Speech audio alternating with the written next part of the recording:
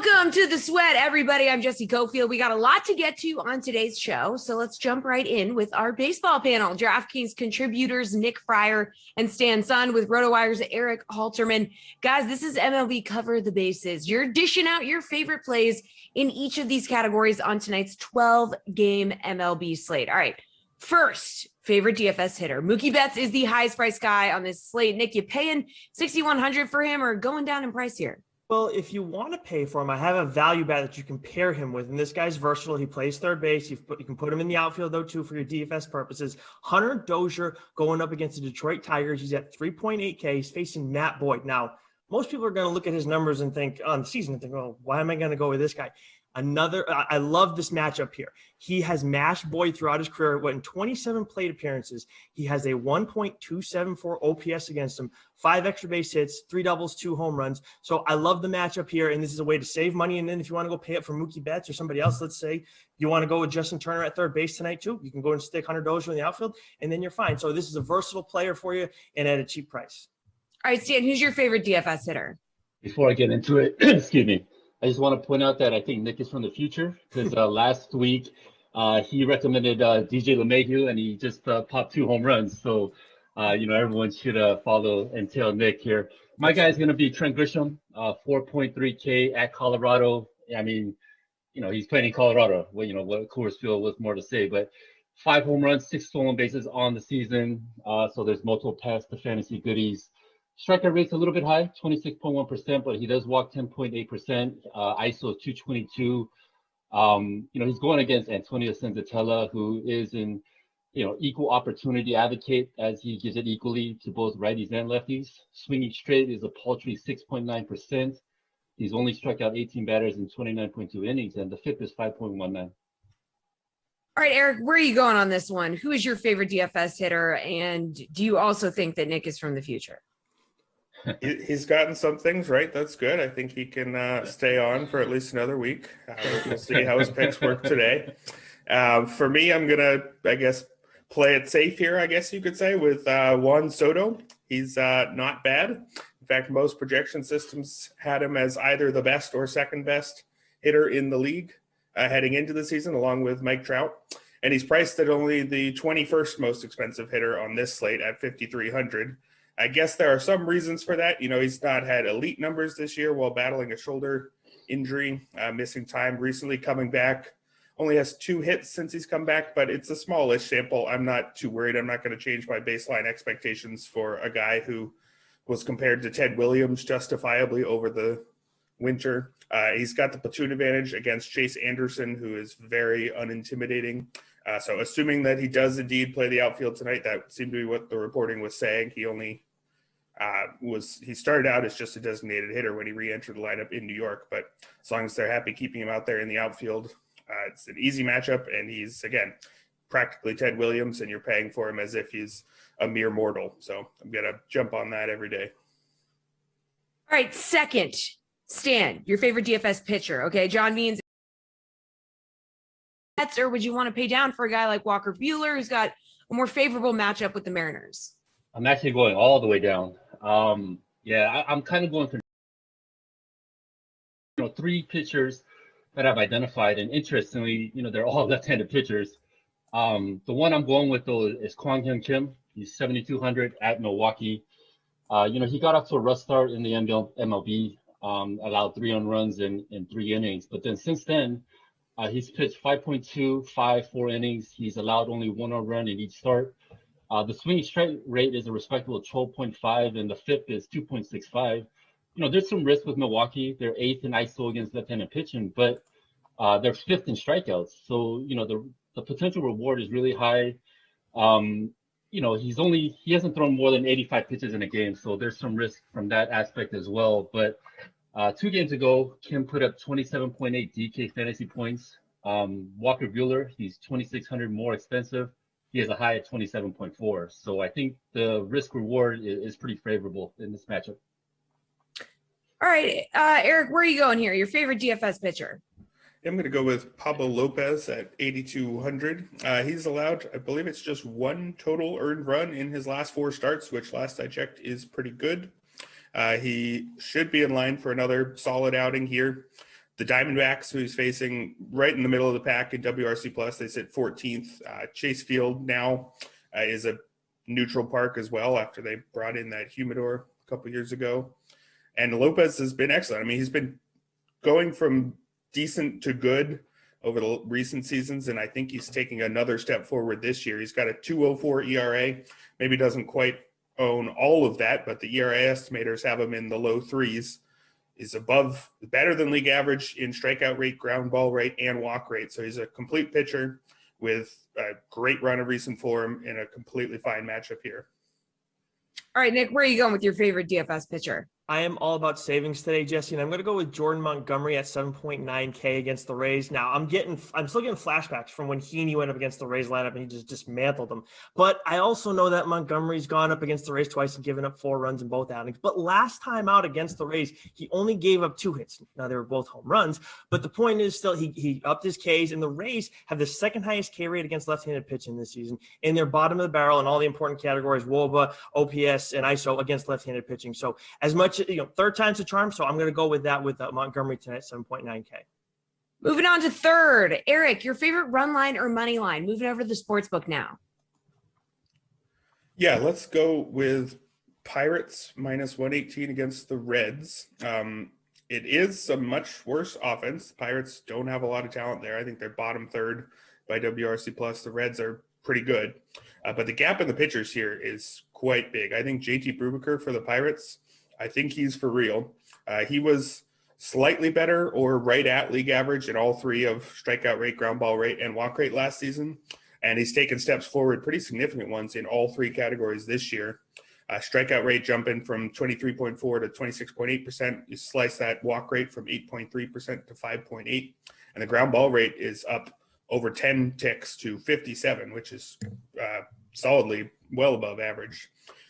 Leading to a 2.78 ERA that looks mostly earned. Whereas Jeff Hoffman on the other side, his career numbers are inflated by cores, but a 6.19 ERA isn't good anywhere. No amount of adjustments is going to turn that into even a passable pitcher. He has been better this year, but better for him is still, below average in all the peripherals and a 4.39 ERA.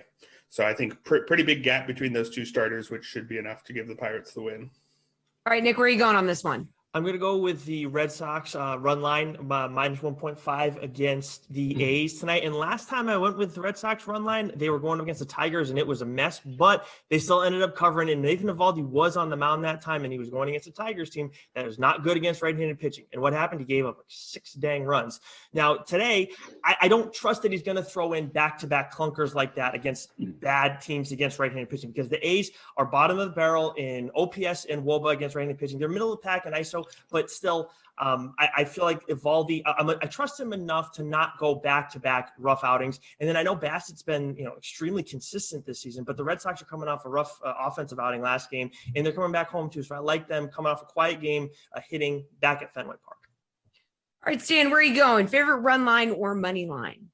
I think I might have woken up on the wrong side of the bed today because I'm in like a no risk it, no biscuit kind of mood today. It's, I don't know. Things could go really, horribly wrong for me. But I like the money line Seattle against the Dodgers. Last night it was plus 210. So it's come down to 195. So that's kind of, I guess encouraging from my perspective. More than likely, the probabilities are that the Dodgers are going to win, but they've been scuffling lately, and they struggle against left-handed pitching. There's 10th in strikeouts, only 25th in ISO. List Eric Lauer shut them out for a win in 5 innings. Jose Quintana allowed 1 run in 4 innings. He struck out 6. Marco Gonzalez, of all people, went 7 innings, struck out 6, allowed 1 run. Even Justice Sheffield allowed 3 runs, struck out 6 in 5.2 innings. And, as a Dodgers fan, this is kind of making me a little bit angry here, but the numbers are the numbers. There's Jesus Luzardo and Snell also notched wins against them. So, I really like Yusei Kikuchi in this one. 12.9 swinging strike rate. He's coming off 2 7-inning, 7 strikeout performances, and one of them is against opponent Houston lineup. So I think, the odds that you're getting on this, I think they're pretty favorable. All right, let's take it home. Favorite run total, Nick? I'm going to go Phillies Nationals over 9 runs. And you got 2 guys with sky-high ERAs coming into this game in Fedde and Anderson. And Harper and Hoskins have good numbers in their career against Anderson. Schwarber, Harrison, Gomes, Castro all have good numbers against Fedde. Eric was talking before about Soto too. So, I mean, all the more reason to take the over in this one at only 9 runs tonight. All right, Stan, favorite run total? I'm right there. I'm with the man from the future. He's obviously from the future. He has the almanac, so I'm going with him. Both bullpens, they're top 10 in FIP. Anderson, 5.33 FIP. He only struck out 21 batters in 26 innings while walking 14. Fedde, the swinging strike rate is a minuscule 7%. And he also allows a 10.4% barrel rate. So, I think, I agree. Both offenses should get busy in this one. All right, finally, where are we going here? Take us home, Eric. Yeah, that was actually going to be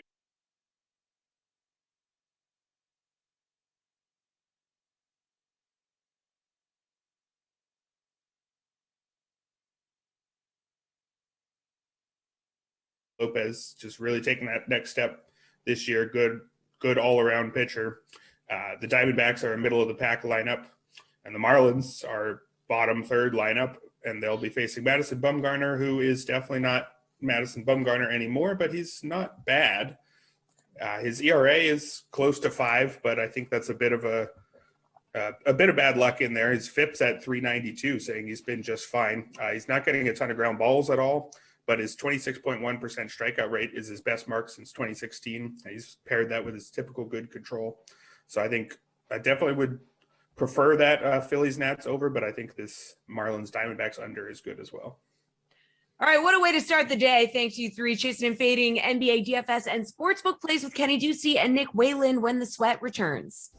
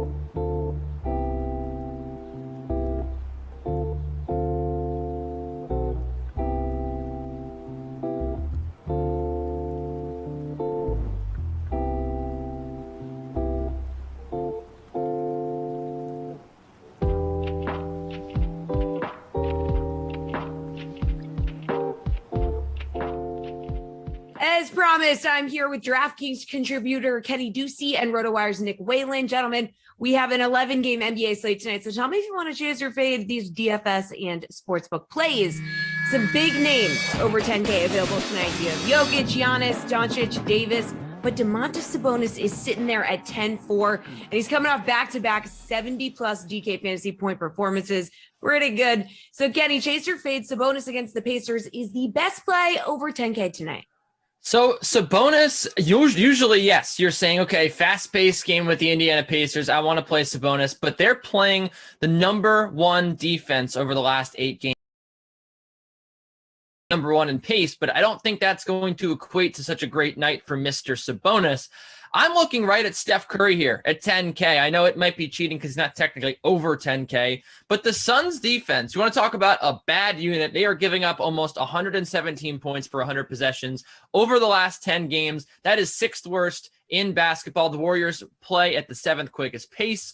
And Steph has been a usage monster, 40% usage rate over the last 7, 58 fantasy points over the last 5. It is just undeniable how great this guy has been lately, how hot he has been. I don't care that he's on the second night of a back-to-back. I love the matchup here against a defense that's really bad, and I think you're going to get some people out there that see the Suns and don't want to go against Chris Paul. But I think Steph Curry once again lights it up and gets 6 times or more the value that you pay. All right, what do we think here, Nick? Do you agree with Kenny? I do like the Curry call. I think there's something to the fact that Curry clearly wants to win the scoring title, and he's not going to go too far out of his way to do it. But at the same time, the Warriors need him to put up 35 plus every single night. I think he's going to be more than happy to do that over these final few games. I'm totally with Kenny on Sabonis. I think this is a fade opportunity against that Sixers defense. You look at some of the monster numbers that he's put up, and it's understandable, why he's priced at 10-4 at this point, coming off of a 20-20-9 game with 4 blocks. But that was against the Cleveland Cavaliers. And a lot of these big games have come against Cleveland, Washington, Sacramento, Washington again, Oklahoma City, defenses that we've really been targeting night in and night out down the stretch. And the Sixers are obviously on the complete opposite end of that spectrum. So it's not a complete fade necessarily, especially if Malcolm Brogdon, this is the 7th straight game. The Pacers just don't really have any other options. But I think I like Nikola Jokic. You're going to have to pay up. He's at 11,000. But he goes up against the Hornets front court that just doesn't really have anybody that you like to match up against him. We're talking Bismack Biyombo, PJ Washington, who's undersized, Cody Zeller, who's been in and out of the rotation. They just don't have really anyone to throw at Nikola Jokic. And I would even consider Anthony Davis, who, I was pretty down on after some bad games when he first came back from injury, but he's shown really well of late with 62 and 77 DraftKings points over his last 2 games. We're still not really quite sure if LeBron's going to be in action tonight. There's been some contradictory info there, but Davis finally seems to be kind of clicking at the right time. All right, guys. The guys in green, they got some bad news yesterday. No Jaylen Brown for the Celtics for the rest of the season. He needs surgery on a torn ligament in his wrist. That leaves more minutes for guys like Evan Fournier, and he's already stepped up in those 3 games without Brown, including a 51.25 DK fantasy point performance last time out against the Heat. So, Nick, chase or fade Evan Fournier at 5,400 is your favorite value play tonight, once again, against Miami. I think he's a decent value play. I wouldn't say he's my favorite. 5,400 is a pretty nice price for a guy who I think is going to be locked into a big role without Jaylen Brown. But you look at that game against Miami on Sunday, he had 8 assists. And this is Evan Fournier, not somebody who's typically racking up, 6, 7, 8 assists on a nightly basis. So you have to expect some regression there. And there's just some basic adjustments, from Miami. When you're playing the same team twice in just a matter of days, you're not going to let the same guy burn you in the same fashion. So, I'm not necessarily steering away from him. There are certain items where it makes sense to him, but I think I like Malachi Flynn, who's $100 cheaper for Toronto. Raptors are resting virtually everybody, most importantly, Lowry and Van Vliet. So Malachi Flynn should be a nice value tonight. Terrence Davis also at 5,300 out in Sacramento. De'Aaron Fox, Tyrese Halliburton out. Buddy Hield also banged up. He should be in for 30 plus minutes. And then Bobby Portis, even at 5,100 against Orlando. A little bit of a risk for a guy who plays 15, 16 minutes in a close game, but I think this one has a pretty good chance to get out of hand, and he could be someone who kind of cleans up in garbage time in the second half. All right, Nick, your microphone sounds like we're hearing you from space. So I don't know what that's about, but we'll fix that while Kenny answers. Yeah, I really like Frank Kaminsky, $3,200. I don't care what Nick sounds like. I just love listening to him talk. 4.5 times value in 8 of the last 9 for Frank Kaminsky. Back-to-back games of 20 DraftKings fantasy points for Mr. Frank. But the biggest thing here that I'm looking at is the Phoenix Suns really don't have anything left to play for. They're kind of just hoping that no one gets hurt for the rest of the season, right? They're just sitting pretty right there atop the Western Conference. And Frank Kaminsky played 25 minutes in his last game against the Lakers, over 25 minutes, actually, if you want to be exact about it. So I think perhaps they're going to give Frank Kaminsky a little bit more run here down the stretch as they try to rest Ayton for the playoffs. And the other thing that you want to look at is the Lakers are awful inside, or sorry, not the Lakers. The Warriors are awful inside. The Lakers are kind of awful inside too. But the Warriors all season long have been a team to attack in the front court. They don't rebound the ball well. So as long as Frank Kaminsky's out there, I do think that he should be able to pick up some rebounds, maybe a few points in the paint, and then hit that 3 that he loves to hit. I think that he's a really, really good value here at near minimum salary. Okay, Kenny, let's move on over to the sports book. Which spread are you going to be chasing tonight? Yeah, speaking of, I like the Phoenix Suns here. They come in red hot, having won 6 of 7. The Warriors are 5-9 on the second night of a back-to-back. And this offense just has found another gear for the Phoenix Suns. I think that, we look at the Phoenix Suns over the course of the season, and a lot of people have been inclined to think that this is a defensive team, right? They don't play offense. This is not a team that's going to blow you away. They play at a slow pace. But this team has just turned it up on that end. And I think laying 5 points here with the Phoenix Suns, they are fourth in offensive efficiency over the last 10 games. I just think it's going to be too much for a Warriors team that over the course of the season, sure, has been a good defense, but the second half of the season has been too good for them on the defensive end. We've seen some teams with explosive offenses get through them for some points. I think the Phoenix Suns here cover yet another game. The Warriors on the second night of a back-to-back where they're 5 of 9 just won't have enough gas. All right, Nick from space, here we go.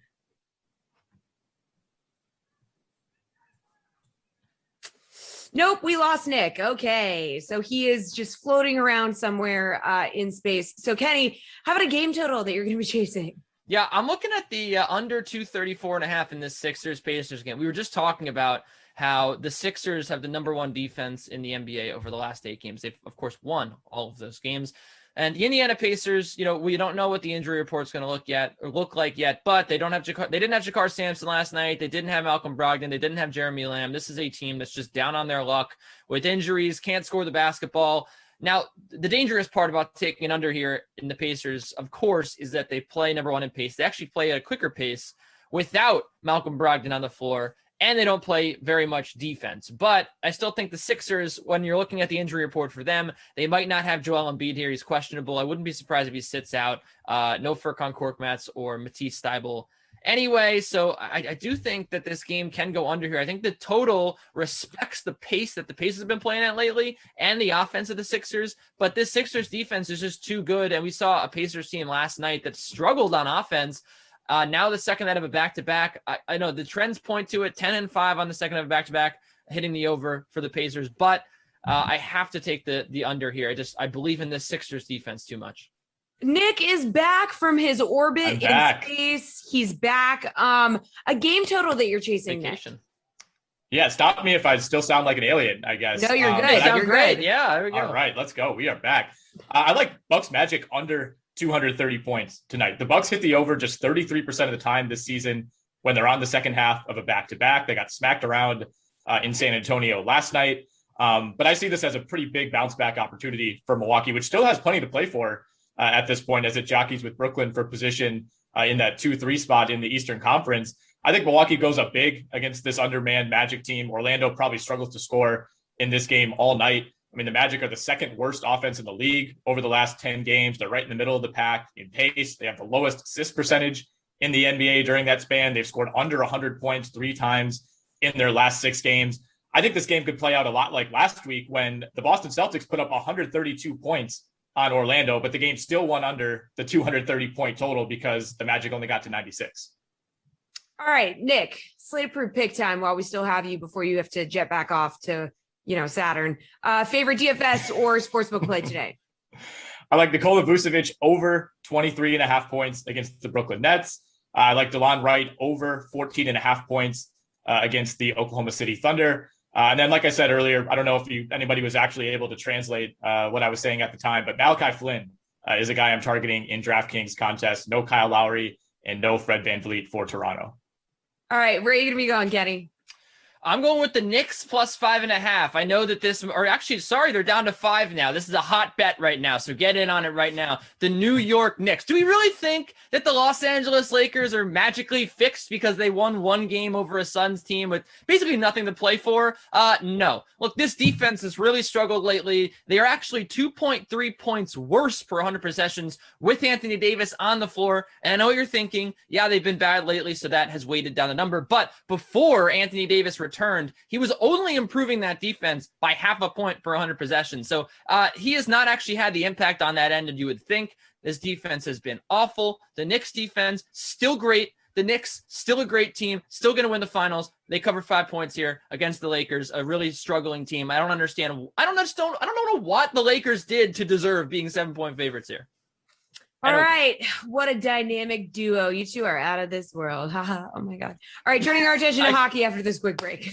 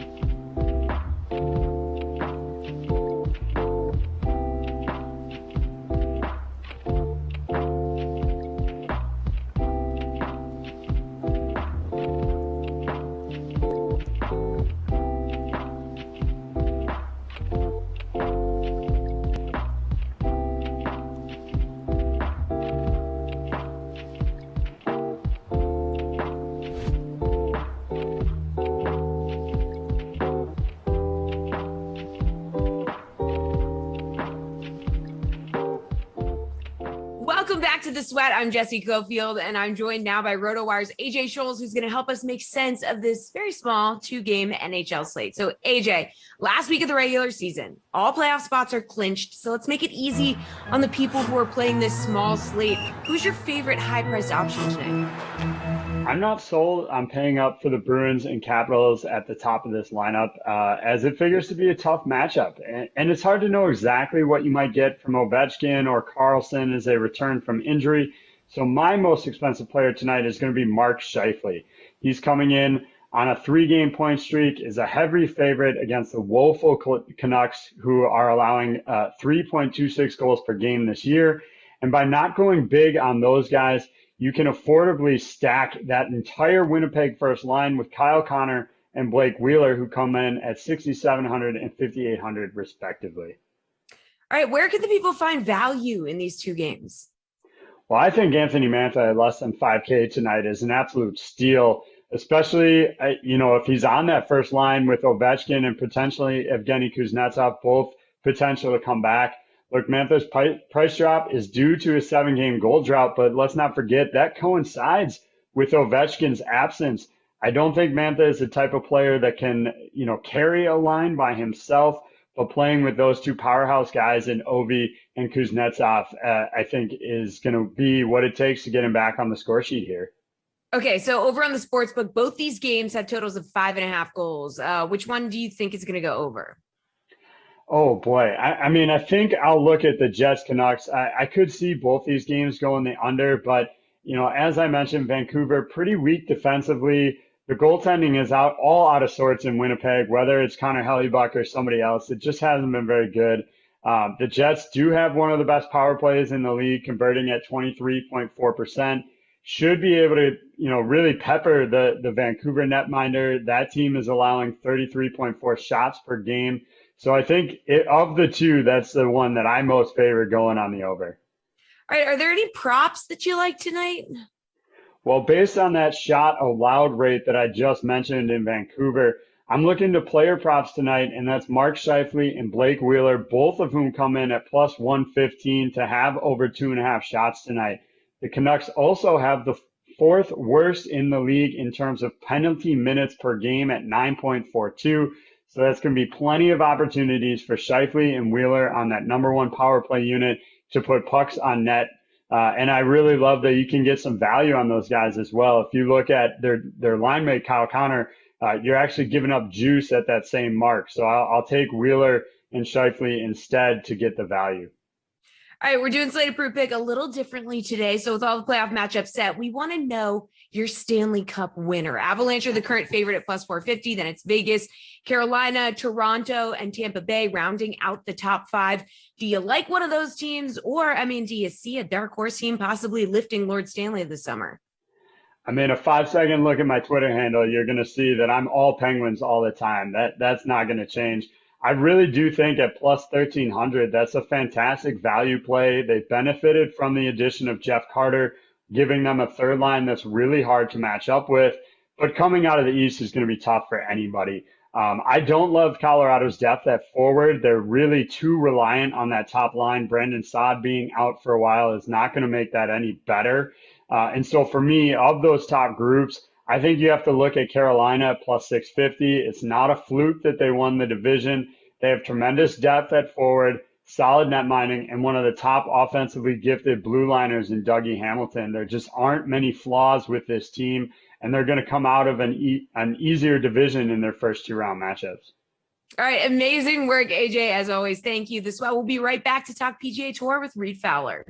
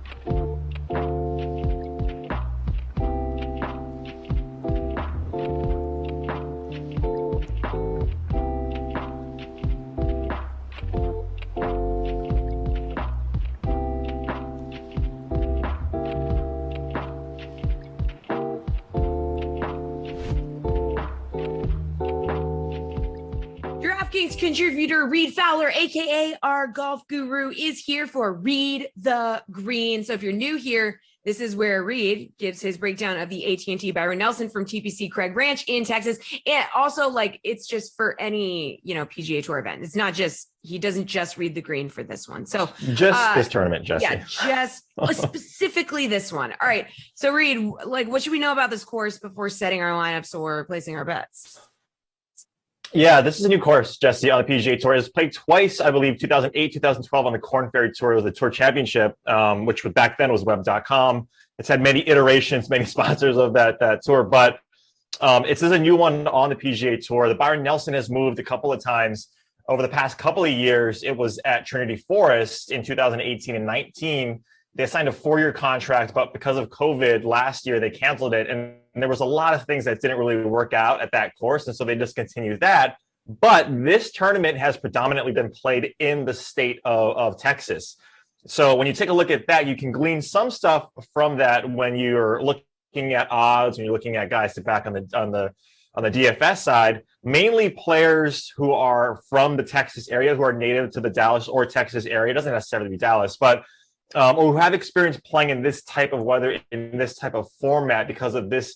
The styles of courses in in Texas are very American link style, right? Wide open, not a lot of trees. And so wind can play a factor. It gets really hot. That's why you don't see a lot of major tournaments in the state of Florida or in the state of Texas at this time, because it can get really, really hot, which dries up the conditions. So you want to take a look at guys who either have Texas ties, is what I'm leaning towards, and Jesse, guys that a lot of Australian golfers in the past have played well on other Texas courses, because a lot of the weather down in Australia can be similar, and the course setups are a little bit similar to what we see in Texas. So we've seen Aaron Badley, Mark Leishman, Jason Day, who we'll get to in a little bit, do have success in the state.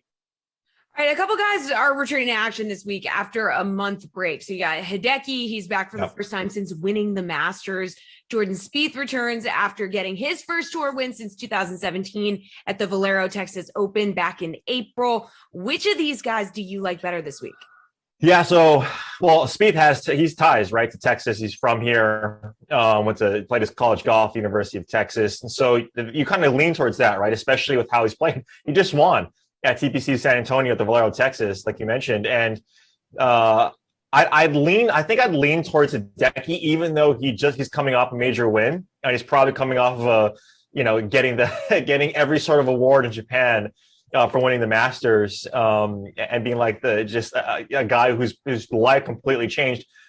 I wouldn't say here in the States, right, because he was always followed by a ton of media, Japanese media, but I kind of lean towards Hideki in this spot. I think when you take a look at his game, I want a player too that has the sort of high ball flight, because these greens are going to play fast. I think you're going to need players who can hit their longer approach shots well. And look, Jordan is one of the best right now in terms of approach, in terms of ball striking on tour.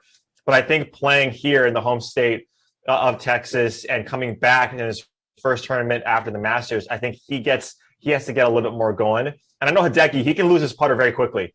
And you're going to need a hot putter here just in general. But I do think that I'm going to lean Hideki in this spot and fade Spieth, because I do think Spieth is going to be pretty popular. Okay, well, 3 of the top 10 golfers in the world rankings are teeing it up here. You got Jon Rahm, Bryson DeChambeau, Brooks Koepka. Who's your favorite from that group? I think Brooks, he's going to need a couple of rounds to warm up, right? He wants to get a couple in, because he's got his eye on the PGA Championship, right? He wants to win his third one. And this is a stronger field of players, but I do think when you take a look at those guys that you mentioned, and Bryson is sort of an anomaly last week with how he performed. He played terribly with his irons, but top 10. I just lean a little bit more towards Jon Rahm, and especially Jon Rahm when you're getting him off of a week that a lot of people were backing, including myself, where he didn't perform. He's a guy that even though he's still one of the top golfers and he's still one of the highest priced players, we're getting him on sort of a dip, right? That the sentiment around Jon Rahm might not necessarily be where it's at currently every single week. So give me Jon Rahm. He's number 1 in ball striking, Jesse, over the last 24 rounds. You can't compete with that. And especially when you get on a new course, that's what you got to lean towards when you're looking at guys at back. All right, how about a value play? Who could you see being a good DFS value play this week, Reed? Yeah, Doug Gim, 7,500, I think is someone that a lot of people are talking about. He has Texas ties, played his college golf at the University of Texas. He's gained 1,000 strokes, basically, in his ball striking. He just can't putt. I think someone that you got to take a look at is the returning champion. This is going way down in salary, Jesse. The returning champion of this tournament in Sung Kang. He won in 2019 at Trinity Forest, and he's $6,500, and he's got no stats to contend with. But if you take a look at his top performances at this, in his career, he won this tournament right back in 2019, and he had a top 2 at the Shell Houston Open, I think, in 2017. He's a resident of Texas. And when you take a look at that, just that experience around there, he's $6,500. You don't have to go this low for value, but he's someone that I'm taking a look at because I don't think anybody is going to be on him, especially because he's not playing well, and he's a winner of the last event that was at a different course. Okay, Reed, finally, who is your favorite play this week at the AT&T? Byron Nelson.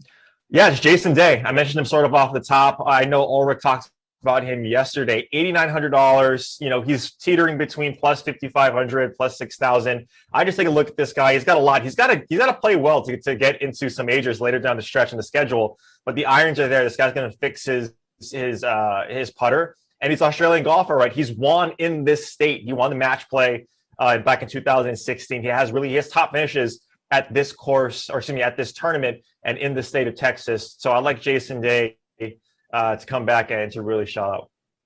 All right. Thank you for reading the green, Reed. And don't go anywhere because you need to talk NFL win totals with Kenny Ducey after this break. Oh.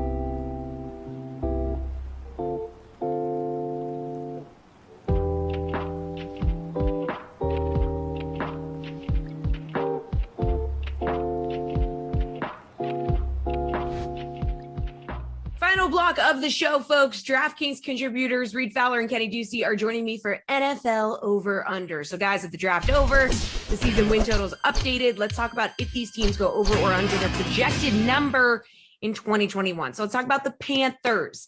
7.5 wins. Now, they've amassed 7 wins or less in 4 of their previous 5 seasons. They've had exactly 5 in the last 2 years. They took J.C. Horn in the draft. What do we think about this, Reed? Yeah, I'm going to go over. Look, 5 wins last year. 4 of those 5 were out of division. But if you take a look at this division too, and Kenny might have a different opinion on this, I don't think any team really got that much better, really, when you take a look at like the Tampa Bay Buccaneers. They brought back everybody. They're doing, the swan song. They wanted to come back and redo the damn thing. But like, I just think that you take a look at the Panthers, they've improved drastically. I think when you take a look, especially on the defensive side, J.C. Horn, we'll see, right? He's a rookie, remains to be seen.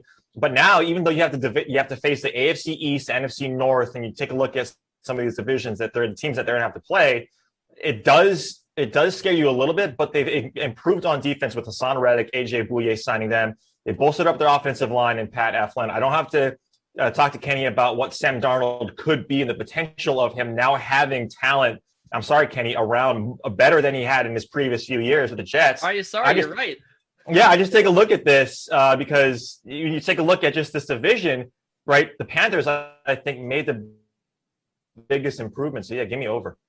Yeah, I mean, Kenny, Matt Rule talked about Horn's ability to match up like against some of those big receivers of the division. Think about like Mike Evans, Chris Godwin, Michael Thomas, Calvin Ridley. Now there's Kyle Pitts in there. Like, so do you feel like this addition could lift them over that mark? Well, yeah, I mean, you're right about the Falcons. They are hell-bent on contending with this team. I don't know why. I would just shut it down and rebuild at this point, but they really think that they can still go for it here. So I think that they're going to be a tough team to play, and I don't think that the Bucs or the Saints, maybe they haven't gotten better, but I don't think they're going to be much easier to beat. Look, I know that Drew Brees is gone, but Drew Brees wasn't really that good last year. It was that defense and really the skill position players that lifted him up. So perhaps the Saints can have a good season as well. Look, I have to go under here. Yes, I do respect that the Panthers have added Dan Arnold and Sam Darnold. It's going to give them superpowers. They did add Denzel Perriman and Hassan Reddick.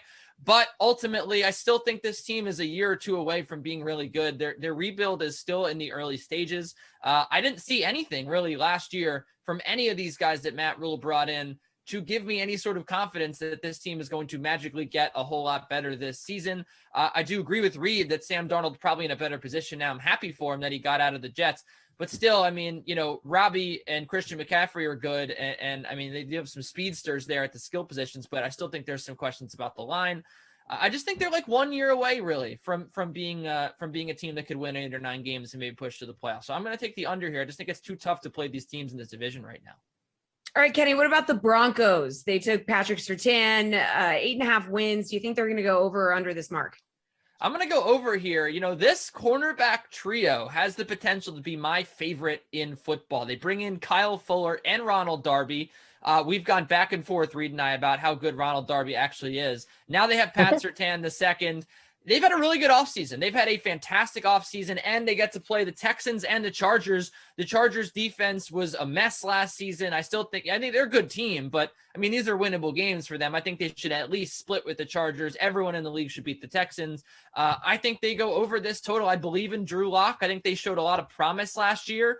They almost won some really tough games. They did win some really tough games, and they still came pretty close to this total. So I think that the Broncos could surprise a lot of people this year. What do you think, Reed? I'm going to go under. And look, I think the Broncos, they had their defense is going to be fine, right? That's not the thing that I worry about, Kenny. It's their offense. And I know you're a Drew Lock truther, but he was 28 out of 33 quarterbacks in QBR rating. And look, if you don't believe in QBR, fine. That's neither here nor there. But if you just take a look at the wins that they had, it wasn't necessarily their defense, even though they had a lot of injuries on their defensive side. It was their offense. And what did they do to improve their offense? Not much. I think Patrick Surtain II is a great pick, but you start to think down the line, even though they get Cortland Sutton back, even though they have some really good young players like Noah Times New Roman Font, or how Emerson likes to call him, Noah Fant. What is his actual name, actual pronunciation? But I just take a look at the additions that they've made, and the Chargers are getting better. The Raiders, fine, right? They're kind of all over the place. Kansas City is always going to be there, and then you start to take a look at the teams that they're going to have to play. I just don't think they did enough on offense. Bringing in Mike Boone from the Vikings isn't really going to help, and having a rookie running back too, right? That's not really going to help their offense and give Drew Lock a lot more to do, and so. When you're getting up against these teams who score a lot of points, like I do think the Chargers and the Chiefs are going to have, and right, they only play those teams 4 times. I just take a look at that and having this, 8.5 wins, even with an extra game. I think they're right on that number. I think they're right at 8. And so when that's the case and you get that half point, it could happen. But I'm going to go under right here. I will point out before we move on that the one thing to give you faith in the Broncos would be that Drew Lock had, I think, a top 5 time in the pocket per game for most of the season, which I guess maybe points to the fact that Drew Lock maybe not that good, but right, he could improve. He could improve with time in the pocket. Sure. So could Tua. Tua could improve as well. So you just got to give him time, right? He's got a noodle arm though. All right, let's move on. Yeah. All right, let's talk about the Eagles, guys. They only managed 4 wins last year. We know that. They won 7 or more games in 7 of their last 8 seasons, though. They just got Devonta Smith. I mean, do we think Doug Peterson has a good enough roster to get Philly back to those winning ways and get over 6.5 wins, Reed? I don't. Even though I'm a fan, Jesse, of this team now, I think it's a really good young team. Dallas Goedert, Miles Sanders, right? Smith, Jalen Reagor, Jalen Hurts, right? You're bringing back a lot of these guys you have a lot of young players to have a good team moving forward. But again, if you take a look, and this division too is kind of up for grabs. Right. We always know that this division is up for grabs. We'll talk about Dallas in a little bit. And I know Kenny's got no love lost with the Giants, but I do think that that's a team that could surprise, maybe not surprise, but it could be better than expectation. You take a look at the Eagles and they have some guys on offense, but their defense didn't get better. Right. And so when you take a look at that and what they did in the offseason, I just don't look at this team right now as a 7-8 win team, a 500 team, especially with what happened last year. I think Jalen Hurts, the jury is still out. I think he's better than Carson Wentz for this team specifically. But at the same time, you're going up against the NFC South, the AFC West, and then you got teams like the 49ers, and I don't know what the Lions are going to do, but those are some tough tests of football. So I'm going to say under.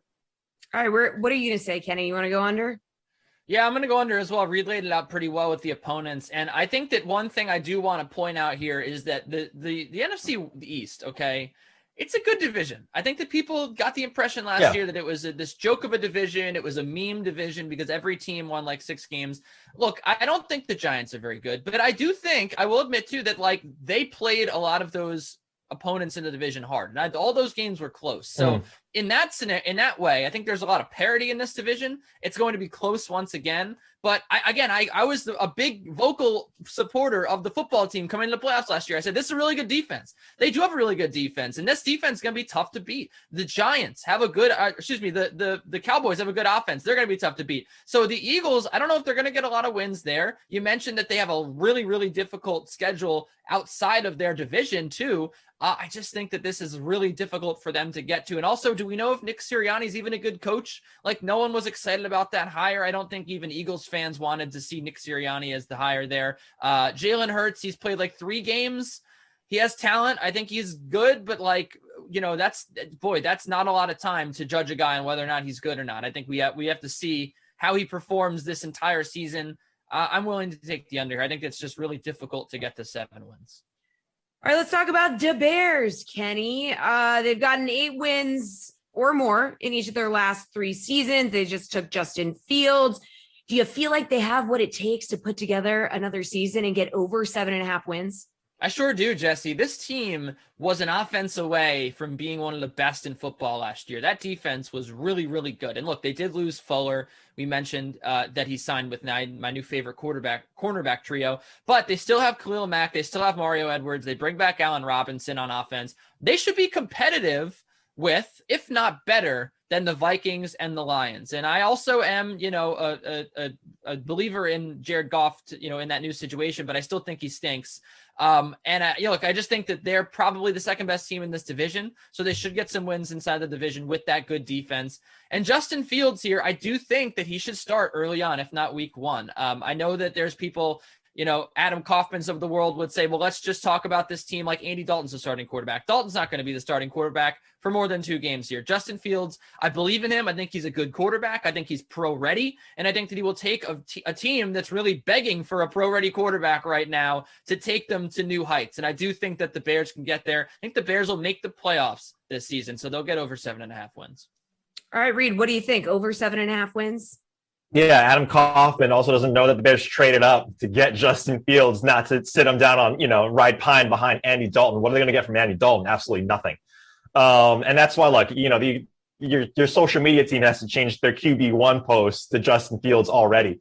And I think, when you take a look at what they did in the draft, not only what they did also in free agency, bolstering up their offense, Kenny, is Justin Fields was great, but take a look at the other Oklahoma State. The tackle from Oklahoma State, Jenkins. I think that was a big signing for the Bears as well, especially with someone that's going to need a lot of protection like Justin Fields as a rookie quarterback, or even if it's Andy Dalton for a game or two. We know that he likes to hold on to the ball way too much and way too long. You take a look at like Kenny mentioned, this division too. Like, we know that there's a good chance Aaron Rodgers isn't going to be in this division. So now does this one become someone or a division that is ripe for the taking? I think absolutely. In Chicago, like Kenny mentioned, they have a strong defense. They didn't lose a ton of guys in free agency on the defensive side, trying to do this one more year, let's try and get this going. And I think Justin Fields, and who's going to want a pro quarterback, not just a pro-ready quarterback, that's Allen Robinson. Unless Justin Fields is still untested, but he's going to be better than anyone that Allen Robinson has had in his past or potentially in his future, unless Aaron Rodgers decides to stay in division and go to the Bears, which is never going to happen. So, yeah, I'm with Kenny here, over 7.5. All right, Reed, take us home. Cowboys, they drafted Micah Parsons, 9.5 wins. Mike McCarthy got 6 in his maiden year at the Cowboys. Do we feel like they're going over or under? Under. Yeah, I never the Cowboys, Lakers, any of these public teams are always inflated in the preseason, right? And what their prognostication of Dallas is going to, everyone got injured essentially on the Cowboys, especially Dak Prescott. Their defense was horrid last year, and so we can superimpose what happened last year to this year, but still, I still think this offense is going to be great because of Dak Prescott and just the talent that they have. But their defense, even though you have Micah Parsons, still didn't do a ton to get better. I thought maybe they'd get some free agencies, free agent defensive players over the offseason, but they didn't really. They went to the draft instead. 9.5 wins, I think it's just inflated by at least a game, in my opinion, when you talk about Dallas. I'm going to say under. You agree, Kenny? I do agree. This is a really, really high total, and I do love the Cowboys with all my heart. I think that they have some of the most talented players in football. This could be one of the most talented offenses in football. But I mentioned before, and I'm going to stick to my guns, that this division is very competitive. I think the Washington football team is going to have a lot to say in this division from the defensive side of the ball. I think the Giants here, they're no chumps. I mean, well, they are chumps, but in terms of playing teams like this, they're no chumps. And the Eagles, I don't think that they certainly have, they have a lot of pride, and I don't think that they're going to just go away silently. They also, have the target on their back from, Giants fans whined about how they lost the game last year on purpose, week 17. So, I don't know. I think the Cowboys here have a tough task ahead of them, not only in the division, but in the out of division schedule as well. And there's just a lot of questions here that I have about this defense. It was really bad last year. Micah Parsons, I do like, but that's one player. And their line also has started to decline a little bit. So, also Ezekiel Elliott. He lost his job, temporary last year. What are we going to get from him? I just don't know. So I have to take the under here. All right, good stuff, guys. Appreciate the time as always. That's going to do it for the show. 6 Madden Sims coming your way today, starting at noon with the Cowboys at Chargers. It's going to be Emerson Latia and Christian DeAndrea. The Sweat will be back tomorrow at 11 a.m. Enjoy the day of Madden here on the Dream Stream. See you tomorrow.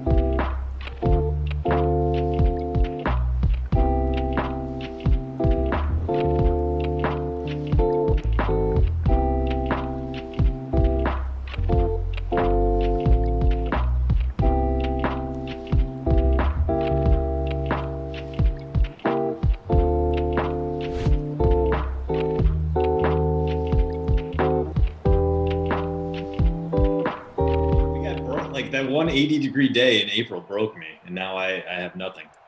Is that the day you were outside? Was when it was 80 degrees? Yeah, I was down in St. Louis though. It was beautiful that day. I was sweating. Oh. Pop open the sun umbrella.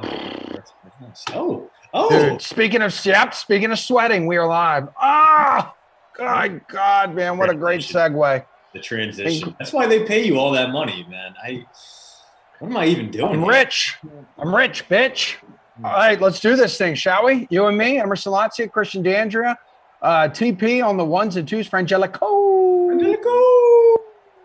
from the ops team, and producer Drew. What's shaking, dude? How are you? And then I see a JJ on here. I don't know who that is, but welcome aboard here. Sure, apprentice under the best, Frangelico. Let's go, man. Oh, dude, Frangelico is absolute legend. And by the way, I know we were a new member of Ops. Okay, awesome, sweet. Welcome aboard, dude. So here we go. Frangelico, by the way, and I have connected on LinkedIn recently. So that's a big step for us in our bromance. Big step for us today in the first of 6 sims here on the Dream Stream. You got the Cowboys. You've got the Chargers. Every time I look at LAC, I still want to say Clippers because I'm an idiot. But the Dak is back, Jack contest. What did you do with your lineup? This is one where I think everyone out there needs to get both running backs in. That means paying down in the captain spot, or else you want to have like 7 or 8 punt plays in there. So I threw Michael Gallup in that top spot just because he has that incredibly high ceiling. Same here. Yeah. Love that. I mean, 30 points, not his last sim, but the sim before it. Sim before, last sim, 3.7. But hey, got 30-point potential. Why wouldn't you want him in that captain spot for a relative bargain? I don't even know how much. What are you talking here? What do you need? Gallup or who? Who do you need? 10-5. Yeah. 7K in the flex. So I think his ownership is going to be up there. But I was one of the sheep that bought it. I got Gallup. I got Eckler. I got Elliott. Mike Williams, CeeDee Lamb, and Joe Reed. So 4 good players and 2 punt-ish plays. Like there's no straight up Gallup, Green or Gabe Neighbors in there for me. But no. Hey, Gallup's already on the board for us, dude. I love that. I love that for you. I love that for us. I love that for the 41.3% of the people who decided to roster Michael Gallup in the Dak Attack is Back Jack contest. So, yes, I join you. Dude. I went Gallup in the captain spot, Eckler, Prescott, Allen, Henry, and Greg the Leg Zerline. Ooh, I mean, if you're going to get a kicker in there, might as well be Greg the Leg. He could give you a 60-plus yarder in a dome environment like this. So high upside there. I like it. It's low upside start for the Cowboys here. Zeke dropped for a loss of 102, which is sad. Very, very sad. But it could always be more sad. Hey, at least we got a great punt out of it, right? You're down at the 3. So if that's something that gets you hot and bothered and requires you to change your pants, then you're off to a great start here on this sim. Oh, man. Damn, Gina, I am a little bit jealous that you got the early morning bar time action going. Wait, what? Damn, Gina's at the bar right now. Just hanging out, watching Sims. Damn. So maybe sipping a St. Arnold, maybe sipping a Lone Star. I don't know where your tastes lie, if you're going big local beer or slightly smaller local beer. Damn, Gina. So let's look at some of the ownership numbers here real quick. This is for the free showdown. I just opened the contest, so there's north of 9,200 entries. So if you're in that contest, that little free roll, $250 in cash prizes up for grabs. Appreciate you guys. Love you. Mean it. So the ownership numbers look like this. It is Eckler is the highest owned, 69%. Nice. Zeke Elliott, 64. Dak, 48. Herb, 41. Who's got the Herb? And then Michael Gallup, 40%. That rounds out the top 5, dude. Cooper is right under that, 37. Hey, 3rd and 1. What you going to do? How about a complete pass to Keenan Allen? First down. Part of the reason why everyone is so hyped about these charts. No, maybe not hyped, but everyone was like, you know what, the Chargers, they're going to be a lot better next year. Not only because they have the reigning offensive rookie of the year, Justin Herbert, the third quarterback selected, but the best quarterback of that class. So far, Joe Burrow can get there. I think Tua can still get there. We'll wait and see. But man, the Chargers made some great moves in free agency. They picked up a couple of big-time blockers who can keep Herbert upright, keep him from getting that Joe Burrow knee blowout. And Corey Linsley, the best center in the game, and Matt Filer, who pretty useful as a Steeler and now comes over on a relatively inexpensive contract to play tackle. They got that core of guys still intact too. You know, Keenan Allen is still there. Austin Eckler is still there. And they go out in the draft and they get Rashawn Slater, a guy who can play pretty much any position on the offensive line. They get Asante Samuel Jr., who can be a slot corner, who can be an outside corner. Like, I'm shocked Asante slid all the way to 47. I think the Packers are going to regret passing him up to take Eric Stokes. I didn't really like the Josh Palmer move, but maybe, you know, the quarterbacks at Tennessee were garbage, so maybe he's better than we ever could have expected. And Chris Rumph, 4th round pick, Duke guy, son of a coach, like, dude has got all the bona fides there. I think he's going to have a pretty useful impact. I really like what the Chargers did this offseason. I think they're going to be in contention for a wild card gig, coming somewhere around 9-8, maybe 10-7, which still feels weird to talk about Emerson Lodge when we're discussing records and it's an odd number at 17. Like 9-8. How the hell do we get to 9-8? I don't like it. Yeah, I still say there'll be an NFC East team that finds like some weird way to finish 500 in an odd number of game season, just because that's what that division does. Absolutely. Just so freaking bizarre. I honestly feel like 80% of the last like dozen ties in the NFL have been a result of the NFC East. As Herbert cannot connect. It looked like Mike Williams downfield there. So we're going to go back-to-back punts to start this game off. Not the Tuesday morning glow-up for which we had hoped. Bro, I was just asking in our Slack channel, I said, where is my post-route email today? I didn't see it. And I guess it came like yesterday. And then producer Drew is telling me to check in between my Bed Bath & Beyond birthday email and my Wayfair birthday coupon as that punt trickles into the end zone for a touchback. Yeah, no, we set that out yesterday. Man, we do Monday, Wednesday, Friday. We don't overwhelm you over the post route. We give you the proper amount of football knowledge directly to your inbox. And I took the opportunity to go all in on another very John Gruden offseason in which no one understands what he's doing, but occasionally he makes sense. So if you want to read all about that, also if you want to read all about how the Chargers have set themselves up to win Super Bowl 56 because they drafted an offensive tackle at 13th overall and drafted a cornerback with a Hall of Fame caliber father in the 2nd round, just like your reigning champion Tampa Bay Buccaneers did last spring. Well, we got that going for you too. So if you want to see why the Chargers are your next Super Bowl champs or why the Raiders remain maddening, check out postroute.substack. Yeah.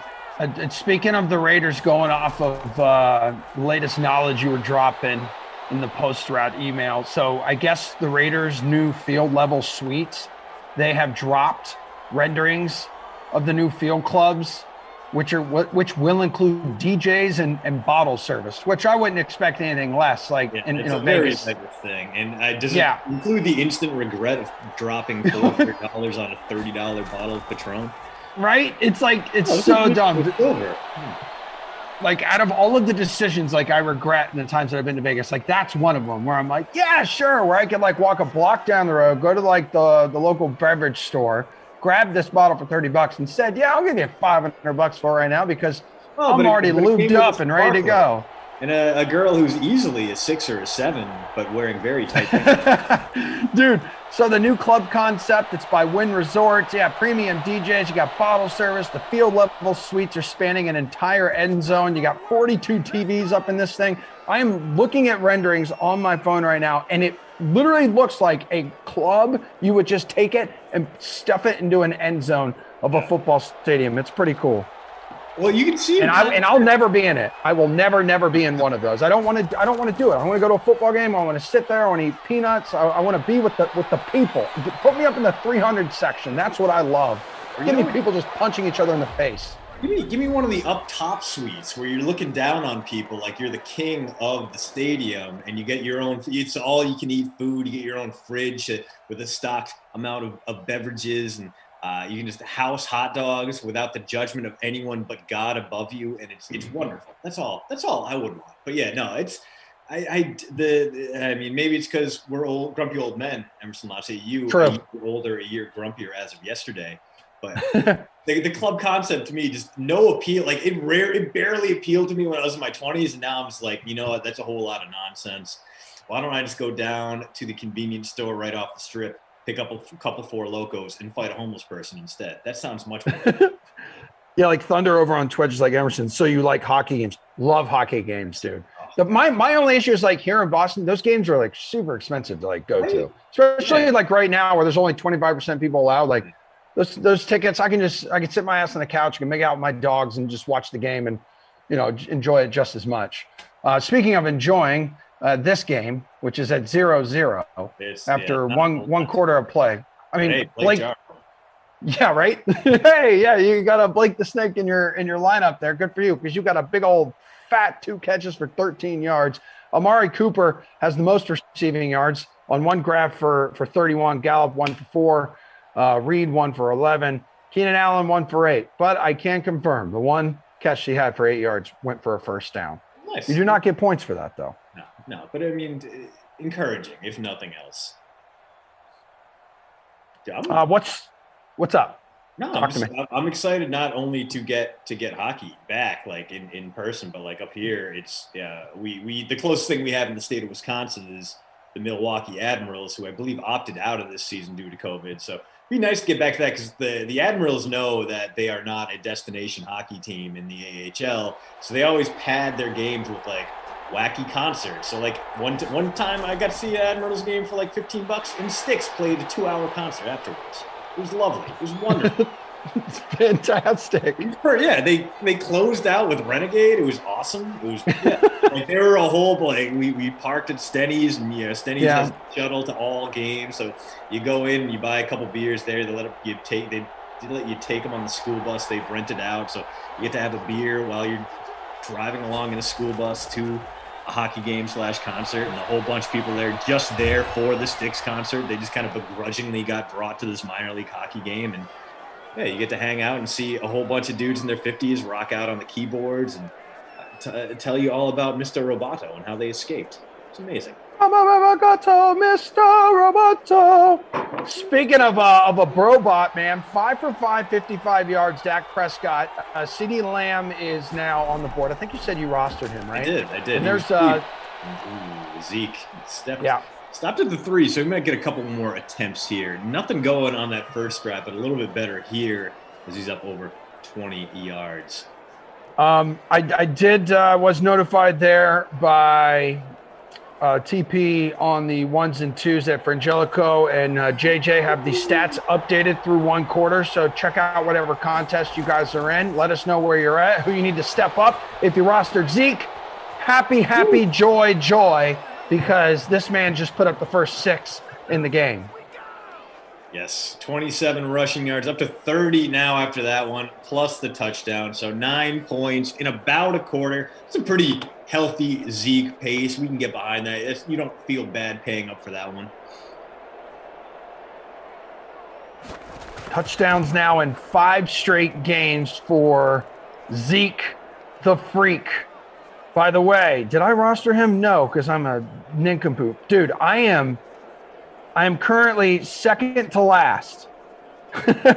So thank you to CSAX de God, who has 5.5 points. I have almost 7.5. We are down at the bottom of the barrel. But what all of you guys and gals are about to witness is one of the most incredible comebacks in free roll DFS history. Okay, so just brace yourself. Well, I think I will crack the top 100 by the end of this game. Okay, you are only 0.26 behind Frangelico, who is currently in 7. So again, if nothing else, this is proof to never listen to our advice when it comes to these sim lineups. This is why we wait until rosters lock to drop in our captains, our full rosters. Not just because we don't want you taking our advice and losing, but we also don't want you fading us and making millions and millions of dollars. That's right. We here in the DK broadcasting family hate you and everything you stand for. Wait, no, that's not right. No, not at all. Terrace, thanks for the love, bro. Appreciate you, man. Yesterday was a good day, and I must say one of the best parts of yesterday was the news about Tim Tebow, baby. Oh, Tim Tebow. Was it? Wait, so you and Glash were on the Jags game too. The Jags ended up winning on the birthday, which is glorious. How much did you guys dive into the whole Tim Tebow news? Because I've seen recently some reports today that almost the franchise is kind of split down the middle with the decision to bring him on board. And I said, oh man, this is not good. Yeah, we talked about Tebow at the correct amount, which is like 40 to 50 seconds and me just going. I get it. Herbert, what are you doing, dude? Keep going north-south, man. 1st and 10, he picks up, close to 8 yards, so 2nd and 2 coming up. The other issue is like Tebow's first tweet after that was like, I'm going to come online and talk about what going keto means for me. It's like, you are insufferable, dude. Yeah, don't I be don't that like guy. Yeah. Dude, what's interesting is it had me looking at the Jaguars tight end room, and it's by far the weakest tight end room. Not only like in the league, it's the weakest position. Yeah. Also on that team is Hunter Henry. I believe that's his first or second. Yeah, first catch for 11 yards. Yeah, it's pretty bad, dude. Man hurts, like a Luke Farrell, a Tyler Davis. There's James O'Shaughnessy, Patriots legend.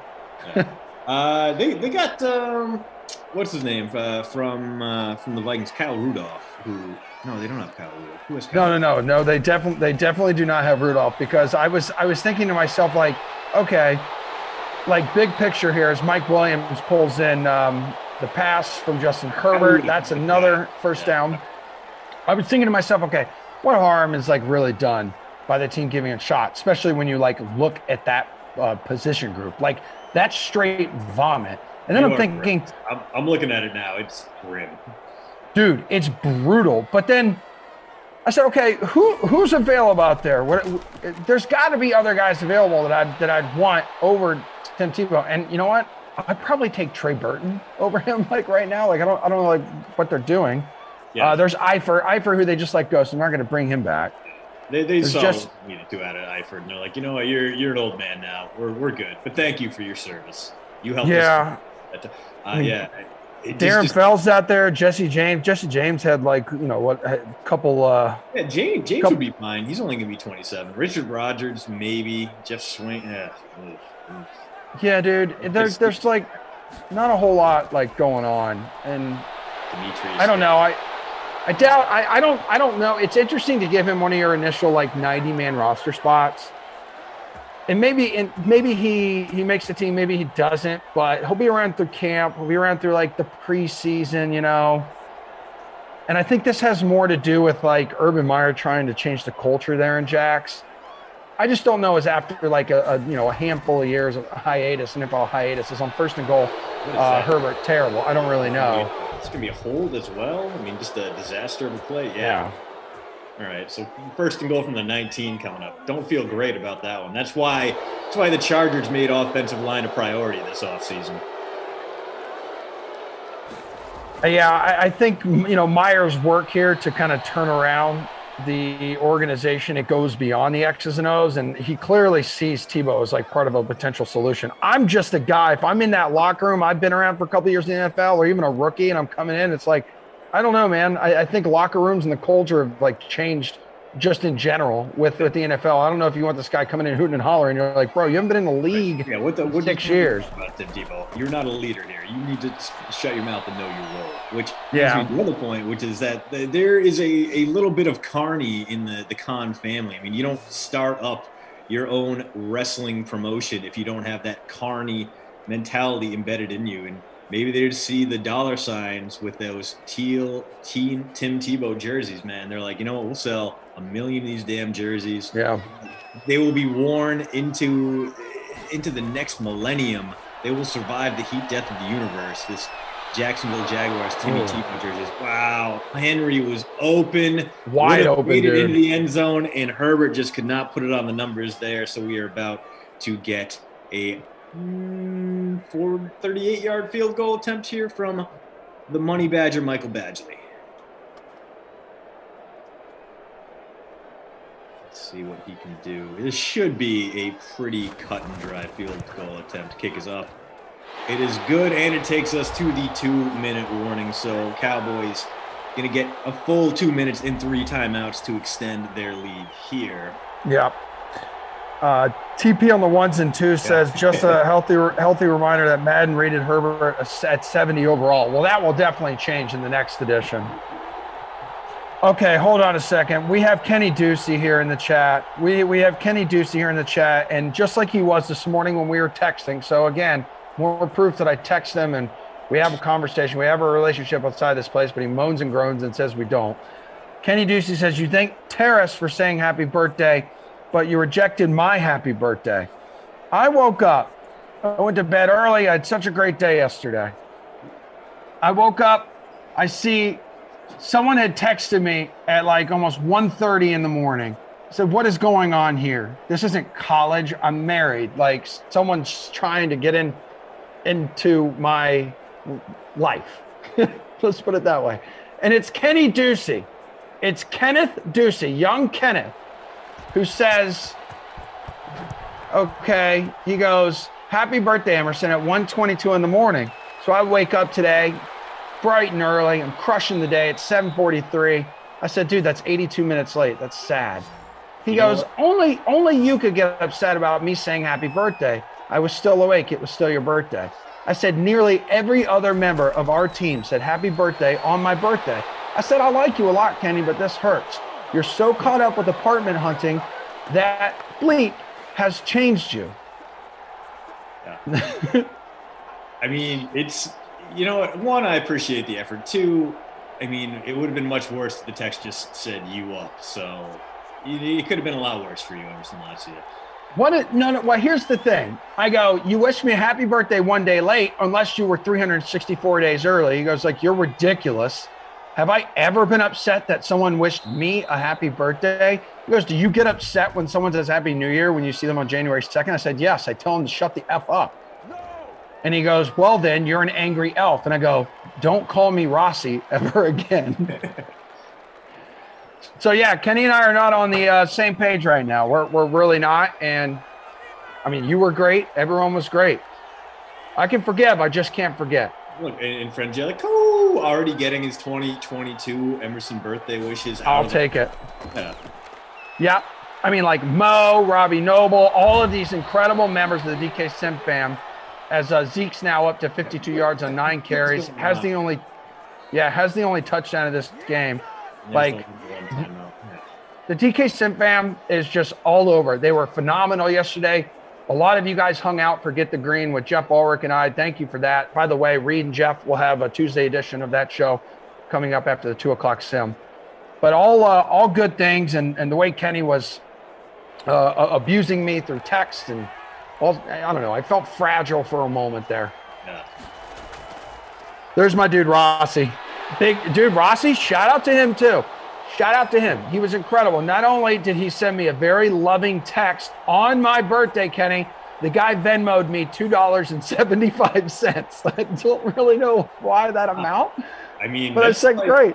That's 2 of those spicy potato tacos at Taco Bell. Those are delicious. I mean, you can get 2 of those and you'll have enough money left over to tip your wait staff, which you probably wouldn't do at a Taco Bell, but you might think about it if you have that extra change. Drop it into that little water tank, or if you land the quarter on a platform, you get a free taco. What's not to like there? The guru says, guys normally don't care about these things, Emerson. So how's your birthday month going? No. I'm not a month guy, man. I'm not a month guy. That's my roommate. That's, a bunch of my friends. I'm a strong 24 hours. Very strong. First and 10, 48 seconds to go, incomplete pass, trailing by 4. They have all 3 timeouts.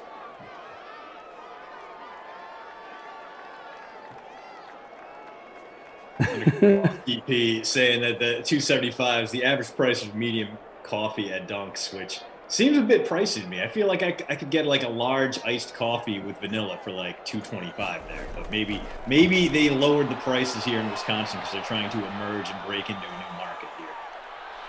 They know they have to compete with bars and whatnot. Herbert's got to be careful here. You don't slide, you cough up the football, and all of a sudden you're in Greg the Leg territory if Dallas recovers that fumble. That's true. Oof, $2.99 after tax for medium coffee. That's, oh man. My God, dude, they'll tax you for everything here.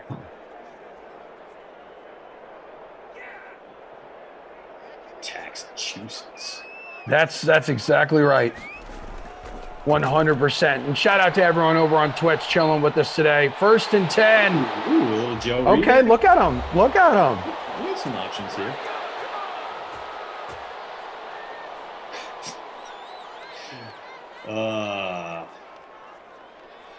Got a little Top Shot talk over in the Twitch chat, as is tradition. I was not able to get in on that latest drop because I'm still too much to be, but I've had some truly awful moments come into my collection lately. I'm really loving my swings and misses at this opportunity to make a little bit of Top Shot cash. Unless people out there are clamoring for those Dean Wade moments.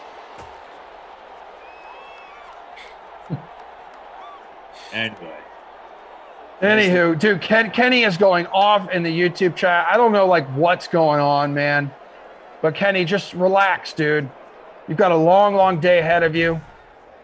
I think you're on some Sims later. And Kenny's on later tonight with Terrell Asak's nice debut. Yeah, she called out because she wanted to avoid Glash yesterday and yet still got stuck with Glash tonight. Glash, Kenny, and Terrell at the 8 p.m. Just getting thrown right into the fire.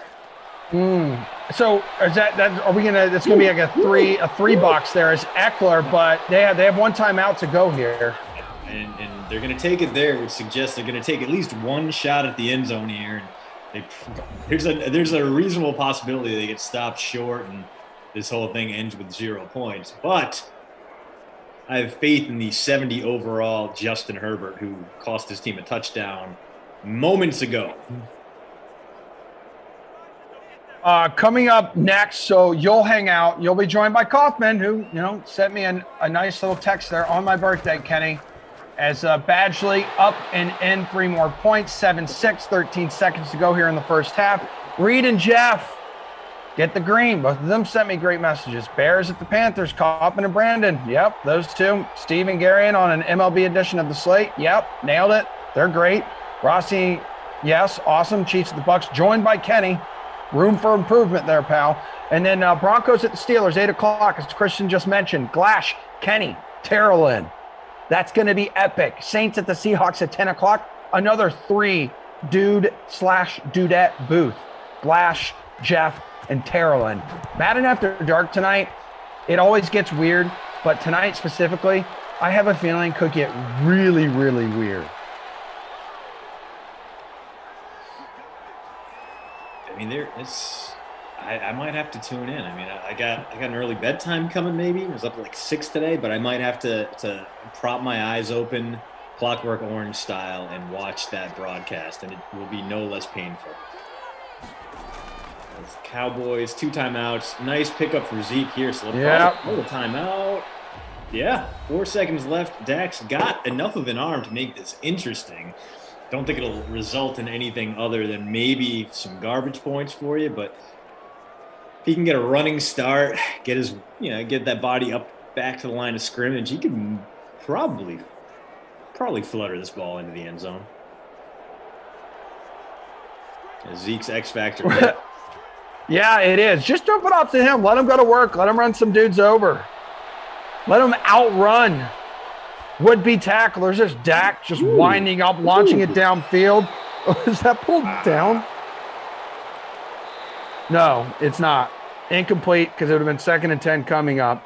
So we're 7-6 here. First of 6 sims on the Dream Stream today, guys. 7-6 Cowboys leading the Chargers here. Not a whole lot of offense. Not quite sure how your lineup looks, but it probably emulates a wet fart up to this point. It's not great. It's not great. Yeah, it's been. Jesus Christ! I have 12 freaking points. Are you still? What is wrong with me? Okay, you're still only second to last though by 1/10 of a point, so could be worse. The bad news is Frangelico now way ahead of you. I don't. Oof. Undercover boss Tom up at 83rd. Yeah. I mean, it's been rough. I'm up to like 37th right now, which a position I can be proud of, especially with Zeke in my lineup. 6.7 per carry, 10 for 67 and a touchdown, trending toward the bonus. You'd like to see him get a little bit more involved in the passing game. The same thing goes with Austin Eckler, who's been nothing on the ground, 7 for 16, but has been at least useful, got a few targets under his belt, did a little bit of work there at the end of the first half. So maybe won't get that Babysitter Billy award, but I'm kind of trending towards it as the most owned guy in this lineup, or in this free roll, rather. Oh, man, we got Glash, Rossi, Kenny Ducey. Everyone's here. I know. I'm like super distracted right now. I can't, like, my mind can't balance all of these things at once. Wow. And you know what? Oh, Ducey and Glash now having it out. Oh, wow. Yeah. So Kenny goes, Glash, I thought we were friends.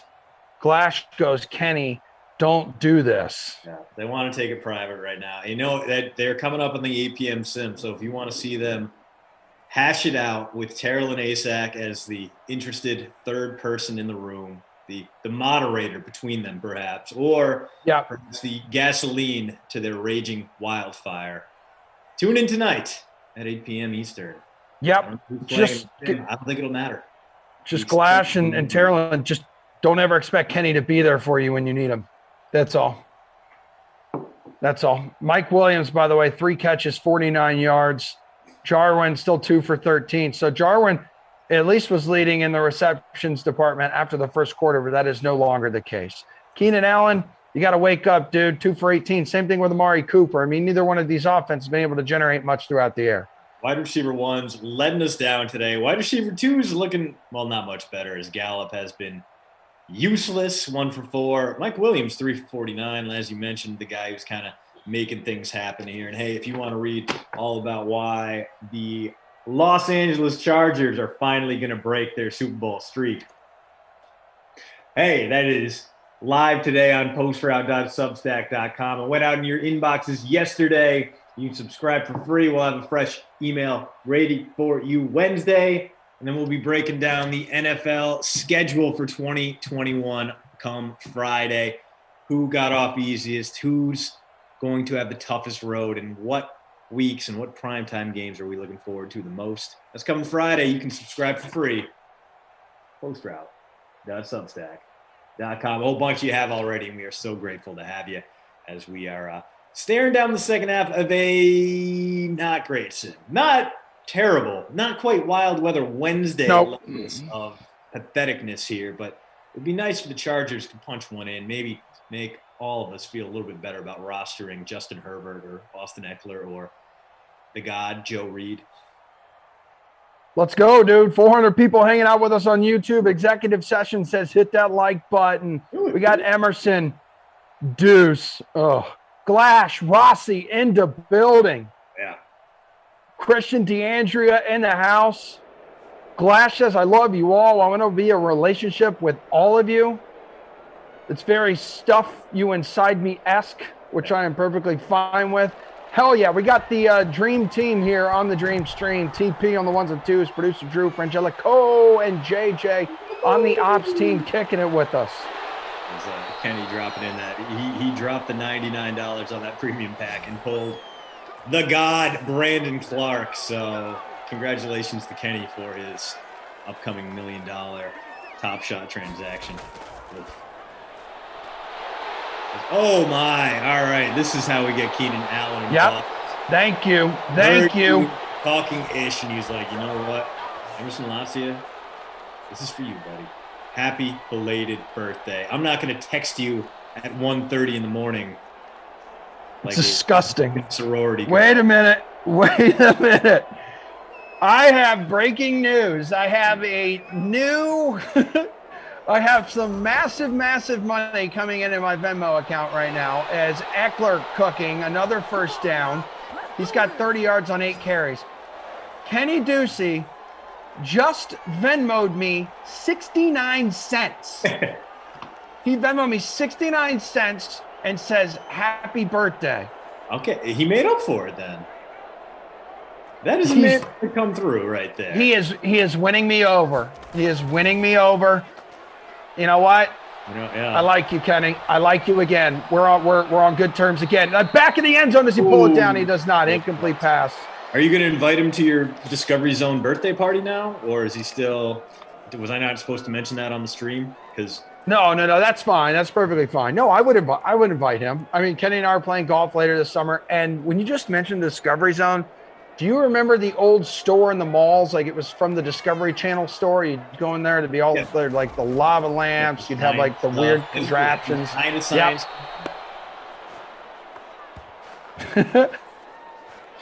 Juicy, man. That's great. That in Florida. I think New England was Discovery Zone, where it was the competitor to Chuck E. Cheese, but they didn't have arcade games. They just had like a whole bunch of tubes and ball pits and slides, and the tubes were like that, the heavy plastic. So interior of them would always like superheat to 115 degrees, and everything smelled like sweaty kid feet and 80% urine. As we're going to get another Michael Badgley field goal attempt, this time from 50, which is a little less solid. But, you'd can do it.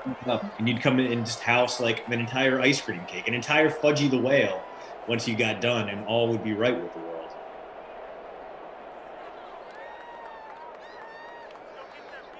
All right, let's see if the Money Badger can get this one done. It's up and doink. So the Cowboys going to take over some plus field position here, as instead of picking up 5 points for the 50-yarder, Badgley gives you 0 on that one. He has been the leading scorer, at least in terms of real points in this game, but in fantasy points a little bit. Oh no! Oh, Desmond King, the safety, jumping on that quick hitter route. Look at that, boys. Badgley's got a shot at redemption here, if it comes to that. Nope. Herb. Wrong decision, Herb. I don't know why that's counted as a sack for Xavier Woods, but okay. Clearly a designed run, as Herbert pulled that one back in the RPO, and then lost it. The Kenny Ducey's bad takes account says, Emerson, another bad take there by Ducey, Venmoing less than $1. Hey, man, it's something. And as who was it over on Twitch point out, you can buy a lot of bananas for 69 cents. That's like a dude, you complete that? Oh no, incomplete. 3rd and 11. Maybe we'll get a challenge here. I gotta imagine a guy as experienced as Keenan Allen would have gotten that one in bounds, but it looks like no. We're going to 3rd and long. Yeah. The Cowboys may escape that Prescott INT. Retease, did you know, also adding on Twitch, Emerson's sweat factor of terrible early morning Sims has returned. I know, man, for a while there I was on. Oh, but hold on, that could change. Nope, never mind. It does not. You're exactly right. This Sim sucks. Yeah, it's not good. It's not good. So Chargers get a screw this. Do something and fail, and they're gonna have to punt from right around midfield. I can't imagine they can go for it on 4th and 11. Maybe they'll bust out the fake here. I mean, they were gifted field position here. It's not a terrible thing if they let it go. I mean, it's found money, and now they're just gonna punt it. And once this trickles out the back of the end zone, we'll have. Oh, okay. Wait, out of the 16. Nah. When I was playing golf with Bry Guy this weekend. I know Bry Guy, who's typically on the 1s and 2s, was on a couple games. I said, "Hey, how'd they go?" And he said one of them was with the Browns, and I guess they had a fake punt. And the punter just like launching it like 5 miles, completing just bombs, piss missiles, and taters all game long. Yes, dude. Beautiful. My guy from Inverness.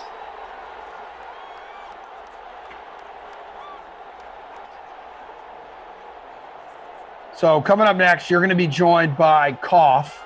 Yeah. You two are going to do your thing. Announcer who isn't in the chat right now.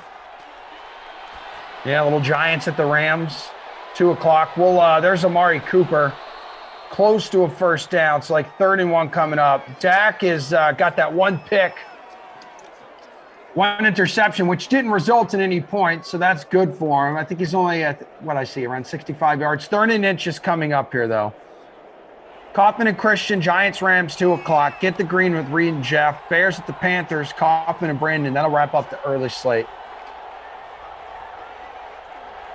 Big gap up in the middle. If Dak just QB sneaks it, he'd get it. Doesn't matter. Zeke gets it anyway. He continues to be the only guy worth playing in the Classic today. Maybe a little bit of Michael Badgley as well. But this has been a one-man show pretty much. And, hey, you guys are here, and the game sucks, but you're here with us. You're here with Kenny Ducey. You're here with Glash and Rossi in the chat. So why not drop a little like for us, show us a little bit of love, basically say, hey, guys, it's not your fault. It's not your – be the Robin Williams to our Matt Damon. Tell us it's not your fault by tickling the like button, making us feel a little bit better for ourselves. I don't know why. I feel like I've just been bad juju on these noon sims lately, man. I'm kind of just back to that. That's the way the noon sims go, man. I'm a bunch of noons, and it's always frustration bottled and distilled down to its purest essence. Thankfully, I'm not on the noon tomorrow for a Wild Weather Wednesday, or else I would lose my mind. You would have to watch me pull my hair out live on stream, which would take a while. I have a lot of no, yeah, you have great hair. So yeah, I mean, if we want to look at like a glass half full approach here, I guess Zeke has 82 yards on the ground, like whatever, you know. I think I am actually. I've decided to brave the elements, and tomorrow I will be making a return, albeit a brief one, for Wild Weather Wednesday. It's going to be Washington at the Eagles at noon. So it's a noon sim. It's Wild Weather Wednesday. I expect it to reign supreme in the worst sims I've ever called department. At least I'll be with Brandon, who's a handsome guy with a great voice. So I'll enjoy that hour with him. With BK? Yeah, with BK, dude. Doing a rare early appearance for him. Yeah, we did one last week too, and that was our first game together in quite a while, and it was a good time. I forgot what how much fun calling sims with him is. He's got so many good stories about the most random stuff. He's been around so many places. He's got some great name drops too. It never feels like shoehorned in because they're always good stories. But yeah, we had a long karaoke talk last sim we called together, which hopefully you will be able to recreate. Knowing what I know about you, Emerson Lapsia, you appreciate it. About you're damn right, man. Mitch Rosenthal says, Emerson, would you be up for Wild Weather Weekend, all 12 sims? Absolutely freaking not. Hell to the no. And if that was to ever happen, I would encourage all of you to not tune in. Yeah. Absolutely not. Don't do that to yourselves. Go out and enjoy the weekend. Go take your dog for a walk. Yeah. Go do anything and everything. Whatever. Jordan Lindenbaum also says, yeah, Emerson, I think you're right. I think he's talking about when I was referencing how I'm bad juju on these. He goes, almost as much as Rossi, the 12 p.m. game. Not quite Rossi level, though. So that's good, right? That's a good thing? Yes, apparently. That's correct. It sounds like I have agreement from your roommate in the back. Yeah. She's like, that guy's the worst. Yeah, sorry, Rossi. This is a dog family, too, though. So maybe she's like, you know what? That dude's like all cats, and we can't abide by that. Yeah. Thunder. Wow. Thunder here over on Twitch. This is the worst sim I've ever seen. Dak, Cooper, Gallup, Herbert, Williams, Eckler are all trash today. What? But that also suggests that maybe you haven't seen a ton of sims, because we have had worse games than this. This is just not a... This is like bottom 20%, but I don't even think it qualifies for bottom 10%, Emerson. This is there have been no maddening turnovers, well, besides the one. There have been no bizarre clock decisions. We you know what? We'll move it down to the bottom 10% if at the end of the game it's tied and the Chargers have a chance to win it in regulation and they fail to get the field goal off. That's when we move down to the bottom 10%. But there are way more frustrating. Dude, this is Dak is not even at 100 yards. He has fewer yards passing than Zeke Elliott has rushing. 93 and a touchdown for him. He remains the only rosterable guy in the classic. Eckler, 8 carries, 30 yards. Not good. It's bad. This will be one of the worst teams ever. If Elliott right now is just 7 yards from the bonus, does not get that 7 yards. If he doesn't get the 7 yards, then I know that this is cursed. The noon game is cursed, especially when I'm on it, which means tomorrow, Wild Weather Wednesday. And look at these receivers, Williams and Allen, 3 for 49. Those are the two. It's not good. It's not good. No. And Cristobal says he must have missed the sim with just one field goal. It's funny you mentioned that, dude, because I think TP over there on the ones and twos just said like the same thing in our Slack channel. Yeah, it should have been there for the 3-0 game. I would have just left. I would have logged out of Zoom. I would have left. Yeah, I would have gone and done something with my life. Ambient crowd noise for the 2 p.m. That's what we would have given you. And, you know, we would have – it would have been solidarity strike. I feel like we would have been like, you know what? Everyone's saying we need to turn up or move it or adjust the slides. Yeah. Maybe we actually have to do that if these games continue to be awful. I'll say this, almost 500 people watching, and we got 96 likes, so we're 4 from the century mark. If you guys and gals want to just punch the button, I mean, that could bring some positivity. Maybe that'll pump some good juju into this thing. But I will thank all of you badass members of the DK Sim fam. You're here. You're hanging with us. We're having a good time, at least in the chat.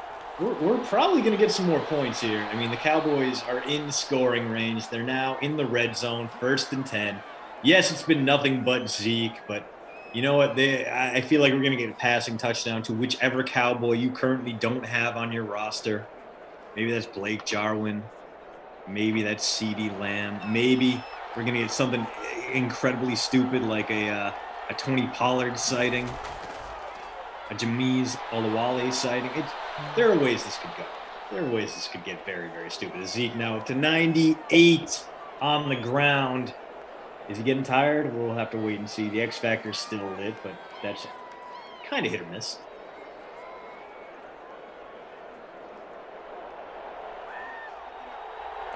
All right, so 2nd and 7 here from the 16, dudes.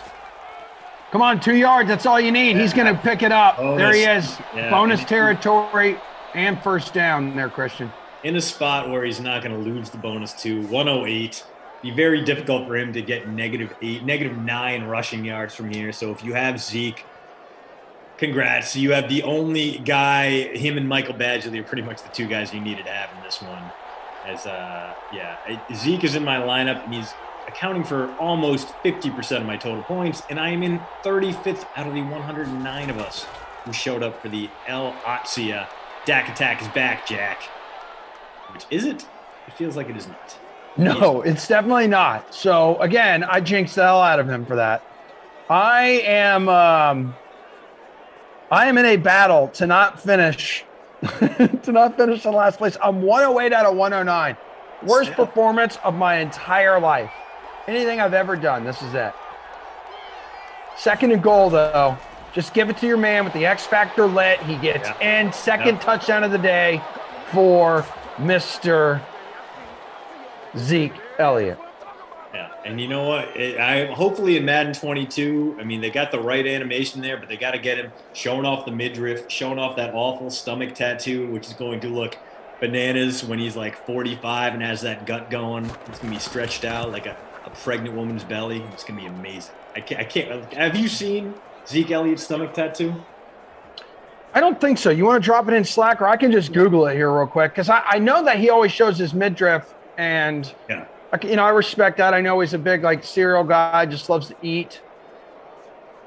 Zeke Elliott. Yeah, it says stomach, but it's like the negative, so it's like the actual. Oh, wow. This is skin tone. And then how long has he had this for?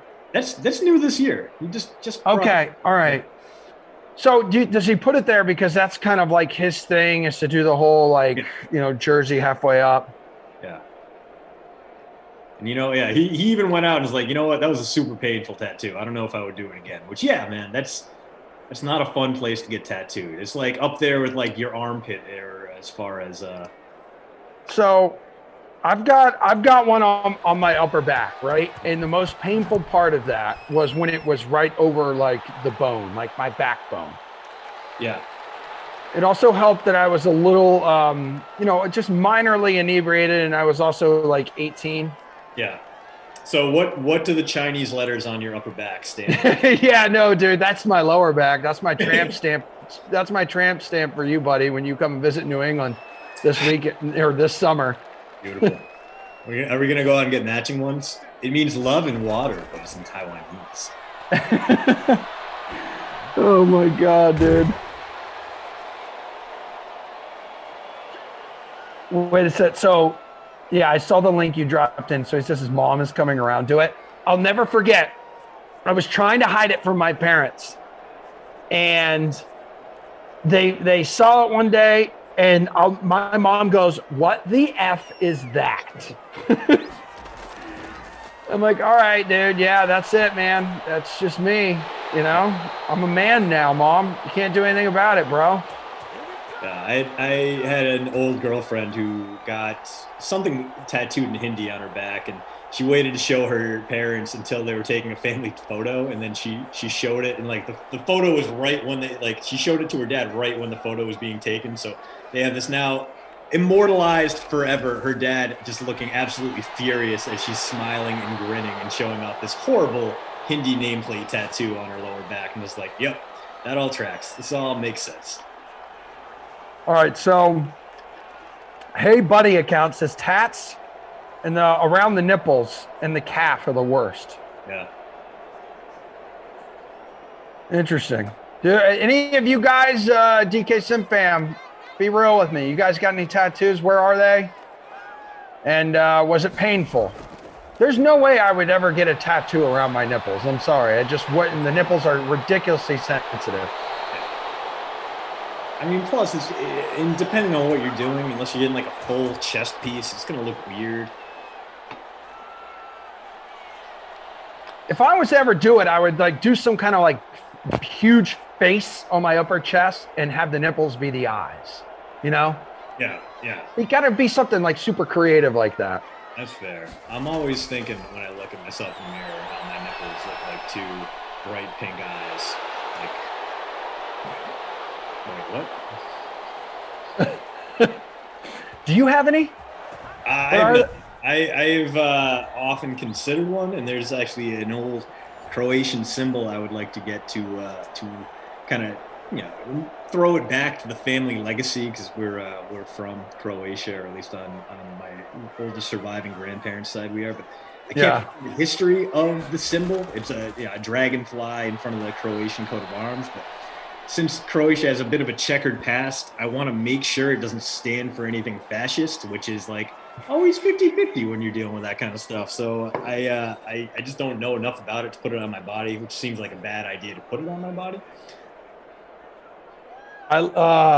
Poppy, see what you put in there in the YouTube comment section? I love that idea.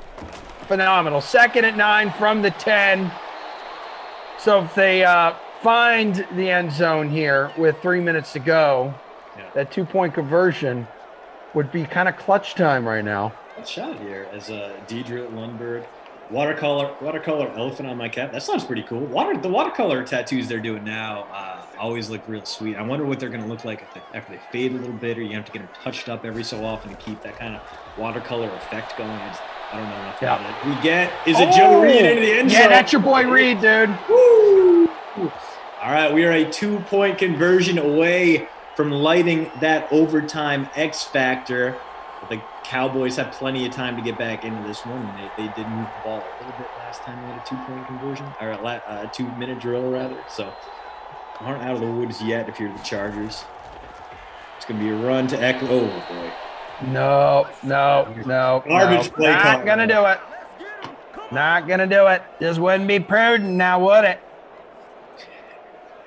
CT box, throwing the crow cop in there. Yeah, man, dude, that is what got me into MMA too. Like I remember being in grad school and just dialing up old Pride highlight reels like before I go out. I was like a brash 23-year-old. I'd have my Jaeger bomb next to me, not like a Jaeger bomb, but like a nice fine glass of like knockoff energy drink and a little bit of the Master Hunter beverage from Germany. And I'd sit there, I'd watch Crow Cop left leg dudes into the hospital, and I would just get hyped for the night. And then I'd go to like some honky tonk in Nashville and be like, oh man, I do not have the money to afford $5 for a beer right now. So I'm just going to stand here and listen to some terrible country music cover. That was in Nashville? It was Nashville, yeah. And this is, man, like, Nashville was tough because it was like, it's not a, if you have no money, which I absolutely did in grad school, like, it's kind of a tough place. But even now, it's way worse because it has exploded population-wise. And it's kind of got that Austin problem where the infrastructure hasn't held up, so the traffic's awful and living is expensive. And dude, the house we rented in college was cheap as hell, and it was near the university at Vandy, and it was great for college kids, but it was like not the kind of place you want to live as an adult. And they made no improvements to it, and they just sold it for like $1.25 million, like a 3-bedroom house. Just like goddamn Nashville, like you're too big, too fast. We stopped there when we were moving from Salt Lake City to Florida. That was our last stop on our trip. Yeah.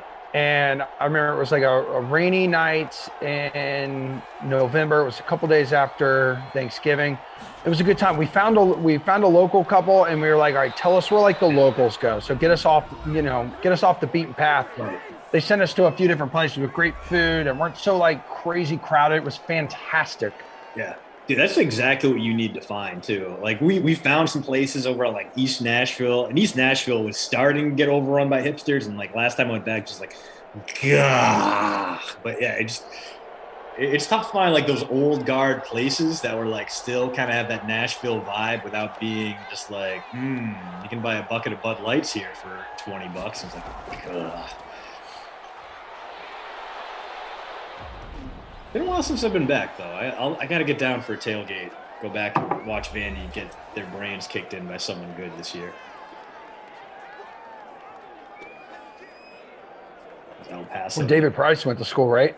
Yeah, Dude, I used to play intramural basketball against David Price. David Price fouled. What? Whoa. You have buried the lead. Wait, so then he fouled you. Was it like a hard foul? It was not. It was just, the man was playing. He was not playing hard. He knew that any kind of injury would tank his draft stock. So he was just not making a lot of efforts. It was like a reach-in foul. It was like we would play against like the baseball team on the intramural courts, and they would beat us, like 35-12 in like a 20. Okay. But like you get to play against guys who would go on to be pretty good pros, like David Price or Pedro Alvarez once dunked on me so hard that I just left the game entirely. I was like, he's like 6'2" and like 250 pounds, and he shouldn't be able to do that. And I just have to go live in shame with this from now on. So after, was he a mad ish talker playing hoops? Nah, dude was super nice. Like, dude is just cool as hell. He actually is like a super nice dude. I know he gets like a bad rap, but yeah, no, I think and I think he gets a bad rap because like his postseason appearances have been spotty, but like B, like dude just kind of like says what's on his mind, and he's like a nice. Yeah, it's not having a good relationship with the media. I think where doesn't help. Exactly, and it's just a terrible. Like he was always going to get eaten alive by the Boston media, so it was always going to be like he had to pitch really well to overcome that. I'm going to go out there and tell you what I actually think, and they're like, all right, that's a tough sell in Boston, but all right. And yeah, I can understand why Boston fans didn't take a shine to him right away. But dude, nice guy, like always super nice every time I've interacted with him. And unfortunately, it was there for his last college start, in which he came in relief and gave up a game-losing walk. Well, not a walk-off dinger, but Vandy did not make it out of the regional that year because he gave up a home run to Michigan in like the top of the 10th inning. Very sad. Tragic. Number 1 overall seed. Didn't even make it to a super regional. Speaking of tragic, how about this first sim today, bro? I tell you what, if it wasn't If I was on this with Kenny, that would have been a challenge. But Kenny and I have since made up and repaired our broken relationship because of his 69 cents Venmo. Yeah, I mean, that's good to know that all it takes is either A, stop at Chick-fil-A before headed to your place, or B, less than $1 of transfer funds. Yeah, man. It's good to know that if we ever get in a fight, this is the best friend squad right here. But if it ever happens, if the worm somehow turns, I know I can get back on your good side with a. I don't need much, man. I'm like Twyla from Schitt's Creek. You know, I still need, which we finished out last night. It was an emotional night here in the Lazio household. Also, first time playing the Schitt's Creek finale, man. That's a lot. That's a lot, dude. A lot. Retease, did you know, buy some Dogecoin or Doggy Coin with their 69 cents. I may just do that. Also, first time playing Fortnite. Yeah, I'm going to get you excited. I will consider down the road. I will start to think about possibly considering down the road getting DK Simfam tattooed on my right cheek. Yes, I will. I love this family and I love these people. I love us as a group every day hanging out. You guys mean that much to me. Seriously. Just get a little spankaroo. Yeah, they're good people. And listen, we had a bad game here, but we do have a player of the game. It's going to be Zeke Elliott because he's really the only guy that showed up. Yep. Joe Reed, props to him for having 12 plus. Worthy of consideration, but doesn't get it. And a lot of babysitter Billy candidates here. Michael Gallup, 1.4 points. CeeDee Lamb, 5. Terrible. But it's going to have to be Austin Eckler, top-owned guy in the free showdown. 5.8 points from him when he came in averaging like 21. He's going to have to be your babysitter Billy in this one. And that brings us. Hold on. I think I have something, and I have to read this really quick. All right. So we're gonna punch a graphic up real quick. This will allow me to read this script because I have no idea what's happening. Here we go. The NFL guys and gals set to release the 2021 schedule. That's Wednesday night, so that's tomorrow night. You can predict some of this year's biggest matchups with DraftKings free-to-play 5K NFL schedule release pool. So when will Brady and the Bucs return to Foxborough? Who will the Cowboys play on Thanksgiving? Answer these questions and more to take your shot at the $5,000 prize pool. The more you answer correctly, the more you win. So head to DraftKings Pools, head to DraftKings Pool section on the DK Sportsbook, enter the free-to-play 5K NFL schedule release pool right meow. It locks tonight at 8 o'clock Eastern time. Yeah, and hey, if you are in a state where sports betting is not legal, you can still play in these pools. I live in Wisconsin. We do not have a sports book out here, but yet I've still managed to win a few bucks here and there, thanks to the MMA pools, thanks to the basketball pools. So by all means, jump on in the WrestleMania pool. I won like $4 playing the WrestleMania pool. Okay. That is $4 taco dollars right there from the Taco Bell value meal menu. So, hey, jump on in, see if you can win a few bucks there. They can then donate back to the DK Sim fam. Coming up next, the Ross Tucker podcast. He's got Matt Nagy. Right. That's pretty good, man. They bringing in the head coach of the Bears, the man who might just spend a full hour talking about the double doink. Check that out. That's up next. Emerson, always a pleasure when we reunite the best friend squad. I'm glad we were able to talk over a nothing sim. I'm glad I was able to spend this time debating tattoos and birthdays. And that's right, baby. With you. All right, man. I'll wait for your Venmo here shortly. Love you. Mean it. Right back at you, DK Simfam. TP on the ones and twos, producer Drew Frangelico and JJ on the ops team. Thanks so much, guys, for hanging with us. 2 o'clock, you'll be with Kaufman right after the Ross Tucker podcast, which we are airing right meow. It's the Ross Tucker Football Podcast.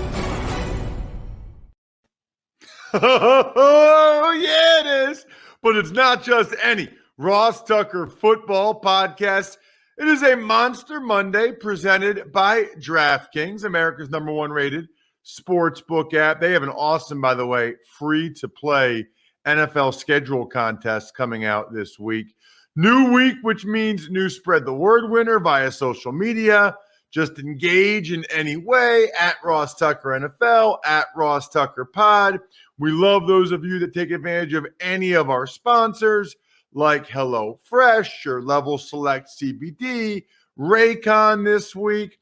And we will give the YouTube cameo style shout out to one of you that subscribes to youtube.com/Ross Tucker NFL and go ahead and make a comment. If I see that comment, you get a chance to get a cameo style shout out for whoever you want. I am, in fact, Ross Tucker. It'd be pretty weird if I wasn't, considering the name of the show.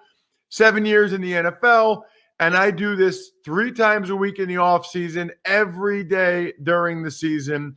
30 minutes on-demand audio, making sure you know exactly what's going on in the NFL from a player's perspective. We'll be joined momentarily by Matt Nagy, the head coach of the Chicago Bears.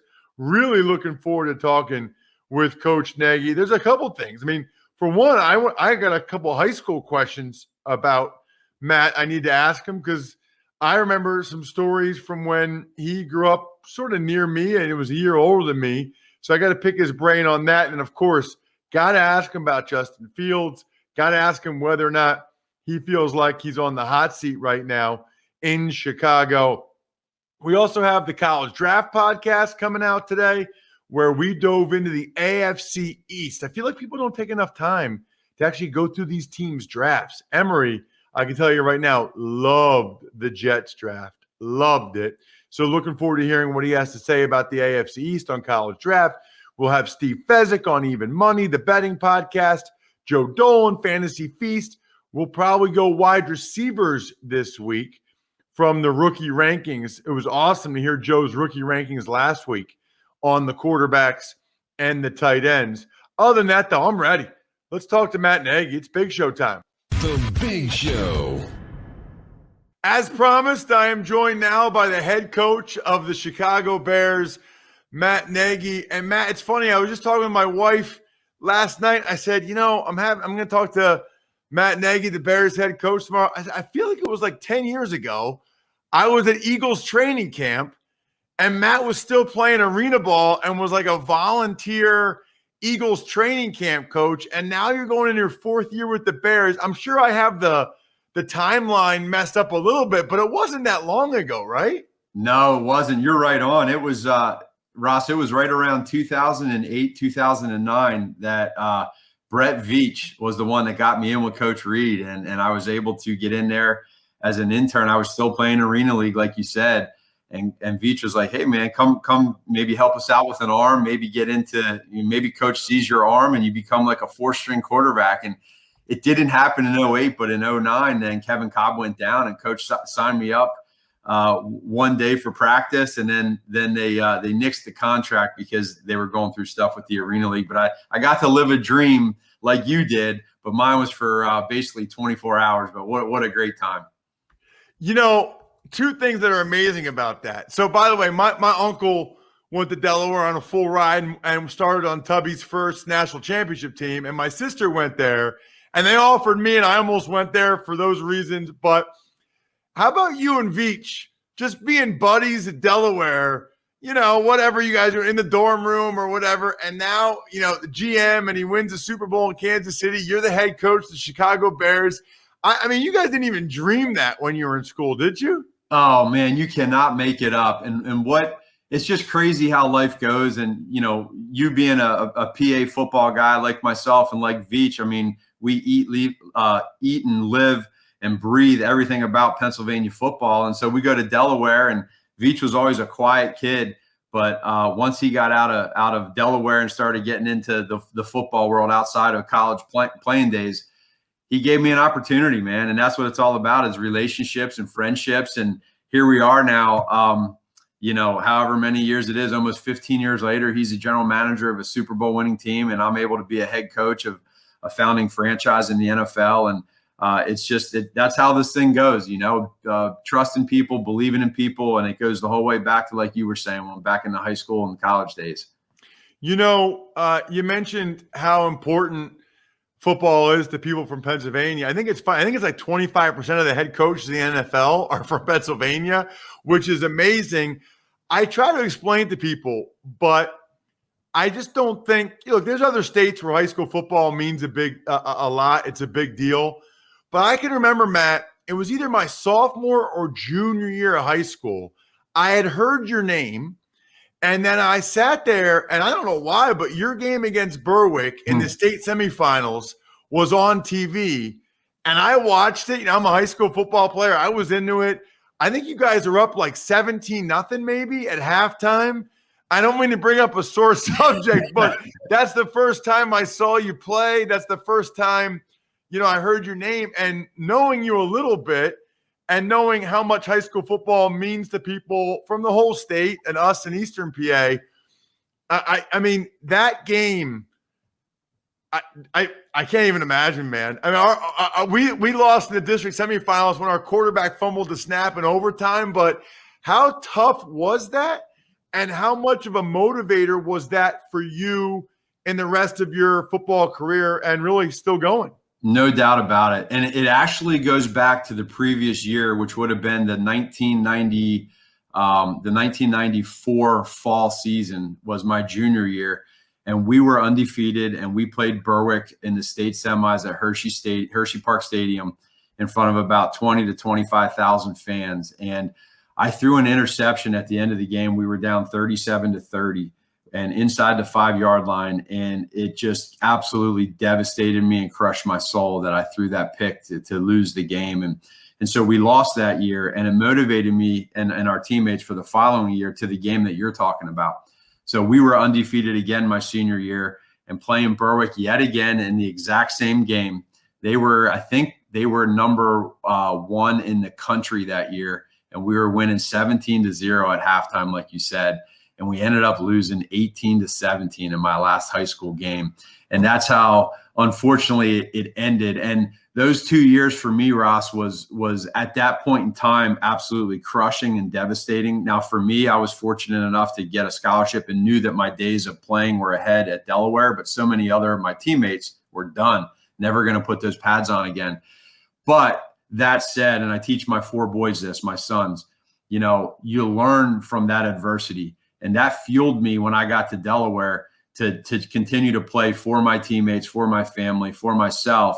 And I've always used that experience now as when you feel like you're at the bottom of the world and you don't feel good about where things go, use that as motivation to take you to the top. And I've always used that. I use that story to this day. And it's funny that you remember those games. Yeah, I mean, oh man, because I knew they were ranked number 1 in the country. Yeah. And I was like, wow, Manheim Central's killing them. Like, this is unreal. And then they came out in the second half, and they had, those kids had a belief. And that really, that really is, the more I do this, Matt, like, that's a big part of it. My high school program's really good, but it just seems like there are certain programs, certain teams, they don't think they're going to win. They know they're going to win, and that makes a big difference. Huge. Like you're saying, I mean, Berwick was such a powerhouse all those years, just going back to Ron Palace and previous years before that. And it was just for us, we won so many games in the 90s, and we were winning district titles, and we were walking across the macadam from the high school stadium to the grass field at Ratu Field in Manheim, and we'd scrape our metal cleats across the macadam and get sparks at night when the other opponents were walking across and try to get in their head. And it was awesome because we knew we were going to go out there and just dominate them. We knew it. But then you get to the states and to districts and states, and now you're playing teams that are just as good as you. And there was just something about that Berwick program. They were the same way as us, but they were winning. And I give them a lot of credit. And to this day, I have family members that live in that area, and we still always talk about those games. So when you go back to the Manheim Central days in Pennsylvania and all that stuff, why is it that you think it has such an impact and influence on the kind of person and coach you are now in Chicago? I would say belief and confidence in each other. You know how it goes, Ross. I mean, it's just different there in PA in general, let alone Eastern PA. It's really good people that care a lot about each other. They're tough-minded. They're mentally tough. They're fighters. We're blue collar, and that's just how we roll. And I think what happens is that support system never leaves you. From the day I was a junior in high school till right now as a 43-year-old going into my 4th year head coach of the Chicago Bears. It's amazing when you have that support, what you can get done. And I just think it's a credit to everybody in that state, to everybody in that Eastern PA area. You know it, you feel it, I feel it, Veach feels it. So many people in that area, we love football and we love people. And it's about treating people the right way. And when things aren't good, do you change and turn into a different person, or do you just be yourself and know that good things happen to good people and live by that? And that's just simply what we do.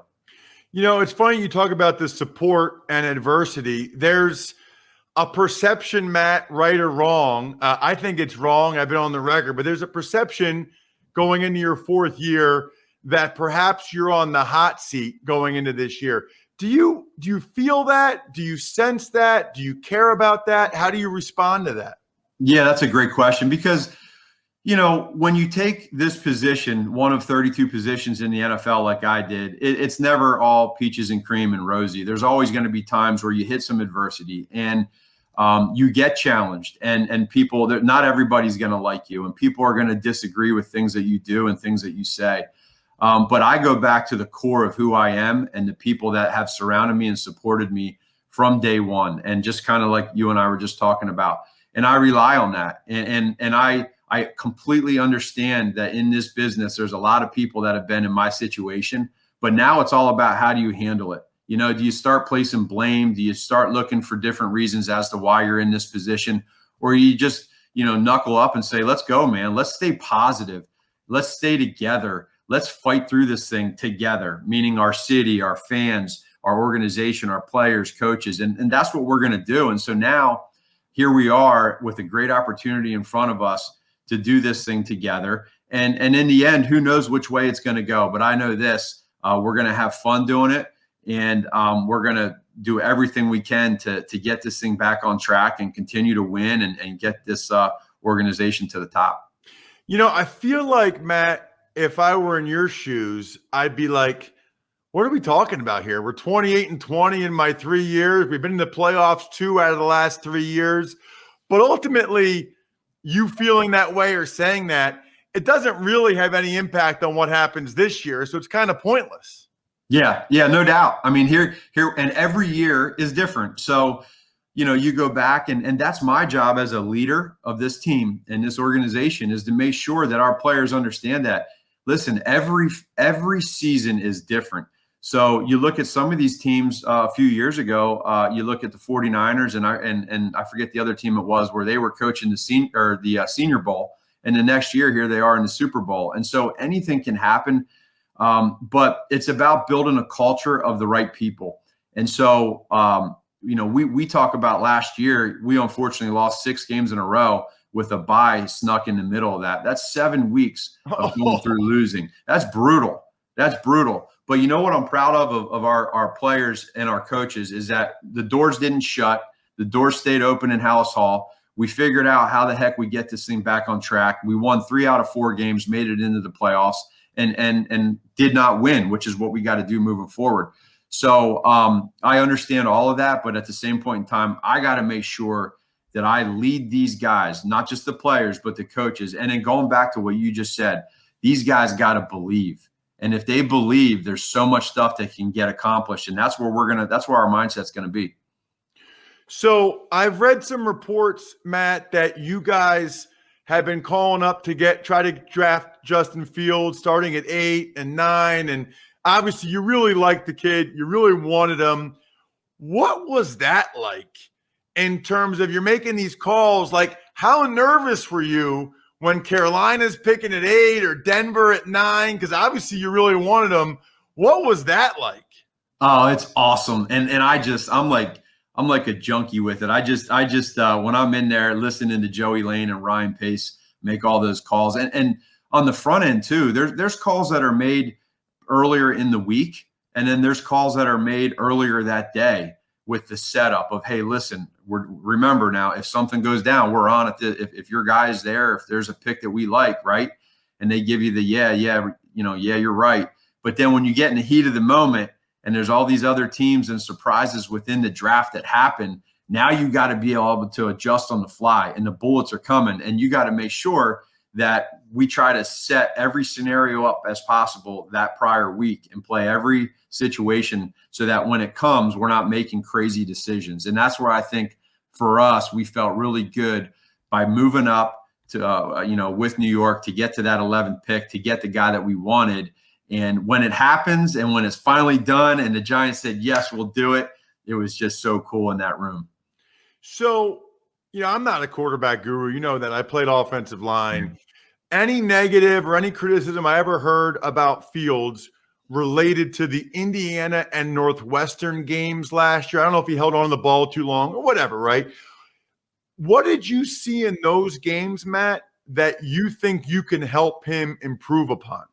Yeah, well, those are the two games that everyone goes to and discusses, because you look at some of the different looks that they were giving them in that offense, and you see, whether it's sacks or interceptions or decision making, and those games happen. You give credit to those teams and those defenses for mixing things up. They gave a couple different blitzes and looks that were pretty good, and I think at the same point in time, you still give Coach Ryan Day a lot of credit for being able to adjust to those and still come out with the wins. And but that's going to happen. The way I look at it, Ross, is I say, okay, and I talked to Ryan Day about this, is, how does he handle those situations when that goes on? What is he like on the bench in between series? What is he like talking to you coming off the field after a bad play or a sack? How was he after the game when you won, but it didn't go real well offensively? And those are, to me, what's important, because this thing is not going to be pretty every game in the NFL. There's going to be losses. There's going to be teams that are sacking you. There's going to be interceptions. But the great quarterbacks respond. They have that short mentality. Everybody that we talk to, including Coach Day, have said one of his greatest strengths, meaning Justin Fields, is that he puts that previous play in the rearview mirror and he's able to move forward and make good plays happen. And that, to me, in this league, you better be able to respond to adversity and pull your team out of bad spots. And that's what we're looking forward to helping them with. Last question, Matt. I mentioned earlier that, I had been talking on my show here about the fact I think it's ridiculous that there's been the level of criticism that there has been about you, but there is that perception of the hot seat going into this year. So seeing some of the moves, whether it's Kyle Fuller or Charles Leno, and I guess you might move the young kid Tevin Jenkins over to left tackle. I guess the question is, are the Bears in win now mode, or are they in development mode, or both? No, I would say both. We feel like right now with this roster that we've built over the last several years, that we really believe that right now we're in a great position to go out and win a lot of games and win right now. With that said, we are building somewhat of a younger roster now where we as a coaching staff have to be able to develop these players that we're drafting. So there'll be a great plan for that. But we're so excited for the future in the 2021 season. Right now, as we speak, this morning, I'm putting together schedules of the offseason program and how that's going to work with all the new rules, getting into training camp and how that's going to be. But there's an excitement. There's a really good vibe right now in our building, and we know we're right there where we need to be, and we have a great mix of veteran leaders and young guys. And so for me and our coaching staff, that's why we do this thing, and it's just very important that our guys understand that. And anything can happen, so we're ready to rock and roll. Matt, thank you so much for the time. I really appreciate it. Absolutely, man. You're the best, and anything I can do to help out, I'm here for you. Really cool to talk with Matt Nagy. I love the story of when they were walking across the macadam in high school and they had metal spikes on, and they would make sparks fly to intimidate the other team. Like, that's the stuff I love. I know everybody wants to hear me asking about Fields or hot seat and all that stuff. To me, those stories, the devastating losses, although that's kind of a bummer, but to hear the scraping sparks, that's amazing. You know what else is amazing? Being able to eat delicious, healthy food without having to take hours to do it. That's what HelloFresh is all about. HelloFresh cuts out stressful meal planning and grocery store trips so you can enjoy cooking and get dinner on the table in about 30 minutes or less. They have so many legit recipes. In fact, 25 plus recipes. My wife loves it. Loves it. Every recipe we've gotten so far from HelloFresh has been legit. I think I told you they're so good. We have a nanny that helps us some days. She signed up for HelloFresh. All you need to do is go to HelloFresh.com/12Tucker and use the code 12Tucker for 12 free meals, including free shipping. Why would you not get 12 free meals? I don't get it. Go to HelloFresh.com/12Tucker, use code 12Tucker for 12 free meals. All you need to know is HelloFresh.com, Tucker, 12, Tucker, 12 free meals. You got it. Tuck's Takes. All right, Ross, good morning. Let's start with the Dolphins. They're making news. They cut special teams captain Bobby McClain, and they signed cornerback Jason McCourty. So it's interesting because I know Emory feels like part of the reason why they cut Bobby McCain is because they got a guy like Javon Holland in the second round out of Oregon. And some of the other guys they got, it was a cost-cutting measure. They were able to save some dough on the salary cap. There's a lot of that going around, you know? I mean, that's partially why I brought that up with Matt Nagy, cutting Kyle Fuller and Charles Leno.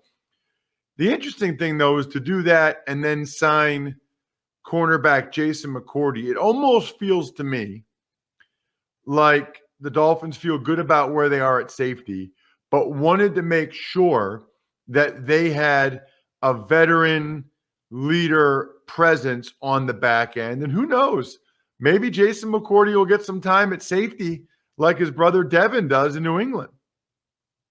Tuck's Takes. Meanwhile, the Philadelphia Eagles claimed running back Kerryon Johnson off waivers from the Lions. That's happened on the same day that Detroit made Frank Ragnow the highest paid center in the NFL, $13.5 million per year. So I'm kind of all about the Lions right now, dude. I love the way the Lions have decided we are going to make our offensive and defensive lines as good as we possibly can, and then figure out everything else after that. I mean, Decker at left, Sewell at right tackle.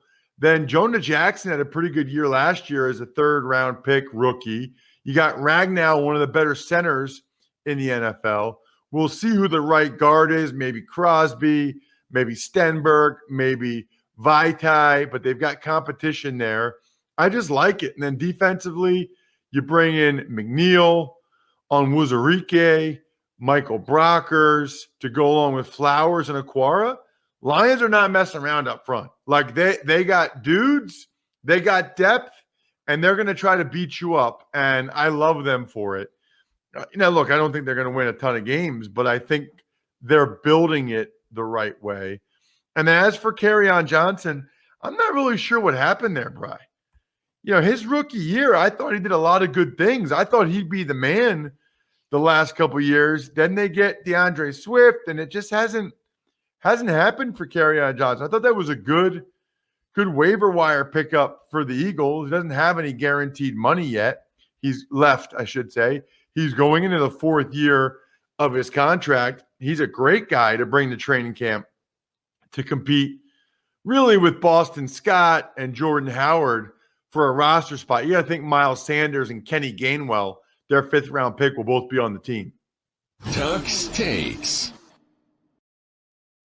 Some other moves include the Broncos putting Juwan James on the NFI list, Matt Nagy's Bears signing wide receiver Damiere Byrd, and Seahawks wide receiver DK Metcalf holding his own at the U.S. Olympic trials with a 10.36 100 meters.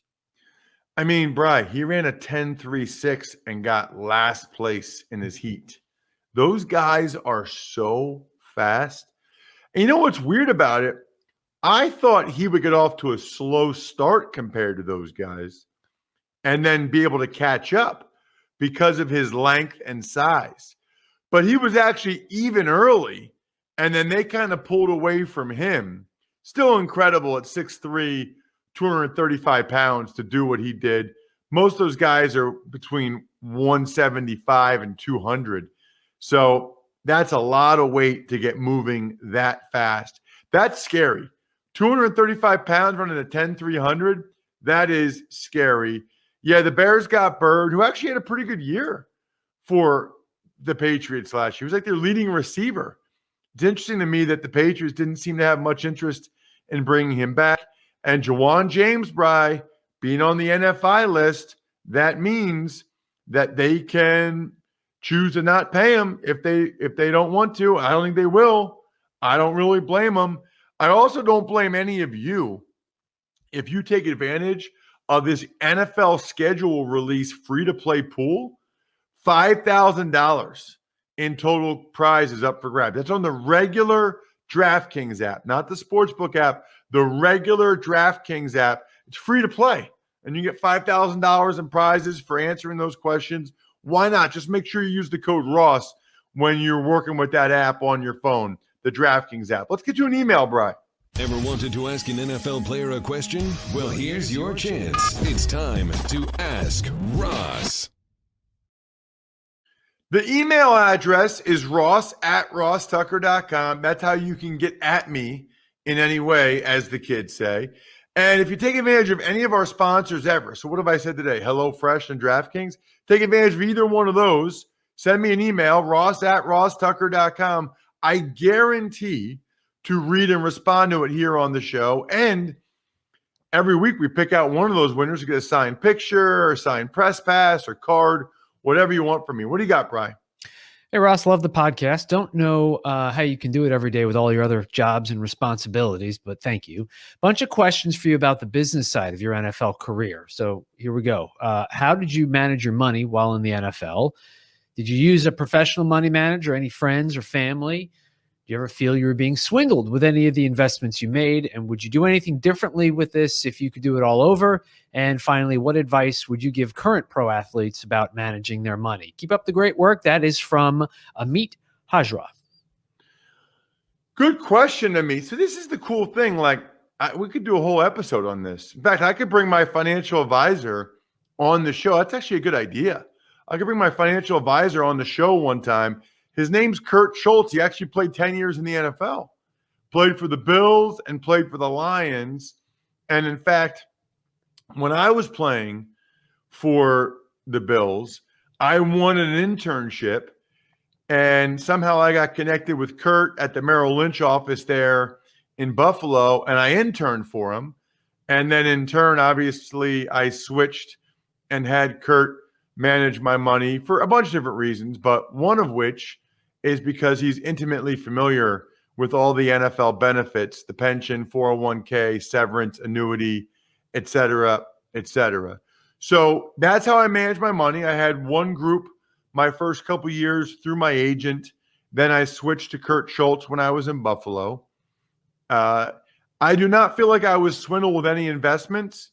There are some alternative investments that I made that did not go particularly well. Although, in fairness, even the one hedge fund that didn't do well or had to freeze the assets for a while, the underlying assets were energy MLPs, and they've actually done quite well over time. So I wouldn't say I was swindled. No. Would I do anything differently if I could do it over? And what advice would you give current pro athletes about managing their money? So, all good questions. I don't really know that. I mean, if I could do it all over again, I would invest in Amazon. What else would I invest in, Bri? If I could do it all over again, I'd invest in Amazon. What are the other ones I would have done back in 2001 and 2007? I want to look back from 1 year. Anything you bought last year would have done pretty well. Yeah, exactly. So, not really.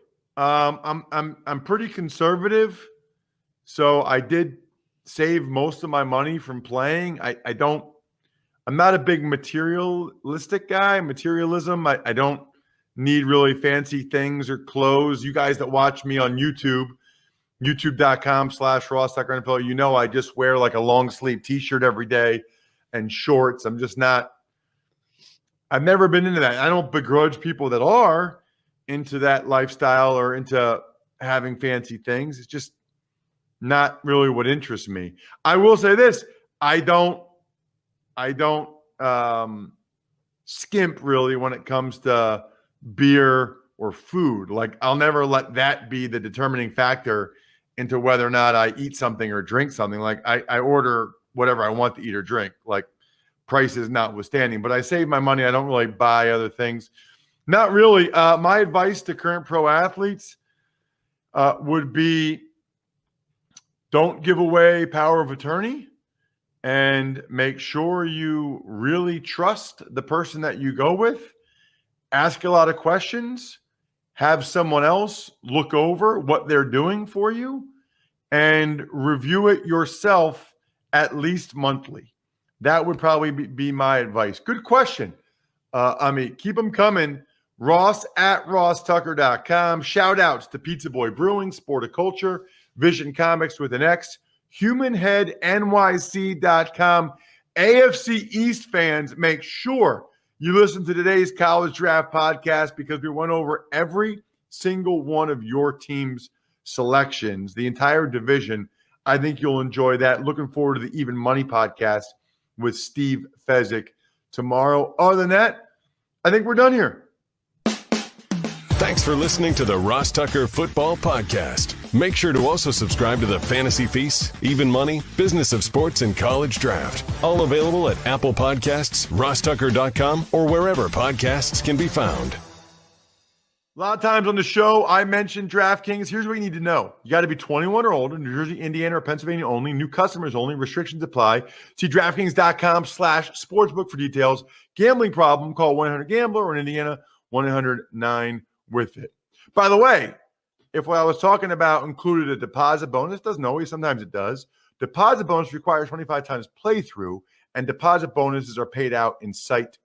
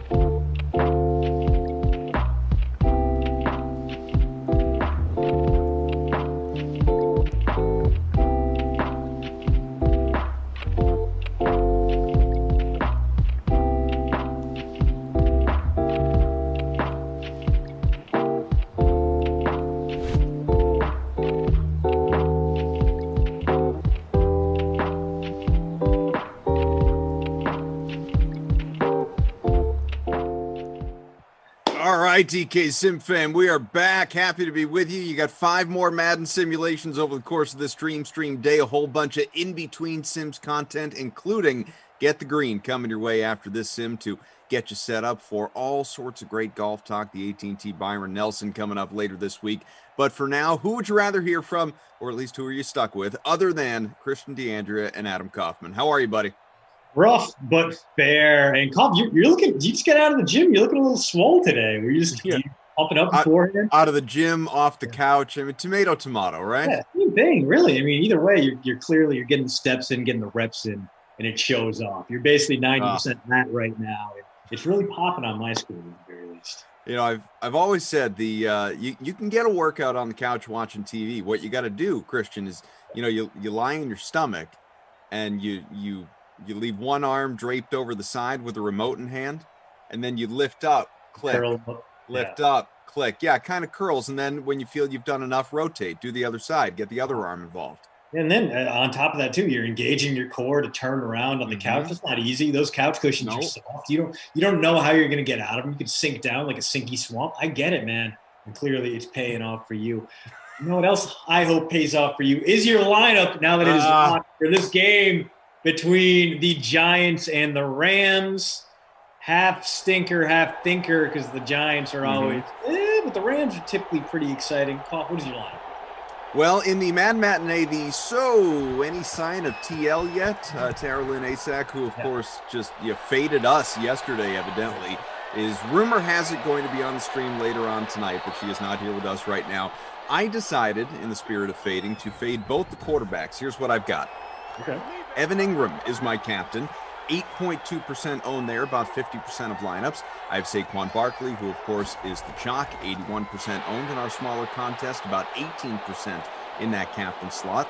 Also have Cooper Kupp, Josh Reynolds, who I originally had as my captain, then I flipped him with Ingram because I had some salary left and figured, what the heck, why not? Darius Slayton is in there, and then I guess a pseudo punt play, not a traditional punt, but he is far and away the lowest owned guy I have in my lineup, Sterling Shepard, who is in a quarter of lineups at $6,800. How about you? What do you have? Yeah, and this is a tough one because you have a lot of decent performers in this one, like 11 guys averaging at least 10.4. I looked at that Giants secondary and I'm like, all right, this is going to be a good day for the Rams passing offense. So captained Josh Reynolds because old Joshy 2 sticks gets work done here in Simland. And he was cheap. Bobby Woods, Cooper Kupp. And then I got 3 Giants stacked against them. The chalky Saquon, Graham Gano, and since I couldn't fit Jared Goff in there, I had to go with Evan Ingram as well. So, hey, hopefully we get a nice Evan Ingram, Josh Reynolds connection. That way both your DK SimFam hosts can feast. Hey, buddy in the chat says, anyone else Captain Galladay? Well, I'm sure there are a few, not just 2, as Daniel Jones, Danny Dimes, sacked by Aaron Donald, who is a force of nature early, 4th and 17, the punt coming here for the G-men. He already has a sack and a couple of tackles to his credit as well, but we will see what ends up happening with this contest. We've got a great crew working to make all of this possible. Drew, our producer, undercover boss Tom, who is of course our technical director, Frangelico in game ops, along with June, who of course is the real brains behind the operation. Let's not lie to ourselves here. Frangelico's just along for the ride now. Punts away, and it is the Rams with an opportunity about 2 minutes gone by in a scoreless first. Cooper Kupp on the nothing return, and we'll see what they're able to do now. Hey, you know what? Better that than just letting the ball bounce and then the Rams take over inside their own 10. I'll take it. It's pretty good field position if Goff can make anything happen with it. Woof, right away. A little Tyler Higbee action there. And if it were still Greg the Leg in a Rams uniform, then maybe he'd have a shot. But Sam Sloman, the kicker for this Rams team, and he is about as respected here as he was in the real NFL. He's not very good. Not very good. So how's the first sim of the day? It's good to see here on YouTube that we've already got well over 100 likes. Keep smashing away on the like button. I have to imagine you guys had a good time. The game was bad, but we had a good day talking about random stuff. Glash, Rossi, and Kenny Ducey all showed up in the chat at one point to yell at each other about nothing, which I enjoyed very much. It's about right. Yeah, we talked about Emerson's since expired birthday. We talked about tattoos and going to the club in Vegas, and the things we normally talk about when games are awful or when games are good, which was a whole bunch of nonsense, and surprisingly not as much food talk as we would expect. How was the birthday? Any highlights? Apparently, he finished Schitt's Creek. That was his big birthday celebration. He and the roommate finished up I don't know if it's the pinnacle of Canadian television, because obviously Red Green is still out there and Trailer Park Boys, but clearly a top 5 Canadian TV show. So thank you, CTV, for dropping more of the Levy family in our laps. And it's a very popular one. Delightful show. I don't know. I probably would put it above Trailer Park Boys because every season is exactly the same. It's a good show. It's not as uplifting and wholesome as Schitt's Creek, but Red Green to me. I don't know, have you ever seen the Red Green show? I haven't, nor have I seen Schitt's Creek, as a matter of fact. And I'm sure I'd like it. I certainly like, basically everybody who's in it. I've just, it hasn't made the list yet. And right now I'm in the process of binging The League, so I got to finish that before I get to something else. You shouldn't finish it. You should let that one die after like 4 seasons because it gets so bad. It's funny you say that. Multiple people have said to me, once, basically what you just said, once you get beyond season 4, it nosedives pretty quickly. I have like 2 episodes left in season 4, so now I'm just preparing myself for it. Dude, you will hate everyone. It's just like, oh, why? Now why? Without I guess giving anything away, what makes it so bad? Pete just keeps winning despite being a horrible person, and they all try to obviously crap on Andre because that's the thing they do. Is Josh Reynolds picks up the first down there, brink of the red zone here for the Rams. But like Pete is insufferable, but continues to win.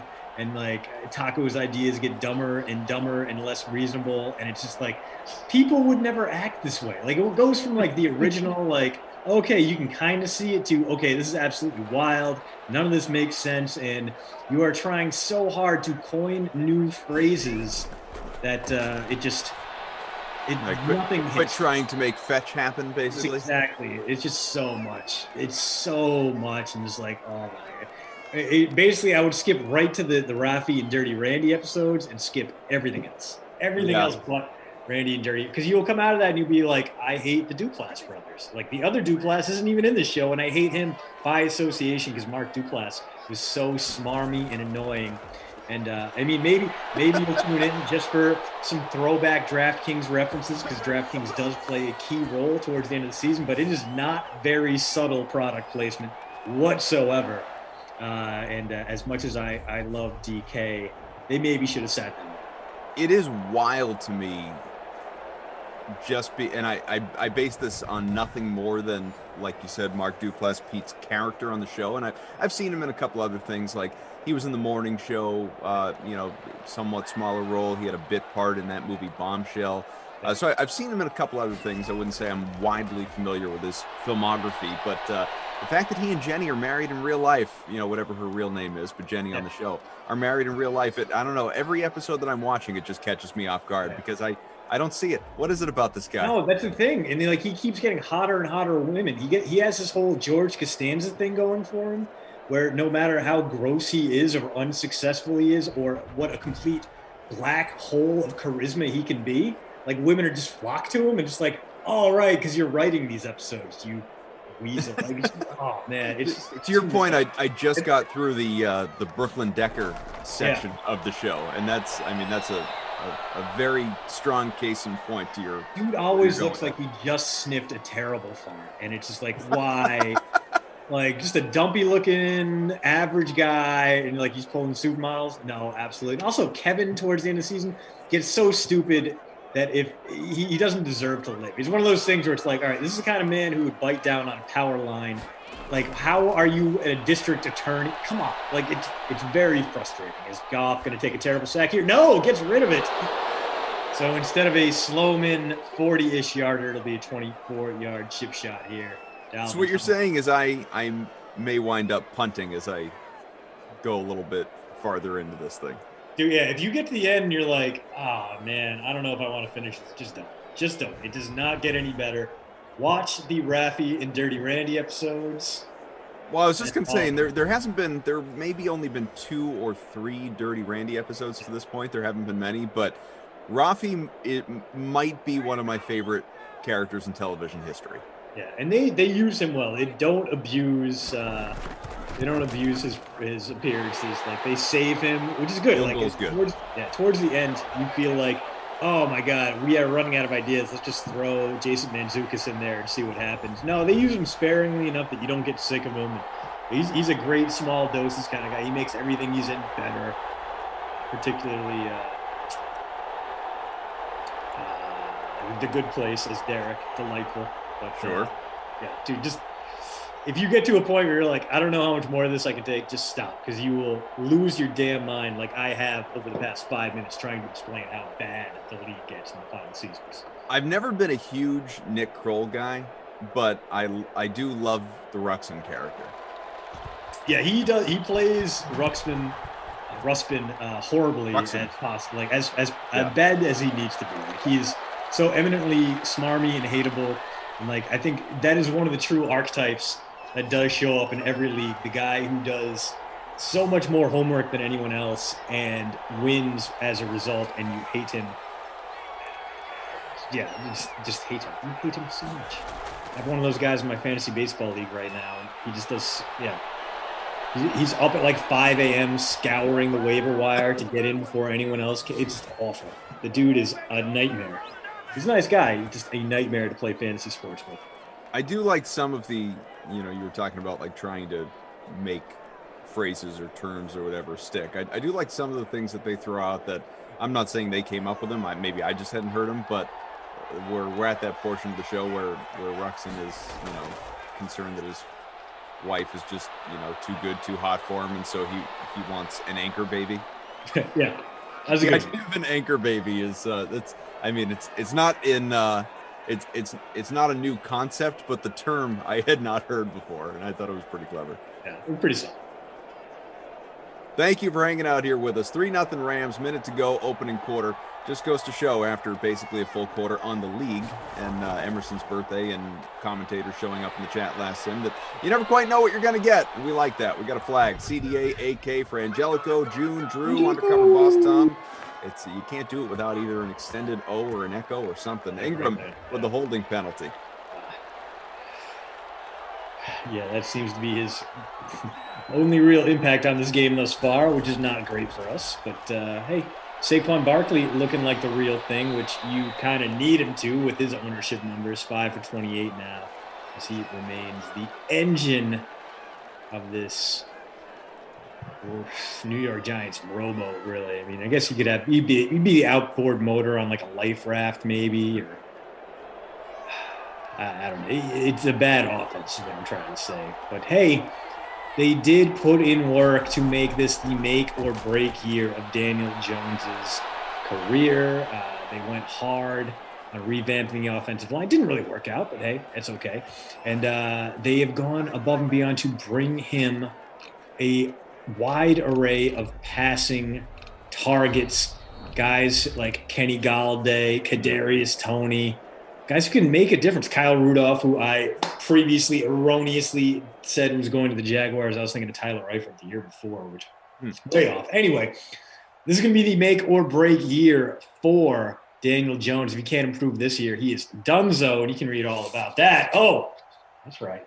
At the post route, it was the subject of Monday's post route, or maybe last Friday's post route. I can't remember. Time is an artificial construct here in quarantine time. So definitely you can read all about it if you subscribe. It's free. Postroute.substack.com.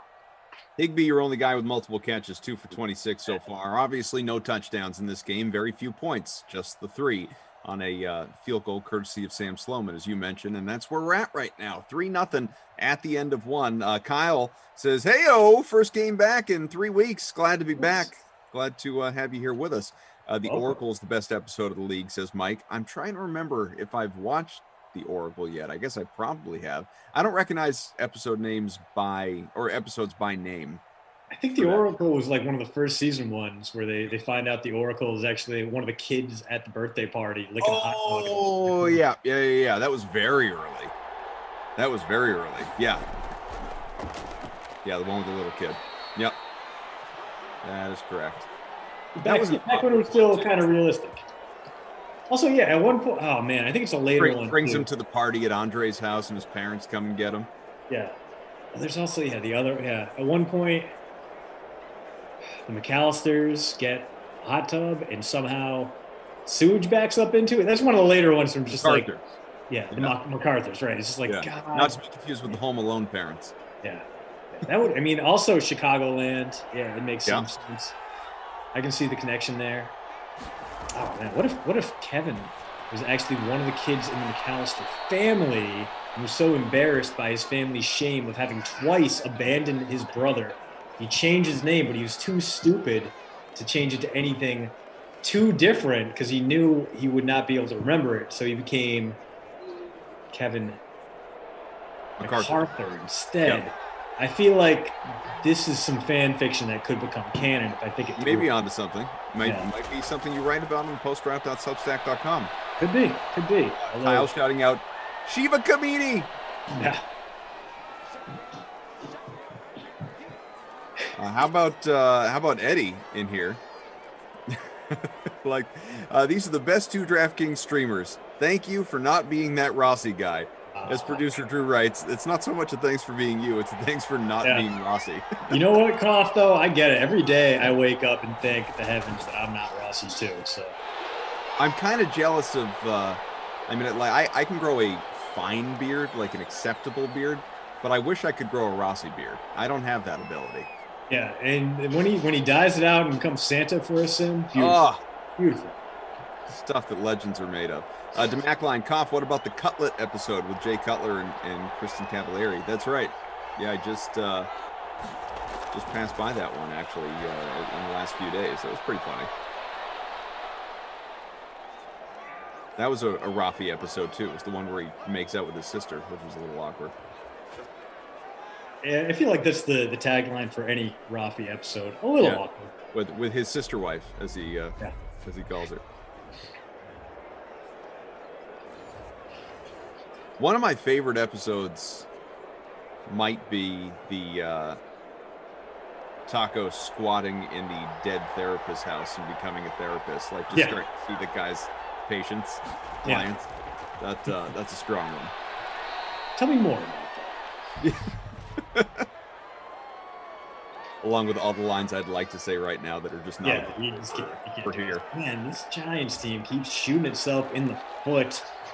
So Holding takes him out of the red zone at what would have been a very close to first and goal from the. Oh no, Danny, no, baby! Oh my God! Nearly sacked, gets it off, nearly throws a pick six. Instead, somehow gets bailed out. How about this from Jared Kilgore? Sometimes it's not what you are, but what you aren't. I'd like to take this moment to thank Alana's ex. Ooh. Well played, sir. EFS Queenie says, people don't like Rossi because he's a happy, positive guy. It's true. Rossi brings just way too much positivity into this world. And, in the land of cancel culture, that's just not okay. Got to be more negative, Rossi. Got to be more like Flash lately. Got to be the turd in the punch bowl.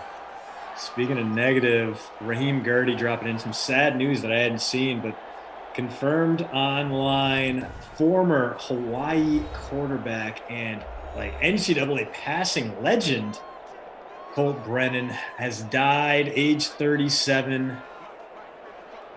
Unfortunately, we've lost one of the guys who was just so fun to watch in college, part of the most successful Hawaii team of all time. Dude just put up numbers left and right. I'm going to look up his stats because they need to be discussed. Sure. 3 seasons at Hawaii, 14,000 passing yards, 131 touchdowns. 131 touchdowns in 38 games.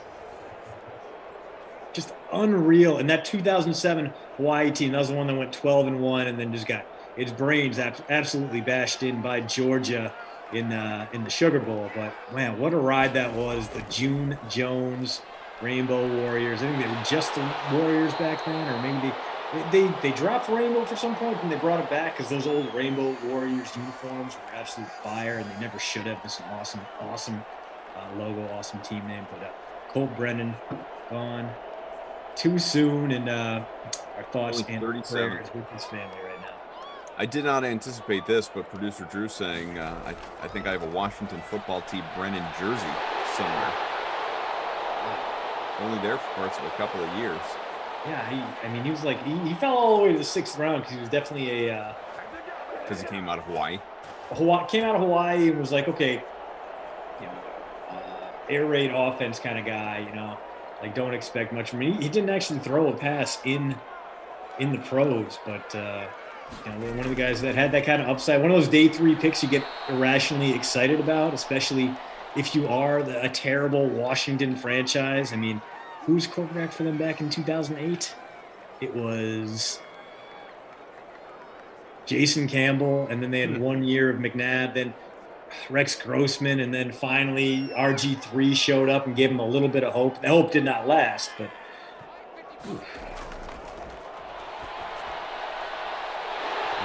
Josh Reynolds sets up 1st and 10 inside the Giants' red zone. So the Giants ruined a scoring opportunity. Now the Rams taking in the other direction, trying to pad this lead as halftime looms.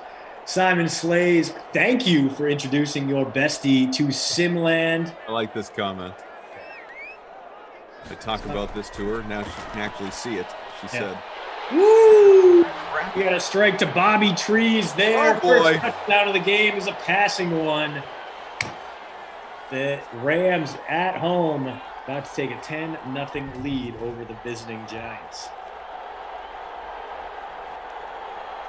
Bobby Trees involved early. You like to see it.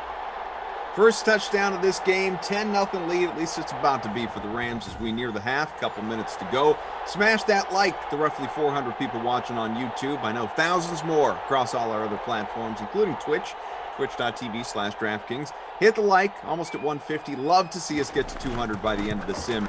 I will be hanging out for the next sim with Brandon Cristal. So just in case you thought that you were losing a talker and Christian, don't worry, we're bringing you another one. BK is going to be with me here for the next sim, and that'll be a good time. Just a one and done for him. The aforementioned Jason Rossi coming in with Kenny Ducey for what will inevitably be a very uncomfortable sim at 6 o'clock. And then Tara Lynn will be involved. Tara Lynn Asak, third person in. It'll be Brendan Glasheen with the Deuce at 8 o'clock prime time, and Moose and Phonics along with Tara Lynn for Madden After Dark. So it's a twofer for Tara Lynn. And then Christian will come on back. He will be with Kenny tomorrow at 6. Like a wild weather Wednesday Kenny Ducey broadcast to really make you appreciate the finer things in life. El Bongo says in Kaufman's NBA contest yesterday, I edged out Kaufman out of the money by 0.75. You sure did, El Bongo. Top 15 people cash in the 75-person contest. I finished in 16th. 0.75 points out of the money. Crushing to, I don't know what the name for that slot is, the first one out of the green, but it's a very uncomfortable one. I don't like it. It's like running track and finishing in 7th place. You don't get a ribbon for that. You don't get any points for it. You just get to tell people that you were almost there. You were almost good briefly, which is, I had a lot of 7th place finishes in high school. Go ahead, Dimes.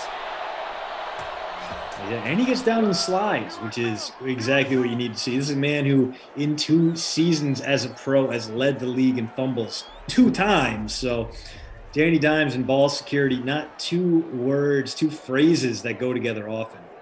Speaking of phrases, as you heard before, we often refer to Robert Woods as Bobby Trees. Well, Clem says Robert Woods informed me he would prefer that you call him Bob Forrest.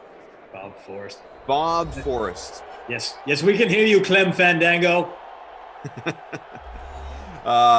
Jared says, after first listening to Rossi, you'd think nobody's like that. Maybe he's fake. Then you realize it's impossible to fake Rossi. He's got to be genuine.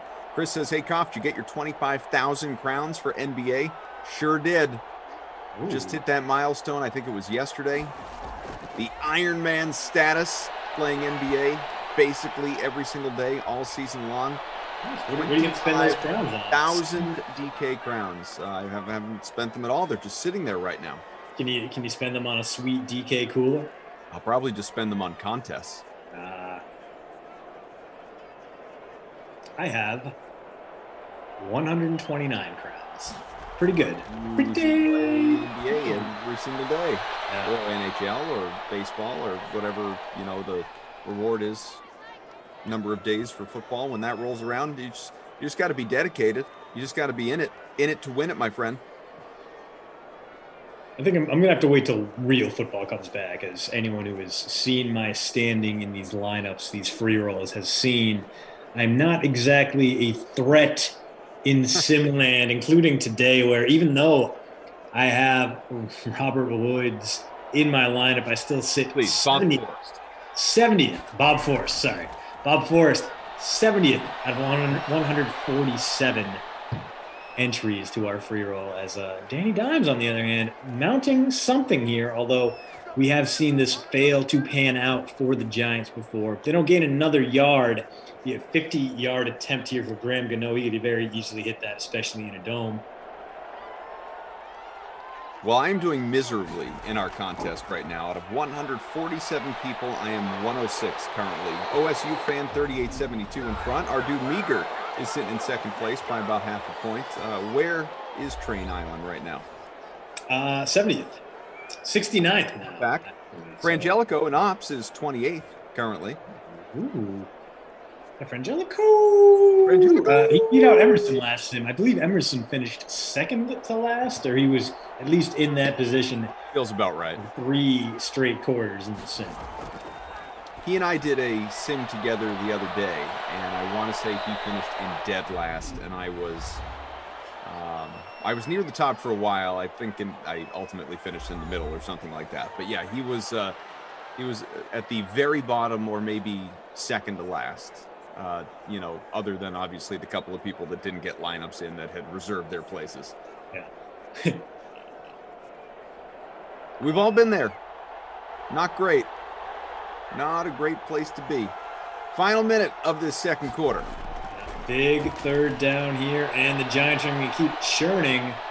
Down to 1 timeout left, so we're looking at maybe 3-4 plays here. They should be at least able to get to 4th down if need be. Engram, your guy there, finally getting started. 5 for 40 now, so looking like a good play. Even if you do have him captain, that's double digits now. If you don't, he's at 9 points even. Not bad. Robbie Noble. I see you, Frangeli. That feels like something they would say in that Key and Peele name sketch. Hey, Ron, I see you, Frangeli. Frangelico, does anyone in your personal life call you either Frangeli or add about 17 O's to the end of your name when they say it? That's a good or is this unique to the Sim fam? And would you like them to start if they don't? All questions that I am wondering. Thank you and welcome to my TED Talk. Someone asking, Joe, how'd you get so many crowns? So Joe, if you go into your DK account, obviously, in the rewards opportunities, you will get daily crowns, daily rewards, and obviously, milestone crowns like that of that number. And no, Danny, no! Just by use that last time out, and they might every single day, basically. What do we have in the chat? Frangelico says, surprisingly no, but I'd be down. June says, yes, please. Yeah. Frangeli. I mean, that's only 3 syllables. It's technically, it's shorter than Frangelico by 1 full syllable. You are shaving off 25% of your pronunciation time going Frangeli over Frangelico. Probably more so than if you were hitting the long O. It says, as long as everyone knows, I'm always jelly. Yeah. I'm into Frangeli. I like it. Here comes Gano for a 40-yard attempt. It'll be a 4-pointer if you got him on that roster. We got ourselves a 1-possession ball game. 7 seconds to go here in the second quarter. Rams will probably run it up the gut once and maybe take a shot downfield, but we are probably done with scoring here in the first half. Keep smashing away on that final seconds of this opening half, as Christian noted. CDA, AK, Drew, Undercover Boss Tom, Frangeli, and June in Ops. Great to have everybody here with us. On this Tuesday, which of course means tomorrow, is a Wild Weather Wednesday, folks. Yeah. And we're getting a rare Emerson Lassie sighting on Wild Yeah, I mean, it must have really been a nobody else is available situation. Take a picture of it, man. Begs to come in. All right, 3 seconds to go. Mike's beating Neil down. It will be, and we're going to go into halftime. Rams 10, Giants 3. The only touchdown of the game belongs to Bob Forrest himself. A short, 14-yard, 6-yard, something like that pass from Jared Goff. Not a bad day to stack up the kickers because not a lot of scoring otherwise. I'm just looking at our schedule right now. Yeah. This is I guess this is a question here for producer Drew. This is a full week, and I don't know how long it was before this, but just looking back to yesterday through Sunday, this is a full week of me doing Sims every single day and not once being paired with Jeff Ulrich. Did he ask for time away from me? Is this a virtual restraining order situation? What's happening now? Did you say something about Canada that offended him and he was too polite to rebut? I am nothing but complimentary of Canadian bacon. I mean, and yeah, Letterkenny. Did you say something maybe about the mounted police or the Queen's Falcons? Moose. I'm a big fan of. Did you disparage Halifax? Because I once disparaged Halifax. Moose didn't talk to me for months. I was wrong. Halifax is a beautiful city with a great minor league hockey team. I might have said something about PEI being a more respectable location than Edmonton, and there it went. We were done.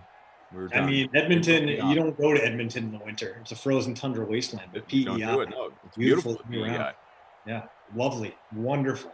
Ingram 5 for 40 at the break, a touchdown for Bob Forrest, Bobby Trees. Robert Woods 3 for 31, only touchdown in this game, then a couple of field goals, one per side. That's where we are. Drew says, I just assume Jeff is ducking you. Well, you're the schedule maker, Drew. Is his availability specifically around mine? Does he wait for you to fill out your schedule and go, yeah. No. I will box in all other locations. Yeah. I mean, to be fair, if we could be doing that, we would have done that with Kenny Ducey by now. Clem says DK decided that married couples could not work together anymore.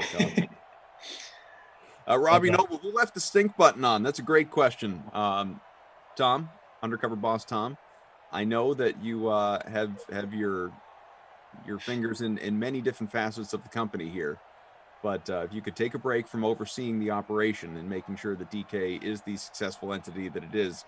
And just quickly before we get to quarter number 3, check the stink button setting and see if in fact we have that thing pressed. We'd love to get off the stink button. Yeah. Also, first time playing Fortnite. I think Moose secretly hates all of his coworkers. It's not a secret. Yeah, he's very open about it. Actually, he's not, yeah. You can just see the disdain on his face when you tune in for. We get on the Zoom call and his face just sinks. He just goes. Oh.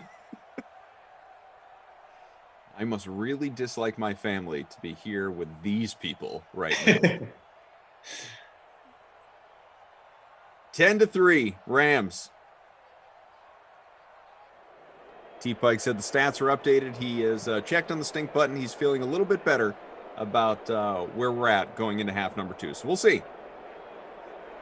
Abby says, now you really look like a tennis player, CBA, sweat towel and all. It's true. Yeah. You do have that old school kind of Agassi McEnroe look to you right now. That's true. The flow is feeling it tonight. I got the curls going in the back. I think eventually I'm going to have to man braid it up maybe. I don't know. I got a cousin who is she's got her own salon out in the Pittsburgh area. So next time I'm out there, I'll get some nice braids or something put in. Really take this to the next level. Instead of the man bun, rock the man braid and see what that gets me. Besides handsomer. Papa Ducky 08 is in front in our contest right now.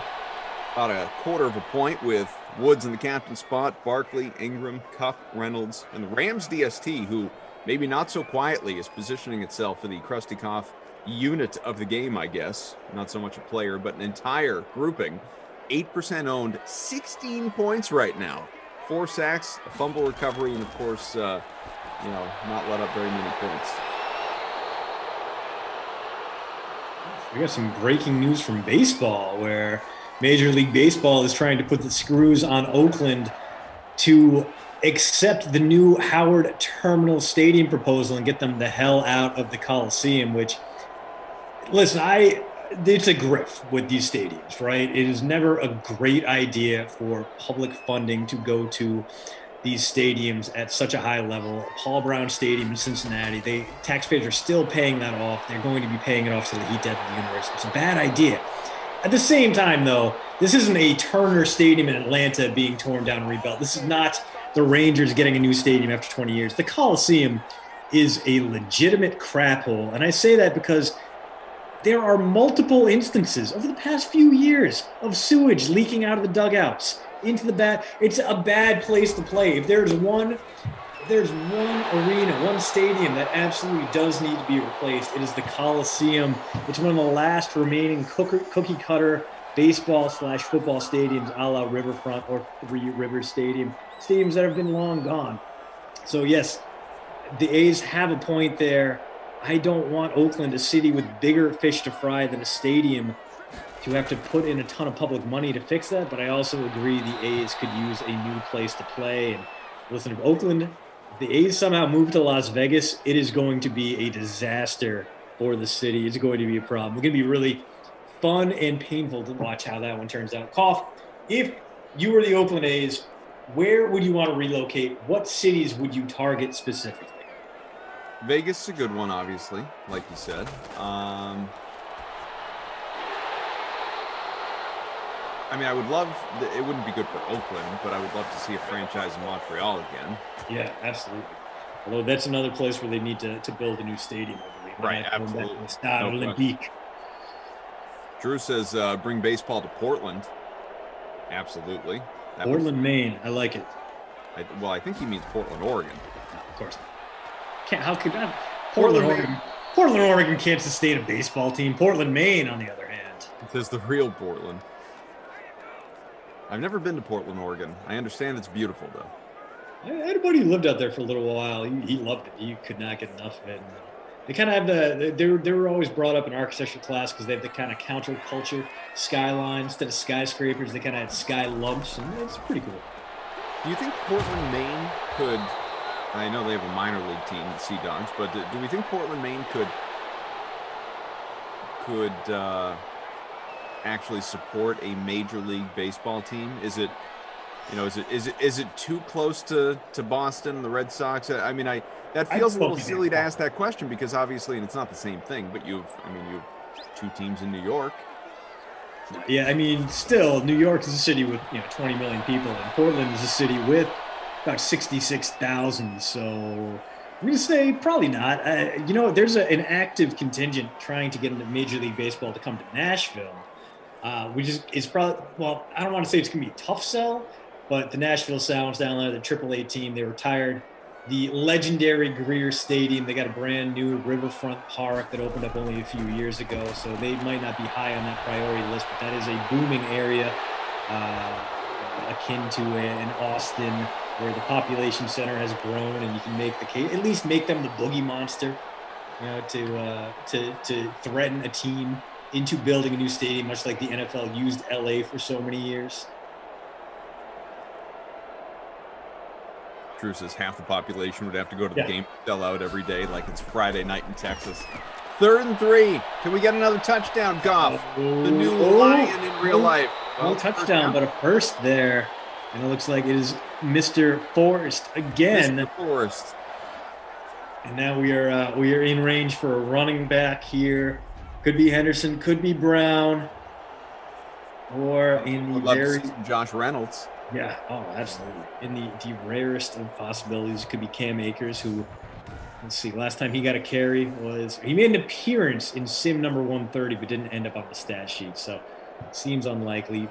Babysitter Billy formation here with the single back and the flares out on either side. And they're going to move Higbee in to block and oof. All right, good news for the Woods, Cup, and Reynolds and Higbee owners out there is stopped for a loss on 1st and goal. Might be the end of the Malcolm Brown experiment here near the goal line. Find out here momentarily. 2nd and goal on the way from the 3. Few minutes to go, 3rd quarter. Second of a half dozen sims. over the course of this Dream Stream day. Be with you until a little before midnight Eastern.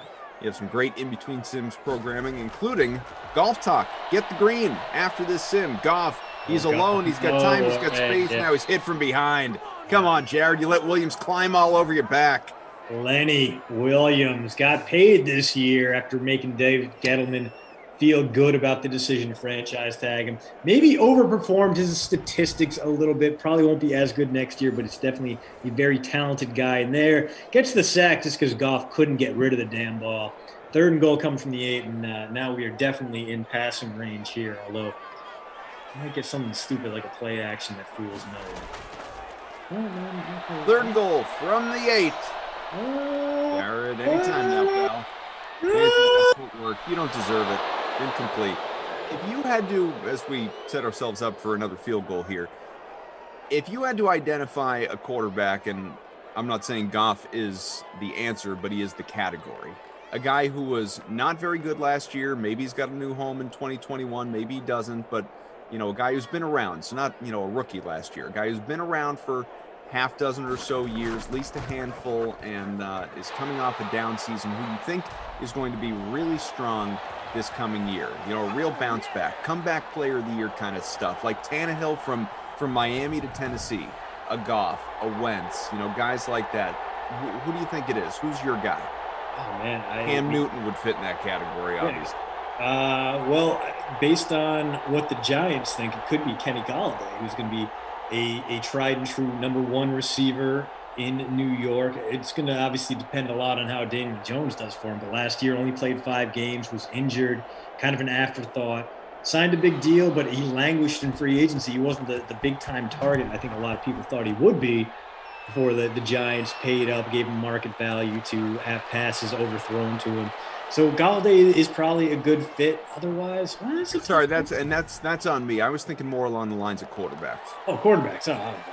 Ooh, okay. I mean, Stafford is obviously going to have that glow up, but I don't think he's underappreciated in the way that some of the other guys you brought up were. He's going to go from underrated to properly rated, which still might be enough to get him that argument. Ryan Fitzpatrick didn't play the full season, but now he's going to have the reins in Washington. He should be a full year kind of guy. And that receiving core and the running game there is very interesting. He's going to have a lot of weapons to choose from. So Fitz, despite being 39 years old, could be a candidate. Could Garoppolo with a target on his back? Could he have a big year if he actually Garoppolo could be the guy? Tyrod Taylor. I mean, we don't know what's going to happen in Houston. Sure. But if Taylor finds himself back in a starting role, the Texans are going to be bad, but they have a lot more depth than they did last season. Taylor's a guy who's probably not going to win you a ton of games on his own, but he's definitely not going to lose them. He's a very risk-averse passer, which is kind of what the Texans need right now. He makes a little bit of sense. And I just want to throw it out there. I don't think it's going to happen. But Mitch Trubisky is one Josh Allen injury away from proving us all wrong and being the Madden Mitch we all know he can be.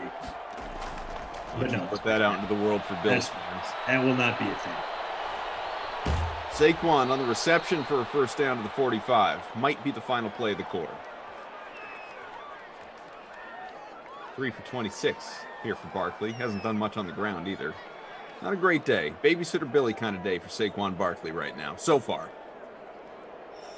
Yeah, I mean, just everyone kind of underperforming here. 2-1, that'll do it. So 3 quarters in the books. We have still stuck at 1 touchdown. The Rams ruined another scoring drive, just like the Giants had earlier in this game. And just a lot of decent sustained drives, some moderate yardage, just no touchdowns in this one. Goff 168, and the passing touchdown of the game's only touchdown to Robert Woods. Otherwise, Saquon leading all rushers with 37 yards. It's bad. Not great. Jones with a fumble on his 1 attempt for 20. Yeah, and he must have fallen right out of bounds. I don't remember that being an issue. But, yeah, Robert Woods, Evan Ingram, the 2 guys he needed to own in this one. Woods 7 for 73. Yeah, and different a touchdown. plays with Angelico. Yeah, Ingram. I remember he actually kept that ball when he did run for 20. All right, so I feel better than that. Ingram 5 for 40. Josh Reynolds, my captain. A lot of people out there paid down and captain him. 3 for 34, so not a bad day, especially given the lack of performances in this game. But given the Giants' defense, man, I think we both expected a little bit better from the Rams, who were just kind of floating aimlessly through this one, driving into the red zone and just kind of shrugging and tossing their hands up and getting nothing done, which is a bummer. Thundering Ice 22 on Twitch. Stafford's a top QB, just never had a team. McVay will take him to the next level. Super Bowl appearance, maybe. I mean, this is a team that felt it was a quarterback away from being a true contender, and they went out and got Stafford. Do you believe it? I think they have a real shot. I think Stafford has been so underrated for so long because he's languished in Detroit. He's had some nice weapons there for sure. Great numbers. Yeah, great numbers. And the numbers that I would point to aren't the padded passing stats. It's the fourth quarter comebacks. It's the game-winning drives. This is a guy who's led the league in game-winning drives 3 times in his career, all while playing for the Lions. And yes, the Lions will put you in position to have a lot of those game-winning drives because they mess up a lot. But you still need a guy who can stand up to the pressure, who can make the most of a situation. He's going to have a great opportunity to do that in LA. I do have a little bit of a concern about the blockers up in front of him. But, I mean, he played in front of some bad offensive lines in Detroit, so maybe it won't be too big a deal.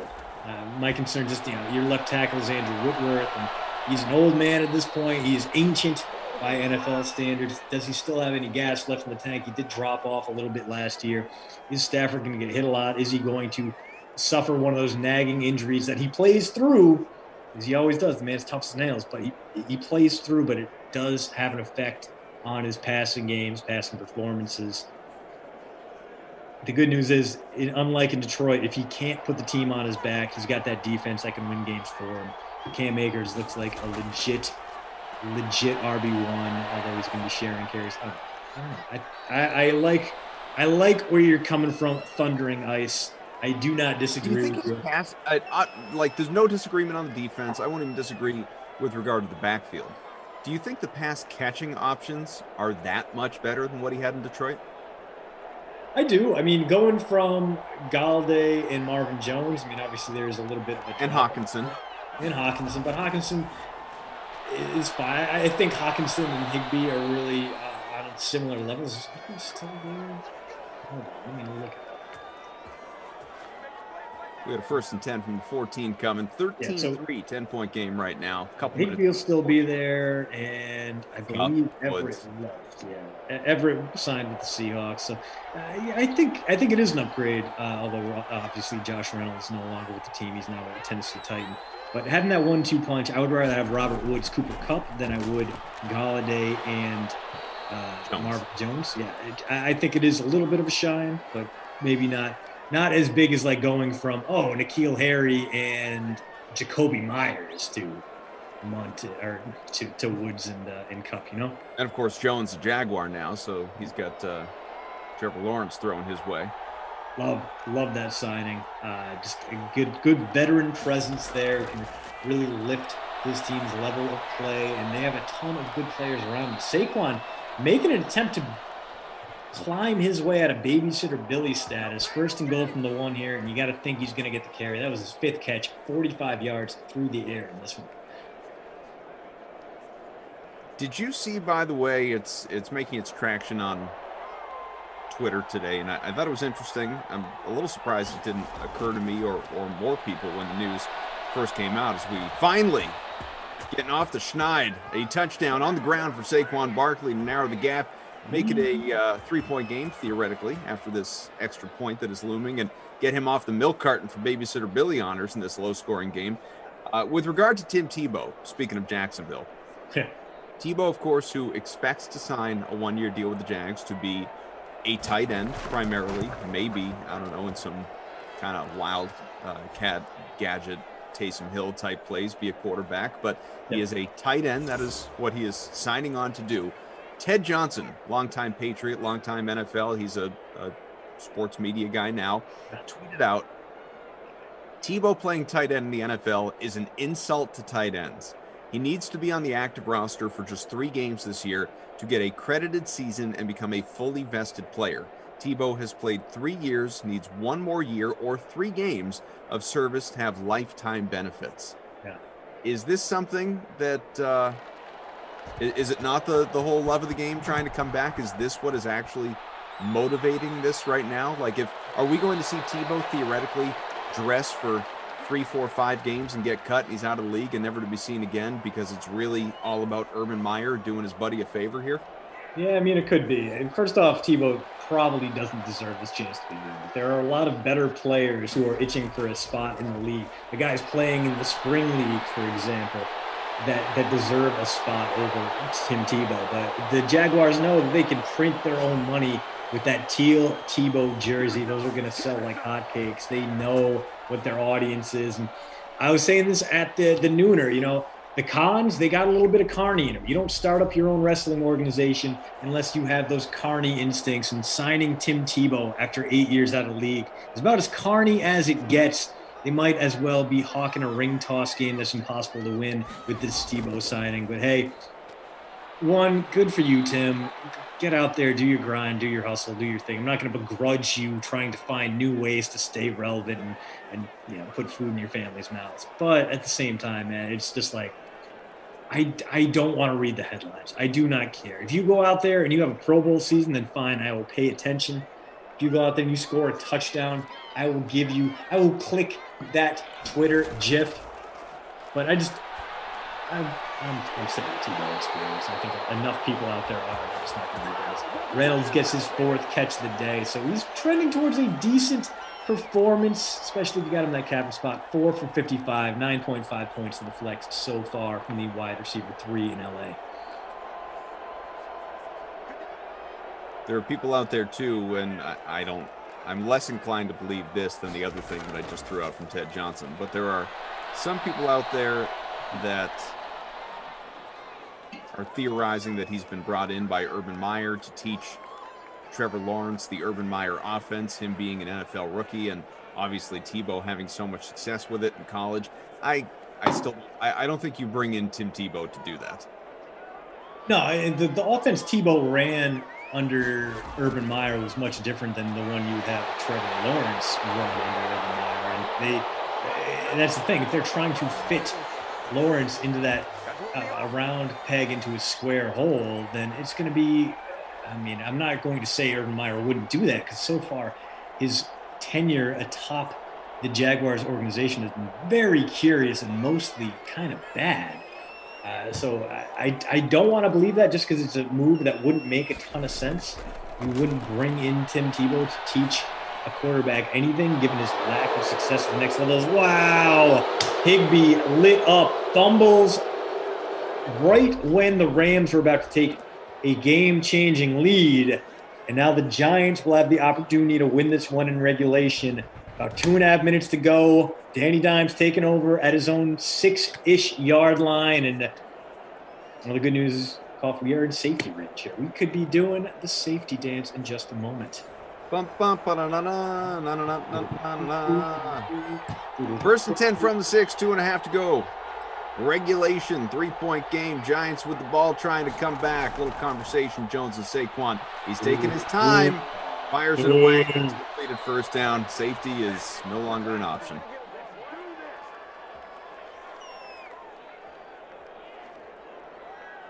I missed it, dude. I had Ted Johnson. I had his jersey, his old Patriots with the flying Elvis on the shoulder pads. Yeah. I had his jersey well into college, and then I let a buddy borrow it for something or other, and I've never seen it since. I had to defer to my Chris Slade jersey instead. I'm very sad. Oh, you got to ask about it, man. That's not right. This is a guy, I mean, I haven't spoken to him in like 15 years now. God damn. Time, man. Oh. Overdue for a phone call, I'd say. Hit that like button. Closing in on 450 watching. Let's get to 175. One big push on the like before we get out of here. Saquon, first down pickup. Keeps the drive alive here. All timeouts available. We're just past the 2-minute warning. Out to the 28. Giants down by 3, but maybe a walk-off in their future. Flagrant foul with a reasonable point here. Nothing wrong with hiring someone you enjoy being around. I'd rather see Tebow get his pension than Greg Hardy.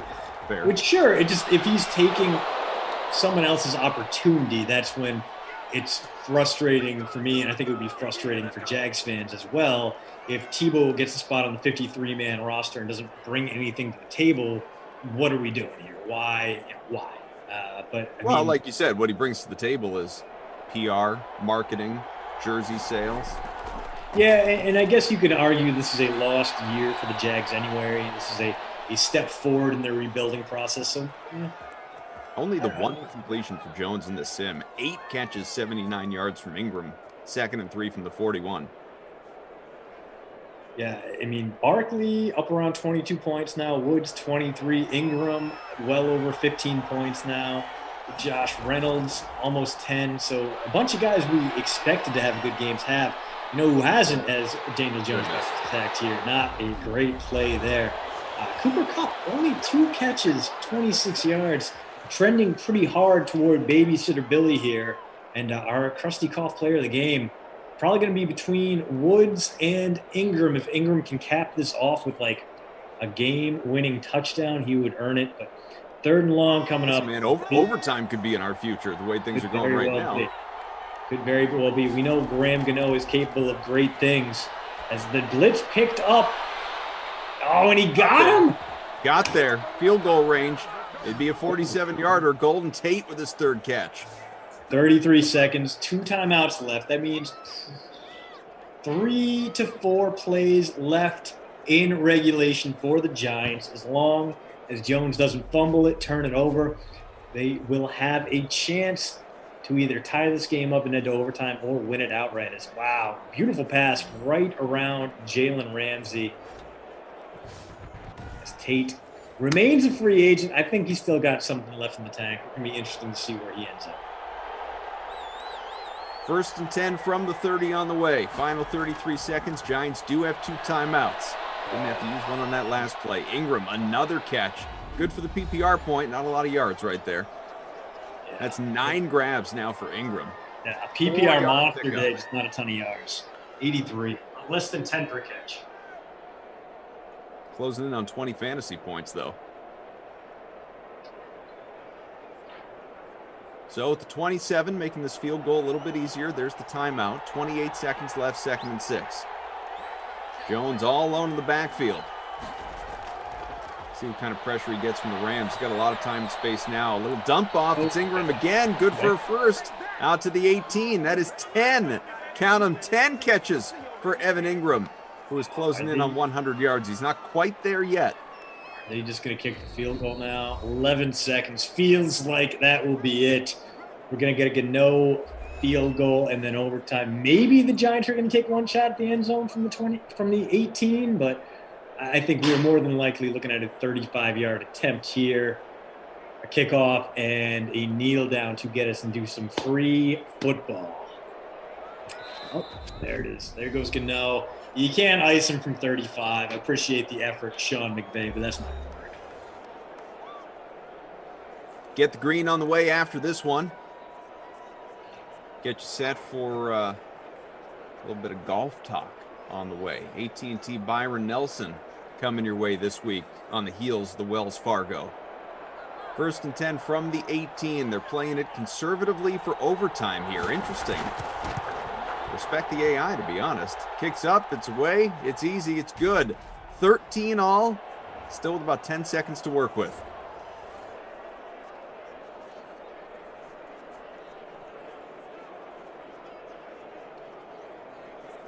CDA, AK, Drew, Undercover Boss Tom, Frangelico, and June. Woo-hoo!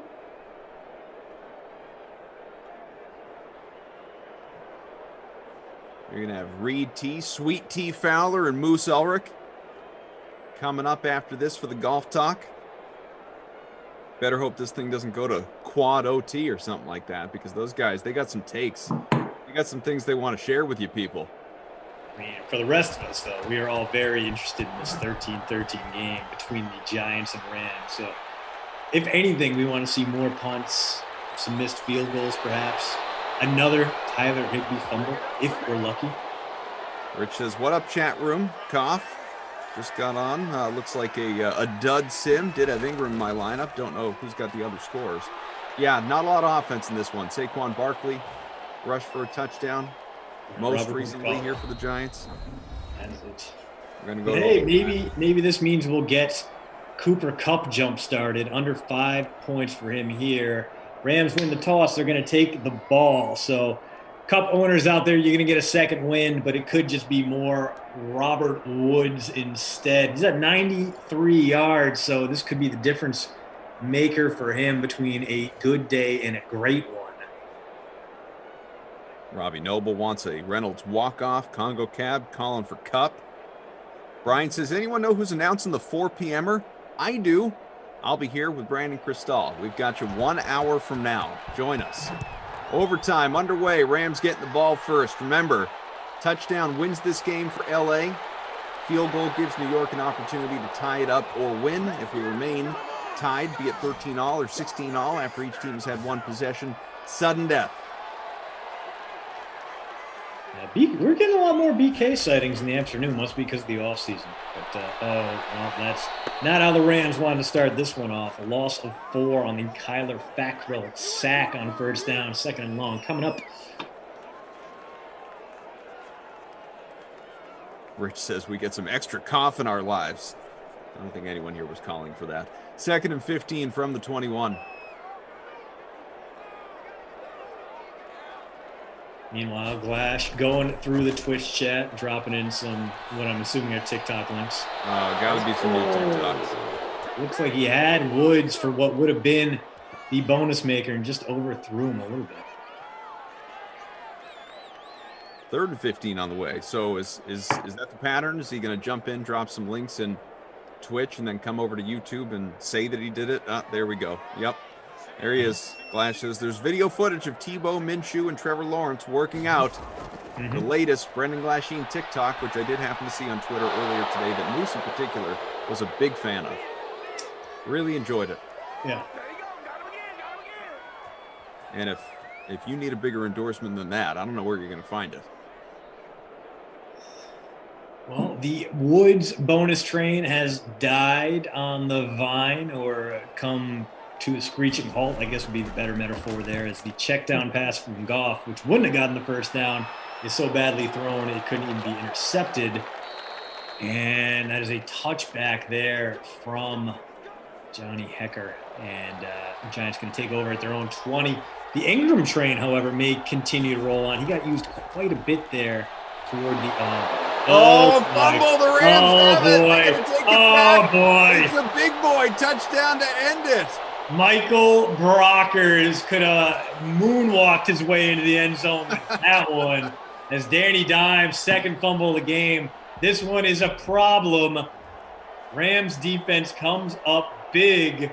LA defends its home turf against the Giants. And, wow, let's just roll right into that post game right now. A couple decent candidates for the crusty cough player of the game in this one. It came down to Robert Woods and Evan Ingram. What about the Rams DST? What about the Rams DST on the winning score? 19 points. 19 points, 8% owned on the Rams DST. Don't get me wrong. Like, Woods was great. Ingram, Barkley, but... Yeah. You know what? 6 sacks and the game-winning turnover. You got it, Rams D. Go off and be profitable. You made the Giants look like the real-life Giants, and for that, we thank you. And for the Babysitter Billy, Not My Kid Award, and this one, I think it might have to be, it's going to be Cooper Kupp. No, it might have to be Danny Dimes himself. Not only for putting the ball on the turf there towards the very end, but how many points did he have? 9.2 in the flex. Not great. Darrell Henderson only 1.7. 17 rushing yards, 37% owned. Yeah, he's got to go. So, Danny Dimes, the Babysitter Billy, Rams D, the Crusty Cough. And, well, that's it for you and I, right, Cough? Yeah, until the next time anyway. But less than an hour from now, I'll be back with BK. We're going to have ourselves some fun, I'm sure, with the Bears and the Panthers. Look forward to that, 4 Eastern time with the Early Bird Special. We want to thank, of course, producer Drew, undercover boss Tom, our technical director, Frangelico, and June and Game Moms. Christian will be back with Kenny Ducey tomorrow at 6 o'clock. But before we get to the next sim, we have got a lot of great live content coming your way. Stay involved in the chat. Ask any and all golf questions you've got, because it is time for E.T. Fowler and Jeff Ulrich to get the green. AT&T Byron Nelson on the way, and so are these guys. Fellas? Hoffman, good to see you, buddy. Christian, better to see you, my man. I'm just kidding. Great game. I'm not kidding. That's exactly how I feel. Great to see you, Christian. Kaufman. Great to see a big guy get a touchdown and finish the game off. So that was fun to see. But Jeff, we have more pressing things to talk about, right? Really do. The AT&T Byron Nelson in its 18th iteration. Of course, this is going to be a new one. Again, everyone that's watching here, Koff mentioned it earlier towards the end of that game, that this is the AT&T Byron Nelson 1 week prior to the PGA Championship at Kiowa Island. We've sort of been counting down, Jeff, over the last handful of shows to next week. But still, we have a pretty decent field when we're looking at the Byron Nelson, something that we were surprised in the industry, I bet, about the strength of this field when you look at the top golfers. What do you make of it? Yeah, it's a weird field. I mean, talked about it this morning. We have a lot of severe drop-offs in terms of talent at like different levels this week. Like you've got, even with DJ not being in the field, Dustin Johnson dropping out, you've got Rahm's here, Spieth is back, Matsuyama's back. We have not seen these guys for a while. So we've got some good top-end talent and some fresh top-end talent, but then you hit the 8K range and like you've got guys in down there like Schwartzel, Aaron Wise. These guys were like 6,800 2 weeks ago. So and you've got even some more severe drop-offs in like the 6K range, right? So a bit of a weird week, very like top heavy, not so great on the back end, but it's going to be fun. I mean, it's a full field event. I love these full field events. You know, if you can sneak 6 of 6s through in these full field event guys, is like 156 players. You get like 3%, 4% ownership on the 6 of 6 lineups in the big GPPs. I love it. I love chasing after these ones. These are my favorite weeks. So hit that like button. If you could, guys, drop your questions in the chat. Reed and I are going to be here for a while. Obi-Wan says, Obi-Wan, aloha, the Pineapple Express. Drop your PGA questions, though, boys. If you got them, we'll be here for the next 40 minutes. Broby, thanks. Appreciate the shout out there. These golf takes are trash, says M. Roach 1128. Mr. Roach or Miss Roach, you're not wrong.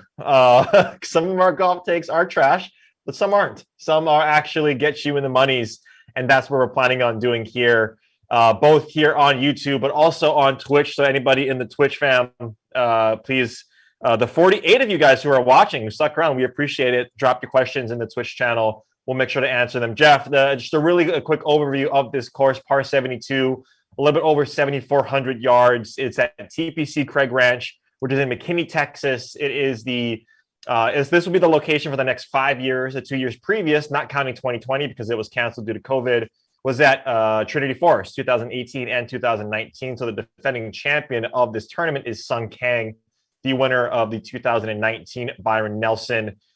This is a course that's probably going to be torn apart by these guys, right? And you take a look at it, if you do the flyover at the scorecard, it just looks like, and then also this course was played twice at the Korn Ferry Tour Championship in 2008 and 2012, I believe. Winning scores were -16, -17, respectively. So in your mind, Jeff, this is a new course. So anything that you say is not what we've heard before. What are your thoughts on it? So it's obviously a new course, TPC Craig Ranch. It is I think it's most similar in construct to what we see at TPC Scottsdale in Phoenix there. So, you know, what you're going to see, I think, is scoring similar to that. I think these guys could tear it apart. I think there's some challenging holes. There's 5 par 4s that are over 450 yards, but Weiskopf, I think that's probably the most similar design to it. But the thing about Craig Ranch is it's a par 72 with 4 short par 5s, whereas TPC Scottsdale has 3 short par 5s. Right. It's going to make a difference in the scoring. We usually see scoring get up to 16, 17.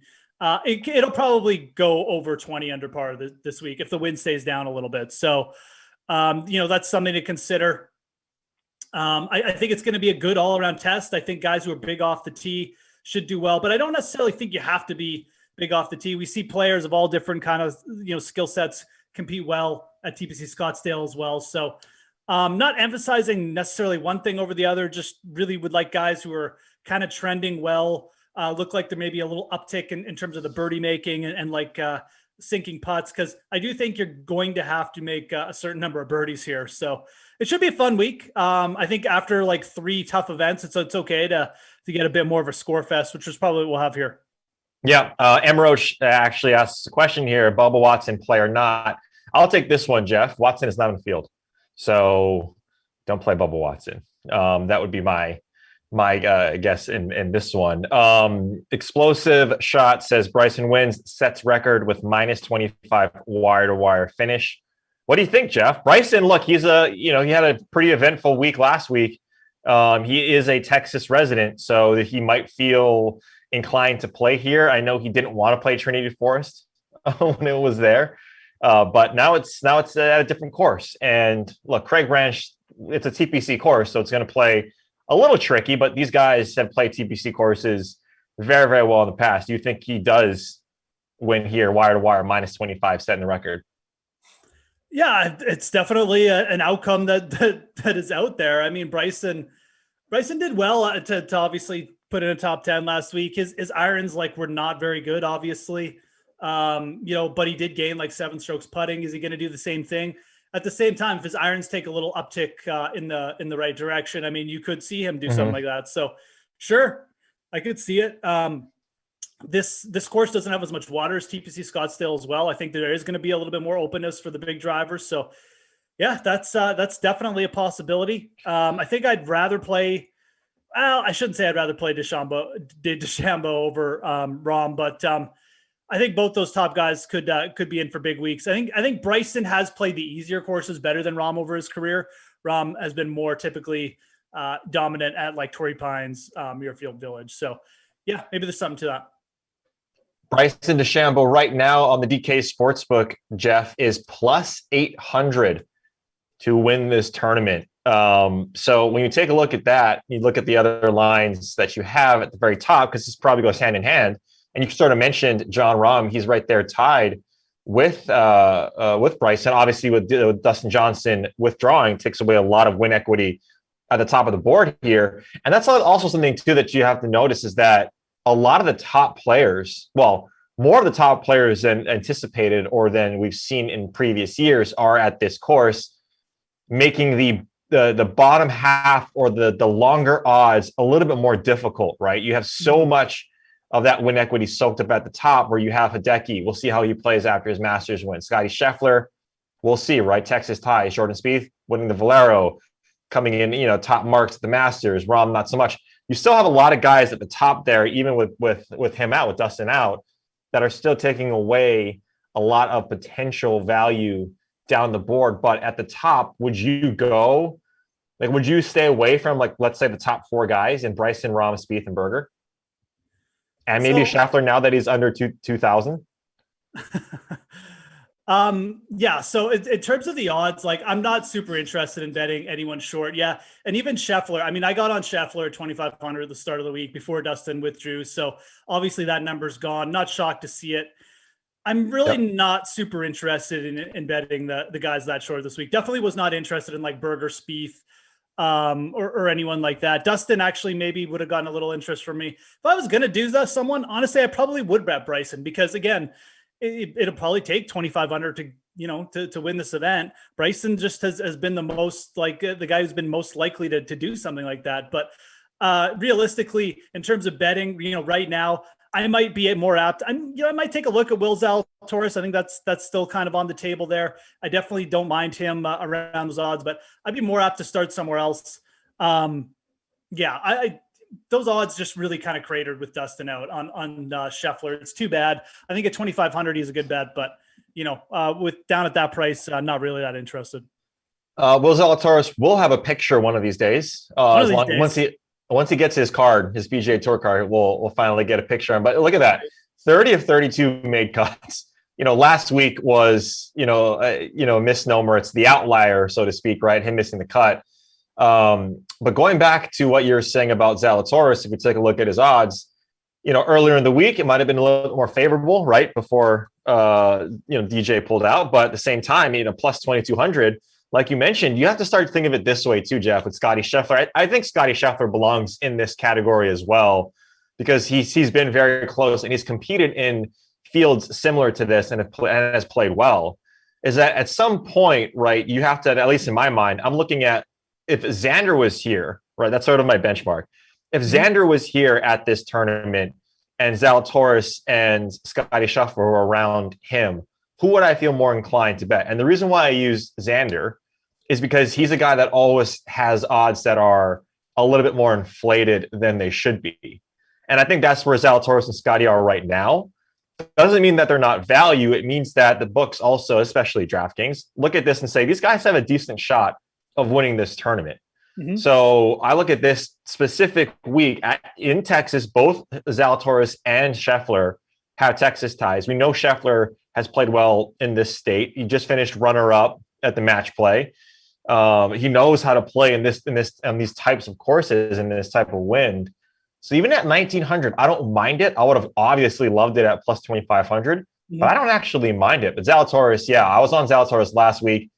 Might have been some hangover of not playing since the Masters. But again, he's right there, man. He is right there. And when he wins, you're going to see the Xander numbers, right? Like the 15, 16 to 1. Same as Rory. When Rory won at 18, 16 to 1, whatever he was last week, you're not going to see that number again for maybe another year. Yeah, absolutely. I'm just going to try and do a little bit of quick research on the fly here with Scotty Scheffler. He is, in terms of just like birdie rate and like guys who could go low, he probably like his chances a little bit better, I think, than Will Zalatoris. It's pretty close between those two. Zalatoris has improved his putting a bit, but Scheffler, like when he gets those irons going a little bit, he's been a pretty prolific scorer. He kept up with Dustin pretty well in that one playoff event where he got to 30 under. So yeah, I think again, to your point, if you're looking for someone down here, I think Scheffler probably would still be my guy.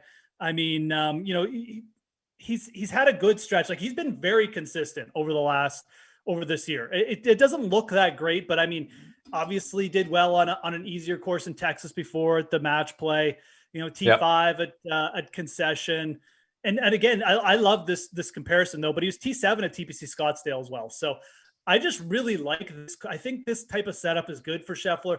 It's not overly tough or long. He doesn't necessarily have quite the length that some of the other guys do. He's fine off the tee. He's really good off the tee, but he's also like a better all-around player than someone because he's better all around the green. So I do like the setup for him. Whether he gets it done or not is a different question, but I don't mind taking a shot. This field is so thin after the top guys that I think you only have to get a piece of one of these top guys for a betting card. And yeah, I mean, it sucks if you can get the like 22 on Scheffler or the 25, but it's probably not that terrible a bet, to be honest, just because of the type of field that he is. We're talking about. Yeah, Choker asks, Moose and Sweet Tea, what are the stat metrics you guys are targeting for this course? Is it approach? Spieth seems to be dominating that. So what are the key stats that you're looking at this course, Jeff? Yeah, so for me, it's kind of just like a week where there's nothing super that I'm emphasizing. Maybe a little bit strokes out gained off the tee, but I'm mainly just doing like a big blend of guys where are they trending well and putting, maybe emphasizing around the green and like birdies are better gained, I think is something I definitely want to look at. Guys who've just been giving themselves a lot of opportunity. So I think it is going to help. I think the course is going to help a little bit guys who are strong off the tee, but again, not to the point where you can't play the shorter hitters. Like I think TPC Boston is another good one. And again, it's another course where Scheffler played well. So Dustin ended up winning there at like 30 under, but that seems to be like the type of week here that I think we're in for. So again, nothing too crazy, but maybe a little bit strokes off the tee. I think it's just a good week to kind of blend in the main strokes gained categories and go from there. Cause it is really what I call it's an all around test where, the big hitters will get some benefits. You can emphasize driving distance a bit, but the rest of the game, you're not just going to win by just hitting irons close because you're going to have to sink birdie putts and kind of vice versa. Right. So. Yep. If you guys use fantasynational.com, which I'm sure Jeff and has been using, I've been using it since inception. It's been a great tool. Greens and regulation. If you take a look at what happened, what the Corn Ferry Tour tournaments, what led to success there was greens and regulation. right? But greens in regulation is kind of a misnomer because you could be 50 feet away, and that's a green in regulation. That's not really going to give you a birdie shot or a viable birdie shot. Well, Fantasy National does why it's so great, and this is not a sponsored spot by Fantasy National, mind you, is they do what's called opportunities gain, which is 10 feet within the pin, either on the green or off the green. So a little bit of a higher or more accurate depiction of what your chances for birdie is. And so I think that's something that I'm looking at if you're using Fantasy National. If not, proximity, right? Look at overall proximity to the pin. If you want to get more specific, the 150 to 175, I think, is going to be key. But in terms of what Jeff was saying, birdies are better gained on Fantasy National over the last 24 rounds. Here's the top 15, Jeff. Jordan Spieth, Sam Burns, Bryson, Berger, Brooks is at 5th, Keith Mitchell at 6th, Scotty Scheffler there at 7, DJ was at 8th, so Matt Fitzpatrick goes to that 8th spot. TPJ, the Wizard, he's at number 10 over the last 24 rounds. Yeah, Mark Leishman at number 11, John Rahm at 12, Snedeker, who's an interesting, deeper play, plays well in Texas at $7,400 on DraftKings. I believe he's at plus 7,000 on DK Sportsbook right now. He's at 13th. Will Zalatoris at 14th, and Rafael Campos at number 15 there. So those are TPJ. Like he showed up. What was that? Was that last week or was it 2 weeks ago? Where he was up there on the leaderboard. Last week, wasn't it? He was up there for a bit. I can't remember. Yeah, he was up there for a little bit. But those are some of the names. And birdie or better's gain means birdie or eagle. And like Jeff mentioned, all the par fives are gettable because they're very short. So these guys are going to have a field day on those par fives. So that's something to take a look at. I agree with you. It's an all around. It's an average size green. It's like just under 7,000 square footage of green, which is an average size. So you don't have to necessarily be extremely precise, but you always have to be precise with your irons. I think it's going to be a big putting week, right? Like like Jeff mentioned, you're going to have to sink some putts. And so bent grass green putters, don't weigh too much into it. But I like seeing guys that, for instance, I think Bo Hostler is interesting, is that he's way down the board, not playing well at all. Like lost 1,000 strokes putting last week, but he gets back on bent grass. He's a Texas kid, so he knows how to play in these conditions. And maybe that gives him a better feeling that he's on a green surface that gets him there. So if you want to take him as a flyer on DFS, if you want to look at him as a matchup, I think he's someone that, for this example specifically, I like bent grass putters. Not so much that this is a main stat-like approach, or even off the tee for that matter. Absolutely, dude. Bent grass greens a little bit. You could think about looking at like bent grass splits as well, but again, it should be a bit more of a scorer week. So if guys have been coming in a little bit loose with in one part, and it's been leading to a few more bogeys, I wouldn't worry about it as much here, but it should be a fun course in terms of just seeing a little bit more scoring. So all those guys, it's a good run through by Reed there. That is definitely something, like I said, birdies or birdie chances. That's something in terms of just, modeling. Again, it's not so much about like one specific area of a game this week. I think it's more just about who's giving themselves the most chances. So question here from Reggie C. Jeff. Okay, we know you probably want to pick a couple of the faves who are expensive, but who are the value plays? I'm trying to pick 2 to 3 cheap cats that may do decent. And that kind of goes into what Simon Slays 2 on Twitch says, looking for one value play $7,100 or lower to fill my lineup. Any suggestions? So a couple of cheap plays. Let's do the mark at 7,500 and below. I think that's no, take that away because Doug Gim is at 75. That's too easy. 7,400 and below. Who are your favorite plays down in that range, Jeff? Okay, so I'm going off a little bit more off like recent form here than anything, but I think the chalk is going to be Johnny Vegas. I'm not like super high on him though. He's a dude who again is striking it okay, but really isn't burying his chances lately. So I'm not sure how big on him, but he's fine. I think he's a fine play. If I was going to go down here, I'd probably go more for the upside with a guy like Rogers or Wyndham Clark this week. Rogers really kind of picked up his game a little bit. I'm kind of bullish on him, to be honest. I think a little bit of an easier setup. a guy who should, sprays it a little bit off the tee, but he's still big off the tee.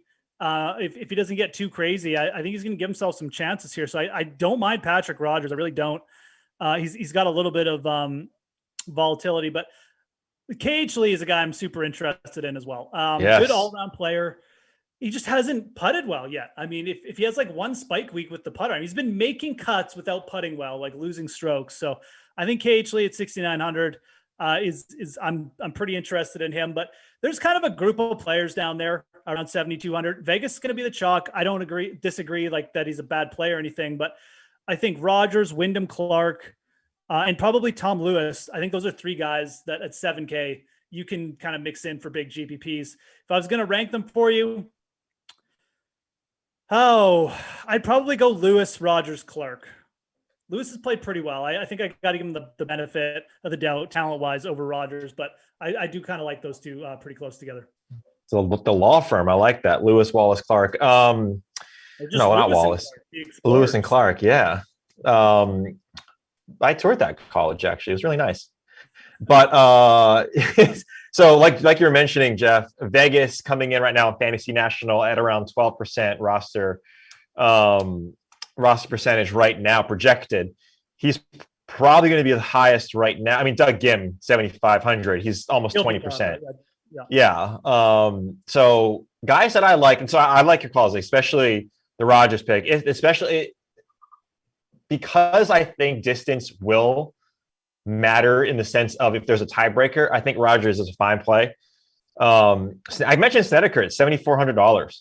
Like he's someone that needs to play well. Like he's sort of in that in-between stage right now where he's had some decent finishes, but he still needs to be playing well, to keep pace with these other guys and to stay on the PGA Tour, which is weird to say. And he's been playing like he's been trending right now. And we kind of see this, Jeff, with the resurgence now, Hidekis, the Spieths, right? Like these guys that are coming back into form. Maybe Ricky has something, maybe he looks at that this week and says, hey, I need to actually earn my spot at the PGA Championship, even though I'm going there on a special invitation. But look at Snedeker, right? 11th at the Valspar, 42nd at RBC, 6th at the Valero. Like the comps that you wanted to take a look at this course, like Jeff mentioned, there were a couple, but look at Trinity Forest. That's one. Look at AT&T, TPC San Antonio, right? That's another one. That's not the same, but it kind of paints you a picture of how these guys have played in the state of Texas. And that's where he gained almost 8 strokes with his irons. So Snedeker is someone that I'm interested in at $7,400. And then if I'm going below that $7,100 and below, I think Wyndham Clark I think he's the guy right now at 7 flat. I think you take a look at him. But someone that I'm interested in even below that, Jeff, and this might be a little bit too far off, and you don't want to, if you have 71 to spend, you can go down this low. Is Sung Kang, is the defending champ. Look at his past performances where he's played well. It's in Texas, right? It's a second or runner-up, I think, at the Shell Houston. And then he won this tournament back in 2019 at Trinity Forest. Granted, he putted the lights out, but he's, I believe, a resident of Irving, Texas. And I think he's a member here as well. I think Josh Culp was writing about that. I think he mentioned that he's a member at this course. So $6,500, if you want to take a flyer on someone, I think Sung Kang's the guy. Here's the thing about under 6K too. Like all these guys are like pretty much anyone under 6,800 they have terrible form. It's not like you're missing out on guys down here if you're playing a guy like Sung Kang. Like right. Sung Kang versus who is like, there's not even going to be a chalky player down here. So it's not like you're pivoting off of like a really good play to play Sung Kang. Like all these guys have warts. And I talked about this morning too. I'd rather play the Texas narratives down here. Like you might as well just do it. Guys who pop up in Texas, like Bo Hosler is another guy who's from Texas. Bronson Borgoon is kind of interesting as well. He's from Texas. He's actually played okay lately. Borgoon might be like the most interesting play down here just from a recent form perspective, but everyone else kind of stinks down here, to be honest. So I am almost like getting behind this Sung Kang play, if I'm to be perfectly frank. Nothing tells me that he's going to play well, but he just a Texas guy. He's from around here. And that's what he's done his whole career. Has gone like terrible. Oh, I'm going to play like amazing for 3 weeks. and then he just goes back to being terrible. So why not start like a new kind of run here? It could easily happen. I don't have the latest course info on them. Typically, I actually try to avoid guys who it's their home course. They just always seem to like be a little bit too much pressure, perplexed by the different setup or something, But it could definitely work out. And like I said, there's really no chalk down here that I can just be like, oh yeah, heavily recommend this guy. But Borgoon, a Texas guy, Hosler, a Texas guy, Kang, a Texas guy, Sean O'Hare's a Texas guy too, my guy. So yeah, your boy. That's kind of, if you're gonna go down here, play the Texas narrative. Absolutely. How about this guy on screen? If we can, Aaron Badley, right? A $6,300. Would we be surprised if Aaron Badley pops up on the leaderboard? I wouldn't, because that's what he does. He just pops at some of these courses. And look, if you take a look at his past, appearances, it's not like it's not even like the secondary, tertiary tournaments on tour, right? It's like the tertiary, Corrales, right? The Puerto Rico Open, like the Pro-Am Farmers. He hasn't made a cut really of notoriety since the Sony Open, where he finished 41st. Yep. But $6,300. He's in Texas. We've seen him play well in Texas, and in this tournament specifically, and not obviously not at this location. Stephen Bowditch won when it was, I think, at Four Seasons. Like I mentioned, Jason Day has won a match play. He's done extremely well in the state of Texas. Mark Leishman, runner-up at Trinity Forest. I mean, there is a trend with guys who have not just Texas ties, but are Australian-born, because it's faintly similar, right? They feel comfort on these courses. Hard, it's hot. The greens are fast. They have to be savvy around the greens. That's why I wish Cam Smith was playing. But if Cam Smith was playing, he'd be like 15-1. But that's the type of player, like you mentioned, I want down in this range. Jimmy Walker was also someone that I tried to convince myself I wanted to play, Jeff, because he's another Texas guy. His driving is out of this world bad. Jimmy Walker bad. Is exactly, he fits in that group as well. He's been putting a little bit better. He's made a couple cuts. He's actually made, I think, like 5 out of his last 6 cuts. But he's Texas. He's a dude who, he can get hot with the putter. I think this course too might actually help a guy like Jimmy Walker, where there's not that much trouble. Like there's not that much water on the course. Only a few holes. So I think the fairways, from what I've read, are pretty big here. They're pretty wide. Walker, if he just picks it up a tiny bit with the ball striking and the putter keeps going, he's a Texas dude. He's got the win in Texas from earlier in his career. He's played a little bit better late, at least more consistency. So 6,300. That's probably where I'd go down there too. Maybe him or Kevin Tway. Yeah, Kevin Tway. Walker plus 40,000. Really talking a lot about these scrubs. I like this. I know. Well, because look too, right? I mean, the favorites, absolutely. You can go after them. You don't need a lot of convincing. When you look at the top guys, it's really these guys who are going to fill your lineup who are going to outperform. Not to say that Jimmy Walker is someone that's going to outperform, but he's someone that you could think about, right? Bo Hostler, Jimmy Walker, and everyone do your own research, because we want to make sure that when you guys hit it, we're going to help. It's someone that you guys picked. But you're absolutely right, Jeff. Like, this is a tournament. The average odds of this tournament, if you span like over the last 7 years at different courses, is like somewhere close to triple digits. It's like 100-1, like plus 10,000, right? So it's these deeper odds. And granted, we haven't had a field like this, Byron Nelson, in a long time. Yeah. But that's what you kind of have to do, I think, at this course, is trying to find these guys. And this is actually something that's I remember this question from Charlie. He goes, "Hey guys, not relevant, but remember what this is a humble brag as well. But remember, I was asking about Phil last week. Shout out, Charlie. Nice call. Kind of faltered a little bit after the first round. Would have been a good first, like a first round leader bet. So do you have any, first off, do you dabble in the first round leaders? And B, do you have any early FRLs on the card right now?" Ooh, the first round leaders on the cards here. I mean, I usually go off tee time, especially in Texas, with the wind and stuff. That's probably where I would be aiming at. But yeah, let's here. I'm going to bring up a tee sheet, and we can talk about first round leaders for a bit here. So, and what's your strategy when you're Go ahead. No, yeah, I was going to say, I mean, when the nice thing about a field like this too is you're going to be getting a lot of dudes at just like massive odds. So when I'm doing first round leaders, the bigger odds, the better. Definitely just going more for pure value, guys who maybe should be 100 to 1 or at 200 to 1, kind of things like that. I don't worry too much about like, some players are going to be more prone to starting fast, I guess, but I'm really just more worried about, like, am I getting a big number? That's what I want. So right off the bat, I'm seeing Patrick Rogers as a nice early tee time on Monday. I like that. I already mentioned I like the way Patrick Rogers played last week. Basically had one bad round. That's it. Let's see who else is going off early here. Aaron Wise going off early. Aaron Wise. Yep. Both on the same page here. I think Aaron Wise is the dude who, for a first round leader bet, I could get behind that. JJ Spawn, if you want to get a little crazy, he played okay last week. Bronson Borgoon, I think, is a good first round leader target for sure.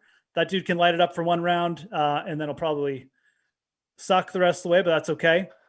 I don't want to give out too many. I think those guys would be like the main guys. Roger Sloan's played okay. He's typically not like a big first round guy. Yeah, I'm going to limit it to that. I'm going to say Bronson Borgoon, Aaron Wise, and Patrick Rogers. You got anyone else you want to add? Here's something. Yeah, no, here's something interesting too, Jeff, is that I think the front nine is really where these guys are going to go absolutely crazy and go super low. Right. Yeah, right? I noticed that. The back nine looks a little bit tougher coming in. Yeah. A little bit tougher. Yeah. I mean, you still got your 2 par 5s, but I mean, look at the front. First hole is a short 431 par 4. Then you got number 3 is 420 par 4. Like, I'm just looking at the scorecard. I'm not looking at like, I did a fly over the course. It doesn't look too bad. There's a lot of bunkers out there, but these guys are great out of the bunker, so I'm not too worried about that. Then a par 5, 569, and then the 9th hole, par 5, 564. And then that short par 4, number 6, 361. I mean, other than the 2 long par 3s, you could see guys go 6 under on the front 9. So if that's the case, you want your guys to start out early, right? You want them to have that cushion maybe going into the back 9. And so when you're looking at that, I think you're absolutely right. I think there's guys at the top of the leaderboard there that you're going to want to, or excuse me, at the top of the tee sheet that you're going to want to attack, especially in the state of Texas when it gets really hot. Russell Knox was someone that I was interested in. Maybe like first round leader. I don't know about that because I don't really see him as a guy who starts super hot. He's just consistent all the way through. He's at plus 6,600 as a first round leader. You would think he's a short hitter, but when you take a look at courses that are 7,400 yards and above and strokes in off the tee, he ranks pretty high. Like you would think, oh, he's not that good, but he ranks fairly high. He's just he's terrible on bent grass of recent, but Russell Knox is someone that I'm interested in. He goes off at 745 with Andrew Putnam and Greg Chalmers. He's someone that I'm interested in. And Sebastian Munoz was the other one, Jeff, where I wanted to talk myself into playing Sebastian Munoz. It's just currently he's just not hitting the ball well. But he's someone too. Like if you're going after first round leader, he's at plus 8,000 right now. You got to find these guys that have done this, right? That have gone out and just gone nuclear with their putter, and they're just birdie making machines. And that's essentially Sebastian Munoz this season. Like he's been that guy. He's been like the Joe Damons, right? The Howard Varners, when they're like these guys who just come out hot. Sebastian Munoz for a short period of time was that player where he just went off and he was making a ton of birdies. So he's someone else that I'm looking at. He's playing with Michael Kim and Troy Merritt at 756 going off the first tee. I don't mind that. He's T9 last time he was in Texas. Yeah. I mean, he's missed a few cuts, but who cares? I mean, he made the cut at the Masters. It's fine. Yeah. I mean, a lot of people played bad last week too. So I think it's a better setup for Munoz too. Like you said, he's more of a birdie maker than a guy who wants to kind of grind it out. So yeah, I like that call as well. Emerson Latzia. I guess he wants us to know it was his birthday yesterday. It's weird that it's over now. Yeah. He's someone that wants us to know about, his birthday. That just doesn't fit Emerson's personality. That's so weird. He says, do not forget, the last time the tour was in Texas, Spieth won the Valero Texas Open to snap an agonizing 4-year winless drought. What do you bring to the table, Latzia? If you're going to come in the chat and take up the real estate from the other people here. We need to bring some value to it. Yes, thank you, Captain Obvious, for letting us know what Jordan Spieth did the last time the tour was in Texas. What's his chances? What are his chances this week, Jeff? Spieth's never finished inside the top 20 at this event, so I don't want to say his chances are like nothing. Obviously, he's playing great golf, but he's not my pick to do it. He hasn't played since the Masters. I think he's looking at this week as a little bit more of just like probably a fun event to get some competitive practice. It's a local event, so he has more off-field stuff going on. I think Spieth would be pleased with like a T15, a T10 here. And like I said, he's never even accomplished that at this event. So I think he's overpriced for DFS with Berger and Matsuyama kind of underneath him. If he was kind of the same price, I'd be interested. But I'd rather just take a shot with like Hideki. Again, Hideki, another player who's really done well at Tom Weiskopf venues, specifically and mainly TPC Scottsdale. So I don't know. I won't be shocked at anything Spieth does, playing really good golf. But I'd rather go Hideki or Berger this week. Yeah, Berger's interesting. I thought Colonial was an interesting comp to the Charles Schwab. Something that you see that it kind of calls for the same stuff all around type of game. Last year's event was a little bit different, right? Because it was coming off. It was the first tournament off of the shutdown. But Daniel Berger, that's where he won. Right? That's where we were like, where he left, where he picked up where he left off after the shutdown, and before he was playing really well. Of those three, Jeff, how would you rank Spieth, Matsuyama, Berger? I'd probably go Matsuyama, Berger, Spieth. Yeah, I think I would probably go Berger, Matsuyama, Spieth. Yeah, it's really close between these three. Berger kind of maybe doesn't get involved in terms of like the talent discussion, but like he should be. His start to the year and realistically, so his last year, he played better than both of those guys. He has played. He's got 2 wins. He's got a numerous top 10s. Like he was like a top 10 machine last year.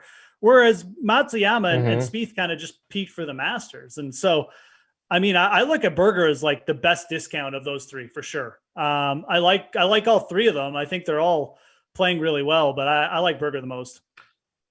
Bill Span 777-11 asks, Cam Percy could be a decent punt. Well, it doesn't ask, statement. Cam Percy could be decent in that punt range. Cam Piercy right now is $6,600. And you see there, Jeff, on his player card, a couple missed cuts at the Valspar Wells Fargo. 74-72 at Valspar, 72-76 at Wells Fargo. So hasn't shot. Well, then you go back to the Valero Texas Open, 76-80. Hasn't shot in the below 70 in his last 6 rounds. Probably 7, right? If you're counting the Honda Classic as well. I'd probably stay away. Even though the Australia narrative is there. And we've seen Cam Piercy in some spots be like, Cam Percy is still on tour. I'd rather go elsewhere with guys that are in that range. I'd rather go to Bronson Burgoon there. Percy is like a 47. He had his little run. I'm not interested. He could be like an Aussie and Texas thing, but yeah. At the same time, I'm not gonna like everyone in this range is like, they're all, like I said, there's just no real like huge chalk you can point to. They're all a lot of guys have the same recent form as Cameron Percy, but I think I just have a little bit more reasons to play other players in this range. And also, again, you try not to make a habit of like playing the old guys too much, at least in my opinion. Like I think you get better upside with guys like Burgoon, even a guy like Sun Kang. So unless it's Stuart Stink. If it's Stuart Sink, then you have to play him because in his own like realm, he's basically like Phil Mickelson, So did you hear that he and his son are a really good caddy and golfer pair? Did you hear about that? Because that's all they talk about. Like that's all the telecast talks about. How good of a caddy the son is and how beneficial it's been to. Which, like, to their credit, it has been. But like, say it once, guys. Yeah. Like, say it once or twice. We don't need to hear that the father-son duo is doing well. But no, like everyone deserves their time, right? And Stuart Sink right now is playing really, really well, but he's not in this field. Any thought, Jeff? We haven't really talked about the $8,000 range. It seems to be a dead range where not a lot of people are going towards, which could be the reasons why we want to play for GPPs. But, it starts up top there. I mentioned Jason Day at 8,900. He's my favorite in this range. But that's where it starts at 8,900. You get Siwoo, Harris English, Thomas Peters, Lee Westwood, Aaron Wise is there. We kind of touched on him. And then Cam Champ is at that $8,000 flat. Yeah. Any love for the $8,000 range? This range is, I mean, you've got so many guys here like overpriced compared to what they've just like, everybody got a bump. Wise got a bump, List, even Kuchar for some reason, Mitchell, Schwartzel. Like these are guys with Schwartzel and Mitchell were like 7K last week. And now they get like one good result and we're supposed to just trust them. I hate this range, but I do like two players in the upper 8K range. Day is one of them. I like Thomas Peters the most though. I do not know why people are like anti-Thomas Peters at all. 8th at the team event. And then you look, he's made 6 starts outside of the team event in 2021. The worst finish he's had is T13. He's got like top 5s over the Euro Tour. He's played well in like the Corrales and the Puerto Rico. I get that those are weaker field events, but it's not like the field this week is that much better. I mean, this is a dude who's 6th in strokes gain approaches over the last 50 rounds. Like he is playing really good. And if people remember, like he used to be like the up and coming talent dude. So he's a fantastic talent. So I'm all over Thomas Peters in this range. I love it. You know, give me like 5% own, please, or less. I don't mind taking a shot with Day, whose ball striking is still fine. He just like he's losing he's lost strokes putting 2-3 events in a row. And when that club flips for him, I mean, you could just see him pour out like a top 15, top 10. So Low and Jason Day, I'm interested in, but to be honest, my favorite play is Thomas Peters. Chucker asked, is the Zalatoris machine running out of gas at 9.7? I'm not too concerned with it. You know, like he wasn't like terrible last week. He just like he lost strokes on approach for the first time in like 17 starts or something. Like it's not that big a deal. I mean, he's bounced back so well, and with the putter, he's bounced back. I wouldn't worry too much about it. You know, he could be going through a bit of a lull, but I think you just trust what we've seen, you know, trust what you saw at the Masters. I like Scheffler a little bit better because of the discount, but realistically, I like both those guys. And I play them both over Fitzpatrick. Charlie asks, isn't Sergio about ready to show up, Jeff? $9,000 flat for Sergio. Texas, you know, we saw it at Austin. CC, like Texas is where, you know, I think that's where his residence here in the United States is in Texas. Yep. So there's a Texas tie with Sergio at $9,000. Is Charlie right? Is he primed and ready for an explosion? 2 missed cuts at the RBC Heritage Masters tournament, but the players top 10. What do you think? Yeah, Sergio. I mean, Sergio and Day are kind of like similar, right? I mean, they've both won this event before. They've both been, you know, Day's actually been hitting it better than Sergio, for being honest, over the last little bit. So, but Sergio, quite frankly, has better results on the year. So I don't know. I mean, I'd still rather play Sergio or Day over Ryan Palmer, who's going to be really chalky. Probably, Leishman's interesting, but you know, Palmer's probably going to be the chalk here, and I just don't really know if he's the best player. So. Yeah, you could go to Sergio. I think I'd prefer Day. I think Day's shown a little bit more that, you know, again, he's just like one hot putting week away. So, but both those guys carry some pretty intriguing, you know, possibilities. I think Sergio will turn around here. I really do. I think he'll make the cut, but I don't know. I mean, I don't even know what the upside with Day is, to be honest. I mean, I'm just banking on the fact that when Jason Day has put it together for good weeks, he usually comes in the top 10. So it's like either boom or bust. It's like all or nothing. Like he's not making cuts. But when he does make the cut, he's like going for top 15. So I'd probably rather play Day, but I think Sergio has some similar possibilities. Day's last win, Jeff. Do you know where it came? When it came? Jason Day. Wasn't it the Wells Fargo at 2018? Yeah. So basically the Wells Fargo last week. Basically 3 years ago today. Yeah. 3 years. Again, we've seen players get back right into form a little bit. Rory, Rory, Sink. This is sort of the comeback here. Everyone loves comeback. Jason Day coming in at single-digit Ross percentage projection right now, as is Sergio Garcia, both below the double-digit mark in Ross percentage. Definitely GPPs if you want to get off the Ryan Palmer chalk. I think those two are fine. I'm of the Jason Day camp. I think he gets it going this week. I think the conditions set up for him as well, but he's someone that I'm fairly interested in. in playing here, Jeff. We have a few minutes left, everybody. So make sure to smash the like button, hit the subscribe button, the notification bell to make sure you guys know when we're coming online. There's obviously more sim games to come. This is the, what is it? 4, 6, 10. We have 3 more. So this is the halfway mark. Right? 4, 6, or no, 4. I can't even remember these days. 4 more. Almost a halfway mark. Let me see here if we have anything on Twitch. Bills fan, I think, trying to talk himself or herself into Cam Percy or out of Cam Percy. I can't really make it out. I guess, Jeff, when you're looking at betting, there's a question from one of our producers here. I'm an amateur bettor, but never seen the nationality props. If you like someone to win, worth going in on it with taking them in their nation prop as well. Yeah, I've done that before. But generally, you want to make sure you're getting a good number on the nation prop as well. Again, as Reed kind of clicks over here, I mean, if you like, trying to think off, like maybe you like Peters in the outright market. He's got a good number. He's plus 7,000. What is he in the European market? I mean, he's tied with Alex Noren. I actually don't mind those odds. So you could take them both because Peters could end up top 5, but he could easily end up as top Euro as well, right? So something like that. You just want to make sure that you're still getting a good number in the nationality prop if you're going to do that. So make sure you're kind of comparing, contrasting.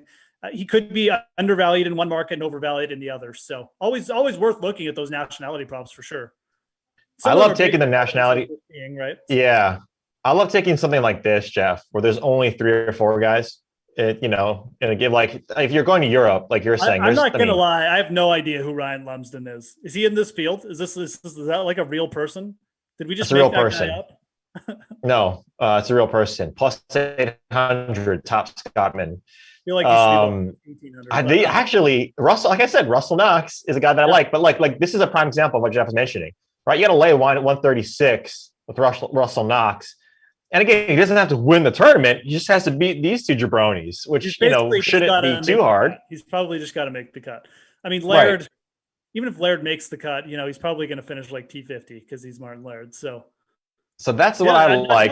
I mean, I know we spend a lot of time talking about outright betting, but like it always behooves you to go in all the markets for the golf. There's always something, especially in majors, there's usually a few extra markets, but can often find some interesting values up here. Like I think the Russell Knox play is interesting. You could pair him in a parlay or just bet him straight up, which is probably a smart move. But you could even go down further. I mean, Martin Laird. Any love for there plus 2,800. I guess there's a lot of bad Euros in the field this week. Anyway. Oh yeah, a lot of guys coming over, right? Because they qualify for the PGA. Did I see Luke Donald in there somewhere too? Is he down there? Luke Donald. Oh yeah, there he is. Sebastian Kaplan is an plus 125 top Euro. That's not terrible. Jonas Blix, where have you been, buddy? It's been about five years since we've seen you. Oh. But yeah, this is these nationality props. Like make sure you're not going all in unless you have a certain leverage over what Jeff and I have in terms of dissecting the nationality props. One last question, Jeff, because we only got a couple more minutes to go until we have to hand it off to the guys for the 4 p.m. sim, which will be Kaufman and Cristal. That'll be Bears at Panthers, a Justin Fields, Sam Darnold potential matchup that we'll see next year. Pretty exciting for that, or for that, excuse me. Here's interesting: to make the cut or to miss the cut. Do you have any leans, maybe at the top guys, who are going to miss the cut? So I know this is early, right? This is Tuesday. You don't want to, it's like betting the under. Like it doesn't feel right to bet against an entertaining game or to bet for someone to not make the cut. But do you ever play these to make or miss the cut? And if you do, strategy wise, do you go at the top or do you try to kind of get in like that even money range? I mean, it all depends on the players. Like, I think a guy like Brooks Koepka is an interesting miscut candidate. I mean, I don't know, is he even on there? Like, are they even giving? I don't think he's on here. They might not even be giving him just because. Oh no, there he is. Oh yeah, right here. No, missed the cut. Plus 225. I mean, look, Brooks hasn't played golf. He's played golf once in like 2 months. He could barely bend down to pick up the ball. I'm not saying it's like a stone cold lock or something, but like, he could easily come in here and have just one terrible round or just have trouble making enough birdies. Maybe the putter gets cold, right? So I think Koepka, we've seen him miss cuts at regular field events. The narrative around him is he doesn't care about these events. So that's probably the top player I target. In terms of guys just further down, it's really just about, more about value. You want to more of the volatile guys. And there's some players who are just so good at grinding through cuts. Like Luke List is a good miscut candidate. I mean, Luke List could keep striking the ball well, but he could also just lose 5 strokes putting. I think he's a great miscut candidate. It's no diss against Luke List. It's just, that's the kind of player he is. He missed 2 cuts and then he'll finish T5. So I think that's another player, just of the, we're getting, Brooks Koepka, Luke List. Those would be my Jeff, top guys right there, if I'm being honest. I won't Maybe bet this because Yeah. I like Hideki, but you talk about what it's like after you win a major for anybody. It's like a whirlwind. This guy had the entire country on his back for the last 10 years, if not more, of the best golfer to come out of Japan. And now he's won the most prolific major in all of golf.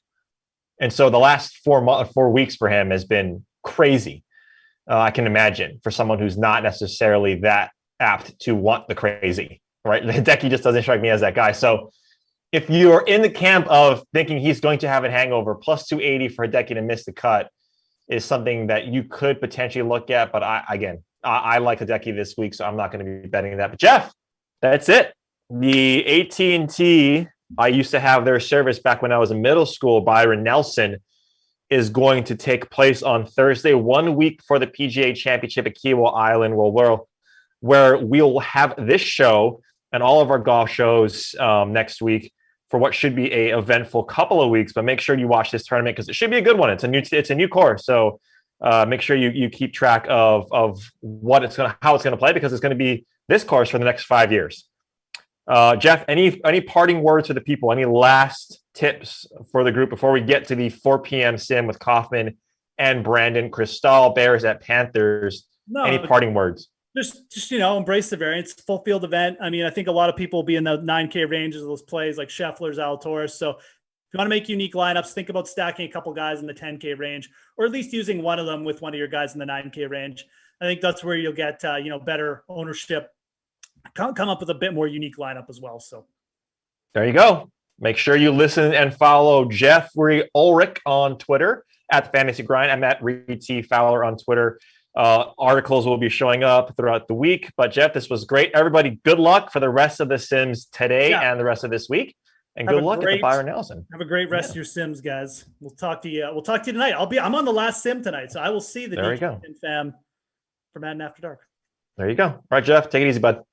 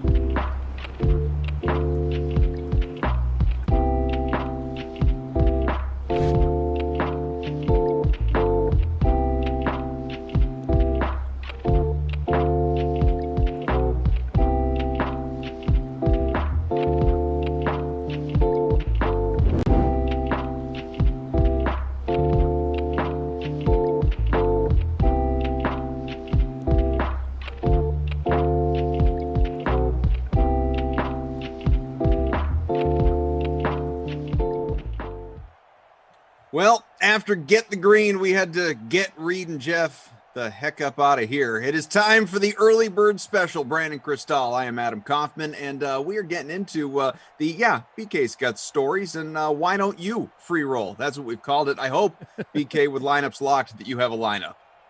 I do have a lineup. It's so funny because I'll go through different parts of the day, and this has not been the busiest day. It's been a lot of hurry up and wait for some stuff with my new podcast, which I can talk about a little more freely now because it's sort of out there. Nice.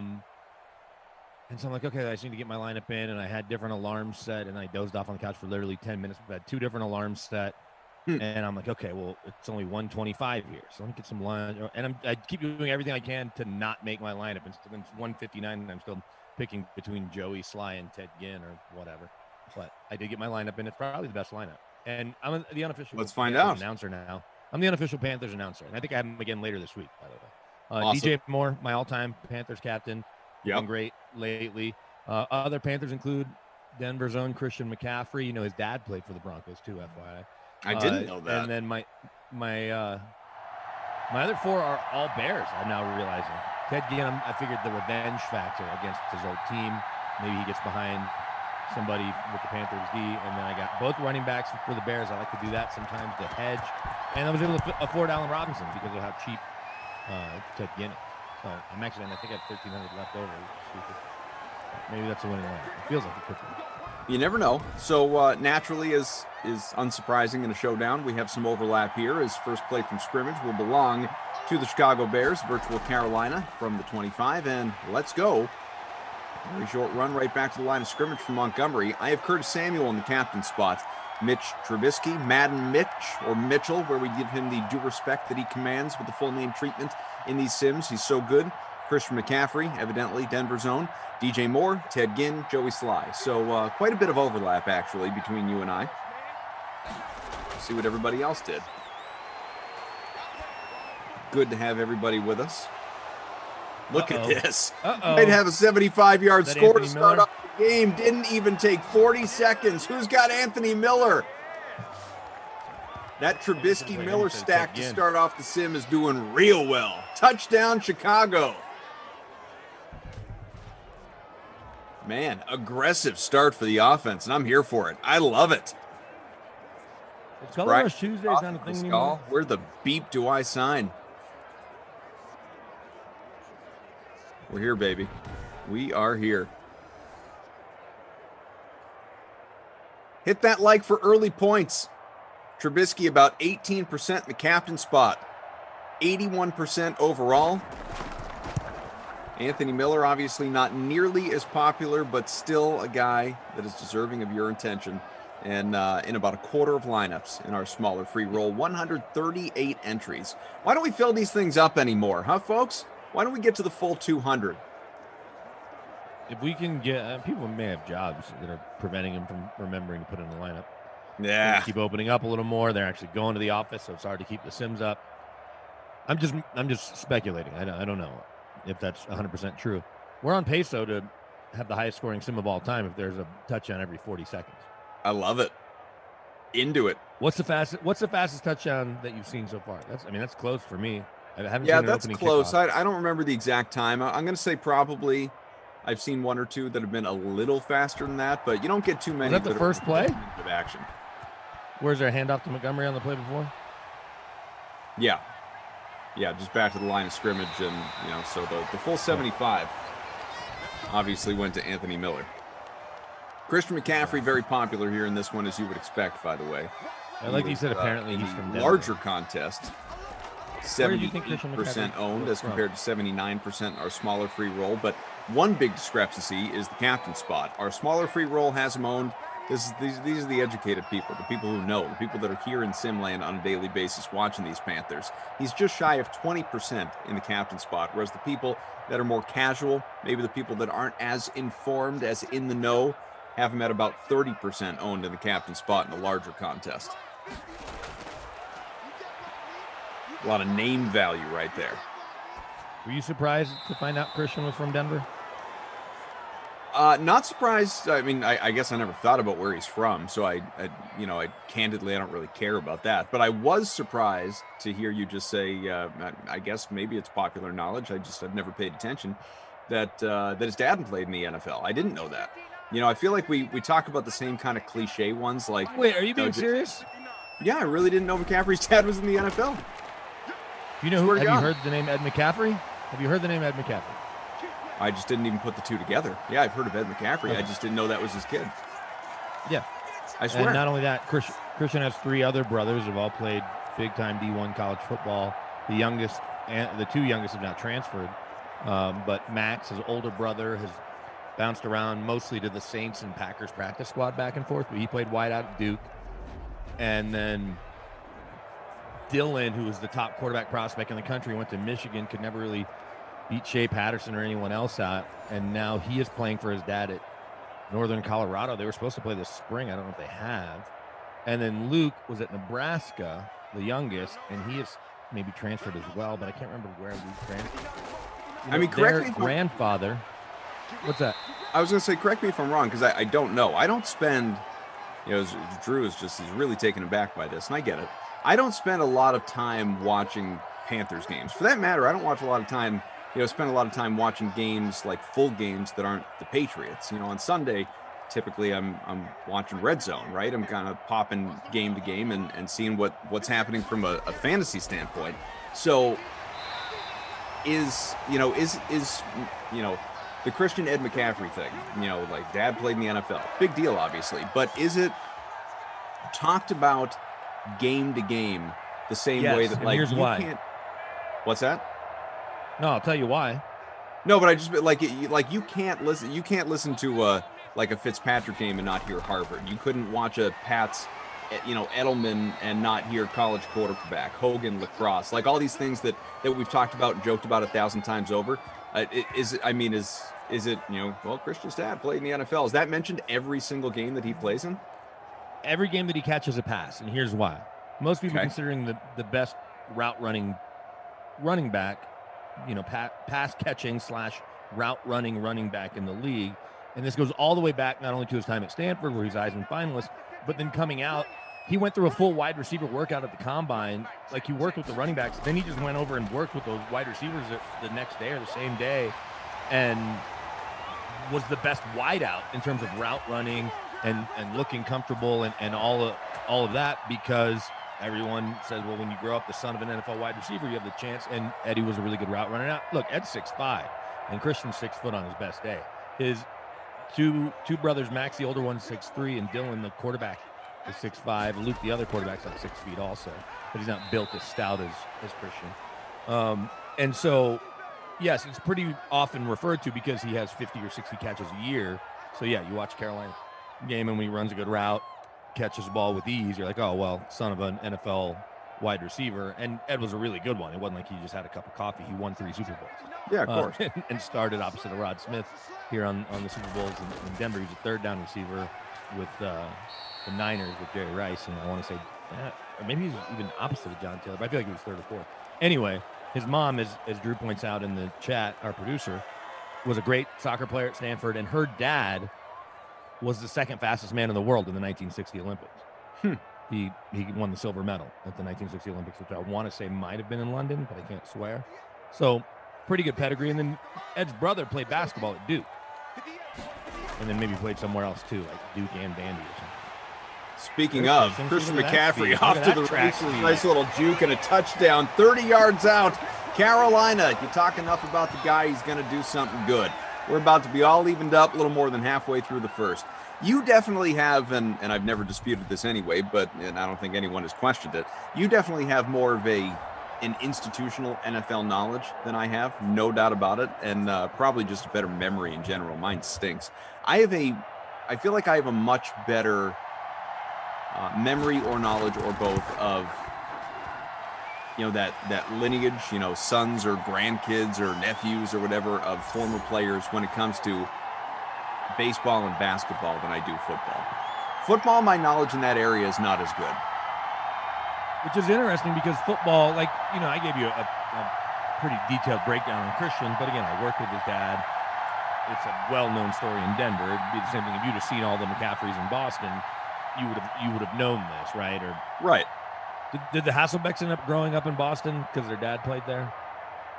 I don't know. Where they actually grew up. I don't know if they grew up here. Yeah, But Drew anyway, says yes. Okay, well, Drew says yes. Didn't one of them go to their BC? dad. Yeah. No, they both did. Oh, Drew says he thinks they all did. Yeah. Matt and Tim. Now, the dad, Don, played at CU, and he may be even from somewhere out this way. But he finished up with the Patriots and stayed in Boston.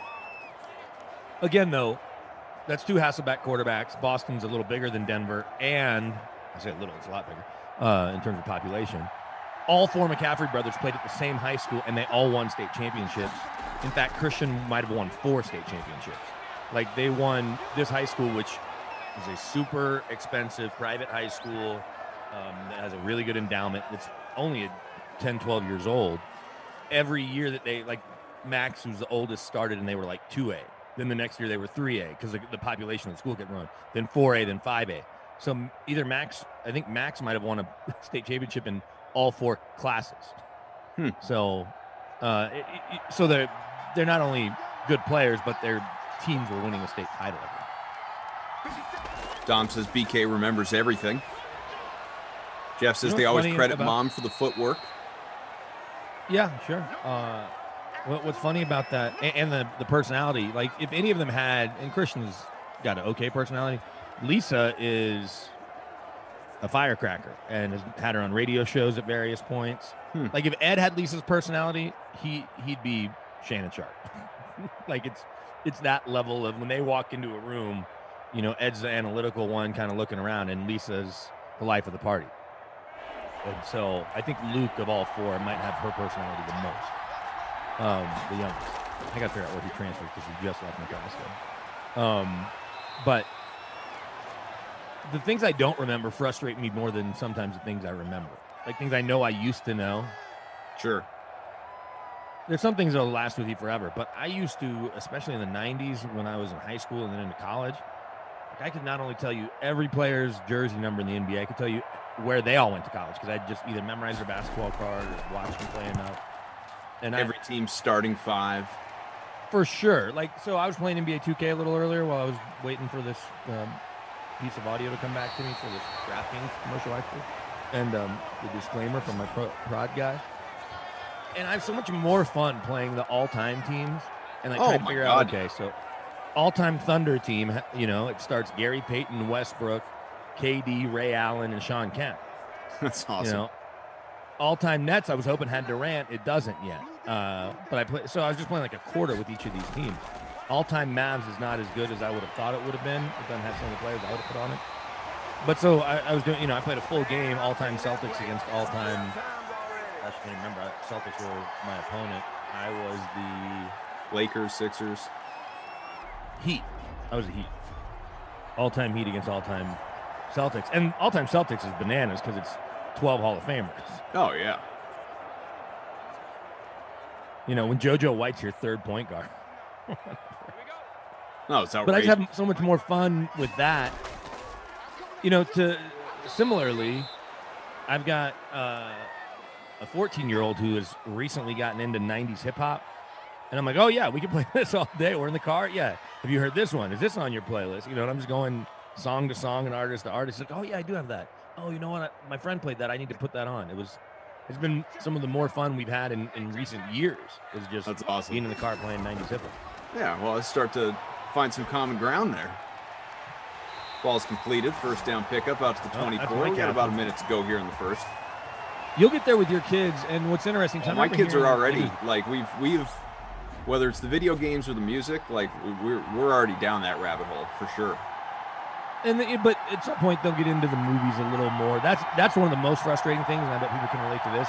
When you try to tell your almost teenager, now teenager, like watch Caddyshack, watch Old School, watch these movies, and then I go downstairs and he's watching a Netflix show that he's seen twice already. And I'm like, there's just so much more out there. Right. That you need to just give yourself the 90 minutes and enjoy it. And try, you know, and the recommendations are never wrong. I remember a couple years ago, we were at my wife's uncle's back east in D.C., and we started talking about Indiana Jones. Like, oh, I don't want to watch it. I don't want to watch it. He then proceeded to watch Indiana Jones for 3 months straight after that. Didn't matter which one, right? Over and over and over. And it's just like, just trust us, right? We know the blueprint. Just follow it. And so you'll get that with your kids. Yeah, that'll be fun. Like, obviously, it's, and any parent knows, it's like you don't wish time away, clearly, because then you just go and, miss when they're younger. But yeah, once we start to teeter into that area of like movies that are just, too old for them right now and aren't appropriate, but like some of my all-time favorites, that'll be a lot of fun. Like when I can watch like Major League with my kids for the first time. Yeah. That's like, it's going to be a ton of fun. That's the other thing too. And my wife and I, with a 14-year-old soon to be 15 in October, will be in 9th grade. Like, what level of adult content in terms of a TV show, movie where they're talking about, sex or drugs or alcohol or whatever, and it's like, well, he's gonna get there anyway, so might as well sit here next to us so we can enjoy whatever we're watching. Right. So I don't know the answer. You just kind of try to. Looking at stats through 7-7 game after a couple of quick touchdowns, not much else so far. Trubisky 82. I know. Come on. What's that? We need more scoring. We need more scoring. For McCaffrey, 5 minutes. 8 for 53. Ed's kid, a touchdown for Christian so far. Montgomery, just the one run back to the line of scrimmage to start off the game, and that's it so far for the Chicago rushing attack. 80 for Miller, but 75 of those on one catch and a touchdown, but nevertheless is certainly pacing toward a bonus and then some. 3 for 32 for Moore, 1 for 19 for Anderson so far. McCaffrey has 13 in the air. That's what you got. El Bongo says, kids don't want to take suggestions, but if you do it, they will follow. There's some truth in that. Luke McCaffrey, by the way, just to put a bow on this one, is transferring to Louisville, or he's probably already on campus at Louisville. Oh, there you go. go. So does he follow Teddy Bridgewater and Lamar Jackson to the NFL? I wonder. A lot of times when kids transfer, especially quarterbacks, I'm like, are they really going to make it? But then lots still do. To what Justin you were talking Fields about with movies and watching with your kids as they get a little bit older and what's appropriate, what's not. And like you said, you took it from one side, which is, well, if like they're going to learn about it anyway, we may as well just sit here. We can enjoy it because it's something we want to watch. What I wonder is, though, because there are, depending on what you watch, there's a lot of potential awkwardness there with like your kid also sitting on the couch next to you, suggestive scenes or stuff that plays itself out, obviously. And I do wonder, and I guess I'll find out eventually, is it more awkward for you, the parent, or them, the kid? Because I have a buddy, I don't know how many people remember I don't remember which one specifically it was, but one of Robin Williams' really popular, like maybe Live on Broadway or something, stand-ups, where there are a couple of parts of that are very, suggestive to a point that I can't even really hint at what he was doing and talking about just during this sim. But if you know kind of thing. And a buddy of mine will never forget, he brings it up all the time. He was over and we watched that for the first time with my parents, and Robin Williams is talking about and doing some things. And like, we were like college age or certainly high school age. We were not too young for the material by any stretch, but it was just like sitting there on the couch next to my parents, listening to Robin Williams talk about what he was talking about. And he's like, that is one of the most awkward nights I've ever had in my life. Dude, I don't know if that ever goes away, because my mom was just here and she was here for a week before she broke her leg, and then here for 2.5 more weeks. But we were watching something, and it was just me and her because my wife was out of town for the first 2 days she was here. And I'm 43 years old, and it was still like, because it was something sexual mentioned on the show or the movie or whatever we were watching. I can't remember exactly what it is. And I don't know if that ever goes away. The way I look at it as a parent with a 14-year-old, part of it is I'm like, does he really understand this? Because I do not want to explain the joke or the reference. And yes, I'm sitting with his mom, and she and I have different conversations, and act differently when we're alone than when we're with him, right, or whatever. But yeah, it's part of it is like you want the kid to be cool, and you're like, just trust us. Watching these shows or movies, and I say cool, put that in quotes, like understanding how the world works isn't going to make you a worse person typically. Sure. Make you more well-rounded, I should say. Dom says it doesn't go away. I agree, BK. Minute plus gone by, second quarter here. Brandon Cristal, Adam Kaufman, 10-7 after a Carolina Joey Slye field goal. It is a lead for the Panthers, and the Bears with the ball. We got producer Drew, undercover boss Tom. He is our technical director, and just man does it all. We got June, who is slowly evolving into Frangelico's boss in game ops. It's great to have everybody here with us, including, of course, all of you. Abby Rizzle says, both you two, you ask questions and then do super long qualifiers and disclaimers before allowing the other one to answer. I love it. Yeah, I mean, I think that's it's the radio background in us. And we're both having our own separate shows that each other are listening to at the same time and then reacting. Cassie says, I'm 34. I still slowly walk in another room. That feeling doesn't go away. Executive sessions. BK is the is fire with some all sorts of emojis in here. Flagrant foul. I was at a George Carlin performance. Watched some grandparents walk by with their grandkids. I don't think they had a clue what was about to come.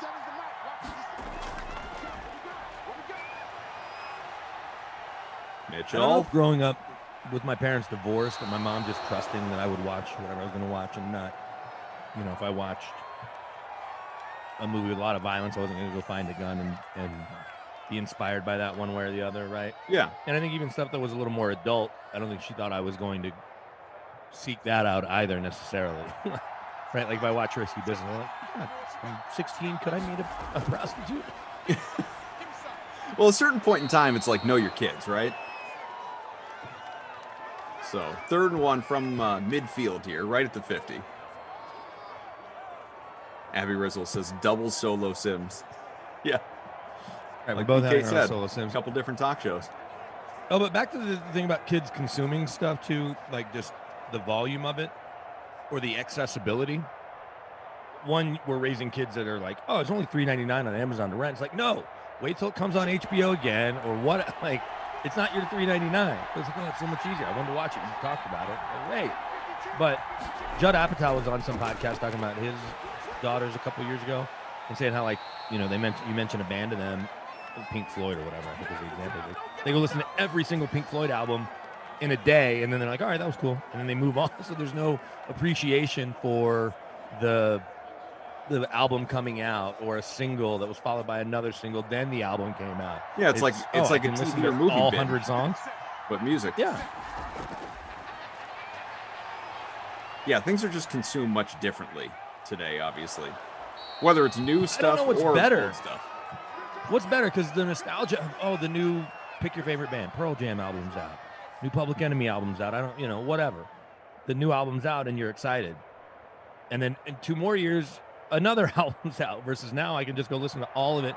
Oh, they've put out 5 singles this year because of the pandemic. No album. Or they put out 20 songs this year. Okay, Right. great. Well, and there's so much more, at least publicized, underground stuff that's released strictly to streaming networks or on social media. Like it's the mainstream release isn't nearly what it once was, for better or worse. A lot of people say that's for better. Some of the artists have, most artists, all artists have been forced to, come along with it. But I mean, you remember what a big deal it was with illegal streaming with, Napster and Sure. Zar, Kazaa, I know one of the few people who whatever, actually got but- sued. Well, that's because like the artists weren't making any money off of it. Now that all No, those you wanna songs hear a can funny just be story? downloaded and paid for that way, they'll take it however people get it. Like the days of going to a Strawberries or a Tower Records or a Newbury Comics or whatever to get a CD, like that's. I mean, every Tuesday when new music came out. Yeah, like does anybody do that anymore? I'm gonna say no, of course not. Like does anyone? I guess where are you going? Target? Like in the like way 3 that places. I've got all my fun DVDs behind me. Obviously, most people will digitally download stuff if you feel compelled to own it in the first place, and a lot of people don't because you just stream it. But when it comes to music, I can't tell you the last time I bought music, but I'm guessing people will just download full albums, right? Like on whatever service you use, Google Play or Apple Play or whatever. You're not like nobody's going out and buying a physical disc to put in their car anymore. No, most cars aren't even coming with CD players. Or if they are, it's to like update your nav system. Right. But so a guy named Matt McChesney, who runs a gym here that trains high school and college kids, he played O-line and D-line in the pros and was a really good player at Colorado. They were back in the maybe Joel Klatt days when they were, is it Joel Klatt or Bobby Pesavento, where they were one of the best teams in the Big 12. They went to the Big 12 title game. Rolling Stone showed up and like, yeah, we need to talk to Matt McChesney. And he's like, I'm going to talk to Rolling Stone. You know, Daniel Graham was on that team with him, among others. That's a guy that won a couple Super Bowls for you there in New England. And he goes over to talk to Rolling Stone, like, so what's it like being sued by Napster? He had to pay $30,000 because he was one of like the 1,500 people that actually got caught and had to pay it. And he thought he was getting interviewed by Rolling Stone because he's, you know, borderline All-American or whatever. And he finds out at practice, you know, the PR guy's like, hey, we need you to talk. Rolling Stone's here to talk. He's like, great. He's like, check this out, guys. Rolling Stone. And yeah, so he had to spend 30 grand of his own money or 20, whatever the number was. I don't know when he paid it or how he paid it. 10 all. I never heard of anybody else that actually had going sued. by the way. Let me ask you a question that we've talked about before, and Rossi and I brought this up with the Rossi because we were talking about all the new Marvel movies. Mm-hmm. And you were saying the way people stream movies too, right? Or consumes it. Like, I'm fine watching all the Oscar-nominated movies on these TVs behind me on the big screen that I have. But like when a Marvel movie's coming out, a new Fast and Furious, I'm absolutely excited to be back in the theater. Mm-hmm. So have you gone back to a theater? Are you going? You taking your boys? And will you go to movies that were borderline that you know would be fine on your nice TV or your you know, projector at home, and only go to big, huge blockbuster 3D IMAX type movies going forward, do you think? So, I mean, I'm someone that pre-kids would go to the movies like once a week or a couple, you know. Right, same. We covered this. We used to go to the movies by ourselves. Yeah, or like I'd sync up with a couple of buddies. We'd go and spend like an entire Saturday or take a day off work, go during the week, whatever. Like we'd go to the movie theater for a day. Like we'd see 4 movies back to back to back to back. Like it, you know, and that was, believe it, I mean, that probably sounds like hell for some people. That was a haven. Like that was fun for us. It was the best. You know, but I'm a big, you know, I'm a big movie guy, so that is enjoyable for me. I like to just sit and veg and, you know, like whatever, you bring some food in, you watch a movie and have yourself a day at the theater.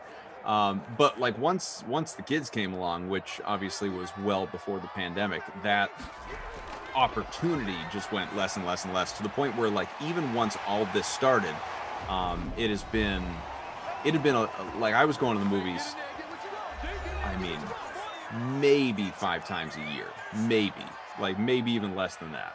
And so, or probably even less than that. So to answer your question, I've not been back to a theater since the pandemic started, but it really hasn't had a lot to do with the pandemic. It just hasn't, you know, that, I mean, it's obviously a part of it, but in recent years, it hasn't been, I still watch movies like crazy at home, but going to the theater hasn't been a big part of my life. So I will go back. I'm looking forward to like seeing the new Fast and Furious in a theater, like you said. I'm not going to, you know, wait till it's released on a streaming service. I mean, I'd like to go and, you know, the bigger movies that I am most excited about, I will make it a point. I will find a way to go and see. But the movies that, as you put it, are kind of more like on the bubble or fringe, like, do I really need to see this in the theater?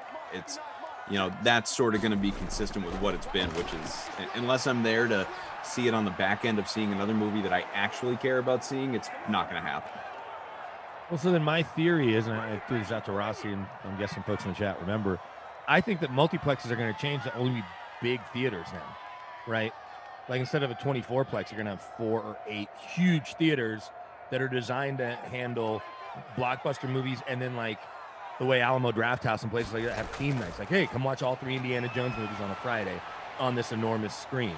Mm-hmm. Or watch the Star Wars movies over a couple of days. Oh, Christian, fumble. In the red zone. Scooped it up. Trevathan's got it. And so I just don't know how it's sustaining for all of these smaller movies that are coming out, you know, that you can watch on your 50, 60, 70, 80, 100-inch TV or projector or whatever. His knee was way down. So why would you just go see a rom-com in a theater? I understand the idea of date night and all of that, and that's maybe its own thing. It just doesn't seem like long-term it's a self-sustaining business. But even that, and every couple's different for sure. And I don't know about you and your wife. I care more about watching movies than my wife does. But, you know, we're like, we would do the, you know, way back when, the like dinner and movie, as a lot of couples do. But I mean, it's been a long time. Now it's much more like we just have, with 3 kids, as we get a touchdown for Carolina here, it's Curtis Samuel, my captain. We have just so few opportunities to actually converse as humans without as adults without kids around. Yeah. That when we actually do have a night out, like, we may go and sit at dinner for 3 hours. Like, we're not, you know, just to actually like catch up. You know, we're not. You know, it almost feels like a waste of, you know, time or like money for the sitter or whatever to go and sit in a movie theater. By the way, is this thing rigged? Because Curtis Samuel, your captain, just scored. Feels rigged. Yeah, I mean, the chat will tell you. DJ Moore should have scored. I'm with you. Here's the thing, though, even prior to a pandemic, it was sometimes like pulling teeth to get my wife to go to a movie because she just didn't love the idea of sitting in a seat that thousands of other people sat in, which is weird because she's fine at a sporting event. It must really bug her now, then. But, right, there's a good chance, and I'm not lying, unless we have something like where my niece had a birthday and my sister-in-law rented out the 20 seats that were for sale for the Croods movie. Yeah. So she just bought all 20. And so that actually got me and my wife to a theater, we'll call it January-ish when her birthday was. Other than that, obviously I'm not saying obvious, I have not been in a theater since last February, March, somewhere in there. And I'll definitely take a 14-year-old and we'll see Fast and Furious, Black Widow, you name it. If it's big like that, we're seeing it. Like Black Widow, though, is a perfect example. As much as I obviously love everything Marvel, I don't know that I care, whereas this wouldn't have been true probably pre-pandemic. I don't know that I now care so much about Black Widow that I can't just wait until it's on Disney+. No, well, I'll tell you how it is then, because I'm going to go see it on the big screen. There you go. But barring kid-related things like this, or if there's ever a kids movie that can only be in the theater, and odds are she would just make me take the kid. There's a chance my wife won't go to the movies, just she and I, maybe ever again, if not for years or possibly decades. Well, you got that big projector now anyway, so she'll sure, and that's her thing. She's like, I'd rather just sit on the couch. Yeah. Right, there's never a movie that she's couple things to catch up on in the chat real quick. Drew says, so there's no DVD or VHS wall in Mrs. Koff's office? Color me shocked. Drew is just eager to, he's waiting for his, invite to produce a port sim in person where he can come over and see the DVD, the legend that is the DVD wall here at the Koff compound. And Drew, I can't wait to have you over, buddy. Just ask. You don't need to beat around the bush. New York Goat. I was going to watch Mortal Kombat at the movie theater, but I signed up for HBO Max instead, which to me, such a no-brainer. I mean, yeah, it's great going to a theater for sure, and obviously a movie like Mortal Kombat with all the fighting and special effects and stuff, I'm sure it's... Or the new King Kong Godzilla would have been yeah, good like in better the on a theater, big screen, but like, do you really need to go to a theater for that versus, like Space Jam, the new Space Jam when that comes out in July that the kids cannot wait to see? I mean, they're just going to be watching that on repeat on HBO Max for as long as it is there during that, early access window or whatever. Really, if it's not in 3D IMAX or one of those movies that will just be awesome on an enormous screen, Space Jam's probably a good example. I bet it will look cool on an enormous screen. But if you've got anything that's a big, nice TV or a projector or whatever, you're just going to be fine. That's a 60-yard field goal, by the way. My goodness gracious. That's a long bomb, but no good. So I don't know. I guess I haven't looked to see the release dates of all these movies. Which is in the case of the Marvel ones, they're over the course of the next 2-3 years. No, I get that. I'm saying literally Black Widow or Fast and Furious. Fast and Furious. Fast and Furious, I want to say, is it's soon. Glash's lady, Sarah, was texting me about it actually because she wants to go see it with Glash. He can come too, but she was texting me about wanting to go check that one out, knowing that I'm a big Fast and Furious guy. When is that? Black due? Widow, July 9th. June 25th. June So 25th. that's Fast and Furious. June 25th.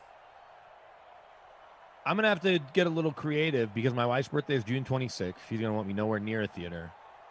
But maybe we'll get some midnight releases on the 24th even. There you go. And I'll take the 14-year-old for that. We may actually It's been a long celebrate her time birthday. since I've done the midnight release in a theater. Yeah, well, after the Aurora Theater shooting out here, they Sure. just started doing them at 7. They're like, you know what? We can just do it at 7. It's fine. Wow. Like, these are our own stupid rules. Right. So, but that's not just in Denver. That's everywhere. Like, Yeah. The night before is fine. Thursday night, let's go. Just more chance to make money. M. Roach laughing at the 67-yard field goal try. McCaffrey 10 for 64, touchdown. 17-10 Carolina at the half. A ever so slightly slower sim than obviously what we are accustomed to, given the my projection of highest scoring sim of all time. M. Roach Kaufman invited dude to a date with his own wife. What?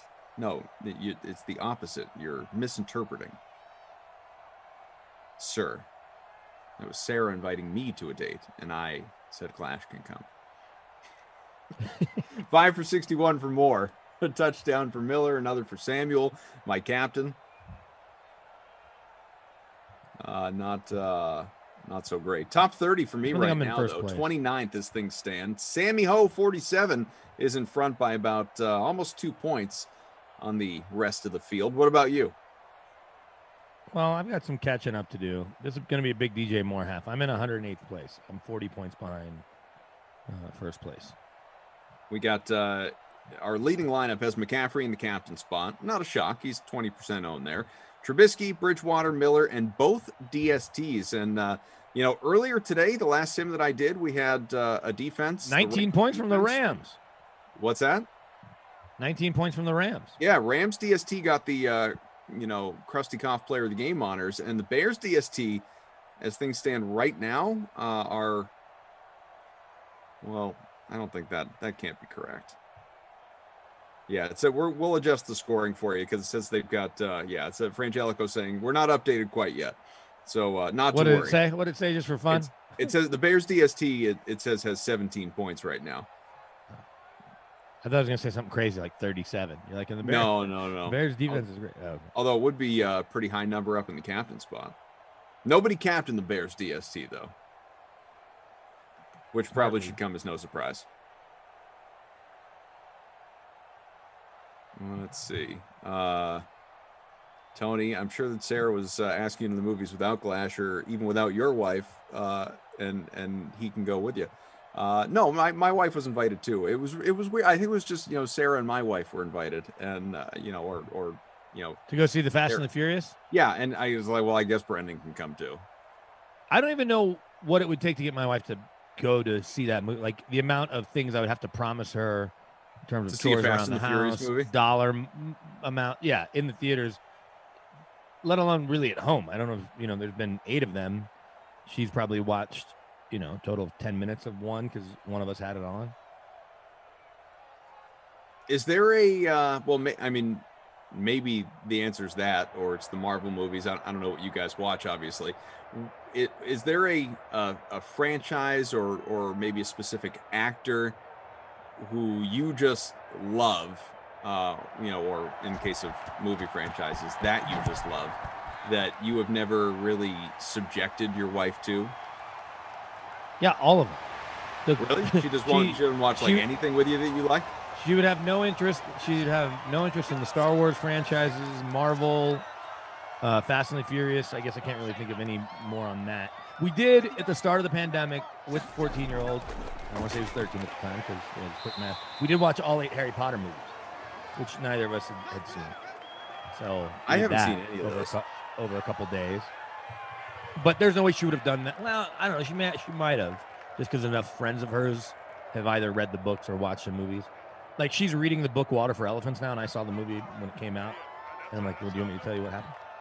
She's like, no, that'd be the biggest jerk thing in the world. And she did not say jerk.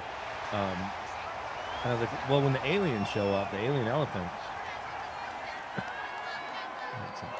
Alien elephants. At Hogwarts. 17-10 here, early third quarter, by the way. But she does love Ryan Reynolds. Thus, we have seen both Deadpool movies in the theater. Who doesn't, though? That'll honestly, if there's a Deadpool 3, that'll be the next time she goes to the movie.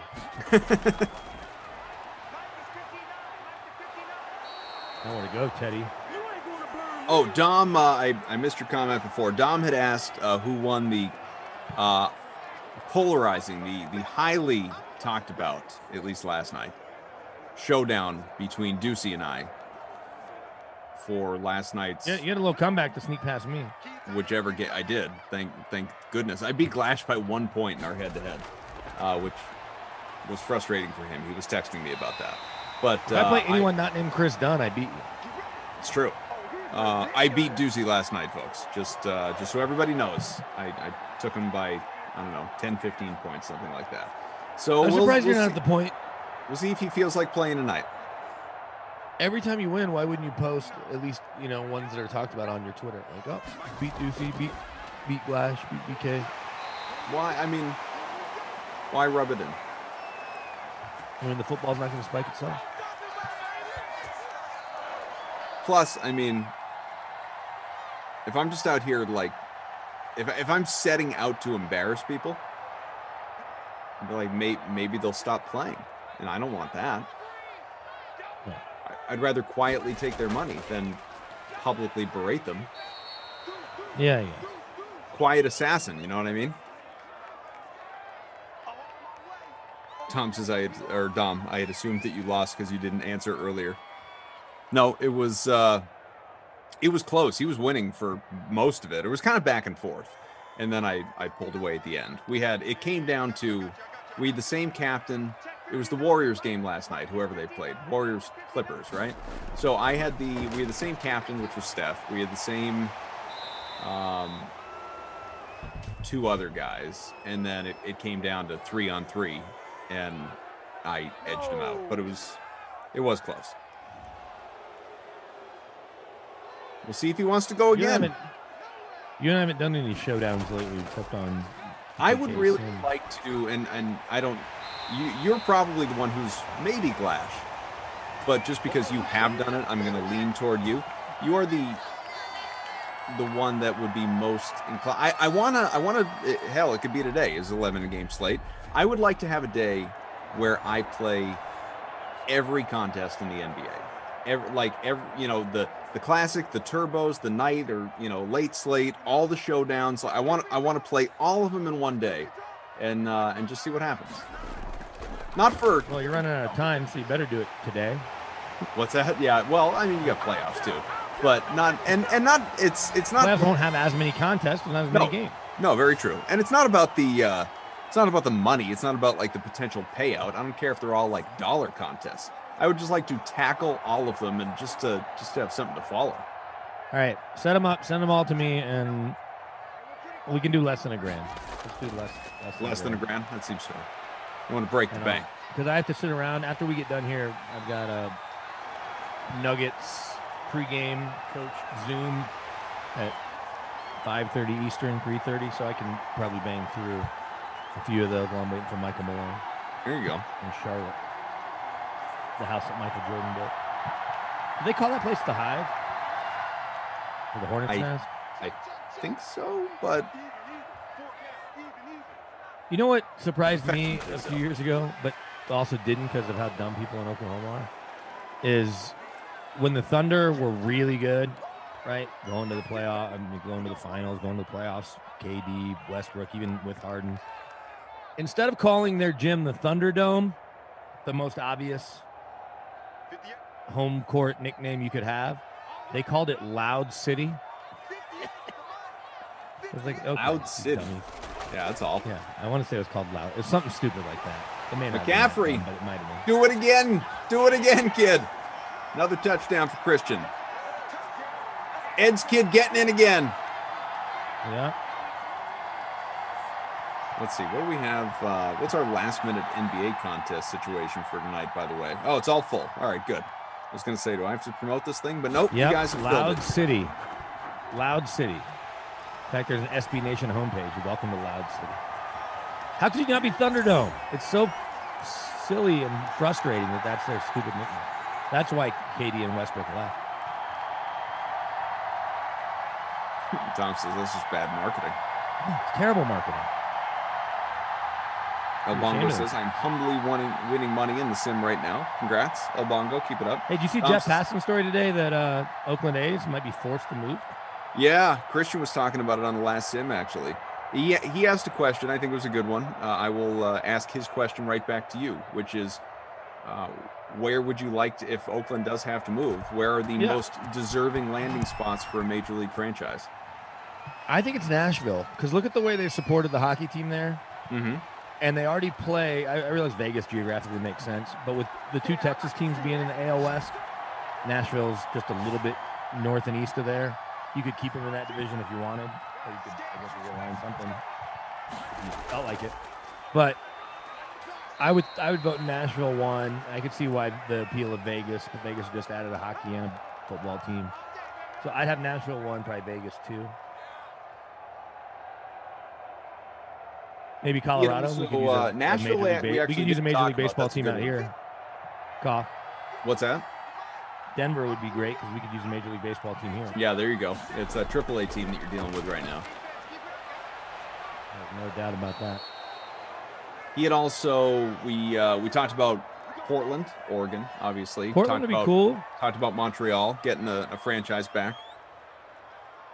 I would think Vancouver would have a better shot before Montreal. You may be right. But I just don't think they're in a hurry to take the game north of the border when there's deserving American cities. If they can find the right ownership group or the A's ownership will move. You talk about a city that's just getting kicked while they're down.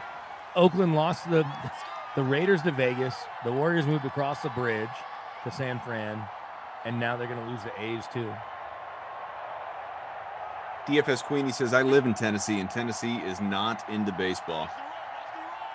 Yeah, I'm sure they weren't into hockey too until the Predators showed up. I mean, do you think there's lots of hockey rinks all over Tennessee? There are not. That place is rocking when the Preds have been in the playoffs. Weren't they in Stanley Cup Finals a couple years ago? You got multiple NHL franchises in Florida. Not obviously a hockey hotbed, but with the way the Lightning have gone in recent years, people have more than supported that team. I called them the Ning today in my update. The Ning? Lightning. Just for fun? Just to be, like, clever? But I'm like, who the hell's listening to these anyway? In the middle of the news update. I'm talking about the goalie Vezina trophy. The Ning. You might be the first and like, last person to ever do that. Colorado Avalanche, when they moved here, after people kept calling them the Lanch, they sent out a press release that said, please call us the Avs.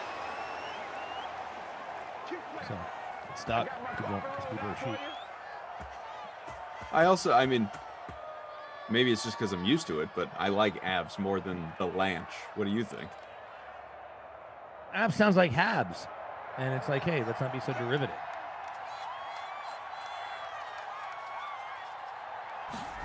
The Lanch. How did Lanch do? Incomplete pass to take us to the end of 3. I think if it became the norm, it would become the, like, you just wouldn't think about it. Yeah, well, it's like Avs. You wouldn't give it a second thought because it just is what it is. Interesting. What's funny about the Rockies is, as bad as they've been for most of their existence, the Rocks, shortening Rockies to Rocks, ROX is cool. It's like, I guess similar to the White Sox and Red Sox. Mm-hmm. And their stadium, they get 3 million people there a year because it's a fun place to be on a summer night when it's not snowing like it is right now. 24-10. A rout right now for the Panthers. BK, AK, Frangelico, June, Drew, Tom, all hanging out with you. 85 Christian hit the bonus. Does Christian hit the bonus? 15 away. I think he will. Okay, I'll take the under just for fun. Just for giggles? Yeah. I feel that much more confident about it just because that they're ahead by so much. I think we're just going to see garbage time rushing. Maybe. Could be. You got to get the ball back first. Look at my man DJ Moore. He's closing in on a bonus too. 7 for 82 for him. on his way into the end zone. Miller and Samuel with touchdowns. Poor Anthony Miller, who scored a 75-yard touchdown in the first minute of this game. Inside the first 40 seconds, dude he's 2 for 80. That's it. Hasn't moved. Does he hit the bonus? I'm going to say no. No.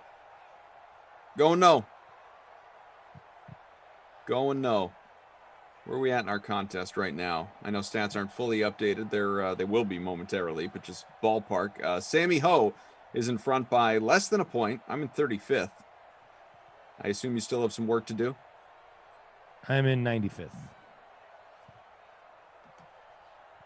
So it's all about McCaffrey right now, man. 85 on the ground, 40 in the air, 2 touchdowns, 6 catches. He's closing in on 50 points in the captain slot. Well, you paid up for him, and it's paying off. Obviously, the 30% of people that did so in the larger contest feeling real good. What's the most points anybody had? Lamar on that 300-yard day was 80 or something? It was him, and then we had another one that I think might have even eclipsed Lamar, and it was a game I did too. My memory just stinks. Tom or Drew may remember. Just an outlandish performance that we had in Simland. You guys in the chat would certainly remember. It wasn't even all that long ago either. It's like inside the last month or so. Somebody hit the double bonus, 4 touchdowns too. Mostert had a 100-plus point game. Mostert had 100-plus points in the captain spot. I think that's right.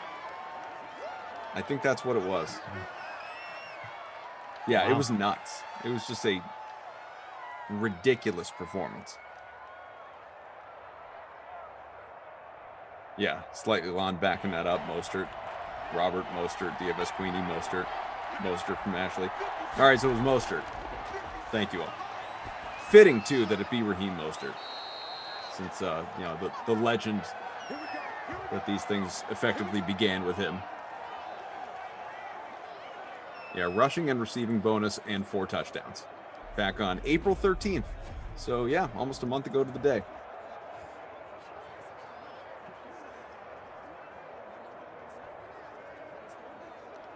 Against the Colts. Drew's diving in deep into our records now. Well, once he does that, I need him to dive into all the games I did last week so I can jot them down. for your invoice? Yeah. That's right. He had another double bonus the following week. Yeah, he was hot. You're going to do an all Madden sim team. Mostert's obviously one of the 2 running backs. Yeah. Is Lamar the quarterback or is Deshaun Watson? I'd say Lamar would have to be the quarterback. I mean, he's Okay, getting like so Lamar's 26 points a sim. So Lamar's your quarterback. Who's your other running back with Mostert? Oh, man. Who do you I've say? had games where We'll McCaffrey's open this up to the done nothing. chat. Henry would be in there. Henry?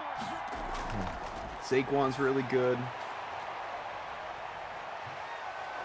McCaffrey would be on the outside looking in, but people would bring him up. Dalvin Cook for sure. Yeah, Dalvin Cook might be the answer. And who are your receivers? DJ Moore, Devontae Adams? No. Well, no. I mean, Devontae's come on of late, but he wouldn't be in there.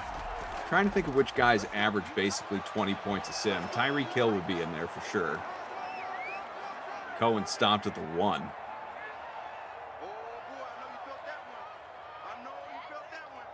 I'm trying to think if there's a receiver that just dominates. Well, I invite the chat to weigh in on this by all means. 2nd and goal from the 1. Chicago trying to trim this deficit. Yeah, OBJ, that's a good submission. We got a touchdown. Montgomery. He's in, baby. I got him. I got both these running backs. M. Roach says there's no way you start Lamar or Watson with Mostert. You'd waste your running back's value. That's not what we're saying. We're just talking about naming an all Madden team. We're not making our best team. We're saying who would be named all Madden sim team. Michael Thomas. It's probably hard to figure out offensive linemen. It's very hard to figure out offensive linemen. There's definitely some defensive players that would stick out, right? Oh, for sure, yeah. Live in the backfield. Or ball hawking DBs.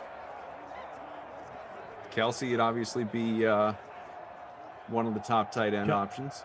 He'd be ahead of Waller. Yeah. Okay.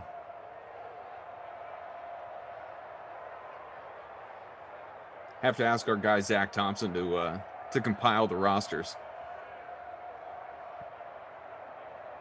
Zach's the only person I've never done a game with. No? I guess I've never done a game with Reed. I just have him on my podcast all the time. All the time? One During time? the playoffs, I had him on once a week. Did you? I didn't realize that. Yeah. So I got a DraftKings t-shirt out of the deal. Oh, there you go. Reed's got that And power? then I got, huh? Reed's got that power? Have Reed on once a week, you get a t-shirt? Well, the PR guy that was working with him. Then I got an email today from our salesperson that handles our DraftKings, ad buy. Yeah. And she's like, DraftKings is looking at some podcast stuff. Do you have a podcast? Literally talked about how much I'm supposed to mention them or any other advertiser on my podcast. So and then I have this new podcast that just started this week. Or starting this week. So is DK sponsoring your podcast, or we'll wait and see? I'll let you know. All right, so talk about your new Didn't sound that podcast. 'Cause promising. you said you can speak a little more freely about that now. Yeah. So Shelby Harris, Broncos defensive lineman, and I are doing a weekly podcast called Shell Shock, the Shelby Harris podcast. I mean, it's his podcast, and I'm along for the ride. Just kind of throw stuff his way and then get out of the way. But he's one of those guys that, he may not be Spice Adams personality-wise, but he's just a notch below it. And he loves every sport. Like, he's the guy that there's been 2 players in the 15 seasons I've covered the Broncos, or 14 now, where I've been like, oh, that guy could do talk radio, no problem. Sports talk radio, easy. And it's Shelby Harris and CJ Anderson. And CJ could have done it, but he's trying to be a coach. So he's out on the radio biz. But Shelby came to me and said he wanted to do this. And I was like, all right, can we do it through the season? Because I wanted to make, something really unique. And best I can tell, there's no active players doing a podcast until Richard Sherman resigns. If he and Chris Collinsworth are still doing their podcast. Greg Olson had one last year called TE1, where it's just him talking to other tight ends. So it's a little hyper focused. Mm-hmm. Like you're Greg Olson, why wouldn't you talk to JJ Watt? But, so there may be a couple other active players, in basketball. JJ Redick's kind of the gold standard really for all athlete podcasts right now. And then CJ McCollum's had one for a while. Right. So, but beyond that, I don't know how many active players, especially, are willing to do it during the season. And he wants to do it every week during the season. How will that work? Will you come to the studio? Will you guys do it at the stadium? So we're doing it Zoom right now. Yeah, we're doing it Zoom right now. We have a radio studio that we built with the Broncos. It's right behind their team store in their field house, at their practice facility. And while we're allowed in there right now, and in theory he would be allowed in there, we're not allowed in there together because of the PA. Yeah. And I guess he and I could get together, but this is just going to be easier to grab guests via Zoom versus he and I in the same room. And then, so in the short term, and we're supposed to, put together the official, we put a little teaser out. But this will make it easier to grab if we're teammates, former teammates, or just players around the league, or non-players that, want to be a part of the podcast or come on as a guest. As we get into the basketball playoffs, going to try to get Sir Charles on, But so I was just going to say, what's the goal for guests? Like, is it all primarily NFL, but all really athlete focused? That's the. Yeah, I think any athlete, because this dude he's from Milwaukee and loves the Bucks. So, can we track Giannis now, a Bucks player, perhaps? Anything that's kind of relevant. Like, we're not just doing a Broncos football podcast. I do one of those. We're doing a general podcast with kind of football as a baseline, especially as we get into the season. He's obviously going to talk about the game every week. But, in the back of my mind, I have a goal, because this is kind of uncharted territory, he's with Athletes First, which is the biggest agency, them in CAA, and they have Aaron Rodgers and Dak Prescott and Aaron Donald. We've never seen it before, but how cool would it be if we could get 10 minutes with Dak Prescott before the Cowboys played the Broncos? Yeah. It'll be super flowery, right? We're not going to get any insight other than he's like, yeah, Shelby, I do not want to see you at all on Sunday like that. And we may not get it. It may not happen. But I'm kind of swinging for the fences in my mind, because when you have guys that are friends like, oh, we talk all the time, we're not talking so much this week. I'm like, no, let's do that. If you got a friend on another team, let's talk this week. Let's put it on camera. Yeah, absolutely. First episode drops Thursday. Nice. At least that's the plan. And the schedule comes out tomorrow, so we'll react to that and then put it out Thursday morning. And you said Shell Shocked? That's what it's called? Shell Shock, the Shelby Harris podcast. I tell you could go download or subscribe right now, but it's a weird deal where our web people have to submit it to all the different platforms. So it's like in limbo right now. So I put the preview out on the Broncos Daily Podcast, and you can listen to it if I tweet out a specific link to it. We just haven't yet. I'm waiting to see because I think the iHeart one will be up by today. Okay, so as well, and I suspected you being an iHeart employee, but this is available through the iHeart Podcast Network. Yeah, the iHeart Podcast Network within all of them, Yeah, Apple all Podcasts, Spotify, and anywhere you SoundCloud. find your podcast, but it's an iHeart property. It's an iHeart. Yeah, because we're the Broncos partner, and then the hope is to get it once we start either sending them the raw hour-long conversation or however long it is, and especially if it's an interview with a teammate or whatever, or somebody interesting, that they use it, that the Broncos use it on some of their digital platforms. And so those conversations are kind of ongoing. Nothing's been finalized, but it feels like it's an inevitability. It's just a question of when. So we're kind of getting the podcast going, and they're going to jump in when they feel like jumping in. Nice. Good luck with it. Look forward to listening. Thank you. Fantasy baseball's news, whether it's DFS or otherwise. I don't want to steal Steve's thunder, but this came in almost 20 minutes ago from The Athletic. Padres placed Fernando Tatis, Jurickson Profar, and Jorge Mateo on the IL due to health and safety protocol. Another wrinkle in a weird year. Yeah. The Rockies are going to end up sweeping the Padres only because three of their better players weren't there. 24-17 Chicago trying to tie, but out of timeouts. Minute plus to go. 41-yard line, 1st and 10. Madden Mitchell with a completion, but while they have the first down, they're going to lose a lot of time right here. He's up to 195 passing. 1st and 10 on the way from the 30 after the Cohen grab. 4 for 22 for him. So we're largely, probably, into garbage territory here in terms of points, but we'll see. Going no huddle. About 45 ticks left. Trubisky drops back. He's hanging out around the 35, dumps it off, stays in the middle of the field. I don't know why. Maybe they'll have time for maybe 2 more plays. Probably 1 at the rate we're going. Another Cohen grab for 8 that time. Got to go for the end zone, pal. Carolina watching this thing tick down. We'll get to our awards in a second. Yes, you got the slate. Little baseball evening talk on the way, setting you up for what is to come across Major League Baseball. Into the end zone. Did he get there? Yes! Touchdown! Jimmy Graham! And a potential overtime on the horizon. Producer Drew is fired up.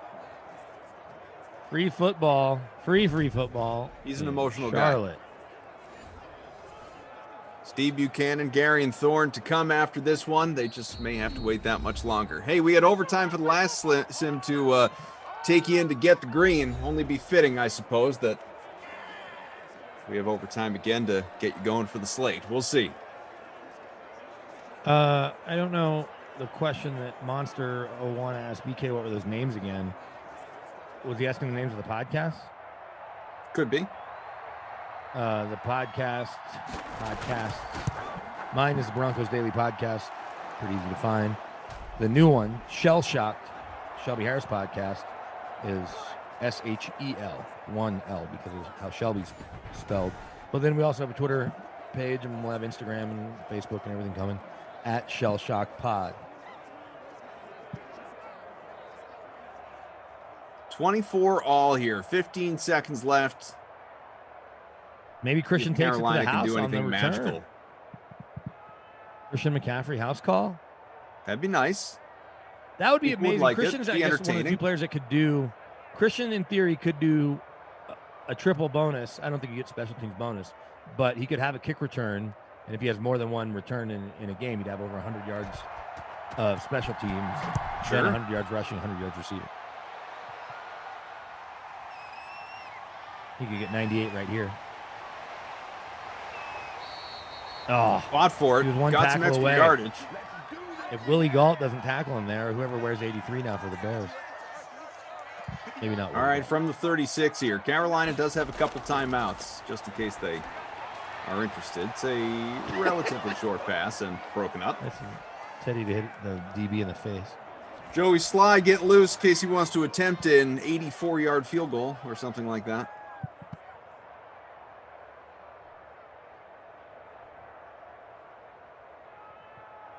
Final 6 seconds before potential overtime. Not the most entertaining sim for one that's produced 48 points for you. What do you got, Teddy? Long, deep pass into traffic. Anyone coming down with it? Picked off. Intercepted by Kyle Fuller as regulation comes to an end. Overtime coming. Remember the way this works. First team with the ball, a touchdown wins the game. Of course, if a field goal, the other team will get an opportunity to tie or win. If we remain all tied up, be it 24-all or 27-all after each team's had one possession, sudden death. There are no ties in Simland. Steve and Gary, and they could be sitting there in our Zoom window theoretically for the next half hour, just watching multiple overtimes. And you know what? Oozing excitement. You should see them right now.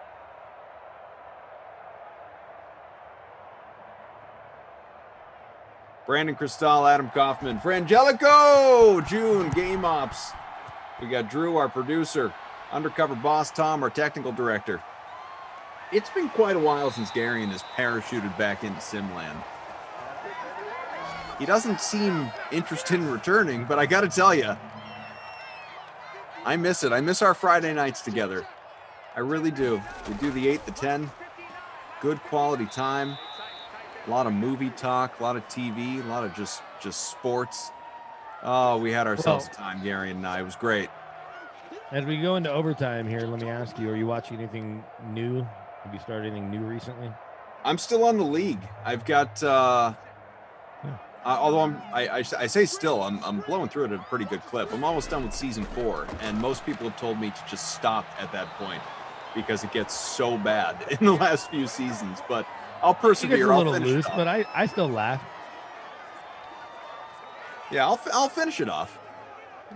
I'll probably be done. I mean, it's not many episodes a season either. It's like a dozen. So I'll probably be done with it inside a week or so. So I was looking ahead. You and I are back together Thursday. We have Jets at Panthers. So we'll be right back in the same stadium. There you go. You are the virtual voice of the Panthers. That's for sure. Bridgewater across the body. Weird throw. Did he get there? And he did. Out to the 45. Samuel with the grab. My captain, 35-yard pickup. As we remain 24-all, but a first down coming from the 45. Fourth catch for Samuel. You and I on Sunday, we've got Panthers again. Stop that. Are you just targeting Carolina Sims at this point? No. Rams at Lions. I was kidding. Rams okay. I didn't know if you were, quietly emailing producer Drew, the schedule maker, the puzzle maker, to find out when Carolina Sims are and just only listing your availability for those games. McCaffrey breaks through for a first out to almost the 30, and so field goal range here for Carolina, but they'd like more than that, obviously. My prediction on I guess he came close because that was, a 15-yard run there. He was under for the fourth quarter. I wasn't factoring in overtime for hitting the bonus. Was he still under before that? Well, because is that a second carry of the drive? Frangelico says he might have gotten it before. Stats still updating. Oh, had one man to beat there, and he was in. He's at 115 after that carry. So if he's at 132 now. Yes, he's way over, but it's overtime. It's yeah, no, I know. Whether he got there, have we gotten a triple overtime game yet? Unsolved mystery. I've done a couple double overtime games. Tommy Freeze Pops and I, the first 2 games we ever did together. It's a lot of quality bonding time. Triple overtime game? Have we seen a triple overtime game? Oh yeah, there have been multiple. We've never seen 4, but we've seen 3 multiple times. Some really good defense. And really bad offense. There was one game, and it was low scoring too, that I did. I think with Billy, and it was just they were just trading punts and missed field goals from long distance. It was agonizing. Like neither team was even everything was basically between the 40s. Like neither team was even coming close to scoring. Yeah, it doesn't sound like it. Feel good about this one coming to an end, though. Frangelico says, I was on that one with you, Koff, and that was a wild weather game, pretty sure. Might have been. I don't recall that. Then again, my memory stinks for all this stuff. What do we got? First down to the 3. And this time it is Robbie Anderson. 3 for 41 for him. First goal. So, I mean, McCaffrey's already got multiple touchdowns. He's got a pair. Let him finish the job here. I'm in 99th place. Maybe I'll give my whole roster, not named Christian McCaffrey, the producer ability to work. Bridgewater, it's a quick handoff. McCaffrey, easy dive in, game over. Carolina wins it. Christian McCaffrey, 3rd touchdown of this game. Ed's kid, celebrate, baby. I have to make him the player of the game. Yeah, I'd say so. Player of the game. Christian McCaffrey is, we'll see after all the scoring, once everything gets updated, if he finds himself into the leading lineup captain spot, but certainly electric game for McCaffrey. In fact, in the flex, dude is cruising near 50 points. He was awesome. So clearly your player of the game, Christian McCaffrey. What about the babysitter, Billy? Who was the dud for you? This was pretty easy too. He was 55% owned in our contest, so I imagine those numbers were similar in the big free showdown. Ted Ginn, the revenge game, never materialized. Nope. 1.6 points in the flex. 55% owned, though, in our contest. I was one of those suckers that rostered him, thinking revenge would play into a computerized game. Yeah. It did not. I had him not for the revenge, but just I like the value. Coming up the rest of your Dream Stream day in terms of the Sims, you got Jason Rossi, Kenny Ducey paired together, probably uncomfortably. Chiefs Bucks, that'll be at 6, a little less than an hour from now. And then 3-person booth, and no, it's not Bukes or Garion hopping in. It's Taralyn Asak, who will be part of back-to-back Sims, 8 o'clock with Kenny and Glash. Broncos and Steelers. Brendan Glasheen coming on back with Jeff Ulrich. I'm picking the Steelers to win that one.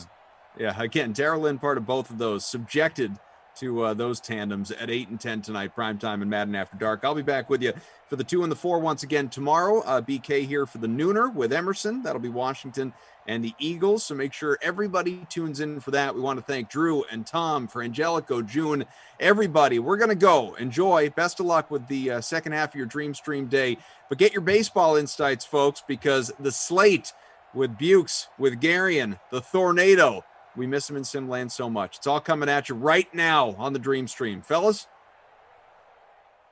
Well, thanks. You know, it takes Kaufman forever to get out of a show. That was totally expected. Nobody knew that it was going to take him that long, but that's actually pretty short for Kaufman. Steve Buchanan here, back in the seat, missed last week, in a new house, in a new home, in a new town. Everything's different for Stevie Buke. So this is a new one here in a, kind of fresh looking setup that I have over here.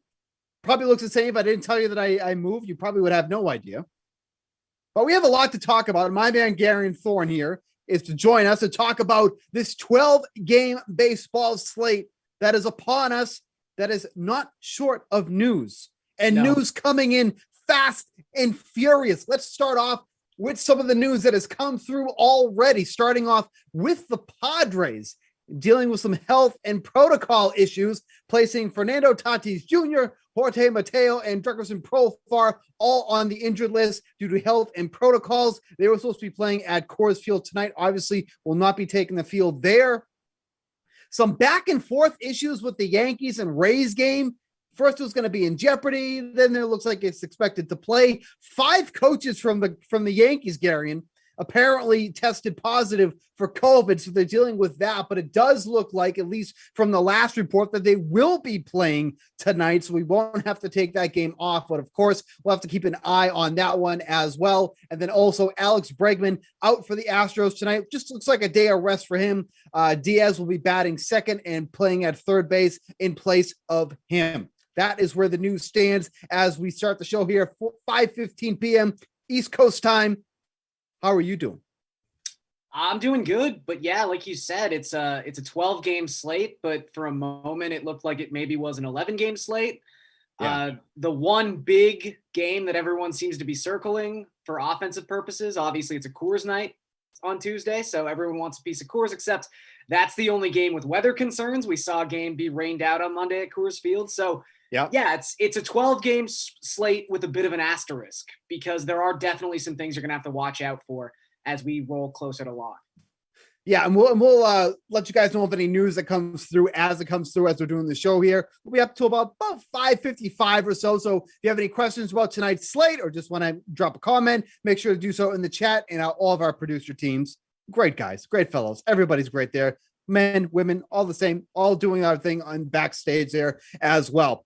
Let's start off with some of the pitching options going on this slate, Garen, because the most expensive option is John Means. Yeah. I don't know how I feel about that. I don't know if I want to be playing John Means at all. Yeah. I don't know how I feel about him being the most expensive pitcher on this slate. And believe me, it's not because he has been pitching well, because he has. And all of his metrics back it up. But here's where I get some pause. The Mets are kind of a sneaky good team against lefties. And you look at where John Means has been pitching. I mean, let's just look at his game log here, okay? Let's just look at where he's been playing. Had a couple tough starts against the Red Sox and the Yankees. Then it was the Rangers, the Athletics twice, and then my Seattle Mariners, who were still winning the West, even though they were no hit by John Means. Just a blip in the radar. Jared Kelenick's coming up Thursday. Nothing to worry about. So aside from those first two starts, he's had a pretty easy schedule. Well, Oakland's a top 10 team against lefties, to be fair. They are, but like I think it's fair to say that Oakland's offense has been coming in waves. Sure. Like they're totally hitting the cover off the ball, and then they're scoring 1 to 2 runs a game for 4 or 5 games after that. But at least where I'm standing here, and this is where I kind of have a little bit of pause here, is that you look at the Mets numbers against lefties so far on the season: 118 WRC plus, a 335 WOBA. Isolated power is not good at 115, so they're not hitting for power. It's a lot of walks. That's the one thing I will say about the inflated Mets numbers. It's a lot. They've got like a 16% walk rate against left-handed pitching, which 16.8%. I didn't go through the game log, but they must have faced like one guy who just happened to walk 8 dudes one night. So I'm with you. Like I'm not gonna have many shares, if any shares, of John Means. I think there's just something inside me that says he's not the guy I'm paying $10,000 for, regardless of circumstance. However, I would say the trap that Means might be laying for some people, and whether this is DFS or whether this is season long, I think it's very easy to look at his numbers and say, hey, he has the lowest qualified BABIP in baseball. Hey, He's got 100% strand rate. It's so clear that his numbers are going to regress at some point. And yeah, sure, they're going to regress, but it's about how much are they going to regress. And, when you look at his BABIP in particular, not all BABIP is created equal. Like, this is someone who, according to expected batting average, he actually has the lowest mark among qualified pitchers in the American League. So he's doing a good job at suppressing opponent contact, et cetera, et cetera. I do think the one thing, though, that's really interesting about his no-hitter was the 12 strikeouts and the fact that it came against the Mariners, who happened to strike out 29% of the time against left-handed pitching. Instead of using Means and sort of chasing the dragon of his no-hitter against the Mariners, and you agree with this because I read your cheat sheet up on the amazing DraftKings playbook, why not use the pitcher who's going up against the team that just got no hit 5 days ago? Because as you mentioned, Kelenick's still a couple days away. So Walker Buehler at 9.8 seems pretty enticing. Yeah, look, and, I hate to kind of pour on my Mariners because, I'm heavily invested in them winning the AL West, so I kind of need every win they can get. But when you look at the difference between Means and Buehler, I mean, I just feel like they're two completely different matchups, and is much rather take the matchup with Buehler, who, after a bit of a slow start to start the year, and I'm talking about strikeouts here, we had 4, 4, and 4. Now he's kind of back to where you'd expect. 9, 10, and 8 over his last 3 starts. And then, like you just said, and like I said in the MLB cheat sheet over on the DraftKings Sportsbook, on the DraftKings Playbook, so many books that we have, the Mariners strike out a lot. And if there's something you want to rely upon for a guy that's going to be at that 10K range or just below, you want those strikeouts. I don't know if you're going to get that from Means on a consistent basis. You should be getting that from someone like Walker Buehler going up against the Mariners tonight. That's where I do like to start with my SP1, because quite frankly, for a slate that's so big and for so many like big time names on this slate, there's a lot of like, maybe it's kind of like there's no slam heavy dunks. No. Yeah, it's not top heavy, but I will say there's a surprising amount of depth. Like, yeah, when you get to the mid 7K range, heck, there are two guys sub 6K that I could talk myself into. I think one's going to be really popular anyway, but one might be a little bit more of a surprise. So I think this is one of those slates where you say like, oh yeah, sure, stack the Padres, like anyone can afford it. You can, because there are going to be avenues to save a ton of money on this one. But I think Buehler, if you do just want to take a more conventional approach and lock someone in as your SP1 who you know is going to get you a heavy amount of strikeout upside and probably pitch into the 7th inning, not at least finishing the 7th inning. As you mentioned, his last 3 starts, he's got a 36% strikeout rate, an xFIP below 2. Like, it was a rocky 2020 season. It wasn't a great start to 2021. But this is the Walker Buehler we were all getting excited about in 2019. So I think that guy is back, and that guy probably deserves to be priced over $10,000 anytime he makes a start. So this is even a bit of a value play here. So we can actually probably go down the list here, because after Buehler, not crazy about McCullers going against the Angels. I don't really want to screw with that. Peralta against the Cardinals. I could maybe kind of sort of be talked into that. I was really into him in the last start against the Phillies. And, do you think enough people will be off him just because everyone got burned last week? I mean, that's really the only way I can see myself. If I'm just like in a GPP and thinking he might carry less than 7 or 8% ownership. Yeah. Cause I mean, look, for as bad as Peralta was in that first inning against the Phillies, he still ended up with 10.8 DraftKings fantasy points. Now, it doesn't sound like a lot.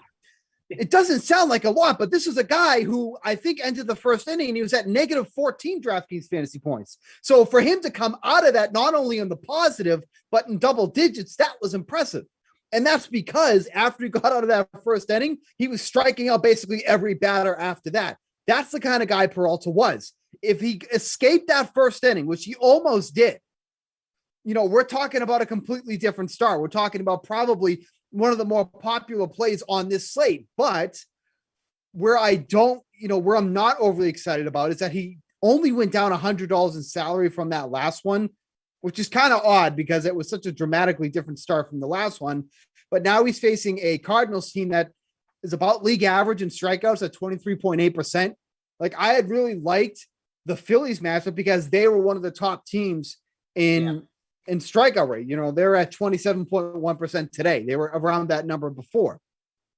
That's not what you're getting with the Cardinals. So that's where I kind of get that, do I really want to go down only $100 from his last start for a strikeout upside matchup that's significantly worse than it was against the Phillies? No, I agree. I don't think Peralta is someone who is one of my number one targets on this slate. I think there's just too many cheap players that I'm interested in investing in. But like I said, I think in terms of how he's just someone who hadn't built up enough credit with the DFS community before blowing up on a chalk night. And it feels like people are going to be intentionally staying away from someone who has 10 strikeout upside, even if it's not the best matchup necessarily. So maybe in a GPP, get a little taste. That could be a fun way to go. Marcus Stroman, I can never pay $9K for Marcus Stroman. The strikeout upside is not there, which is funny because I'm saying that after he's just coming off 8 against the Phillies. But again, there's the Phillies, right? Exactly what we just talked about. Because you look at the starts after that, 4, 5, 3, 3.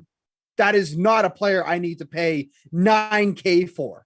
If he's not like, he has to literally go 6 innings at least, a couple of hits at the most and no runs for him to pay off the 9,100 salary. So not a chance. It's Marcus Stroman, no way.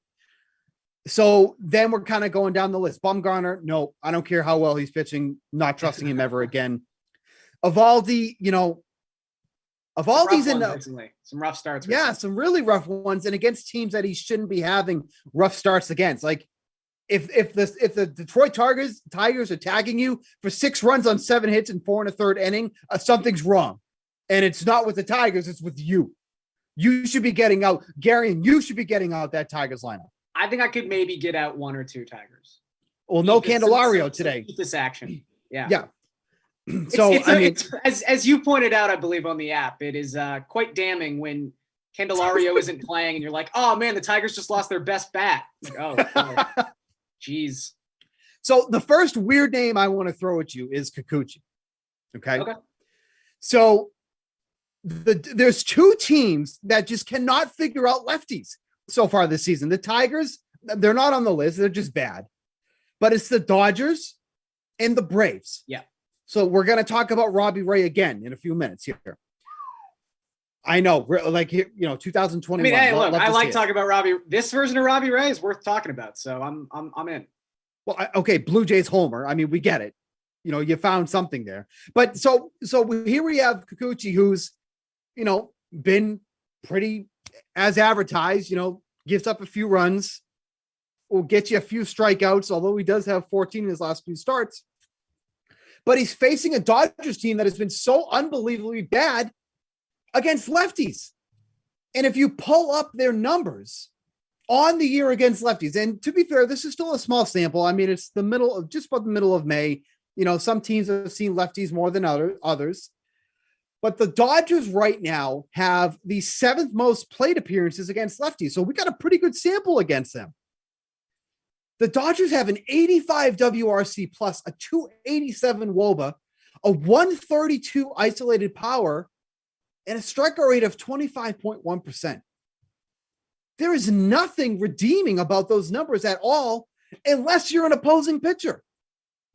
So I look at those numbers, and I look at Kikuchi here at 8,400. It's a little more than I'd want to pay up for him, because last time out he was at 75. You can see his salary has been steadily rising over the past few starts. But this is one of those starts that just because he's facing the Dodgers, and just because you put that Dodgers name in front of him or the team that he's facing, people are instantly going to fade him. They're not even going to look at these numbers and go, wow, the Dodgers have been really bad against lefties. But at least from a tournament standpoint, he's kind of on. He's not just on my radar. He's kind of one of my favorite tournament plays here tonight at pitcher. I guess my argument against Kikuchi would just be that I think everything you just described, and we hinted towards this already, you could say about Robbie Ray.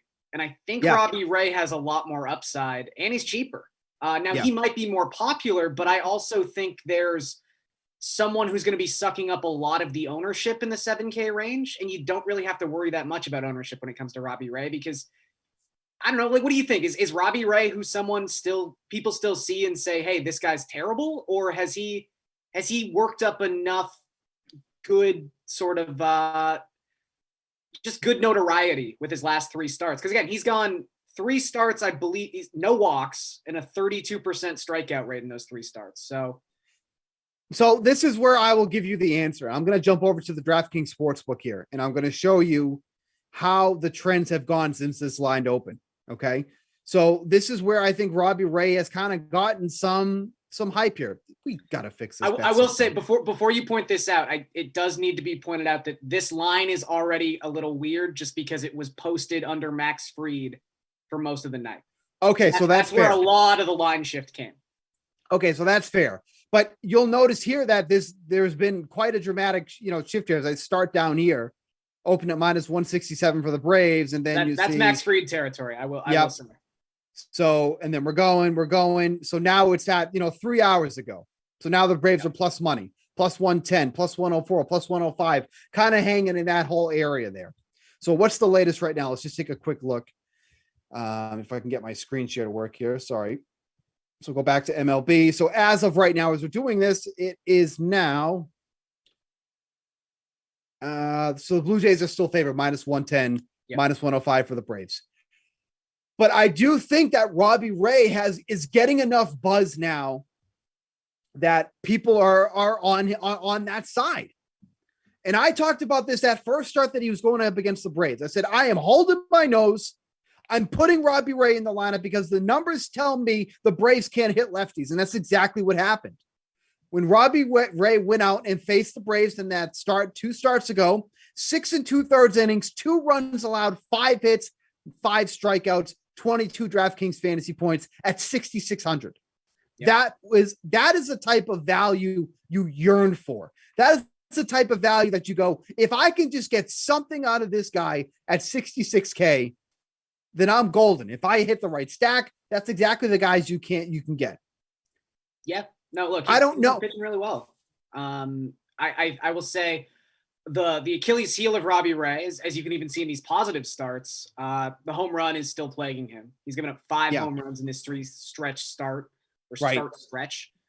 He leaves a lot of pitches middle. I believe, Saris tweeted out something a couple days ago that he's actually left 10% of his pitches middle. It's the highest rate of anyone in baseball. Wow. And he gets waxed when he leaves it middle. However, this is also someone who's throwing his fastball harder than he's ever thrown it before. His average fastball velocity is like 96 miles per hour. It's kind of crazy. And his pitching profile in terms of his usage rates looks a lot more like the 2017 Robbie Ray than it does in 2018 or 2019 when he really started to lose it. So I'm in on Robbie Ray. But yeah, I still think it might not work out this way, but to me, there are so many interesting pitchers on tonight's slate, or at least viable guys who could pique some interest that, I wouldn't worry too much about like Robbie Ray chalk. I don't think we're at that point yet. I think he could be popular, like relatively popular, but I don't think Robbie Ray is going to be walking into the slate with like a 30% ownership. Okay. So you kind of tease if there's somebody really low that you like. Yeah. I think we should talk about Dylan Cease first, just because I think I was going to guess that's who it was. Well, so Cease is someone I like. I like him a lot. But I do think he's going to be popular just because of how dominant he has been and the fact that the DraftKings algorithm hasn't really caught up. Even if you want to say that it's only been 2 starts where he's thrown the 13 scoreless innings and struck out 20, and part of that is Detroit and et cetera, for the season, he's got a FIP below 3 and a strikeout rate above 32%. So that guy should probably be priced higher than $7,000, especially considering the Twins. I know they get Luis Arias back today, who's someone who never strikes out, so that'll help. But they've struck out in about 28% of their plate appearances the past week. They're dealing with so many injuries that they're not the Twins lineup you think they are. So I think Cease is someone we have to talk about, but he's the guy who I would be a little afraid if you're someone who does not want to eat chalk on a slate this big. I do think Cease is going to be at least the 2nd or 3rd most popular pitcher on today's slate. Yeah, I mean, just you look at the strikeouts alone, 20 in his last 2 starts. I mean, it came against the Reds and the Tigers, 2 teams were apt to strike out, but that's still an impressive mark for somebody that's only 7K on this slate. Like, there's a lot to like about that there. Who's the guy that you like that's even cheaper? Because you keep alluding to somebody, and now I have no idea. Well, there's 2. I think Brady Singer is the easier one of the 2, coming in at 5.7. I mean, look, it's the Tigers. That's really all it is. And his last start against the Tigers, 32 DraftKings points, 8 strikeouts over 6 innings, because that's what the Tigers do. I think if you price any decent pitcher below $6,000 against the Tigers, you're asking me to put them in a lineup. And while Singer doesn't have elite strikeout upside, he has allowed the fewest barrels of any qualified pitcher in baseball. He's having a pretty good season. He's got pedigree. This is someone who is a 1st-round draft pick less than 3 years ago. It's not like because he's a Royals 1st-round draft pick, no one really knows who Brady Singer is. But if this guy were a Yankee, he'd be Java Chamberlain. So I think there's a certain disconnect when it comes to Royals prospects and other teams too. But I just think Singer is kind of being disrespected on this slate with how low he is. And the other guy I wanted to talk about, and I wanted to run this past you because tons of risk here. But hold on real quick. I don't mean to interrupt you. Tatis has tested positive for COVID-19. So he is the one that is. So I think that's that's unfortunate. I think that means he's at least 10. So that sucks. Tatis is going to be out of the lineup for a little while here. So that just came through. So that's unfortunate. So obviously anybody in close contact, which could, obviously be a lot. And we've already seen 2 other guys from the Padres go on to the health and protocols list, but that is the one who is the issue right now. So Tatis positive of COVID-19. Go ahead. Don't mean to interrupt. I was just going to say, Luis Patino. What do we think about Luis Patino tonight? Like, he's so cheap. He's 5,500. We have no idea how long he's going to pitch in this game. Yeah, that's it seems like even the most optimistic guess would be like maybe he gets 4 innings. Right. But his last time out in 3 innings, he racked up 17.6% or 17.6 DraftKings points because he's got a 40% strikeout rate against right-handed batters so far this season. The Yankees lineup is entirely right-handed batters. His slider is absolute filth. I mean, there's some serious risk involved here. But if Patino can walk out of this start with 18 or 19 DraftKings points at 5.5, I don't think anyone's going to be using this guy. So here's the thing, and so we'll treat him as an opener because that's basically what he's been, okay? Because we haven't seen him go longer than 3 innings. The way I've kind of been working with this is I do think that there is some advantage to using some of these openers because a lot of times, and he's a perfect example, some of these guys can go out there, throw gas for 2-3 innings, rack up like maybe 3 or 4 strikeouts, and you got double-digit fantasy points from a guy who's, the bare minimum of 5,500. He's one of those pieces that you can get one of those higher price stacks in with. So like a lot of the problem is, and let's just use the Padres as an example. And obviously Tatis is not in the mix, but you look at some of these Padres bats, right? If you were going to be stacking the Padres tonight, Eric Hosmer, 5,000, Jake Cronenworth, 4,400, Manny Machado, 5,300. If it was Tatis, 5,900 for him. Will Myers, 4,200. You are not going to get all of those guys and then get 2 stud pitchers. It's not going to happen. So a lot of times you're sacrificing a good pitcher and, you might find yourself in like, the Eric Fetty world or, the Bryce Wilson. I was hoping I can get something out of Bryce Wilson, but it's not going to happen. So like, you're almost kind of like sacrificing the lamb and you're just going to get nothing out of this. So someone like Patino, who has that strikeout upside, especially against righties, going against a team like the Yankees, who are very right-handed heavy, that's one of those guys that I will take a shot with, especially in tournaments, at 5,500 to get that Padres stack. Because if I get him at 5,500, I can absolutely pair him with Walker Buehler and then that Padres stack. That works. And especially with Tatis out now too, that works even more. Because who would probably take over at shortstop? Kim would probably take over 2.9. I think I just saw. Yeah, I was trying to see if I could remember. 2,900. Yeah. So then some of the prices for the pod, like you were saying, there are expensive guys. Don't get me wrong. Like Hosmer's 5K, sure. Machado at 5.3. It's pricey, obviously. But someone like Trent Grisham, who's now probably going to bat leadoff in this game, has been batting second in the last couple of weeks. Like Grisham last week in a game against the Pirates was $5,600. And now today at Coors, he's 4.3. Like generally speaking, I just pencil in like an extra $500 for anyone who's making their way to Coors Field. And to see him at 4.3, like, so this Padres stack isn't even that crazy. Especially if you have to pay 5.9 for Tatis. And, one person that I was kind of doing this with, and this is going back to yesterday's start, was Luis Garcia. And I'm just pulling up his numbers here just to show. But like that start, that's the one. The start against the Tigers. He went 4 1/3 inning. He had 22 DraftKings fantasy points.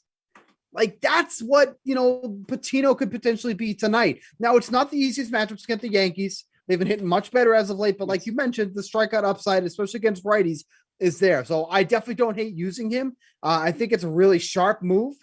Sharp if it works, not sharp if it doesn't, of course. It'll be a bad move in 95% of outcomes. But yeah, with all things equal, before the site locks, you look at this on paper. Yeah, this makes sense. I do like that call a lot. I think that's a really sharp one. So I do think that's something to consider in and let's just do it here real quick. A really favorable one to pair with someone like Buehler, because that leaves you with an average of 43-37 for the rest of your hitters. That's a lot of salary to work with. Punt the catcher as usual, and then just eat from there. Let's just punt the catcher real quick. Who's this? Yeah, Reese McGuire. Reese McGuire. He looks like lefties hit Bryce Wilson. We're all good. Yeah. Reese McGuire looks like a great fellow. Let's throw him in there. 45-85 for the rest of your lineup. He was he was actually arrested in a Florida parking lot for some questionable business during last season's spring training. But what? Yeah, that's a story for the day. Yeah. Look, Everyone look go at- Google Reese McGuire arrested in Florida. Pretty Look at good. Reese's face. Does that look like I know. He looks like a sweet lad. I know. Right? A sweet young lad. Reese, you're killing me. So now I just punted you from my punt. We'll just go Maldonado. 45-42. It's the same thing. I don't want weirdo Reese on my team. Okay, but there you go. That's how you do But there's a lot of ways to save here. It works out great. Definitely. All right, let's move over to the hitting. What do we like for stacks tonight? 12 game slate. Obviously, there's a lot of stacks that we can go to. I like the idea of stacking the Phillies Nationals game. Just kind of rolling with those bats there. Two And bad pitchers. Two really bad pitchers. And it's not like, I know the Nationals have not been hitting well all season long, but there is that one guy that's come back and he's hitting second again, named Juan Soto, which makes a big difference in that lineup. And I just like the lefties going against Chase Anderson. Now the Nationals don't have a ton of them, but there's Juan Soto at 2, Kyle Schwarber at 4, and then kind of sprinkle in the rest of your Phillies after that. So I like the idea of doing almost a full stack of the Phillies and then kind of working the way around to get Soto and to get Schwarber in there. So you can do like Segura, Harper, Real Muto, and Brad Miller because you can use him at first base. And that's kind of your stack there. Yeah. So I did some research today. Eric Fetty should be an opener because he's great the first time through the order. Do you know what his ERA is the second time through the order since beginning of last season? Ooh, you probably don't because you should know this. 9.56. Ooh, geez. The second time through the order since the beginning of last year. So it was like over a span of like 26 2/3 innings. So that's like, look, ERA is obviously not the stat to use for things like this, but just wanted to kind of paint a picture of just how bad he's been the second time through the order.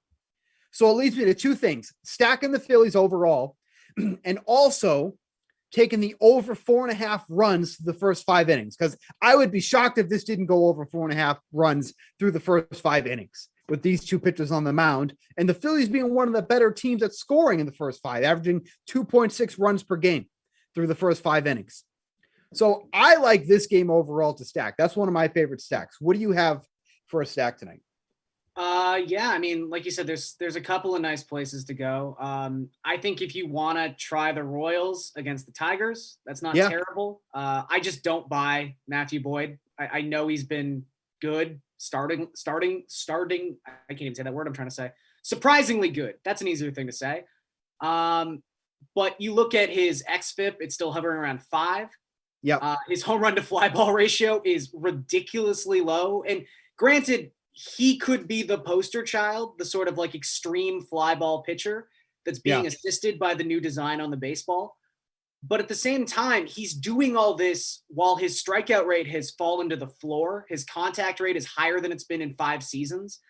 It just doesn't all add up. And I think he's due for some serious regression at some point. So we know Merrifield hits lefties really well. Santana's hit lefties all season.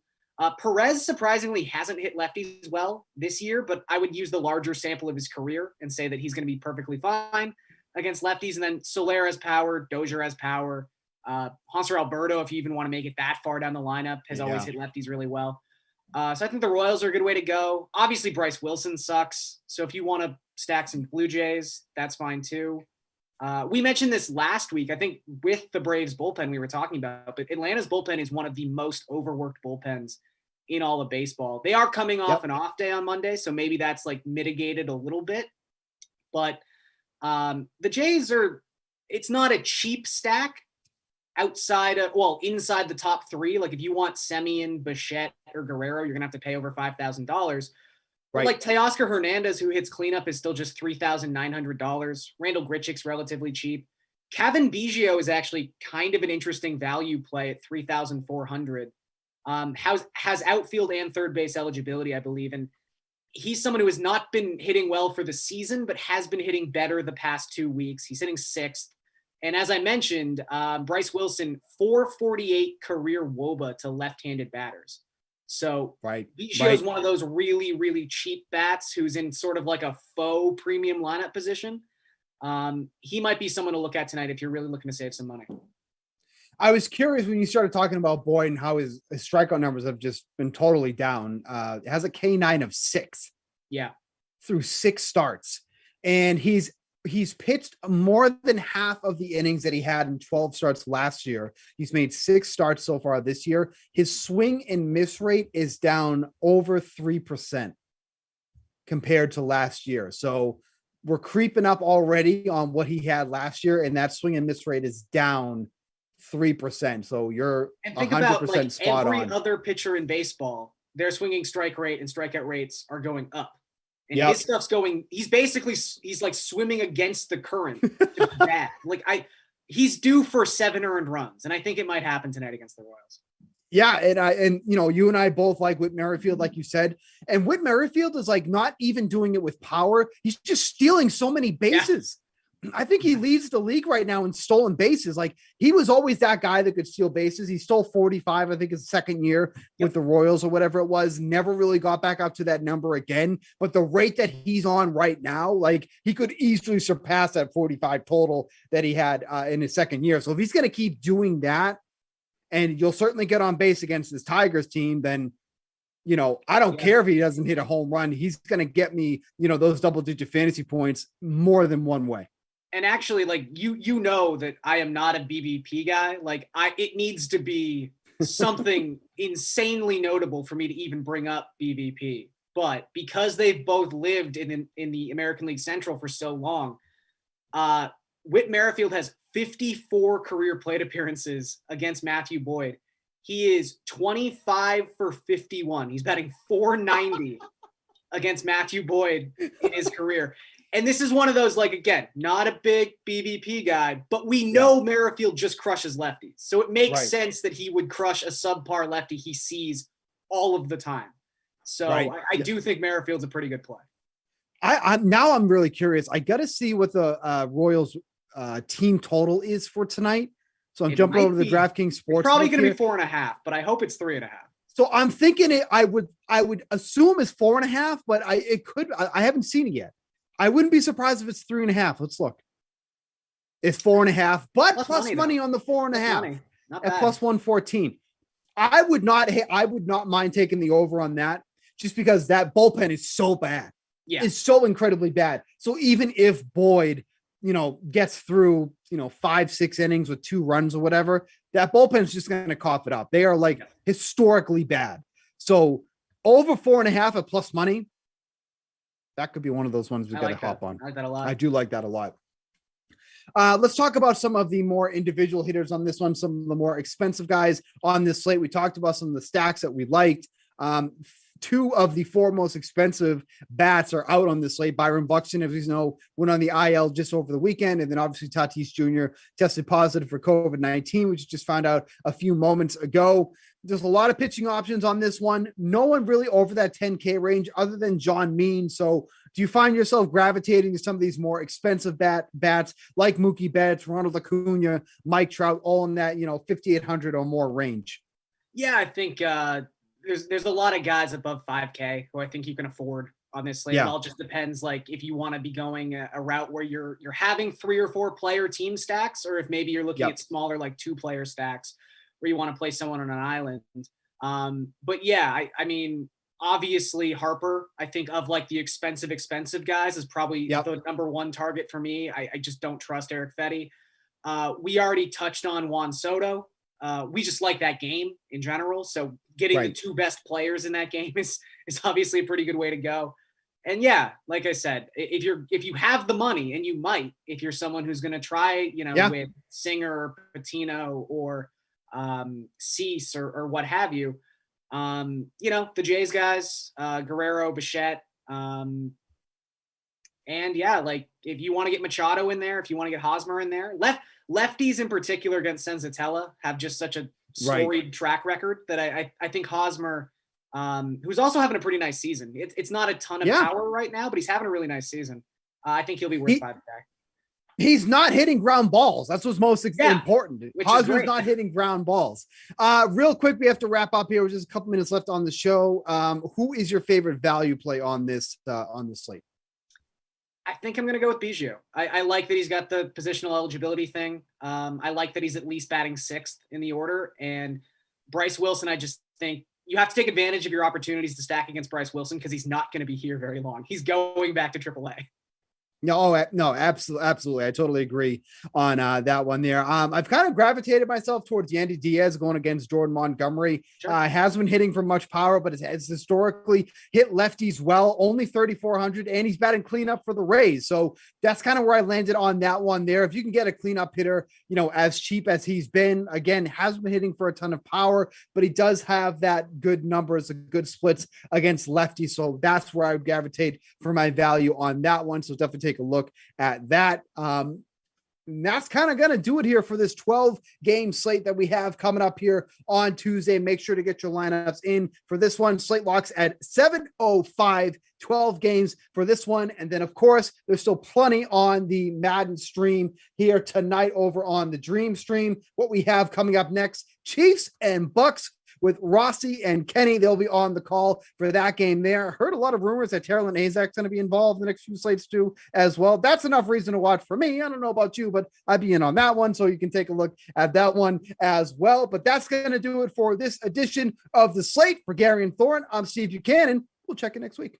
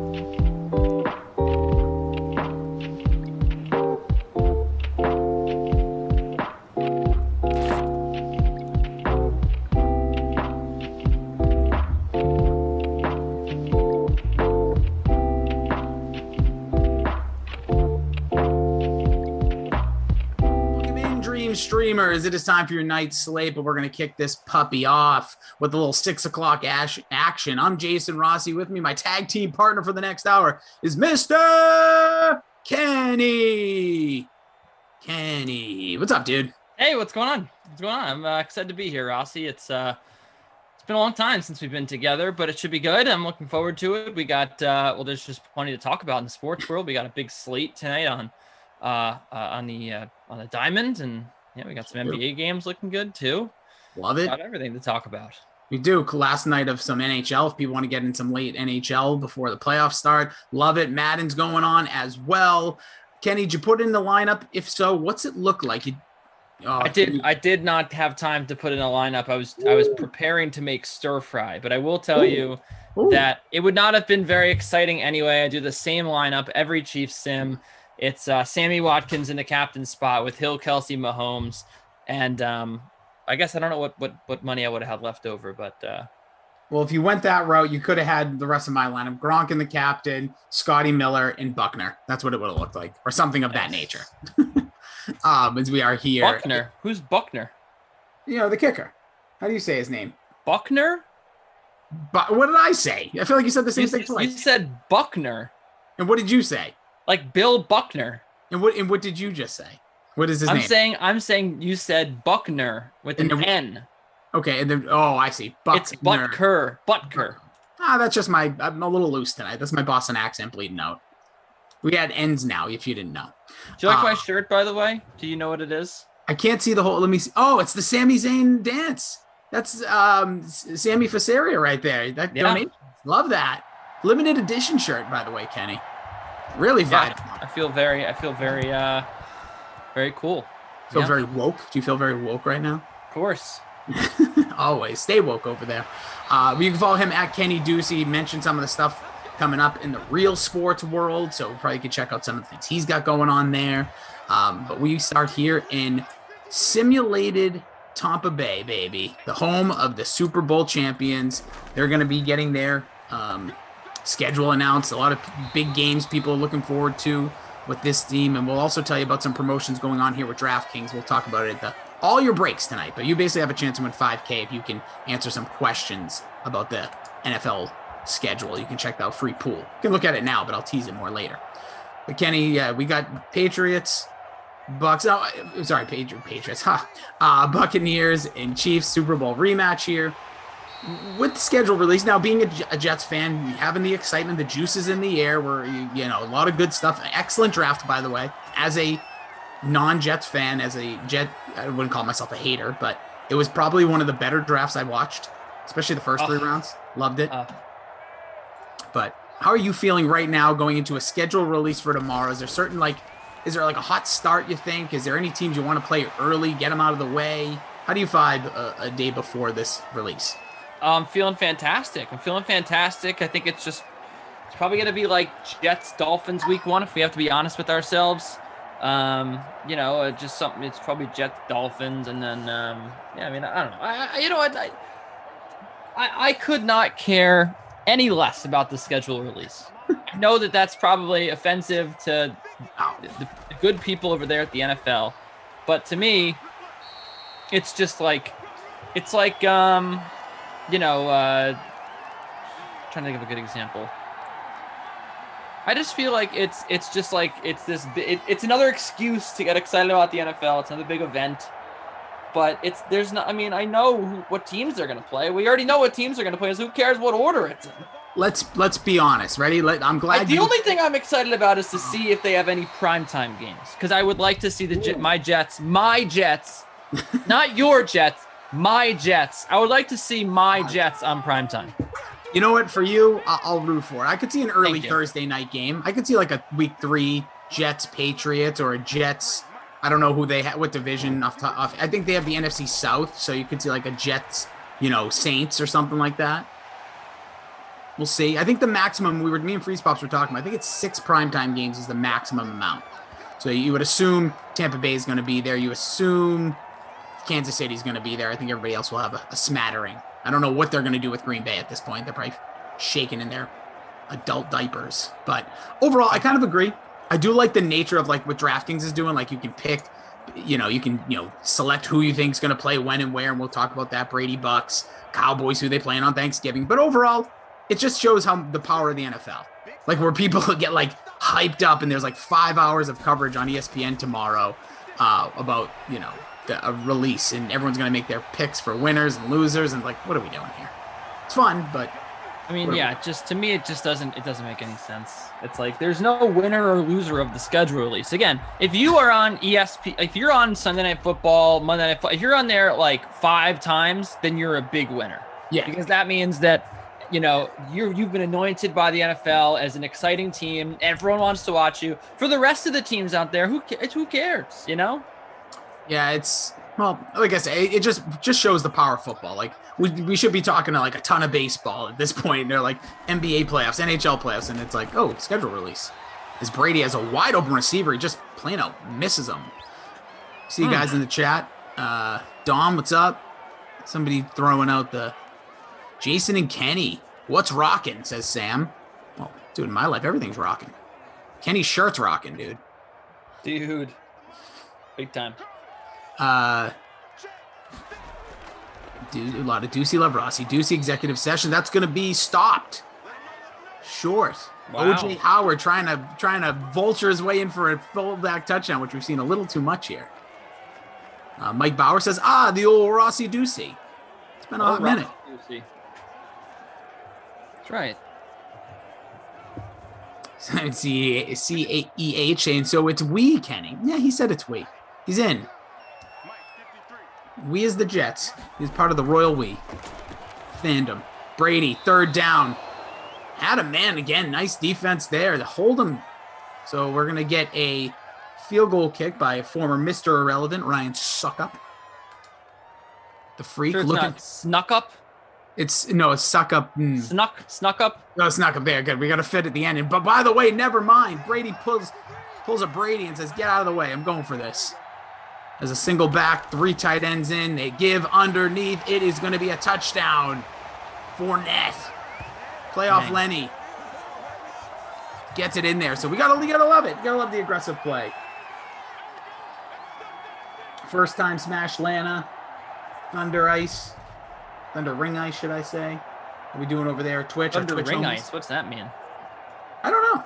But Thunder Ring Ice, they have been all in. I've noticed them more the past few days when we've been doing some of the Mount Rushmore stuff. And good, I don't know. What does it mean, Thunder Ring Ice? If it's inappropriate, I'll just stop saying it. I don't think it is. 44th touchdown for Leonard Fournette. That's a lot of touchdowns. Sure is. Dude, that is. Especially for, the way touchdowns. we've seen running backs. Yeah.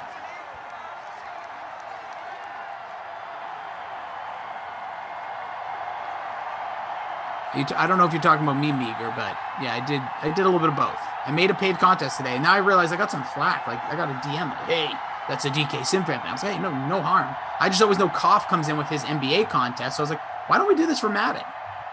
So I just threw one out there. For those that entered, appreciate it. I don't even know. It's not even in my, did it not count if you don't fill it? Is that one of those things? I don't know enough about making contests, as you can tell. I guess if you make a does it have to fill for it to go live? I'm guessing yes. Yeah, I don't know what the deal. I'm so lost with that stuff. Dude, I'm with now that's why Koff will come in here at like 5 up and be like, hey guys, 10 spots. Because then I guess if you don't feel, I just did a 50 person Madden one. I think there was like 42 last I saw. I would have pushed it harder if I knew. Just bring us all together, baby. That's right. Congo says back to the juice. I'm feeling a big win tonight for the Pittsburgh Pirates. Oh, I don't like that. Big Reds fan here, so. Really?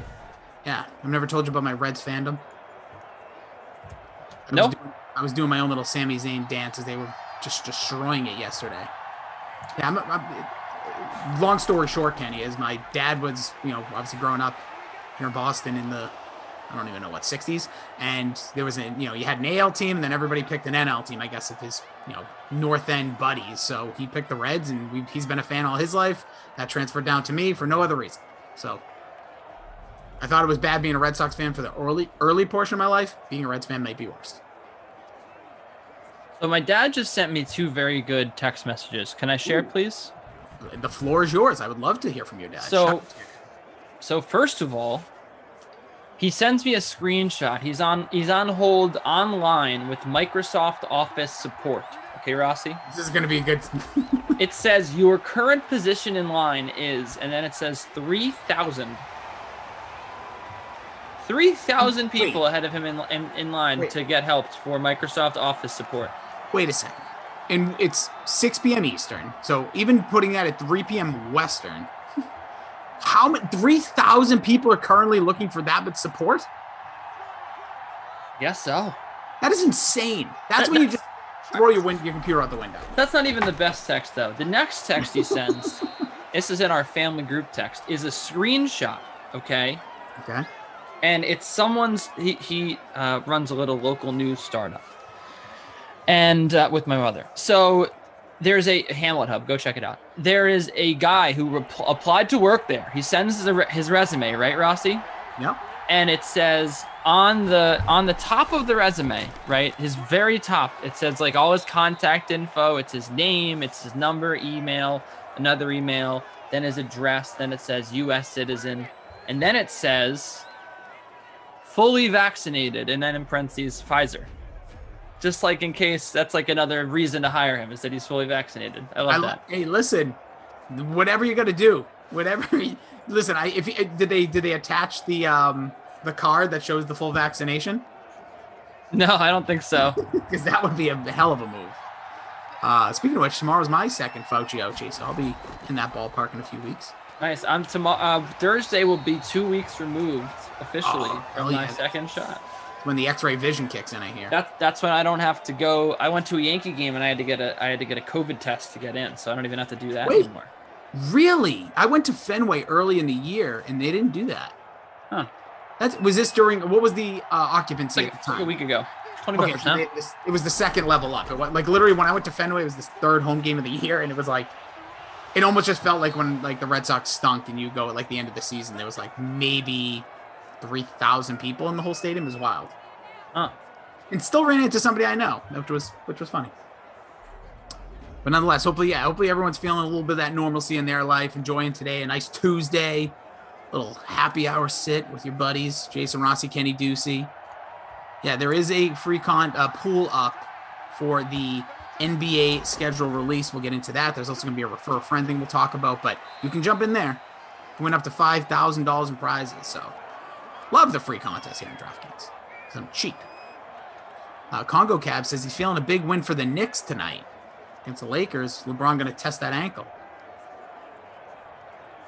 I don't know if I feel the same way, Congo, but I like your style. Oh, and Meager says there's a huge Outlook outage right now. Apparently makes sense. Lots of people calling. Okay, 3,000 though. That's scary. By the way, shout out to Michael, our producer, Andrew, our technical director. He drops, I called IRS today and they legit hung up and said, try another day. It's like a magic 8-ball. And then Jared also in ops tonight, smoking them. Appreciate him. Roach says it locks today. Starts Tuesday, May 11th at 4. Weird. No, yeah, it does lock today. It already locked. I don't understand. It should be open. M. Roach should be open till 8 p.m. tonight Eastern. So you must be on the West Coast, I'm guessing.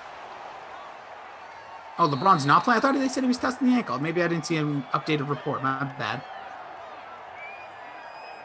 Well, then go Knicks. Go for it. Now to the 5-yard line. 30 seconds remain here in the first quarter. The Chiefs trying to respond after the Buccaneers had a nice opening drive, went for the 4th and 1. It was a Leonard Fournette rushing touchdown. Free Piercy, Obi-Wan, my dude. Thunder Ice, oh, he answers. Hold on, I'll tell you right now. And after this play. Maybe he's in like San Diego or something. Could be. There's a handoff. He got in. Or should I say cha? I was going to say, I don't know how I would say that. Throw an N in there. Thunder Ring Eye says, I am Marshall Thundering Herd alumni. My nickname was Iceman growing up. So Iceman? Dude, I need to know why you were known as Iceman. Marshall. Dude, Iceman might be the best nickname ever. It's not an original nickname. I've heard other people nickname Iceman, but it's gotta be the best nickname ever. The Iceman. Hey, what's up, Iceman? Like, you gotta be the coolest dude in town. And you That's better right. been the baddest, too. Like, wearing, like, sunglasses all the time, leather jackets, white tees. Like, I think it's the 60s here. Where's my cat? Get out of here. 65th touchdown in Simland for Kuh. Yeah, drives a new Camry. Very, very important if you're going to be Iceman. Iceman. Maybe he just who was the original Iceman? What was his name again? Iceman. No, I thought it was like Yeti or something.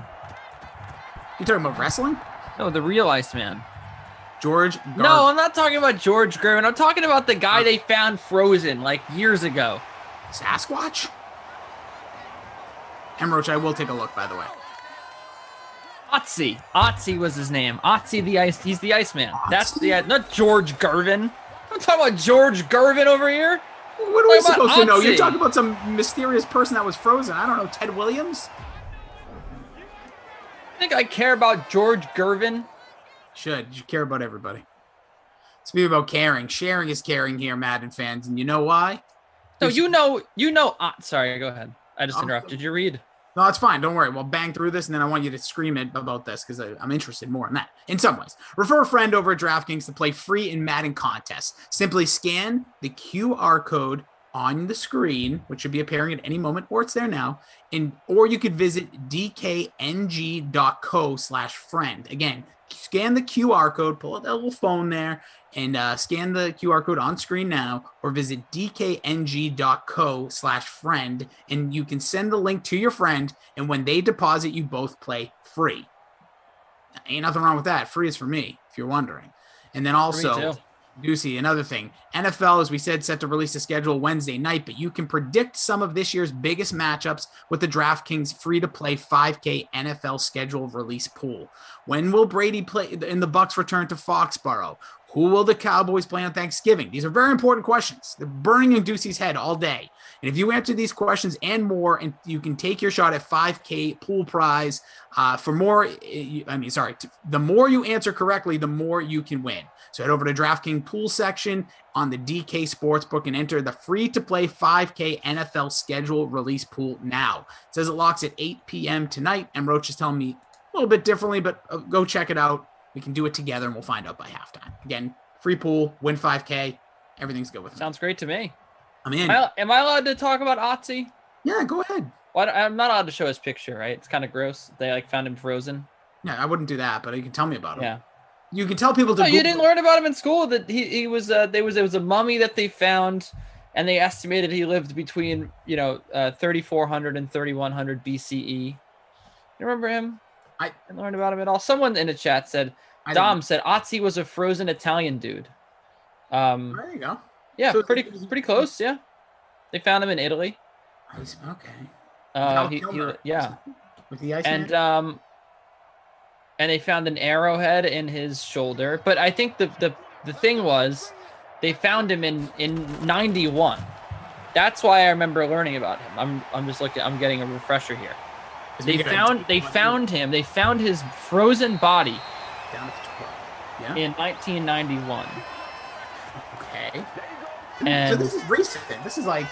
Yeah. But the point is, it was a mummy, right? But it was a natural mummy in the sense that, it wasn't like anyone embalmed his body. It wasn't like they wrapped him up and wanted to preserve him.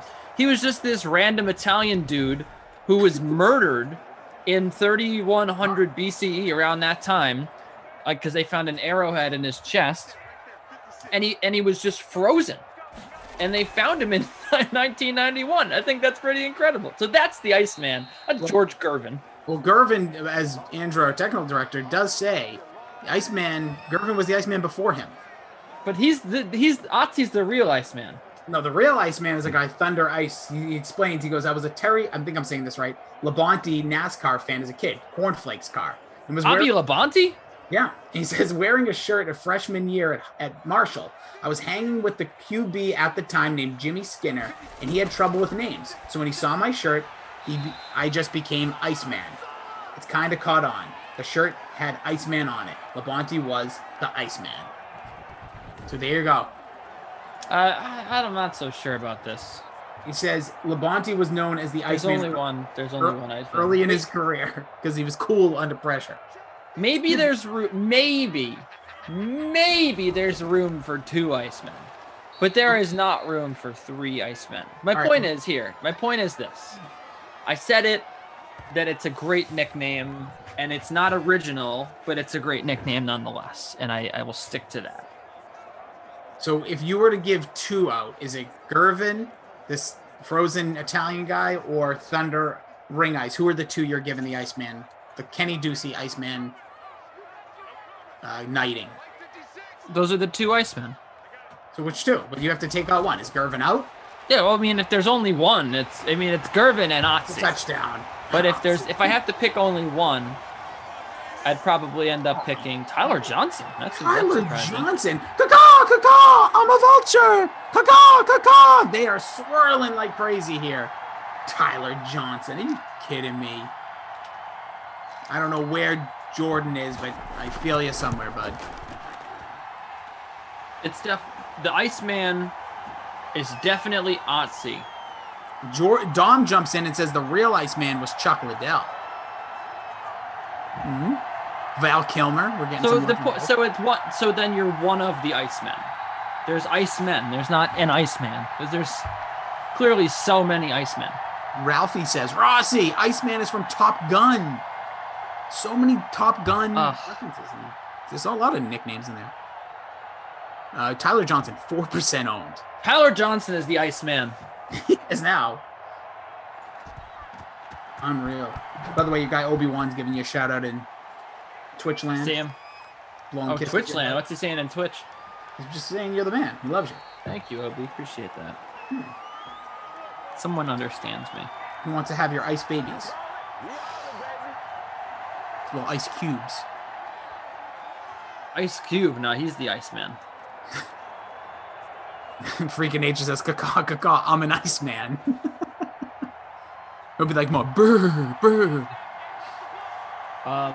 Is Frozone from The Incredibles? Is he an Iceman? Oh my God, I've never seen The Incredibles, but just because of that's a name, I'm in.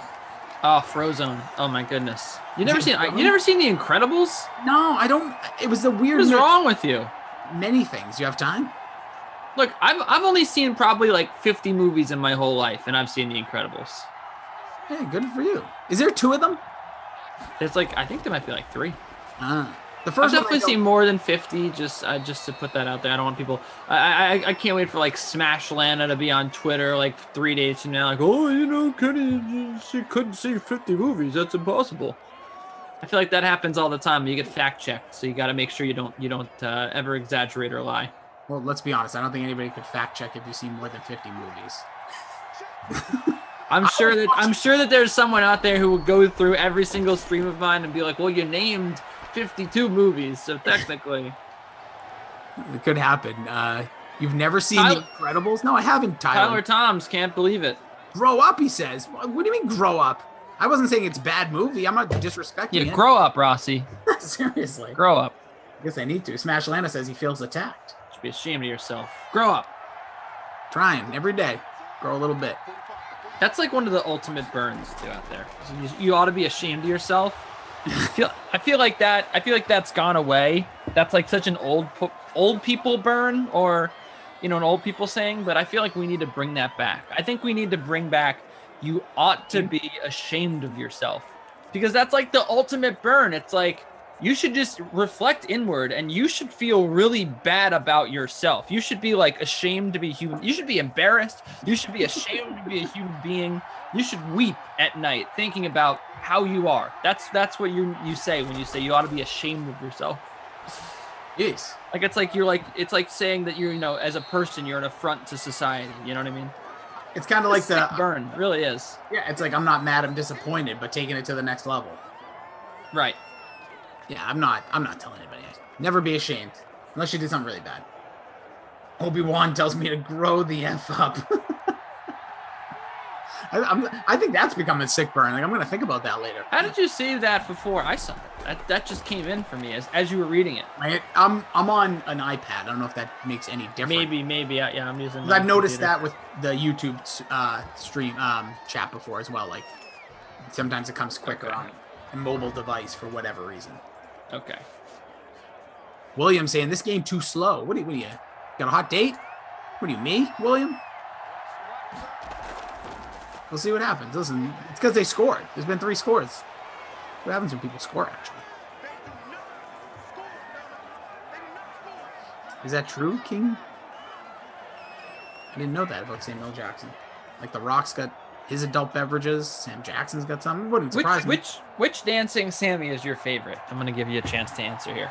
Which one? I think for me, it's this one. Let me pin. Did you click to the bottom left? Huh? Which one did you choose? This one. Middle guy. See, I think left. The one. Oh, you're right. This one? No. That's that one. Yeah. Oh, yeah. That's a pretty good one. I just love that became a thing because we had no intention of that being popular. Like that little dance he did on One SmackDown. Absolutely. When I think it was when Jake Paul, Logan Paul, whoever came out there. Right. If you guys don't know what we're talking about, just Google Sami Zayn dance. I've like tweeted that video a bunch. That's like my it's Friday, let's get some. Like that's just him dancing. It's hilarious. Well, then he had the dance that he did over Kevin Owens, which was really funny. Yeah, and now it's like his thing. Right, that was really great. YDG saying wasn't watching. Was it Brait or Tyler Johnson, TD? Tyler Johnson, bro. Tyler freaking Kaka Johnson. William coming back says, hot take, Little Big League is the best baseball movie. Ooh. By the way, William, me and babysitter Billy, we have the Pop Culture Pile Driver. We're going to be doing a best baseball movie soon. I want to get as many people involved in do you fancy yourself a baseball movie guy, Ducey? I do like baseball movies, yeah. Is it one of the 50? Have you seen a few in the 50 movies you've seen? Yeah, I would say that. Okay, might have to include you. Basically, I'm just going to have a bunch of people give me their top 15. Oh, Danny Trejo's got an adult beverage, too. Look at that. Thanks, bad boys. What's up, dude? What's up, Michael Dunn? Who Captain Hill? Fools have. The Fools did. But William, it's not. I don't know if it's the hottest take, but I don't agree with you. I don't think Little Big League is the best baseball movie. But I think it's subject to what you like. I liked, what did I see? I saw Rookie of the Year. I really liked the one with Dennis Quaid. I liked that one. The year's good. Oh, what a catch. No, broken up. No, it's not. What? Wow. I thought that was in his, I couldn't see the animation, but looked like that ball. I thought it was caught. I'm going to see the replay on that. Let's see here. Mahomes. I believe he was going to Kelsey. That was Kelsey. Oh, yeah, broken up. Nice defense there. Super Bowl winning defense. Here's 7-yard line, less than 2 to play in the first half. Quick pass out. Not going to score there, but. I'm also seeing, what else have I seen? Have you seen A League of Their Own in 42? No, I haven't. I have seen, I think I saw Major League. Oh, I liked that. Major League 2 is great. Yeah, League of Their Own is right up there. There's no crying in baseball. What a line. Tom Hanks. I've seen The Iceman. Seen it? You seen The Iceman? Yeah. Good one. Was there ever a baseball player or a pitcher? They're going to go third and goal here. That was fourth for some reason. Oh, wow. Fullback dive. Oh, just everybody fire up the vultures. What are we doing here? What is happening? Do the nay-nay. Do the nay-nay, Anthony Sherman. Oh, man. The Shermanator into the end zone from the fullback position. Holy Lord. Let me just sit back and watch the chat for 5 minutes. Freaking George Gervin. Hashtag Team Otzi. Hashtag Otzi's. Now, you know what this is? This is all you remembering one thing from school that you've been. How about hashtag Otz Tots? How about that? Oh, okay. Anthony Sherman, 0.7% owned. Kaka all over the place. Wow. Dom says, have you seen Ready to Rumble? Asking you. Have you seen Ready to Rumble with David Arquette? No. Oh, you're going to have to tell the lady of your life, hey, listen, plans Friday canceled. We're watching Ready to Rumble, featuring DDP, Goldberg, all the other 1999 WCW roster. Destiny saying basketball is the best baseball movie. What you got going on there? Songs. Everyone is Rossi. I'm really just sitting back and enjoying watching this happen. Everyone is really mad at you because they're saying that you're mushing their plays. Oh yeah, they're saying that you are the reason that all these vultures are scoring, and we have Killa Slimbala. Yep. Killa Slimbala saying Rossi with an E. You need to retire. Ooh. And we've got put it. Will my jersey go up in the rafters if I retire? Ralphie says Rossi when you're on it's vultures everywhere. Hawk says SMH. Yeah, is that the real Hawk or is that just another Hawk? I think that's the. It's gotta be Hawk. It's gotta be Hawk. Yeah, it's gotta be Hawk. We stop. CEH every Rossi sim. Hey, I will just say this. I'm gonna Killa. The Rossi curse lives on. Sorry, go ahead. No. I will just say, turn it on yourselves. If you know I'm going to be on a sim, then you need to start rostering the crazy players. I probably should have. Aaron and I have not seen The Wrestler, but I think I heard that it was a good movie, though. Didn't it win some awards? Yes, it won Golden Globes. I don't know if it won the big like award show stuff, but I remember this. Like Bruce Springsteen had a song that may have won a Emmy. But right, I feel like he won something. It would be an Oscar. You don't win an Emmy. Oscar, sorry. Thank you, Oscar. But then they won a ton of Golden Globes, but I think they kind of got snubbed a little bit with the Oscars.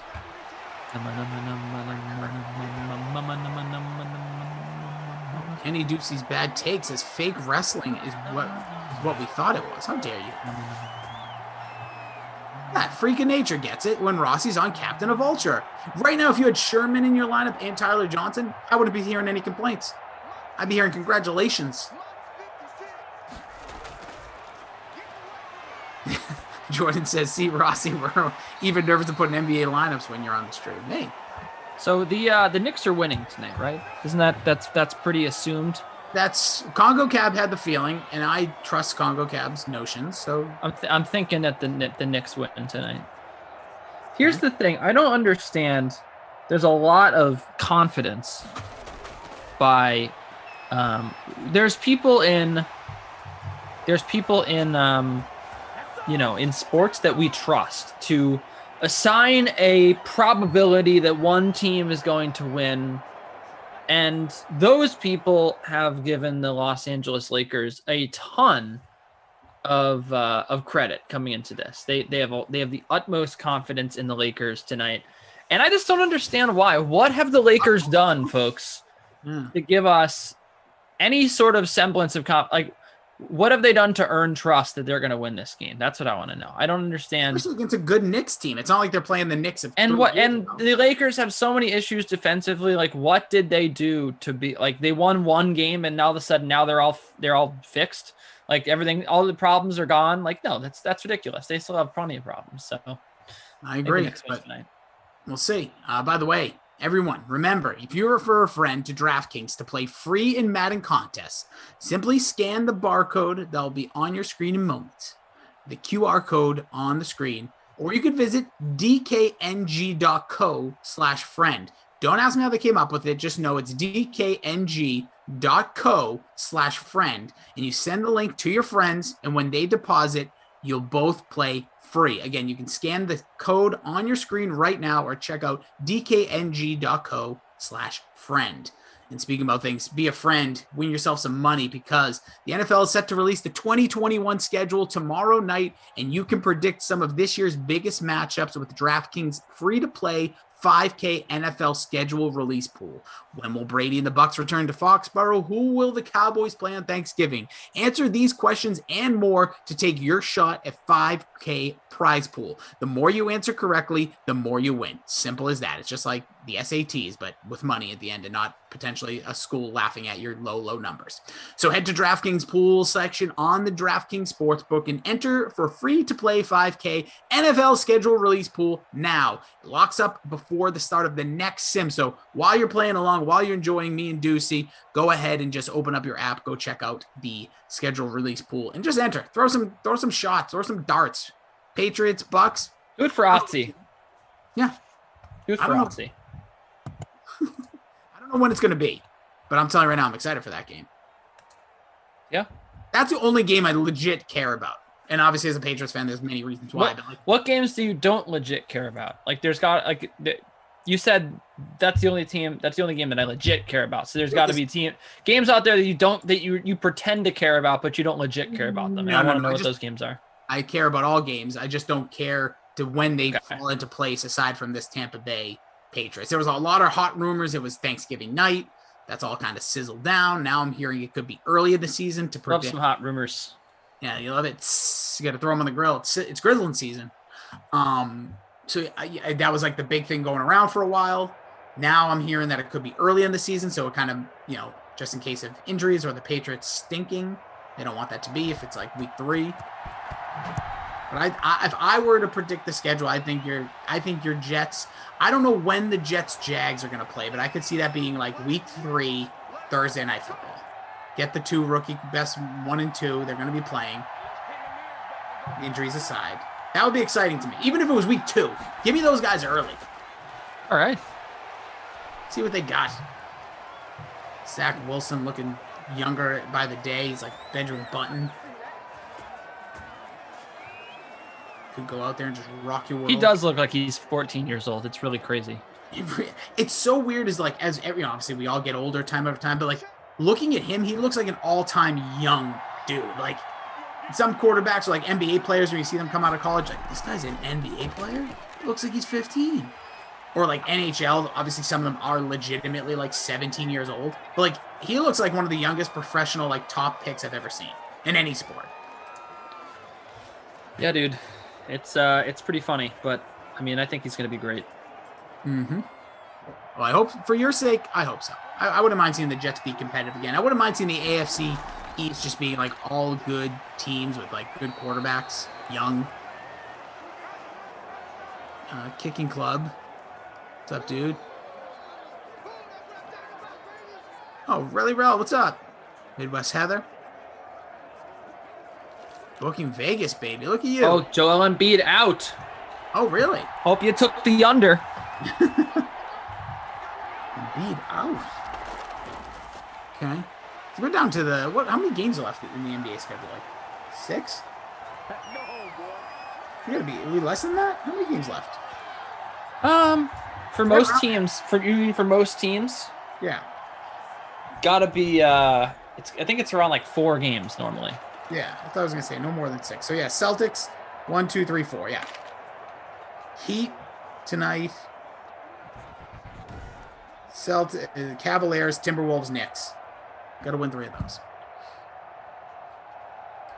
Sean saying he's in second place in the free roll. Congrats, dude. What do you have, Tyler Johnson, the Shermanator? Get a punt in this opening drive at the third. Unbelievable the amount of ultras we've had in this game. And we really should have had almost O.J. Howard in that first drive on that third down. Right. Could have had 3 out of the 4 touchdowns be straight vultures, baby. Brady's got 158 and a tud. Obi-Wan saying he's playing Caruso tonight. Failing it. Bills fan, nice numbers here. 77711 says Lakers have the number 1 D in the NBA without LeBron. Well, they have not been a great defense lately. That's the thing. All those numbers, all those, you're welcome, Killa. All those, welcome, Killa. That's a good nickname too. Killa. all the numbers that you have looked at about with the Lakers, without look at McCoy getting a catch. What a vulture game this has been. This is weird. The whole thing is the Lakers were really good when LeBron and AD first went out. They actually were dominant on the defensive end. They were the number one defense. You couldn't score on these guys, right? So it was great. And then what ended up happening was the Anthony Davis came back and the defense got awful. That's what happened. AD came back. This entire defense that had worked so hard to preserve, like this amazing defense that the Lakers had at the beginning of the season, fully healthy, took a huge hit. And now they're like bottom third in the NBA over the last 10 games. And when you look at the on-off stats for Anthony Davis, they're actually 2 points worse with him per 100 possessions on the floor on defense, which is crazy. That really is crazy. So that's just how bad it has. So when he left, they were a half a point better on defense. When he came back, now they're 2 points worse. So it has gotten really bad, that defense. And I mean, this is just an unrecognizable team right now that, from the one that we had, gotten used to seeing at the beginning of the season. So they're in a real spot of trouble, a spot of bother. And I have all the reason in the world to believe that they're not going to play defense tonight. Intriguing. That's where I'm at with that game right now. I like it. So we're still feeling the Knicks. Feeling the Knicks. Got it. And Midwest Heather says, "I'd love a DK SimFam convention in Vegas. We might make it happen. I'm going to talk to the Midwest Heather. We're gonna make it happen. We're gonna talk to the higher ups. We're gonna get one of those. See those new boxes that they have in Vegas that they talked about? It's like a DJ club. Oh yeah, those are great. We're gonna get one of those private, only DK SimFam. Also gonna Nick playoff tickets. Ooh. Playoff tickets are outrageously priced. Everything's outrageously priced right now. Everybody's making up for lost time. Like even like Red Sox tickets now that they're like good, it's like insane. I went for $45. That's pretty cheap here, and I saw the same seats I was in then is like 110 now. Cool. Ticket, it's worth it. It's worth the price if you feel it. That's the way. Because when was the last time? Right. It's playoff game. It's been a long time. And then, like I said, on top of it all, there's of course, when's the last time anyone did anything? I actually very good point. I actually bought tickets like 2 years ago to something, and like a concert. Mm-hmm. And it was supposed to happen last summer, and it got rescheduled to this fall. And the tickets that I originally bought were like, a couple $100, maybe. Sure. Maybe like 150 or something. Those tickets right now resale. They're going for like $1,000. Doesn't it make you think though? Like I know someone who's in a similar boat. I think it was like Zach Brown or somebody like that. That's like the tickets are still good, and I saw they're going for like hotcakes, dude. They're going for like 2 times, 3 times the amount. Right. Doesn't it make you kind of think maybe I should just sell? It does, but then I also think about how much of a baller I'm going to feel like if I go, and I'm like, people were paying $1,000 to come to this. I got it on the cheap. That's right. I don't know. Speaking of ballers, look at that throw from Mahomes. I think he was trying to find what was that? Watkins over there? Sherman. It was Sherman. No. Yeah, it looked like Watkins. And by the way, four defenders in coverage. What's the concert? Harry Styles. Nice. Love Harry Styles. Where is this? Is this Madison Square Garden or? Yeah. Nice. Saw Oasis there back in the day. Oasis. That's a good concert. Yeah, it was in their like little comeback tour. That would be in like I don't know, 6 maybe. I'm trying to think what else. I think I've seen Pearl Jam at the Garden. Bruce Springsteen I've seen at Madison Square Garden. Good place to see a show. Really good acoustics. Dig it. And Harry Styles is gonna absolutely dominate. If people, these people like by chance when you hear Harry Styles, you do that like snicker. It's like, remember Justin Timberlake when he first became a solo artist? Like, you're like, oh, what a clown. Harry Styles is 10, and I really like Justin Timberlake. Don't get me wrong. Like the musician, like that's within him, like the style of music, what he represents, like retro, like 70s vibe, Elton John, Bowie. Like I really dig his style, for lack of a better term. I mean, it is fantastic. Great music. Yep, dig it. I'm gonna be listen. It's also summer season. Windows are open. I'm gonna be blasting Watermelon Sugar later. It's probably tonight. Actually, no. Sun's going down. Yeah. What are you talking about? What are you talking about? Talking about life. All the important things. Oh, you're saying like, I'm gonna blast it. Windows open. That's like a very. That's like I picture that you and the sun when that. Yeah, that's what I meant. I looked up because the sun in my face right now because it's at Right. almost twilight point of the day. Yep, of course. Yeah, I'll grill. Maybe I'll play while I do my chill grill. Throw some chicken on the grill tonight. I think that air fryers are a cult. Just wanted to say that. Oh, don't you even. Well, you know what? I think it's a cult, man. I don't have a defense, actually. If that's a cult, that's a It cult. seems like a cult to me. Get in it, dude. The way that you and everybody else talks about it, it just feels like a cult. R.I.P. to former producer Madison dropped an Instagram like story of her air frying eggs to make them hard boiled. That's ridiculous. Oh, looked amazing. Quick, easy, done. Like 14 minutes. That's gross. What do you mean it's gross? It's gross. Oh, Deucey. One day, you'll see. By the way, you're like the perfect guy to have an air fryer. In an apartment, you're in the city. What do you mean? You live in the ideal lifestyle. Don't put me on that level with the air fryer people. Come on now. It's a compliment, if anything. But like, no. Do you have an outdoor area? No, I don't have an outdoor area. That's what I'm saying. So air frying is like an ideal way of cooking certain things you would normally grill or you would, bake in different ways. Don't compare air frying to grilling. Come on, man. Grilling, you got that great taste of the grill. I'm with you. That's what I'm saying. But you don't have that option. So having an air fryer, I've done steak tips in the air fryer before. It crisps up, dude. You'll be amazed. One day it's going to happen to you, and you're going to come back on an apology tour, and I'm not even going to need it. I'm just going to be happy you're eating good and loving life. I don't know, man. Smash Lana says, if cults are delicious and are forever change food, then yes, they are a cult. Yeah. That's what it's about. All right. All right. Obi-Wan says, that's why we love you, Deucey. He's telling you to drop me. Just give me a verbal smack. That's going to be a touchdown. Oh, touchdown. Finally, not a vulture. Tyreek, the freak, the cheetah. Let's see, get him out there with DK Metcalf running. Now we're talking business. But there he is. Touchdown here for the highest owned in the game, in the contest, from a receiving position. That would be Tyreek Hill coming 63%. Kelsey was 50, just in case you're wondering. Mahomes, the highest for the Chiefs at 73%.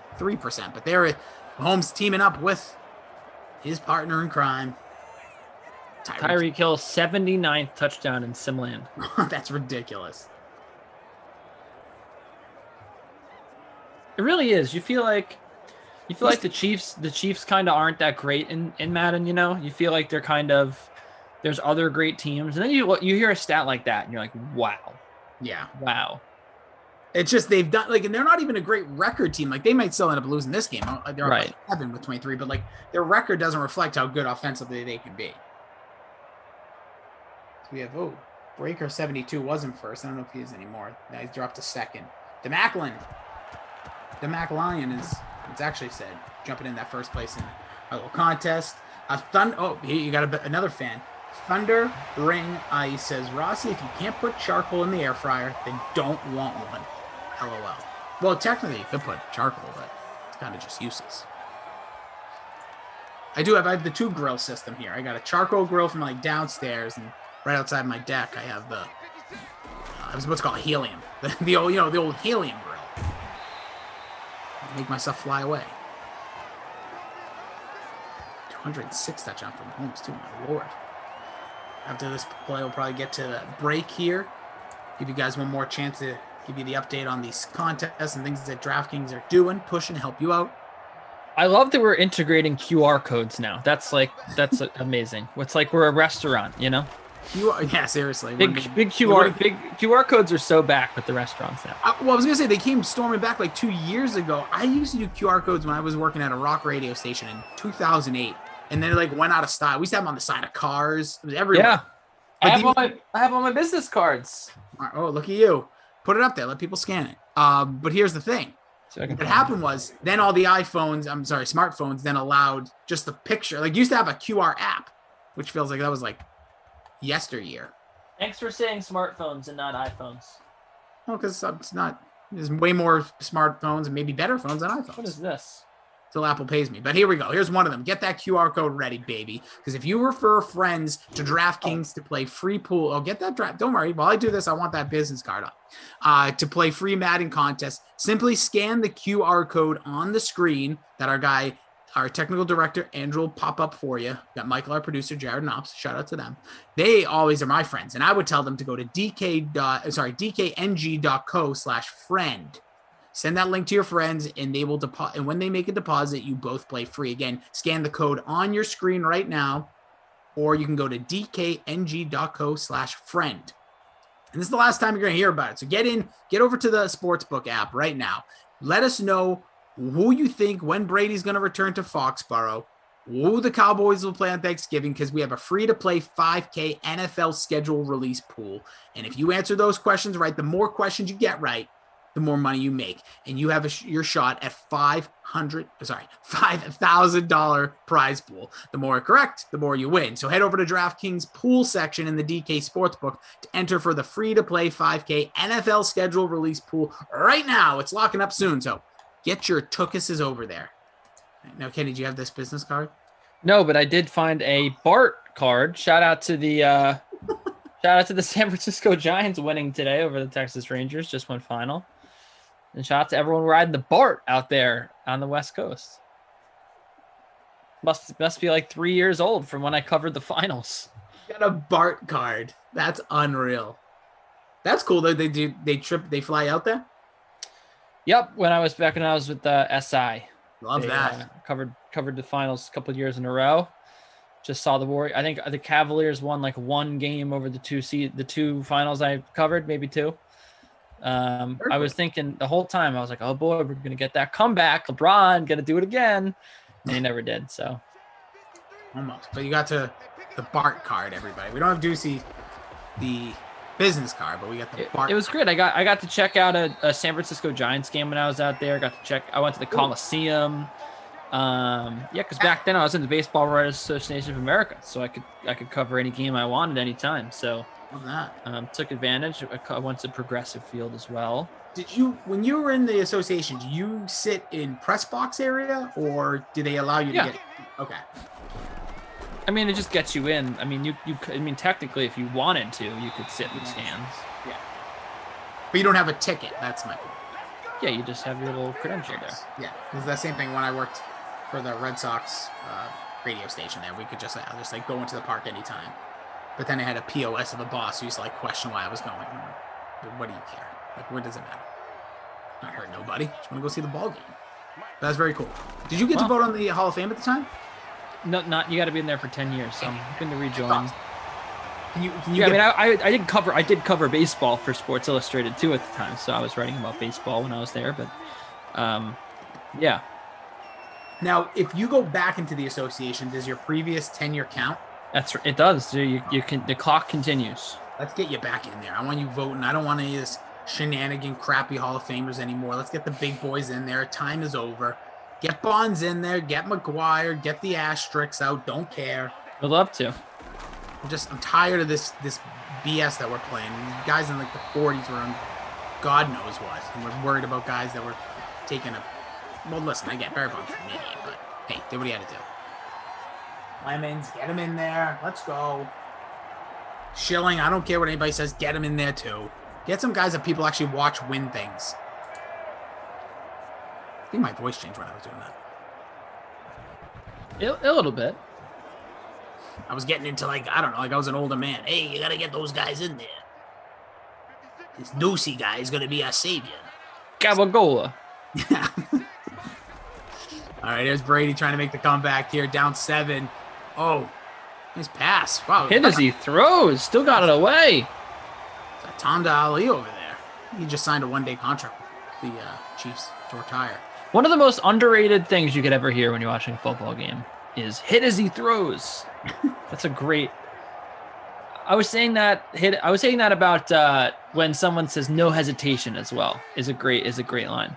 Big basketball line there. Yeah, like Curry, no hesitation, like that. He just shot it. He got it and he shot it. Just didn't even think. Just put it up. Dig it. It is. It's funny how like these great lines. And it's funny how where those start and how they like become part of like normal speaking. Like who knows if it was John Madden or Pat Summerall at the time saying like hit as he throws, like, and then that becomes like part of the language of calling a football game. Brady looking, not hit as he throws. Oh, wide open! And did that OJ? Another vulture! Caw! I'm a vulture! Caw! Yeah, a little bit more likely of a vulture, but still. Yeah, we're going to go with it because it's fun. 4:51 left to play. It's all tied up in a Super Bowl rematch. Brady wide open. I never see people get this open, especially in the end zone.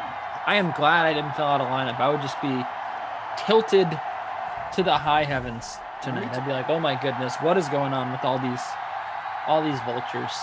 Let me see where I'm at. I'm definitely getting crushed here. Oh, yeah, today the Red Sox open up the Blue Sox. Okay, what do I got? I am in 129 out of 135. So, yeah. There you go. 130th. I'm dropping. Jared's purposely dropping me. Yeah, Scotty Miller with 1.9. Kelsey, right now, probably the shoe-in for the babysitter Billy. He's got 3 catches, 33 yards. Sheesh. Last Rossi Sim. Yes, this is my last Rossi Sim. I know that's probably not what you mean, but I'll just answer the question. One and done today. Ducey's back with. We got the three person weave. Ducey, Galash, Tara Lynn. It's gonna be a blast. The 8 o'clock. OJ Howard 11.7% owned. Crack the mic immediately. I want all party speaking.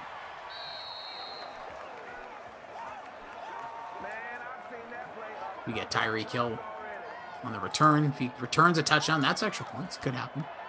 Sean Preston says, OMG. Vultures are swarming and soon to be dead bodies. Yeah. The vultures, man. They're out in full force. No hezzy, says D-Rod. No hezzy. That's right. You can club with the caca. Vulture Sim says Mike Duncan. It is. Someone needs to rename their YouTube name to Caca Club. That's a good one. Right? I feel like they do. The Freak of Nature says, OJ is my captain. I just don't believe you. I just don't believe that for 1 minute. Smart call. DFS Queenie says 2 minutes till NBA. Yeah, that means Kaufman. Here he comes. He's about to come in. I bet you his contest is full. We would have seen him by now. That's true. He would have absolutely. Last minute NBA, everybody. All right, 3 spots left. Who's going to be the hero? I'm going to start being that guy, though, for the Madden ones. DFS Queenie. Good luck, ladies. Well, that's very specific. DFS Queenie could open up to all people's universe. All right, here's Mahomes. 3 minutes, 40 seconds left. Oh, look at this. Oh, it's going to come back. It's going to come back. Oh, you hate to see it. You do. So CEH or Cha, or whatever you're calling him. Ka. Cha. How do you do CE? What is it? That's more just C. It's more like Sheech. Like that. Catch the play I love the most. 2 yards, not a bounce. Love it. 6 yards, but nonetheless. Flynn or 48, says Obi-Wan. M48 is playing good, dude. Maybe ride the hot hand.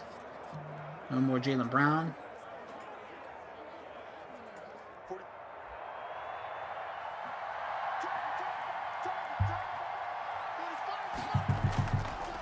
Comes Holmes, quick delivery again, not going far. Get closer to 3 minutes left here. I'm really excited. I'm going to go to Action Bronson's pop-up tomorrow. Oh, where is it at? In Williamsburg. It's gonna be fun. Yeah, he's got a pop up that he's gonna have. It's a food pop up in Williamsburg. So the cool thing about it is, Mahomes gets that pass off. Oh wow! Not going anywhere. Gonna punt away to the Bucs, who may win this game, like we said earlier. The cool thing about it is that he's using cheese from where I used to go to school. I went to Fordham, and there was a famous Italian block, Arthur Avenue, there, and he is getting cheese from my favorite place. I used to frequent there, Casa della Mozzarella, and he got the cheese from there, and then he's going to be at this place in Williamsburg making chicken parms. I'm looking forward to it. That sounds great. What time is this going down? Tomorrow at noon. I'm gonna try to get there. Come back for the sim.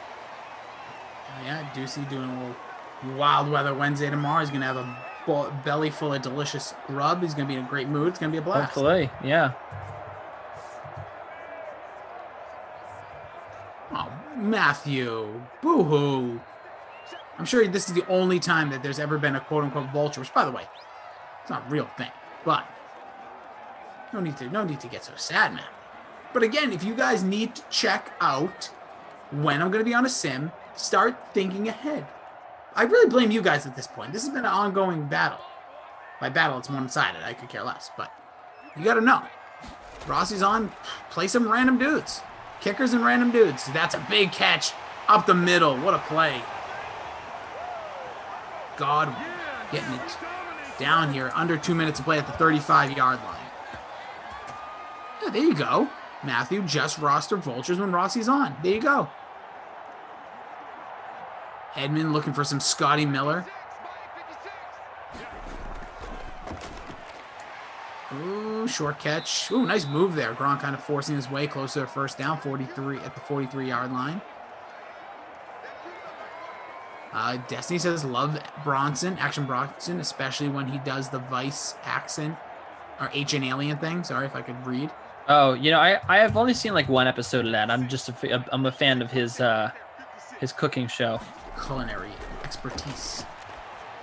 Wide open man across the middle. That's McCoy. A few more yards, 1 minute to play. Still all three timeouts. Probably going to call one here. They don't, making me look bad.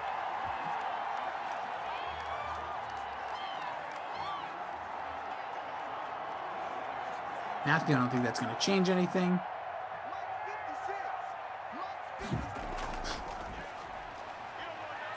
There's Brady in the zone, caught. This probably be your first time out here. 40 seconds. No, we're just going to keep going. We're just going to see what happens. Maybe Brady just knows how clutch he is, that he can just easily... Nope, there it is. 31 seconds. This has been a great sim. It really has been. Simon Slays says, just sang an Oasis song. Uploading now. What do you mean uploading, Simon? Like uploading, like I can watch you sing the song? So we're going to, 31 seconds at the 43. Brady just needs about 12 more yards to make it a pretty easy attempt at a field goal. But we want a touchdown. Who do you need? Brady fires. Caught. Oh, got it. Godwin gets looks like he got the first. Getting a little closer. Simon Slays is going to drop it on YouTube. Can I get a tease on the song? Actually, don't tell me the song because it might make me choose whether to watch or not. Just send the link. Slide in those DMs at Jason D. Rossi, at Kenny Ducey. Kenny will watch it when he's eating his stir fry after this. Right. And he's going to be stir frying it up with the three-person weave of Tara Lynn Glash, 8 o'clock. Here is Brady. Fires it. There it is. Dagger.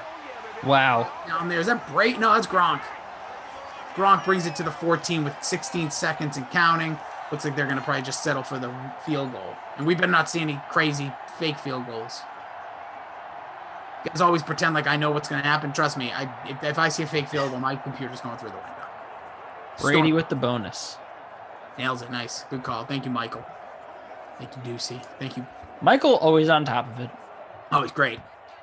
I feel like he knows before anything. Like he's like, oh, okay. I think we should call Michael Mr. Sim. I think that should be his new nickname. He is just on top of everything in Simland. I mean, Michael Sims. Michael Sims. That's it. Not related to Steven Sims. Definitely not. Maybe he is. Actually, I don't know. I have to go take a blood test. We'll find out. All right, here's Suck Up for the win. They already iced them. 5 seconds on the clock. The snap, the hold, the kick. Ball game. Oh, 1 second. What are we doing? Come on, NFL. You know they would have ticked off that last one for the dramatics. But we'll get one return. It is Tyreek Hill, who is an absolute weapon. So we'll see what happens. But Suck Up does boot it through. And Bad Boy says this game has been absolutely stanky ever since they went for it on 4th and goal in the first quarter at nothing. Yeah. 6 touchdowns. Stinks. By the way, we do have winners here. But by the way, speaking of which, Ducey, player of the game, babysitter Billy, you can already shoe in Kelsey, 3 catches, 33 yards. But what about your Kenny Ducey, delectable player of the game? Oh, I love that. My Kenny Ducey, delectable player of the game. I think we're gonna need to make that a thing, Rossi. I always give it to the guy who's here. Why does it have to be called the cough? Screw him. You know what? I love that about you, and I think that you are absolutely right to do that. I think that that's what we should be doing. My delicious player of the game here. I don't know. So I'm a little torn because I feel like Brady was so important in the Classic. Yep. But if you look at the showdown, it's a little bit of a different situation. Brady with the 24 points. I think that you're right about Kelsey being the worst player here. I would say Tom Brady. He was only 54% owned in this contest. It wasn't like he was a really popular option, and he had 337 passing yards. I just think it's pretty big when you can get that kind of a night out of Tom Brady. So I'll give it to Tom Brady. Tom Brady, the Action Bronson, I'm going to eat me some grub, Ducey, delectable player of the game. Or as Reed Tease says, Kenny Ducey's air-fried player of the game. We'll get him there one day. We'll get him there. Baby steps, folks. Baby steps. But it was a blast, dude. It's been a long time. Great to catch up with you. Positive vibes, send your way. Keep it going. Love the energy. Love the shirt. People go ahead, follow the man over at Kenny Ducey over on Twitter, and just tell them. And you can send him all the links to Amazon air fryers too. It's just maybe it'll just eventually just pop in and say, "Go, screw it, I'm going to get it." But again, shout out to Michael Sims, the man, the master, the mayor, the new mayor of Simland, Jared and Ops, Andrew, our technical director. He gets all the credit. I'm Jason Rossi. I'll be back at some point. I got Fauci number 2, so I think I'm back Friday. So enjoy all the players that you want to score over the next whatever that is, 14 sims or so. Again, follow Kenny. He'll be back with Glash, Tara Lynn coming up at 8. But right now on the DraftKings Dream Stream, Ross Tucker and Emery Hunt review the NFL draft picks and undrafted free agents for the AFC East teams. Ooh, we're interested. Shout out to Otzi. Pour yourself a cold one. Let's drink them, huh? And listen to Ross Tucker break down the top college prospects on another tasty edition of The College Draft. Yeah, it is Daddy Soda time here on the College Draft Podcast presented by DraftKings, America's #1 rated DFS app and sportsbook app. I'm Ross Tucker, former NFL offensive lineman. Those of you that check us out on YouTube, youtube.com/Ross Tucker NFL. Obviously, can see the helmets and the game balls. Much to my surprise, by the way, my dad's 5'9", $170. I played 7 years in the NFL as an offensive lineman. It was an awesome temp job in my 20s. Now I got a bunch of podcasts, all of which are 30 minutes of on-demand audio.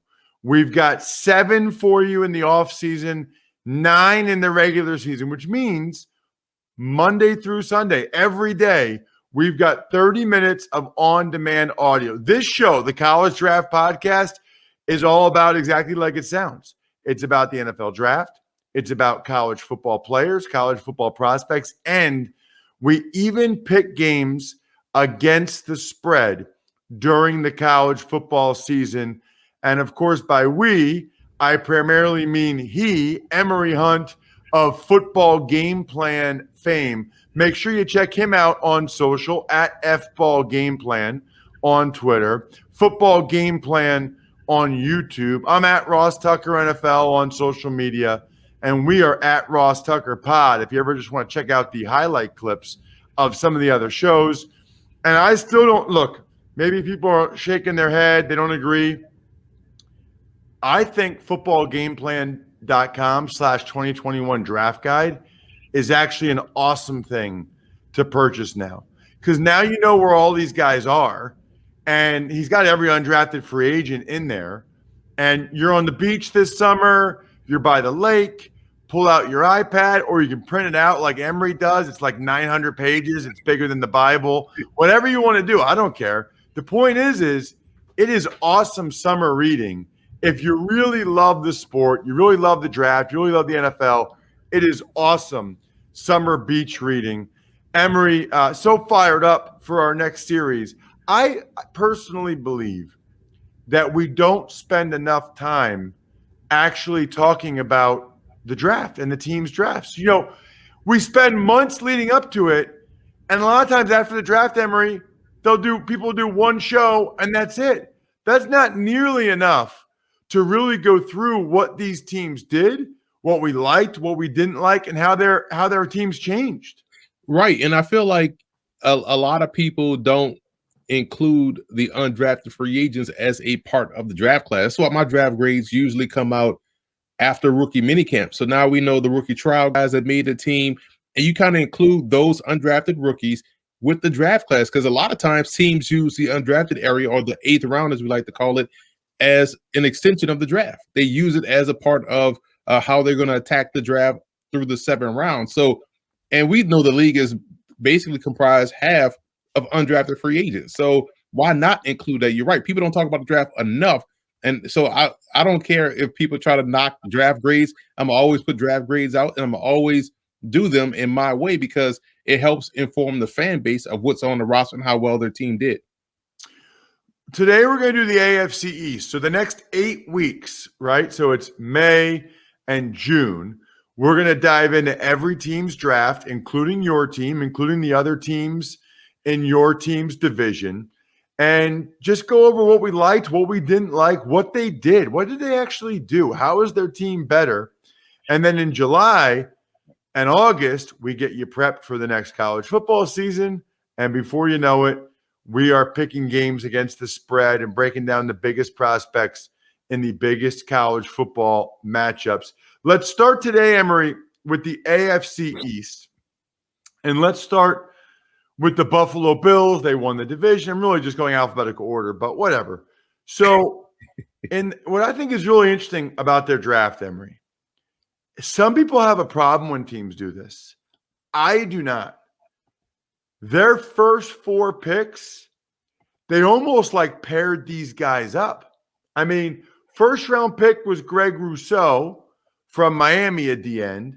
Second round pick, Boogie Basham from Wake Forest at the end. Then the third round pick, Spencer Brown, a 6'8" athletic developmental tackle from Northern Iowa. Round 5, Tommy Doyle, a 6'8" athletic developmental tackle from Miami, Ohio. So they kind of doubled up on those 2 spots. We'll get to the other guys as well. Marquez Stevenson can roll. I saw DeMar Hamlin in high school. I like DeMar Hamlin. Rashad Wildgoose from Wisconsin. Jack Anderson, the guard from Tech. What did you think about, we'll start with their first couple picks, Emery. Greg Rousseau from Miami and Boogie Basham from Wake. You know, it's excellent what they did, because you want to double down on certain positions that normally on game day are very thin. Offensive line, defensive line, and pass rushers. And we know Rousseau probably has more room to go in terms of being a day one impact guy. You know, he has some technical issues that he has to work out, but the upside is there. Boogie Basham should be a plug and play guy, because he's quick off the ball. He's active with his hands. So I like how they paired both of those guys in conjunction with last year's pick, AJ Epinesa. So they got younger and versatile on that defensive line. Some people think Russo can rush from the inside, so it adds that versatility. I know Basham can do that, and Epinesa also can do that as well. So I like the 2-year plan they had with their picks. And then you talk about those two, oak trees they have out there, and those two rookies, Doyle and Brown. Man, and when you watch Doyle play for a guy that's like 6'15", he gets good knee bend. He doesn't play tall. And Brown played really well at the Senior Bowl too, in conjunction to what he did at Northern Iowa. So love the process, the thought process, getting younger, getting guys that they can develop. That shows they trust their coaching staff to develop these guys moving forward, where some teams want ready-made guys. The Bills have taken the approach, okay, we can get guys that are talented, but also we can develop because we've done a good job of developing our rookies in previous drafts. Right. And like out of Spencer Brown and Doyle, the odds are only one of them is going to pan out. Right. Right. Like if you did the math on it, it's probably a 50-50 chance that each guy pans out. Well, if you get two of them, you're going to get one young developmental tackle that ends up being a starter for you probably. So I like that. Rousseau has a really, really high ceiling, but probably a pretty low floor just given how raw he is and all that stuff. Boogie Basham, I feel like, is the opposite. Not nearly as high of a ceiling, but a really high floor. Like, I feel like you already know what you can get. Rousseau might need a year to develop. Basham's a 4 or maybe even a 5-year player at Wake. He's powerful. He's ready to go. Like, he's ready to help them this year. So I liked how they doubled up there. Then you get to Stevenson and Hamlin. I'm just telling you, 2 6th-round picks. I've called games for both these guys. Hamlin in high school and Stevenson 2 games when he was at Houston with De'Ara King a couple years ago. Stevenson is fast. I don't know what his 40 time was, but in games played Oklahoma and Washington State, and he was fast. Then, as far as DeMar Hamlin is concerned, he played corner in high school, was a really good cover corner in high school. So he has those skills, Emery. What'd you think of those 2 guys? I love those picks, man, because Stevenson was another one of these players where I was shocked to see his actual height and weight, because I thought he was a bigger receiver with how well he attacked the football. I said this back when De'Ara King was quarterbacking at Houston. It's like, man, this dude Stevenson has that same type of dog mentality when the ball's in the air like Dez Bryant has. And come to find out, he's 5'10", 190, so he's a slot receiver that can run, like you mentioned. Hamlin could have came out last year, decided to go back to Pitt, and you can always sell me on a Pitt defensive back, just like you could sell me on the San Diego State defensive back or a Washington defensive back, sight unseen. If you tell me, hey, man, they got this guy at San Diego State, cool, draft him. I don't care. I know it's going to be good because both of all these programs that I mentioned, those 3, do a great job of developing defensive backs. And it's just excellent that they got those 2 picks to close out the draft. So I thought they did a good job from top to bottom. Last 2 picks, Rashad Wildgoose, Wisconsin, Jack Anderson, Texas Tech. I don't know a lot about those guys. How about you? Anderson is a guy that, is a left tackle at Texas Tech. Some people probably see him as a guard. I see him as a tackle. Wildgoose, athleticism is there, coming from Wisconsin, their strength and conditioning program. But, you look at 2 undrafted free agents. Again, Tariq Thompson, San Diego State, made so many plays for the Aztecs on the back end. So, again, sight unseen. I already know this dude can play. He had a really good grade from me in a draft guy. And another guy that I was really high on that went undrafted that ends up in Buffalo, Elijah Griffin out of USC. Athletic, can play across the secondary, any one of the cornerback spots. And that's, oh, by the way, Warren G's son.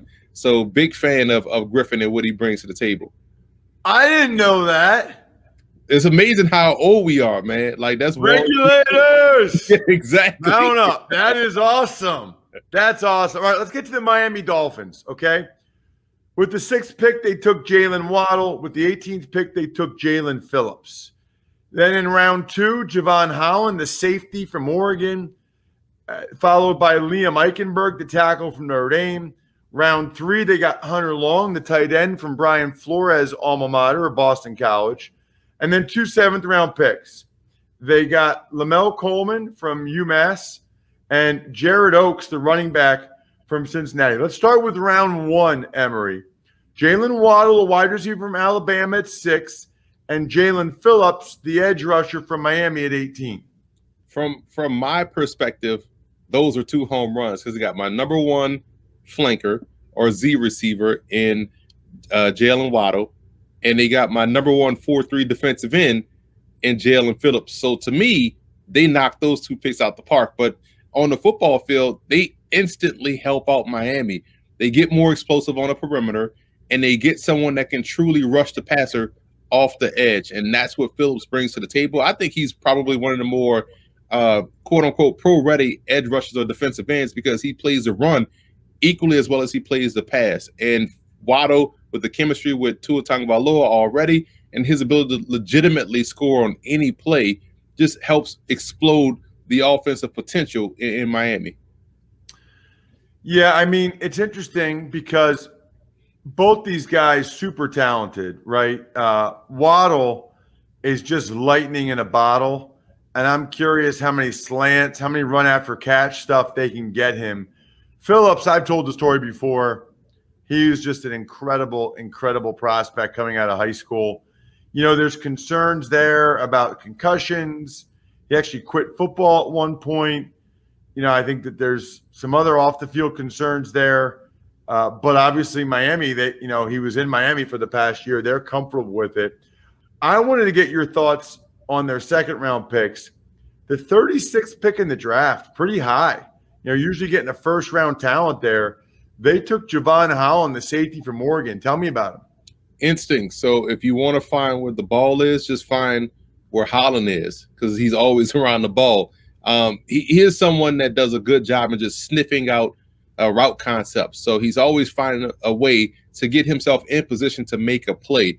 So it's an instinctful player that does a great job in taking what you call aggressive angles, but controlled aggressive angles because he's not going to be out of position where he blows an assignment or blows a tackle. He's going to make the play. So he keeps you honest on the back end, keeps you in a good position, and he can turn the ball over. So I think that's awesome. And I think when you add him in and you look at them releasing Bobby McCain, it kind of makes sense because they went out and grabbed someone younger, a little bit more athletic, and someone that can definitely help replicate what they got from McCain for all those years.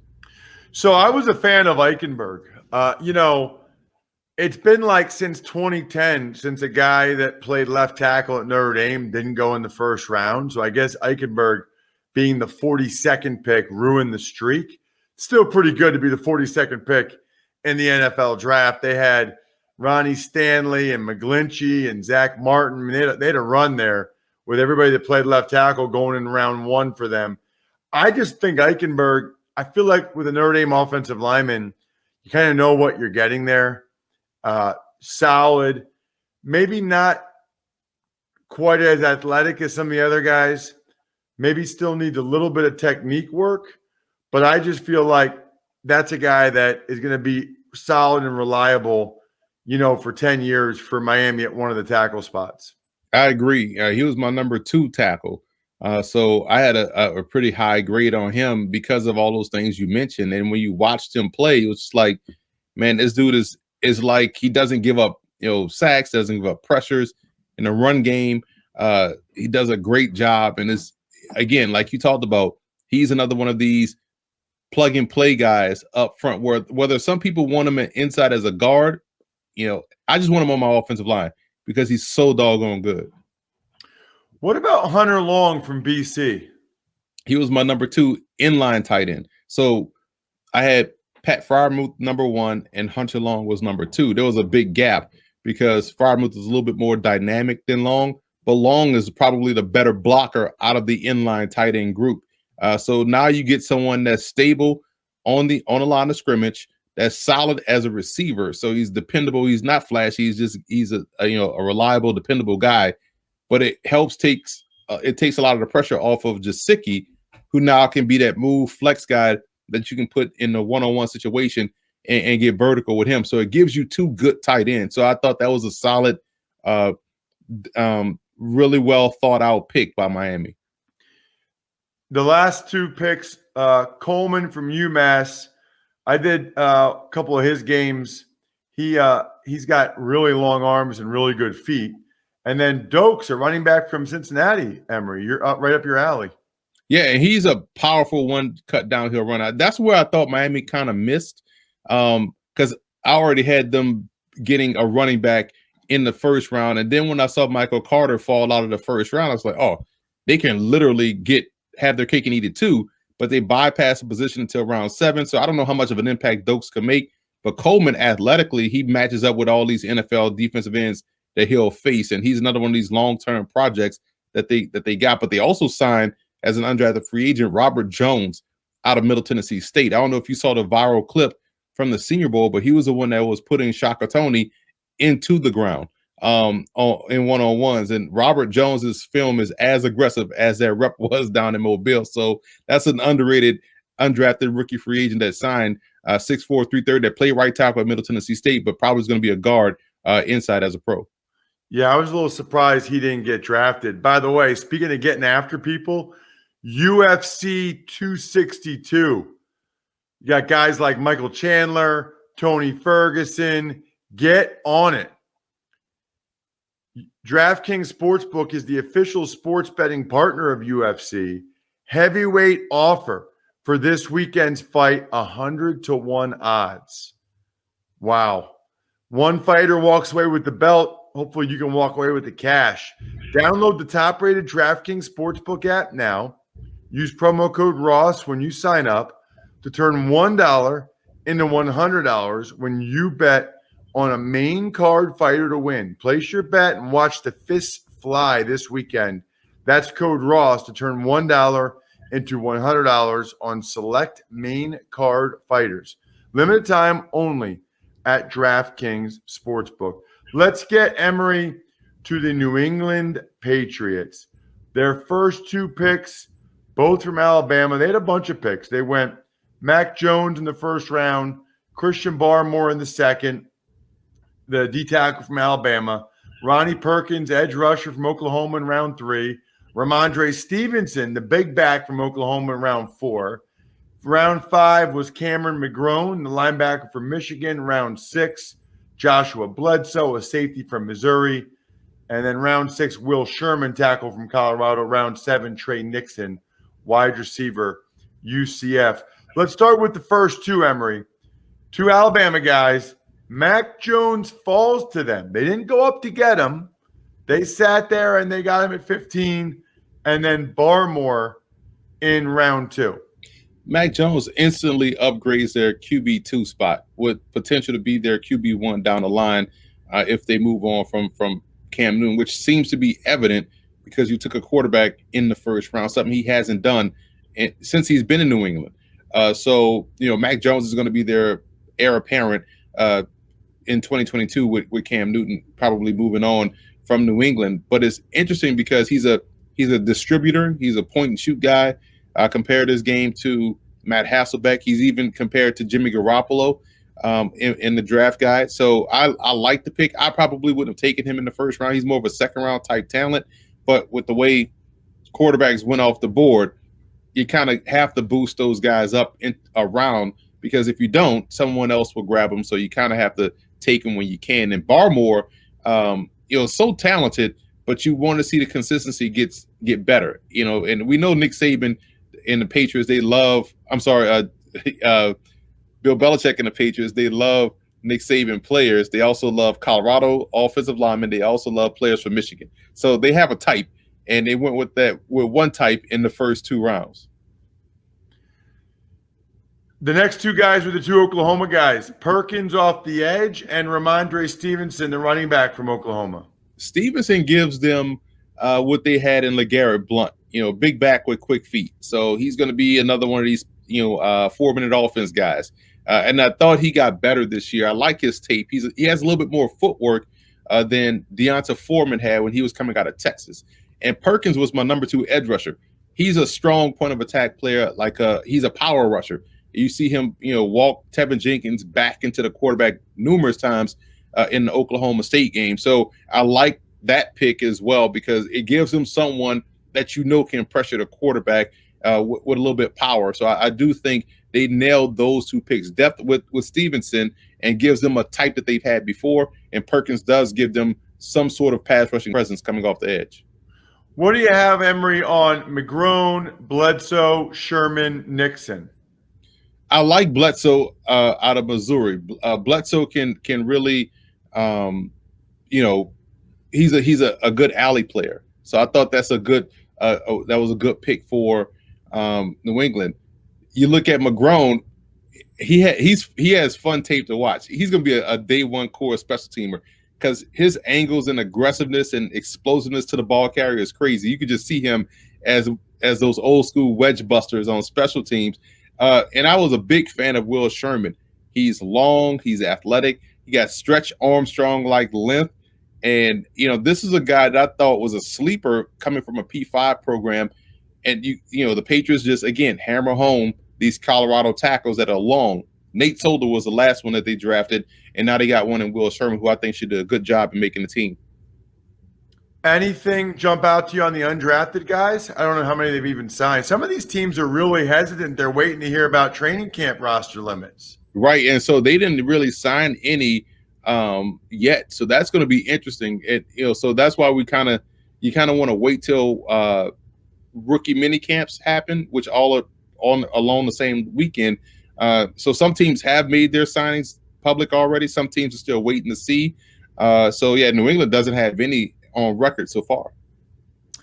Let's get to the Jets because they had a lot of picks. I'm not even going to read through them all. Let's just start to discuss them. The two guys they got in round one, Emory, Zach Wilson, the quarterback, BYU. We've talked about him quite a bit. And Elijah Vera Tucker, the guard from USC. I guess the questions there are, how ready do you think Wilson is to play right away, which appears to be what's going to happen there?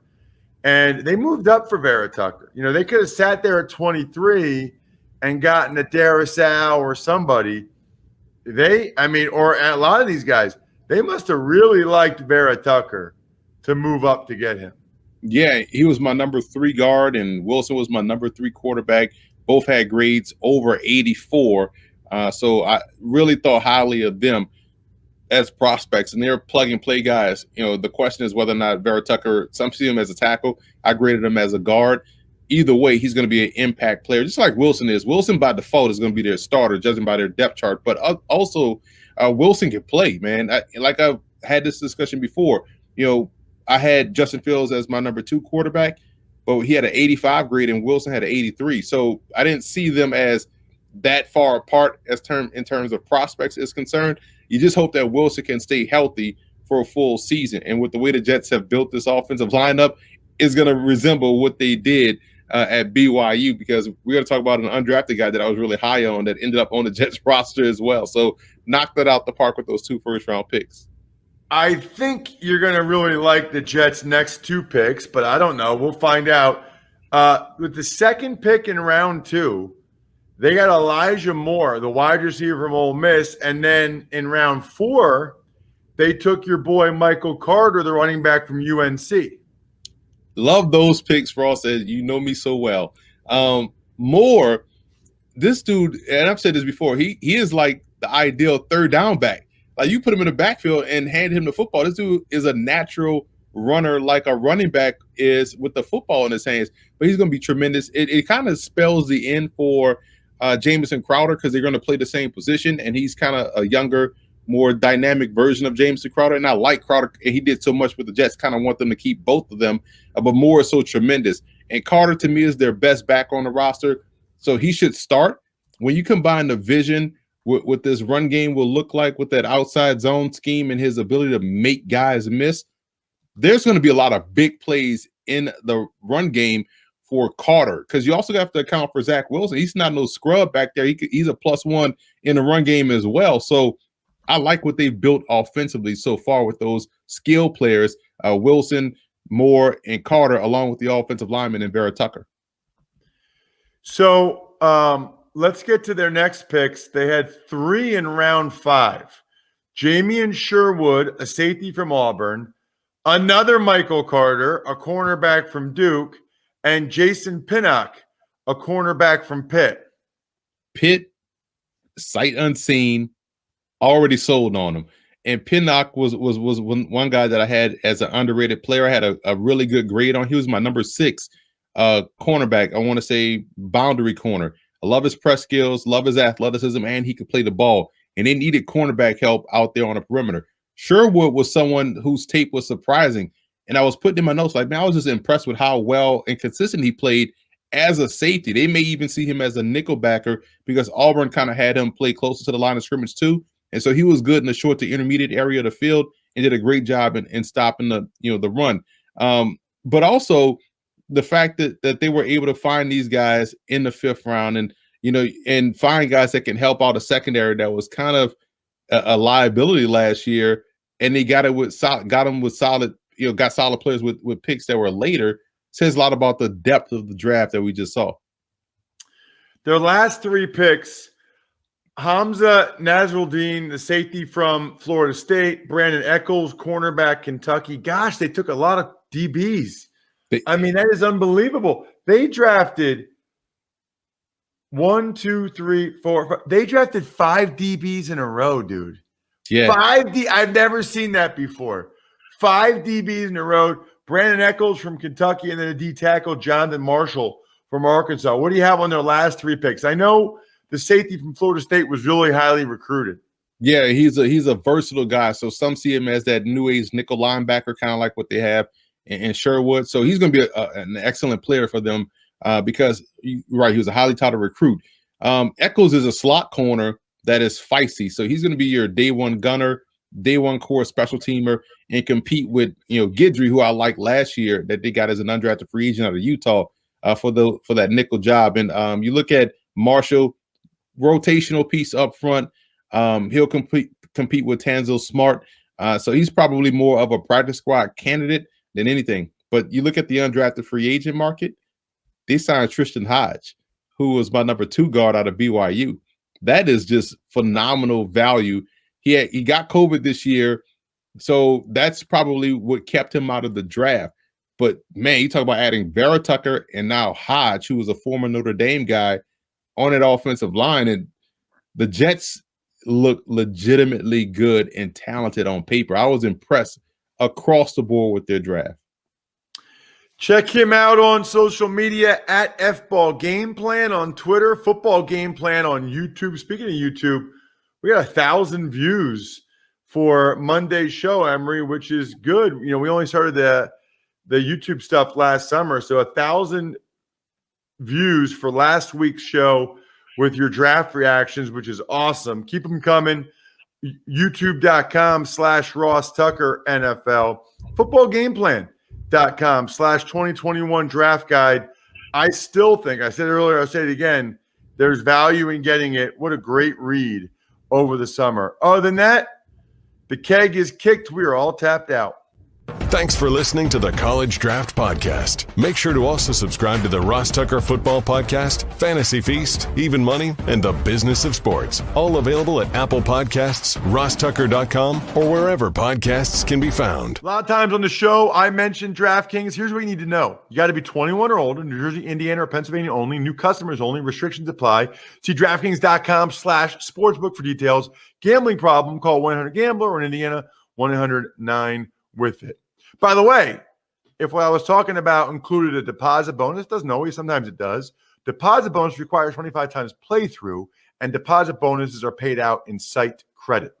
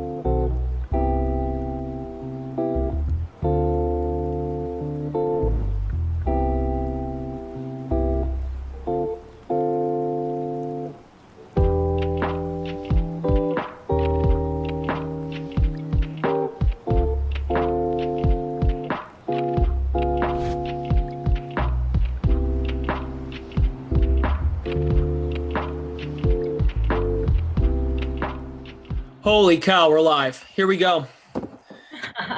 Here we go. Come on, that wasn't that funny. Pittsburgh. Here we go. Pittsburgh, Denver. There is a sim to be done. Not one, not two, but three DraftKings Well, some of us are hosts, right, Terrell, and others are correspondents who get fancy pullovers. Yeah. And I wish I didn't find out that information before starting this game because I'm a little perturbed. But continue, Glash. Yeah, I guess some of us get the great title of correspondent here on the Dream Stream. Kenneth? I am a DraftKings host. You are? Is that what it comes up here? I think so. I don't know what they put. I think so.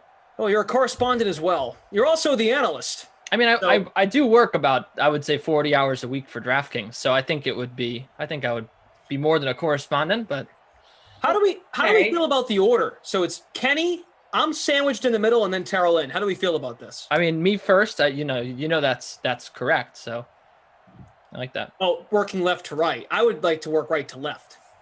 I would also like to work right to left.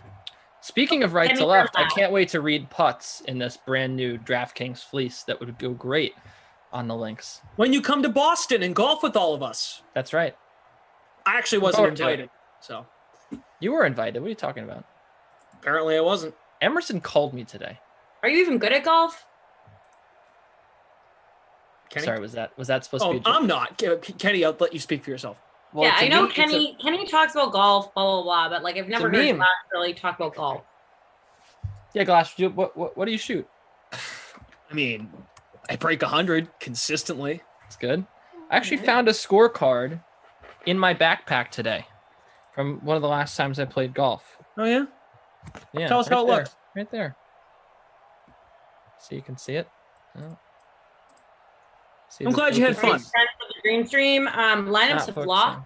I would like to let all of our friends know that out there. Oh, right. This is the producer in you now coming out. That's good. Yeah, there is a sim to be done. There is a sim to be done. Yeah, right there. Pittsburgh is getting the ball first in this 8 o'clock stream. Did you see that? Terrell Lynn is going to make a lineup for the next sim. She is here for the whole night. Ducey is here for the first one. Ducey's going to break the stream, and then we're going to bring Jeff in for Madden After Dark. I don't know what to expect. I put Eric Ebron in my captain spot. I don't know how I feel about it. I shot a 78. That was what I was trying to get at. We've moved on from your golf. I bogeyed the first three. Then I went on a run of 4 straight birdies. 4 straight pars. I birdied the par 4 8th. I came back with a bogey, and then I went bogey, and then I went 4 over on the back. Oh, I am strongly regretting this. Does Juicy just talk about his golf scores the whole time? Yeah, he's got to complete a thought to move on to the next one. Okay, I'm learning. We've all been there. Yeah. It happens. Chat saying audio not in sync. We'll be sure to get that fixed. We have producer Michael with us, Andrew and Jared from Game Ops. I nicknamed him Mr. Sim last sim. Who? Michael. I think his name should be Mr. Sim. He literally is. I mean, I don't think anyone knows more about Sims and Simland than Mr. Sim. Michael does. Michael is very knowledgeable. I will give him that. I mean, it's crazy. I don't know if he wants to be called Mr. Sim. I feel like he doesn't, but that's the beauty of it. I feel like he doesn't want to. I think that he doesn't want any of the credit or any of the glory. He's a very selfless person, and I think that is what makes him Mr. Sim. He comes here. All he cares about is the Sims. He comes here day in and day out. He's given the ownership numbers. He's given you 65th touchdown in Simland. He updates the Excel sheet every game. I mean, with the award winners, it's crazy. Well, haven't we learned in the year plus of doing these that we are not allowed to choose our nicknames? We just have to accept them. That's right. So we'll see, Ducey, if we can all rally behind your cause. Also, think about it. We've got the Drew stack, right? We've got Undercover Boss Tom. Michael doesn't have a nickname. Well, the Drew stack is like giving one nickname to 2 people. That's kind of cheap. I mean, it's still a nickname. I suppose. Does Terrell Lynn have a nickname? Please. TL, right? Yeah, TL or T. No, because I call Undercover Boss Tom TP. I can't call someone T and someone TP. But does that count as a nickname, just using initials? Yeah. We'll have to work on that. Gosh, you bring your banana? Carolyn, did you bring a banana? I didn't. Was I supposed to? Do you have any bananas? I actually don't. Fun fact, because I've been looking for apartments like you, so I've been trying to keep not my kitchen stacked with really any perishable items because I have to be basically ready to move. Well, let me just give you a quick Hold on a little second. elevator pitch. What makes banana? I was Go the one ahead, who Deucey, spoke go ahead. first. I want to say, I'm going to stand up for bananas. I know that you're going to. I would like to hear what you're going to say after I say it. The banana is a great snack. It's a great purchase at the grocery store, Terrelyn, because it doesn't go. It's only perishable after about a week, right? And you throw them away. Now, you can get into the whole issue of like, well, you don't want to hurt the environment or whatever, but as long as you eat most of them, right? They're very cheap. It's not like you're spending you're breaking the bank on bananas. See, this guy knows. And and then you're like letting them go to waste. They last for a pretty long time. They're like about a week. And, it's something that you just wake up in the morning and crush a banana. It's a great breakfast. It's a great snack. It's a great hold you over before dinner. And then, obviously the ones that get a little too ripe, you can throw them in a smoothie. And I just feel like it's not something, you can throw it away while you move. It's not that big of a deal. Not a commitment, You think Big Ben is a bananas guy? Anybody? Ben Roethlisberger, quarterback of this. I know who Big Ben is. Oh, yeah, no, I know who Big Ben is too. Just Thank clarifying. you, Flash. I don't think so. I don't know if Big Ben's a banana guy. Wait, let's get back to bananas though. Glash, what did you want to say? Well, this is banana related. I was just asking if the quarterback of the sim was banana related. Well, I think Terrelyn's excuse. So, but otherwise, if you weren't moving, would you have bananas in your apartment? Yeah, I tend to have them like to throw in a smoothie, but it's not my go-to snack, or like maybe with some peanut butter. But like, fun fact as well, bananas are also high in fat, so maybe Ben Roethlisberger does eat bananas. I didn't know Because he was looking a little chunky last season, Mr. Roethlisberger. I told everyone the groceries already. I said it like a million times. $34.29. That's right, Terrelyn, you missed it. So Deucey, we were going through his grocery order, and we all had to guess the price of his grocery order. Okay, well, where was he buying his groceries from? That's a big thing here. Was it Whole Foods? Was it Trader Joe's? Fairway Market on 86th Street. Fairway Market, is that like New York bougie stuff? Thing? It's not bougie. No, it's good. It's like you're from Connecticut, or like you guys are from around. Stu Leonard's, nope, right? from Massachusetts, but the Northeast. Stu Leonard's, doesn't it exist in Massachusetts too? Connecticut doesn't count as Northeast. Connecticut doesn't even count as. Are you serious? What is Connecticut? Really? It's just the state that you drive through, and then you get really bored and you think a lot of thoughts while you're driving. Yeah. One day you wake up, go Red Sox. Next day, they're out of it, go Yankees. Well, that is the thing about Connecticut, is like it's very divided between those two teams. The northern part of Connecticut tends to root for the Red Sox, and then the southern part, the Yankees. But even then, where I lived, a stone's throw from New York. Great expression, stone's throw. And people, a lot of people support the Red Sox there, so it's not really one or the other. Can I hear how much your total was for your groceries? It was $34.29, and here's what I got. I got. I'm gonna read it off for you. All right. Nice. Had to ask him, huh? Had to ask him. You guys don't want to talk about my groceries? No, it's okay. Hey, Salty Cajun said this sim is going bananas, and I completely agree. There you go. Bell peppers, sausage, potatoes, 2 zucchinis, the squash, broccoli, spinach, bananas, frozen blueberries. Did you buy any meat? We had some frozen chicken already. Okay, so this was just going with the chicken. Right, so that's what I was saying. I said produce alone, probably $20. Frozen blueberries is probably like 5 or 6. That's what I was thinking. Terrelyn wasn't there. I know that. She's just trying to get full understanding of your order. Right. Well, there it is. I just gave her the understanding. Okay. I can't believe now that I care this much about your grocery order, but here we are.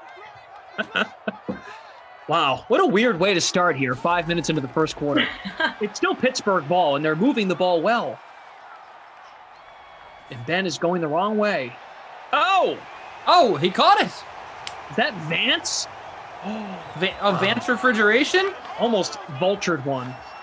Dude, we have to do something about Rossi. Every time this guy's on a sim, there's always like 4 vulture touchdowns. It is insane. We've got to do something to break this curse.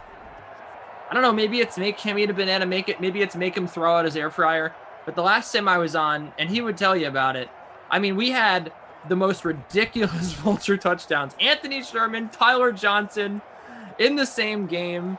Wow. It was OJ Howard. It was crazy, man.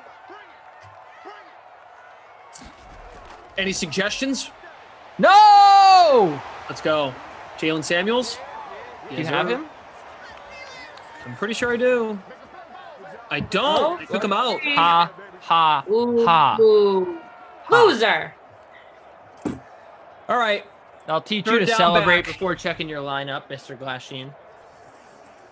Jalen Samuels touchdown. 9,403 entries in the free showdown contest. Glash, Kenny, and Tara Lynn. That's the crew for this one. Let's go, baby. Tara Lynn, were you like reciting how you were going to go about your first? Like this is kind of like your first technical sim as a commentator, right? Other times you've just been thrown into the fire. Other times you've been producing. Yes. Was there a way you prepared for this? I have to say that, so I heard word around town yesterday that people thought I didn't go on yesterday because I chickened out because it was you and Kaufman and that I couldn't handle it. So for the people out there that said that, joke's on you, I could have handled it. I had severe allergies yesterday, and then I threatened Glash and I said I'm going to send a bunch of pollen to his house. I haven't exactly figured out how I'm going about that. We're still in the early stages, but I will make that happen. So I was kind of nervous today because, yeah, as Glash knows, because we work in the office together, I'm usually just kind of thrown into the fire. Besides, like, I would do reporting for headlines, so I would go over and have a lot of pre-production meetings with like slates on that. Other than that, I'm just kind of thrown into it. And I've been producing, which I've grown to love. Thank you. Shout out to Mr. Sim Mike. Sorry, he's helping me out. But yeah, a little nervous because you guys just go with these sims and you talk about anything and everything. So I really didn't know what to expect. But here I am. We don't either usually. List. It is really. I mean, Glash is just like a loose cannon. He just says what's ever on his mind. Very true. It's true. I wear that well and proud. So Pittsburgh defense with an interception puts them in a good spot.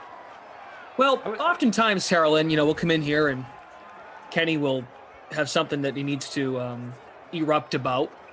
Yes. Something that's bothering him. Tara Lynn, is there anything that's bothering you in the sports world that you'd like to get off your chest? I like to believe when you ask people what's really bugging them, you get a really genuine take, and I can always rely on Kenny Ducey for something like that. Is there something that's bothering you in the sports world that you'd like to share with us? Kenny does have a lot of anger behind him, huh? Like the other day, he came into the sim pretty hot because he was very frustrated about searching for apartments, and I do agree that is really hard because I'm going through it now, and I feel like karma has come and bit me. But yeah, he came in a little hot, and then he just kind of exploded throughout the entire sim because of it. But what is peeing me off in the sports world? I don't know if it's peeing me off, but I feel passionate about a couple of things in the sports world. Okay. I mean, Aaron Rodgers, that's like one thing I'm very passionate about and keeping up on. And then Tim Tebow. I saw a meme today that said, I don't know what year I'm in, the Knicks are doing well, Tim Tebow's going to be back in the NFL, and now Ben Affleck and J-Lo are back together. So I completely agreed with that meme today. I don't know if you guys saw any of that going around the internet, but I thoroughly enjoyed that. That's wow. What a combination of three things. Juju Smith-Schuster with the touchdown, 16% captained, 72.5% owned overall. Defense really responsible for that score. Wow. Juju, do your TikTok dance. Yeah. Does he dance? I really don't want to talk about J-Lo because I'm still kind of hurt about it. As a big A-Rod fan, I've been an A-Rod fan my whole life. But but definitely the Aaron Rodgers thing has been, I don't really know. I don't really know who to side with in that situation. But I feel like it's just like enough already, you know, like either come out and be like, no, I'm all right with the organization, or just get rid of him. But like, I can't stand, you know what I mean? This like in between phase we're in right now where like, I just feel like no resolution is in sight at all. With Rodgers and the Packers. Yeah. Well, apparently he declined Patrick Mahomes' money. Like a Patrick Mahomes contract. Well, that's the thing about this cat. He's built different. He doesn't care about money. He doesn't care about winning. He doesn't care about football, man. He just cares about being happy, hosting Jeopardy, and getting married. And that's it. And like, I kind of respect it, but at the same time, like, let's not pretend like that's what's not that's not what's happening here. Like, that is what's happening, you know? Are we sure he cares about being happy? He doesn't talk to his family. Exactly. Maybe he isn't happy. I don't know. I just feel like he cares a lot more about other issues that are not sports related. So I don't know if anyone got to watch Pat McAfee show. Aaron Rodgers did his weekly touch base basically with Pat, and we saw a different side of him. It was very relaxed. It was very woodsy, and it was very unbathed. The man looked like he didn't shower.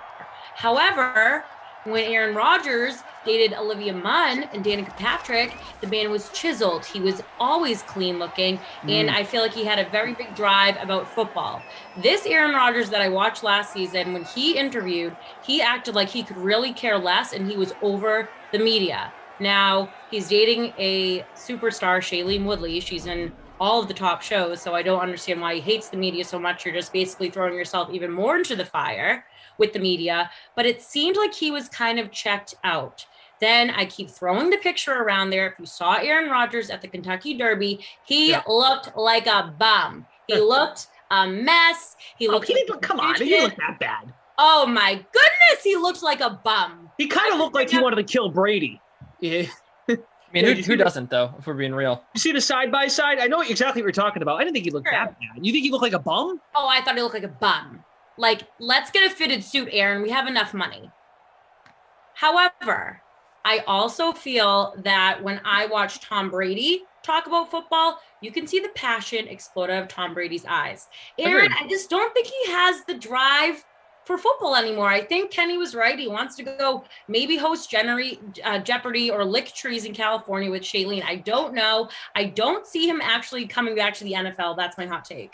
All right, let's do this. Let's do this quick, okay? Madden fans, you guys, people watching, we need you to refer your friends. If you refer your friend, so we'll all do it. We'll all refer a friend to play DraftKings in these free Madden contests. All you have to do, you scan the QR code on the screen. Here it comes. Visit dkng.co/friend. Send your friends, send the friends the link, and then when they deposit, you both get to play for free. So the bottom line is tell your friends about this, and then you'll do yourself a favor and get a chance to play for free. Sorry. Playing for free is fun. Such an eloquent take on Aaron Rodgers and his bumness that we had to get that in, you know what I mean? So. You told me if it's like kind of peeing me off, and yeah, it is a little bit, so I had to get it off my chest. So you think Aaron Rodgers is, with all of these factors, you think he's checked out? He just won the MVP, though. I know. So you think it's like a downward spiral from here? He just won the MVP, and he's this checked out? Little concerning, I would say. If I just won the MVP, I would be coming up jacked, coming to the Kentucky Derby, being like, everybody watch out next year. He seemed like he just wanted to blend into the background, and I saw a different side of him during those interviews. Tara Lynn is out on Aaron Rodgers. I am out. Let Christian D'Andrea know I am out on Aaron Rodgers. This is a take I can agree with. I mean, He said, I'm sorry. Finally, someone makes sense. I've been saying this for weeks, and I get people like Adam Kaufman telling me I'm crazy for saying that Aaron Rodgers doesn't want to play football. I just don't think he has wanted to play football for a long time. I think maybe his new relationship has something to do with it, Tara Lynn. Don't think you're too off base there. But I think it's, I don't think it's concerning for, I think that if he were to play football, that's the thing that's most impressive to me about Aaron Rodgers is that like, and I compare, and that's what I said when the whole Trevor Lawrence thing came out. Remember that was like, oh, everyone's like, Trevor Lawrence doesn't want to play football, doesn't have that drive. It's like, you don't need to have that drive. Like Aaron Rodgers doesn't, and he's amazing. Like that's what is so great about him is that like, you don't need to give him any sort of incentive to win. He's just going to go out and do it. He's not he's not a guy that needs to work that hard or put that much mental effort or I guess mental energy rather into the game. So I think that that's where I stand as well. And I also just think that I've been saying it. I agree with you, Tara Lynn. I've been saying that for a while. I think it's very possible that he just doesn't play because look at what happened with Carson Palmer. Remember Carson Palmer? There was the whole situation with him where he wanted out of Cincinnati and they said, we're not getting rid of you. And he said, well, I'm going to retire if you guys don't get rid of me. And they said, well, we're not getting rid of you. And then he retired. And then he came back like 3 years later and played for the Raiders. But that's what I think is going to happen here, right? Like, this guy doesn't cave. If he really believes that he doesn't want to play for the Packers, if this is really true, if the chasm is this deep, the schism is this deep between him and the Packers, then there's absolutely no way he's going to play for them. Is a chasm the right word? I think it's definitely schism, but I don't think chasm. I think chasm means something different. What's the spelling? CHASM? Yeah, what is the spelling? Yeah, that's the spelling. Okay. It's also Devontae Adams. No, it is. Yeah, no, it's a chasm. Okay, chasm. And a schism is a chasm is like a natural divide between like two rocks, and a schism is like a division between like two different groups of people, like two parties. I remember I learned about them a bunch in history class with religions. So they're both correct. So I was right. Nice job, Kenny. I like that, Kenny. Thank you. You had something there, Terrellyn, on Adams? Well, I was just also talking about best friends. Devontae Adams and Aaron Rodgers, they're the buddies on the team. He tweeted out, you got to appreciate it, what you got while you got it. So obviously that was about Aaron. That was a subtweet. And then Devontae also said the other day that he was praying that Aaron Rodgers was going to stay on the Packers. So wouldn't you know as your buddy if he was going to stay or not? Like I would probably give my bud on the team a heads up, like, hey, I'm probably going to hit the road or I'm going to stay. And the fact that he's over here saying, oh, I'm praying he's going to stay, I feel like Aaron's leaning towards no. Yeah, you know what? I'm glad you brought Devontae Adams up because he was on Colin Cowherd's show on Friday. He was doing kind of a national radio tour. He admitted a few things. Number one, that he has spoke to Aaron Rodgers through text. The other thing is Adams also basically admitted that if Aaron Rodgers is out, not once did Adams go, I'm really proud of the development of Jordan Love. He didn't go there. He said, well, I'd have to really think about my future in Green Bay as well. Like, oh boy. So if Rodgers is out, Adams is absolutely going to try and ask his way out of Green Bay. Now, I'm not sure how much he could do. He is expected to be a free agent at the end of next season. So I'm not sure how much Green Bay is even going to get for him. They could use him on the franchise tag eventually. This sounds like a big old mess. Yes. Jordan Lindenbaum. If I was Adams, I'd pray for him to return too. I agree. It's not like Aaron stinks. I think he's not lacking. Jordan Love stinks. I'll tell you who stinks. Well, that's exactly my point. Like the fact that that Adams did not, at least Adams could have taken the more like safe route. Like, we got to leave, we got to hope it works out between Aaron and the team. And, Jordan's working hard. Just give the kid a little love. But we don't have to spend all night on him because, we've got, Lord knows we've talked a lot about Aaron Rodgers. But I also just feel like something that no one talks about is like the Packers seem to have risked it all for Jordan Love, right? Like they risked a lot. They obviously upset Aaron Rodgers.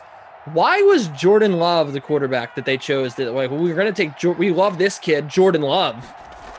Let's take him at the bottom of the first round. Like if you're going to make a surprise move and not tell your quarterback that you're drafting another one, why did they not trade up for Justin Herbert or Wait till this year and take one of the 5 great quarterbacks that came out there. Like, why did they take Jordan Love? It makes no sense. If you're gonna, like, I just can't believe that a quarterback is like average or potentially below average as Jordan Love is the one who might end this marriage between the Packers and Rodgers, right? Doesn't that seem kind of crazy? Like, if they're gonna do this, you might as well have tried for a better quarterback. Right. At this point, you feel like we'd know how much, if they really believed in Jordan Love, Aaron Rodgers would be gone by now. I don't know if that's true, but I just it's feel not like an easy call. It's not an I easy was call. never a fan of him coming out of college. I don't think that like he's done much to earn the type of, I mean, he's one of the most talked about players in the league right now because of Aaron Rodgers. So I just don't think he did a lot to deserve to be a first round pick, frankly. All right, 17-0. It's all Pittsburgh. Also, how Denver- many great quarterbacks do you know of nowadays that start on the bench? Think about that. Besides Patrick Mahomes, I think he's an exception. He's kind of grandfathered in because no one does that anymore. You have a good quarterback, you start them right away. No quarterbacks develop for a few years on the bench and then come in. Think about it. We also think, yeah, but you know what? We also act like that was years ago. It was only 4 years ago. Like maybe San Francisco's going to do it. What? San Francisco. They just failed with that with Jimmy Garoppolo. He played on the bench for like 5 years, and then tried to play. No, right. I'm saying with Trey Lance. Right, but why would they do that if it clearly didn't work out with them last time? Oh, it could. Maybe they got to wait on the kid. I don't know. I think that's I'm not saying it's right. They might do it. Right. It's just an antiquated it's an antiquated way of looking at the game now.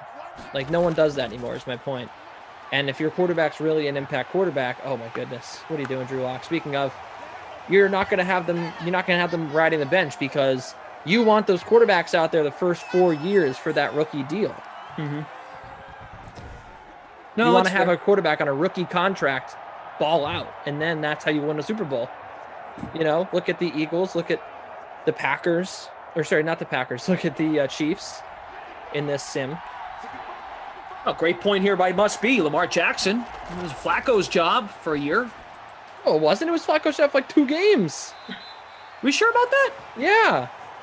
I don't know about that. Let me double check. I forget. They pulled Flacco real quick. Oh, God. Yeah, you're right. Why do I feel like it wasn't the case? What about... Yeah, it was like 5 games or something?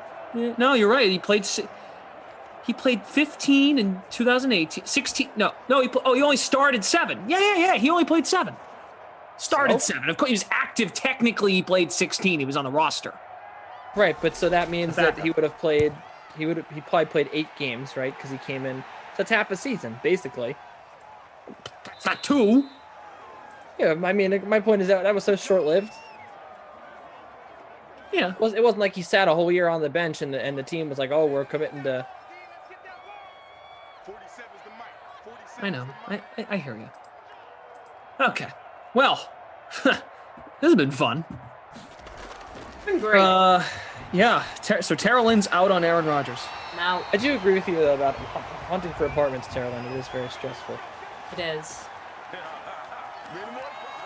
Yeah? What's the most stressful part about it? I haven't done it in a while.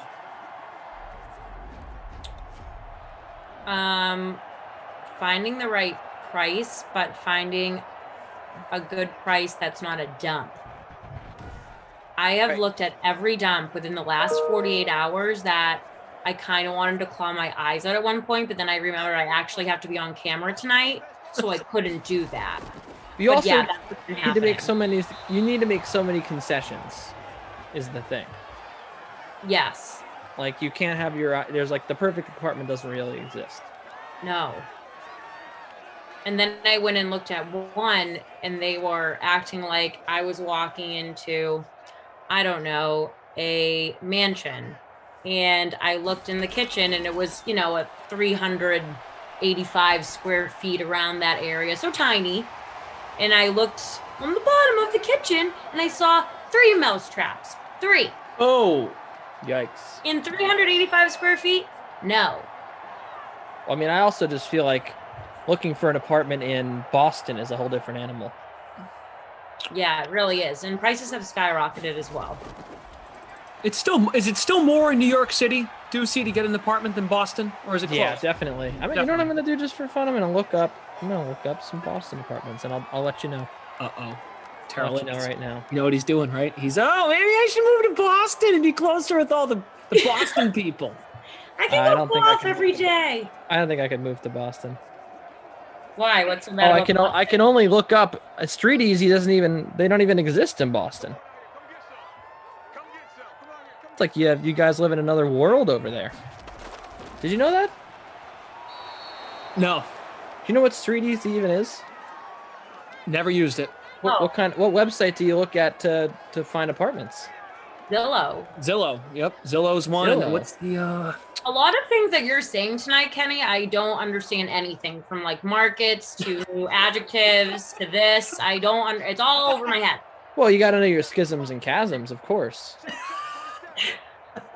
Those are important words to know in life. Oh, man.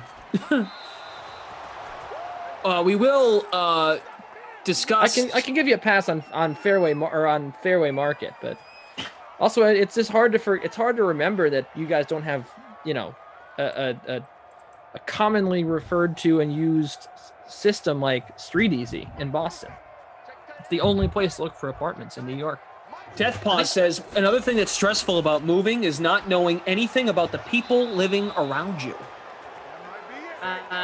Yes, Death Paws, especially after I watched that frightening documentary on Netflix called Son of Sam's. If anybody has watched it and you don't go to bed at night with one of your lights on, then I also question you.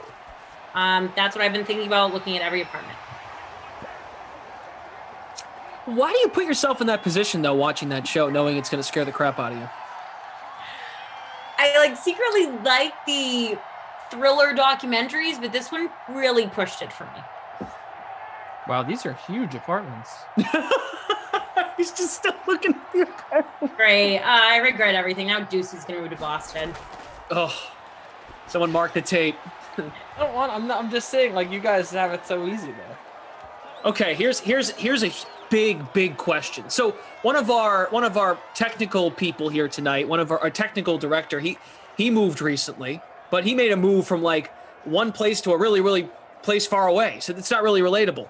Are you hiring movers? Yeah. Oh, absolutely. And you know what the funny part is? That's the right answer. The funny part is we're not even moving far. That's okay. We're likely moving 10 doors down. So if you didn't, you could be like, hey, I just need help carrying a couple of bins down the street. We have a big couch, big TV. It's hard to. There's some things that we're gonna need help moving. How big is your TV? Yeah, it's a standard TV. 55 inches. I judge people's TVs. 55 inches. That's pretty standard. That's how you describe your car, Ducey, not your TV. What do you drive? Yeah, standard. True. You said you judge TVs. You didn't judge mine. You let me say it. When someone asks you, hey, how big's your TV? Oh, it's the standard. Yeah, standard TV? Well, then why do you need a mover to move it? I just told you how big my TV was. Now you judge it. If you're such a big TV judger, why don't you judge it? I hope your TV breaks. You don't want to tell me if it's big or small. You just want to say it. You're the worst TV judge. You've advertised yourself as a TV judge. Judge my TV. I'm a TV judger. You said I judge. 55 inches. Is that too big, or is that a normal size TV? Pretty good. Yeah. Yeah. It's a standard size. I'm calling Madden Sims, and now I'm a TV judger. This is a great year for me. How big's your TV, Terrellyn? It was self-proclaimed, Terrellyn. I was just following up on the invaluable talents that you have here, that you bring. Wow. How big is your TV? I would say it is on the smaller side, but when I move into my next apartment, I would like a bigger TV so I can get the full effect. It's not that big. Definitely. It's been with me now for the last 4 apartments I've had. I've moved a lot. Yeah, you're gonna want a new one then. I want a new. The thing here's the thing is they're not that expensive, and also you definitely want to get one on the bigger side. Like you want to get one that it feels too big in the store, because when you put it in your home and you get used to it, you're like, oh, you know what? That's actually not as big as I really thought it was. Meanwhile, if you get one that you think is like a good size in the store, you're going to put it in and you're like, oh, I probably could have gotten a little bit of a bigger one. That's why I think 55 inches is pretty good. Simon Slay on Twitch. Tara TV Lynn. Oh my god, that is the nickname.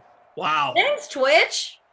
Wow. Yeah, and then maybe I'll get if I'm gonna be good at these, calling sims with you guys, maybe I'll do like a BK setup, but I'll try to beat them, and I'll have like multiple TVs in the back of me. That would be great. I would love to see someone just like come in late to a sim, like BK thinks he's all alone, and then like one of us just comes in and we've got like 7 or 8 TVs behind us with all the DraftKings logos. That'd be amazing. Wow. I don't know what it is with BK. Yeah, I just want to compete with him constantly, so I would like to do that. Hey, this has been so fun. Guess what? We're going to toss it to the sweat, where you're going to hear more Ducey and Reed Fowler talking about the Chicago Bears. So based on what we've heard, the days of the rookie quarterback sitting, I guess we're going to hear a lot about Justin Fields in terms of the over-under on the Bears win total for this coming season. Here it is. The Bears, Kenny, they've gotten 8 wins or more in each of their last 3 seasons. They just took Justin Fields. Do you feel like they have what it takes to put together another season and get over 7.5 wins? I sure do, Jesse. This team was an offense away from being one of the best in football last year. That defense was really, really good. And look, they did lose Fuller. We mentioned that he signed with my new favorite cornerback trio. But they still have Khalil Mack. They still have Mario Edwards. They bring back Allen Robinson on offense. They should be competitive with, if not better, than the Vikings and the Lions. And I also am, a believer in Jared Goff, in that new situation, but I still think he stinks. Look, I just think that they're probably the second best team in this division, so they should get some wins inside the division with that good defense. And Justin Fields here, I do think that he should start early on, if not week 1. I know that there's people, Adam Kaufman's of the world would say, well, let's just talk about this team like Andy Dalton's the starting quarterback. Dalton's not going to be the starting quarterback for more than 2 games here. Justin Fields, I believe in him. I think he's a good quarterback. I think he's pro-ready, and I think that he will take a team that's really begging for a pro-ready quarterback right now to take them to new heights. And I do think that the Bears can get there. I think the Bears will make the playoffs this season, so they'll get over 7.5 wins. All right, Reed, what do you think? Over 7.5 wins? Yeah, Adam Kaufman also doesn't know that the Bears traded up to get Justin Fields, not to sit him down on, ride pine behind Andy Dalton. What are they going to get from Andy Dalton? Absolutely nothing. And that's why, your social media team has to change their QB1 post to Justin Fields already. And I think, when you take a look at what they did in the draft, not only what they did also in free agency, bolstering up their offense, Kenny, is Justin Fields was great, but take a look at the other Oklahoma State. The tackle from Oklahoma State, Jenkins. I think that was a big signing for the Bears as well, especially with someone that's going to need a lot of protection like Justin Fields as a rookie quarterback, even if it's Andy Dalton for a game or 2. All right, now we're back. Be sure to join us every weekday at 11 a.m. Eastern Time to hear more takes and more discussion like that about the Chicago Bears, maybe even the New York Jets, with Kenny Ducey and the entire crew from DraftKings. The Sweat, 11 a.m. Eastern on the Dream Stream. Goes about an hour, and it leads right into the noon Madden Sim. So, Kenny, we couldn't hear that clip, of course, because we're here in this Zoom call. But would you like to tell us in summary what your take was on the Bears? Yeah, I thought the Bears were going to go over this win total. I think that last year they were just about an offense away from being a good team. If you look at that playoff series, right? I mean, their defense balled out. Their defense was one of the best in the NFC. And even in that game against the Saints, I mean, if they connect, if Mitch Trubisky connects on that throw, or excuse me, if, Javon Wims, if he doesn't drop the ball in the end zone, they got a good chance of winning that game. I mean, they shut down the Saints offense, essentially. So I don't think they're that far away from being a good team. I think Justin Fields comes in here. They still do have Allen Robinson. They've actually added to that offense a little bit. I think that this team could be pretty good. I do. So I like the Bears a lot this year as a team that, like I said, was just like not that far away last year. And they've really kind of come back with a good offseason, and I think that they could do it. What else did I write down here? Oh, and I also think that their division too. I have to think about it. The Vikings and the Lions. I mean, I would definitely put the Bears as the second best team in this division, at least. I mean, I'm not ready to say they're like better than the Packers, but again, who knows with Aaron Rodgers. So I think that they have a pretty good chance of going over this total. I think that they're going to get a lot of matchups here with bad teams. They could easily sweep against the Vikings and the Lions and then wind up with 8 wins for sure. I think they're going to make the playoffs, actually. That's what I said on the sweat. Are they making the playoffs by winning the division? No. Wild card. Packers winning the division? I do think the Packers will still win the division. They're a really good team. Okay. All right. Well, that's good. Check out the sweat for more takes like that. The DeMac Lion is leading the free roll, also the public showdown. So DeMac Lion, if you're here, shout out. Steelers D in the captain spot. Big Ben, Juju, Deontay Johnson, Ebron, and the Hamler. Ham Daddy. The Ham Daddy, man. We've got just about 300 people watching on YouTube and on Twitch, 50 plus. Thank you all for being here. Tara Lynn's here. Kenny's here. I'm here. Producer Michael, Mr. Sim. What do you call him? Mr. Sims? Mr. Sim. Mr. Sim. You're a Sim one. Mr. Sim. We'll work on that. Jared from Game Ops. Thanks to Jared for updating the scores. Smash that like button. Tara Lynn and I are back for the next one. We'll kick Kenny out. We'll welcome in Jeff. Peace, Kenny. This just in, by the way. Yeah. Dylan Cease stinks. Stinks with a capital S-T. Stinks. Who is this? Dylan Cease. The White Sox pitcher. He stinks. Oh. Come on now. Did you advocate for him tonight in some Nope, way? I said that he was going to have a very bad start. Oh, okay. He is. Nice. Stinks. Well, not nice for him, but good for you. It's good. All right. Well, we had things to say about Aaron Rodgers. We had things to say about bananas. We have things to say about TVs. Are we done with the TV discussion? Are we all okay with our TVs? Yeah, you know what I'm really yeah. I think I'm disappointed that we haven't eaten bananas yet. That's what I'm disappointed in. Do you have yours? Glash? Lucy, I'll go check. All right. Please, What? thank you. You two are. Now it's time for me to say it. Bozos. We're talking about bananas at 8:42 p.m. Of course we are. Are you both going to eat them right now? Terrell, you should be thanking me. Now it's a 2-person booth. It's a lot easier to get a word in. Ah, we kicked him out for him That's to go right. fetch his banana. Great. That's right. Here Heard he is, banana less. Heard that. No bananas, Deucey. No, well, I was going to have this little banana for a dessert, but now I feel like I shouldn't do it if my banana bro's not going to do it with me. Banana bro? Yeah, the banana boys. Someone suggested, so Ducey's moving, as he mentioned, Terrellin. Someone suggested he should build his own little brick wall behind his new studio setup. No, someone said I should put brick wall stickers on the wall. Stickers of bricks. I think he should. I like the exposed brick, and I feel like whenever I see Ducey, if I don't see exposed brick behind him, I'm not going to think it's Ducey. I'm going to think it's an imposter. Or that was actually weird that time when he was down there in that bunker. Oh, yeah, the sauna. You were in the sauna in Cooperstown. Sauna? Tomato, bunker, sauna. It was odd. And dark. I was there for 2 weeks. You were there for a while. It was a scary 2 weeks, Juicy. I'm happy you're back where you are. Me too. Ducey, what place are you in? Don't even want to talk about it. Not doing well. 75th. 60th. Woof.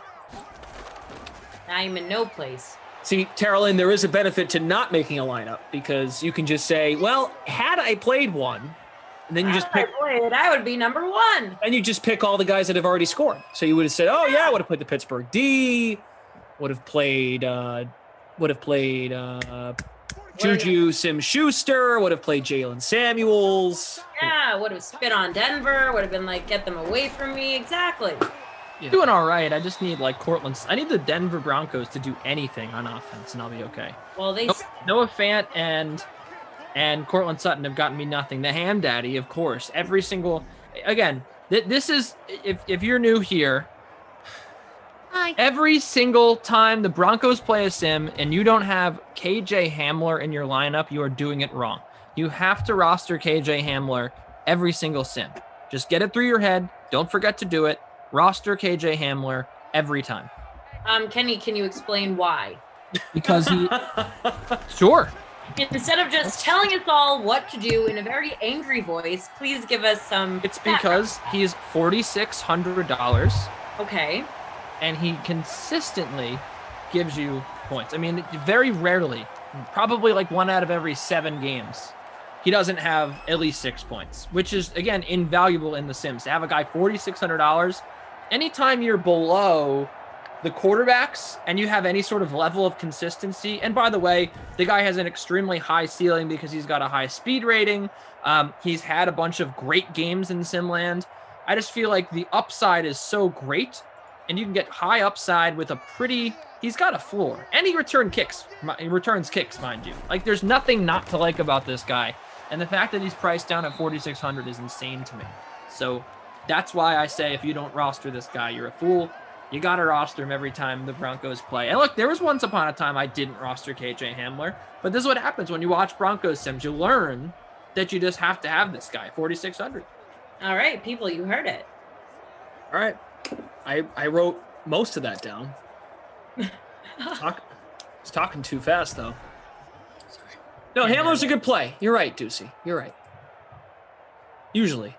And the Broncos altogether haven't been a good play. Hey, guys, you know something I'm thinking about? What? The NFL schedule comes out tomorrow night. Big day for the NFL tomorrow. I have not been thinking about that at all. I could not care less. Oh, you care about the White Sox? You already know what teams they're gonna play. Who cares? The only thing I care about is how many times the Jets play on prime time. Other than that, oh, so see, he does care. Just I don't care. It's gonna be one game. I know it.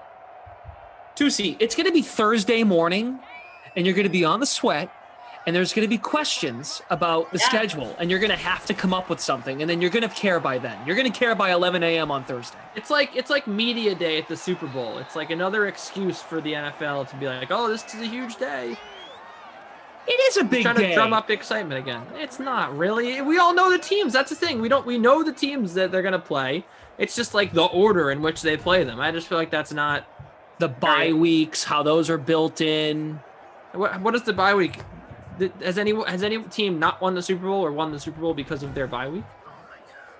You know what? Does it matter that much?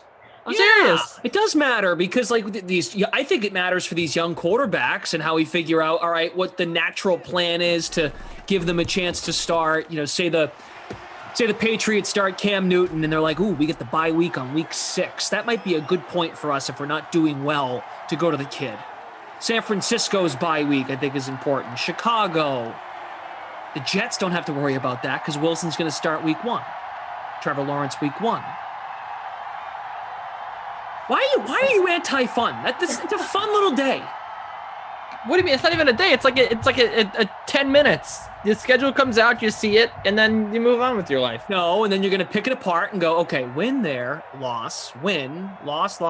Yeah, and then everyone's going to meme me because I think the Jets are going to win, 9 games. We're like, oh, come on, you're just a homer. And then, they'll probably like Trent Dilfer or someone will pick like the Cowboys to win 13 games, and then they'll just get memed into oblivion, and it's like, why does anyone ever have a take anymore? Tomorrow should seriously be dubbed, and I want graphics on this, how the Deuce stole regular season schedule release day, and I want you dressed as the Grinch because you are just putting a lot of negativity out there about tomorrow. Drew does make a good point. You do get to see all the cool, creative ways the social teams release the schedule. So I will say that is a plus. See? Fun. I do always like that. Great point, too, by Free Piercy. You get that historic 17th game, too. Where's that going to end up on the schedule? That was a nice catch and run by Jerry Jeudy. Good day. I think it matters. I'll tell you what, Terrell Lynn can relate to this, being up here in New England. I'm curious as hell when Tom Brady's supposed to be coming here. Yep.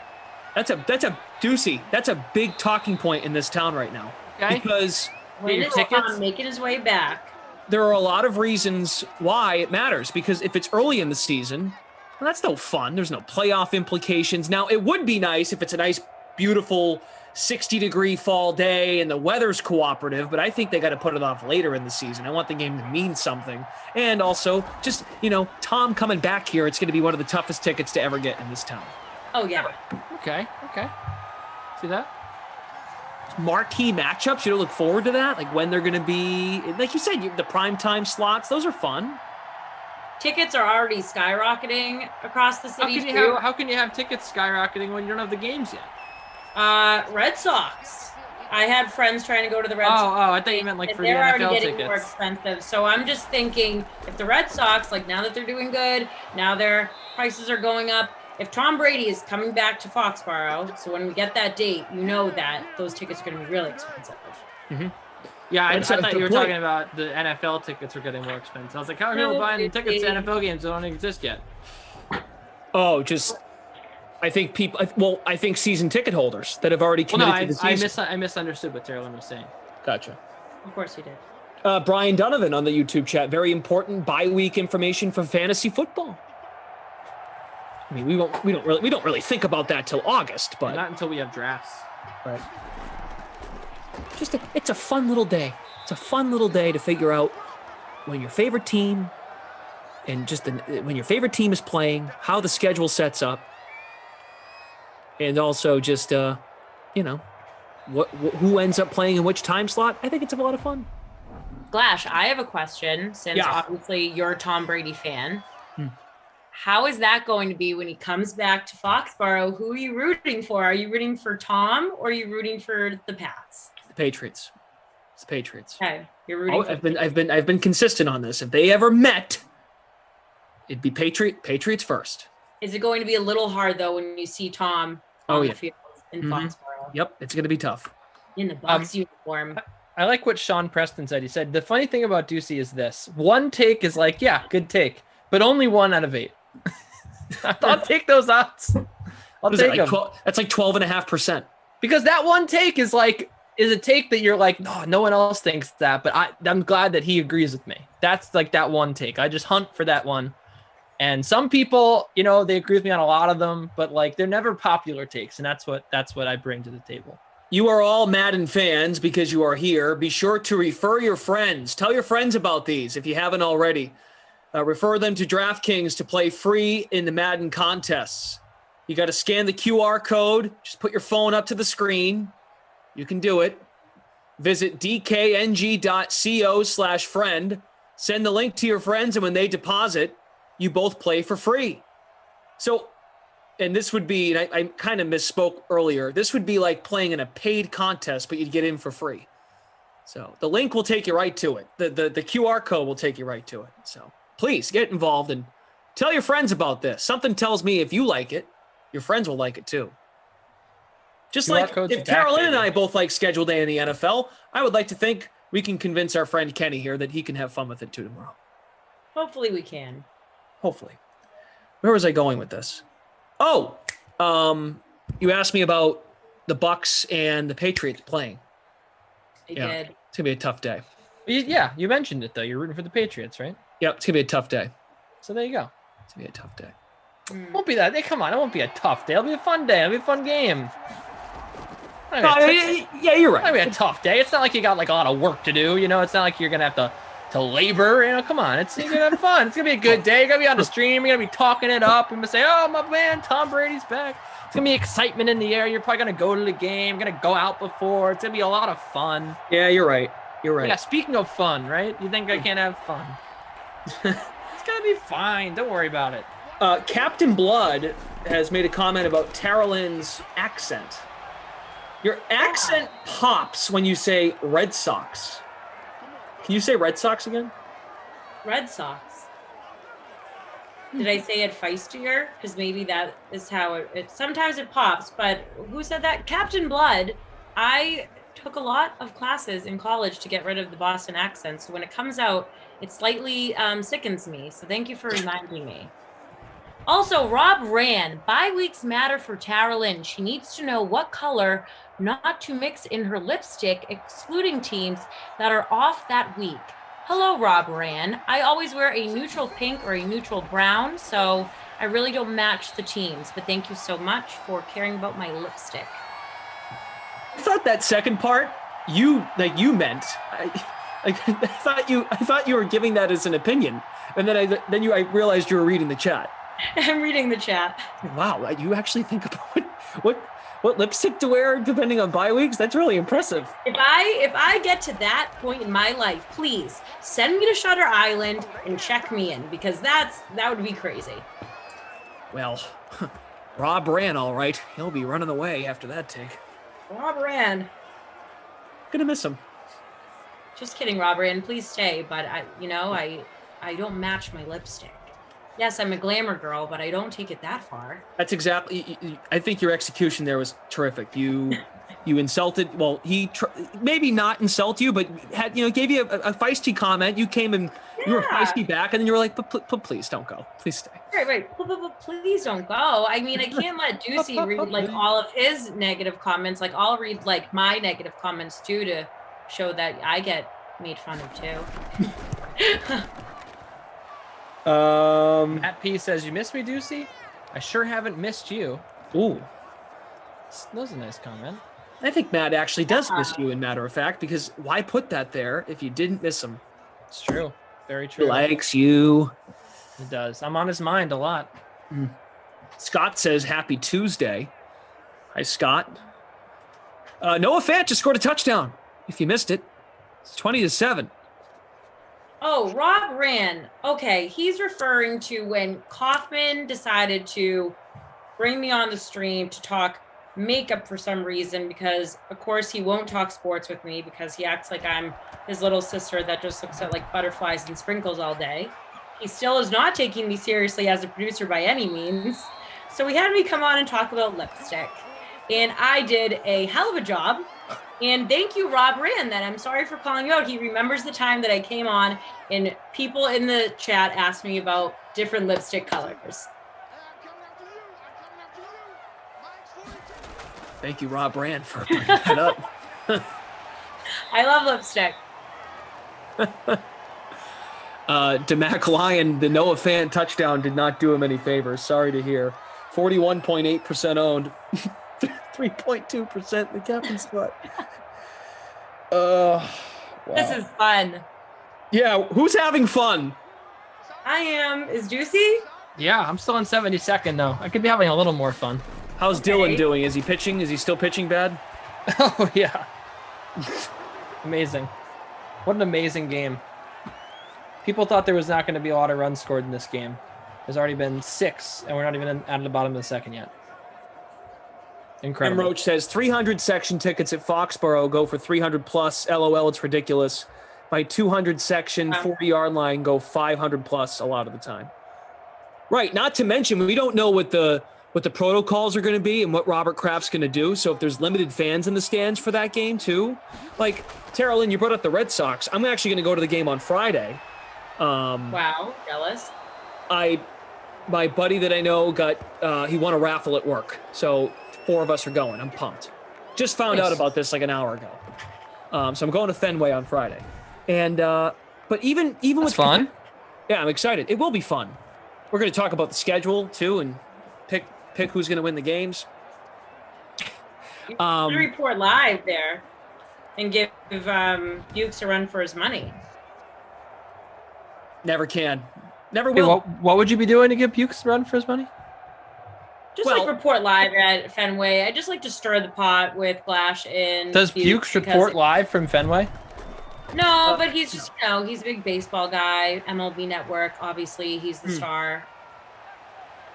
You know, I'm glad you guys brought up Steve. How is he doing? He blocked me on Twitter.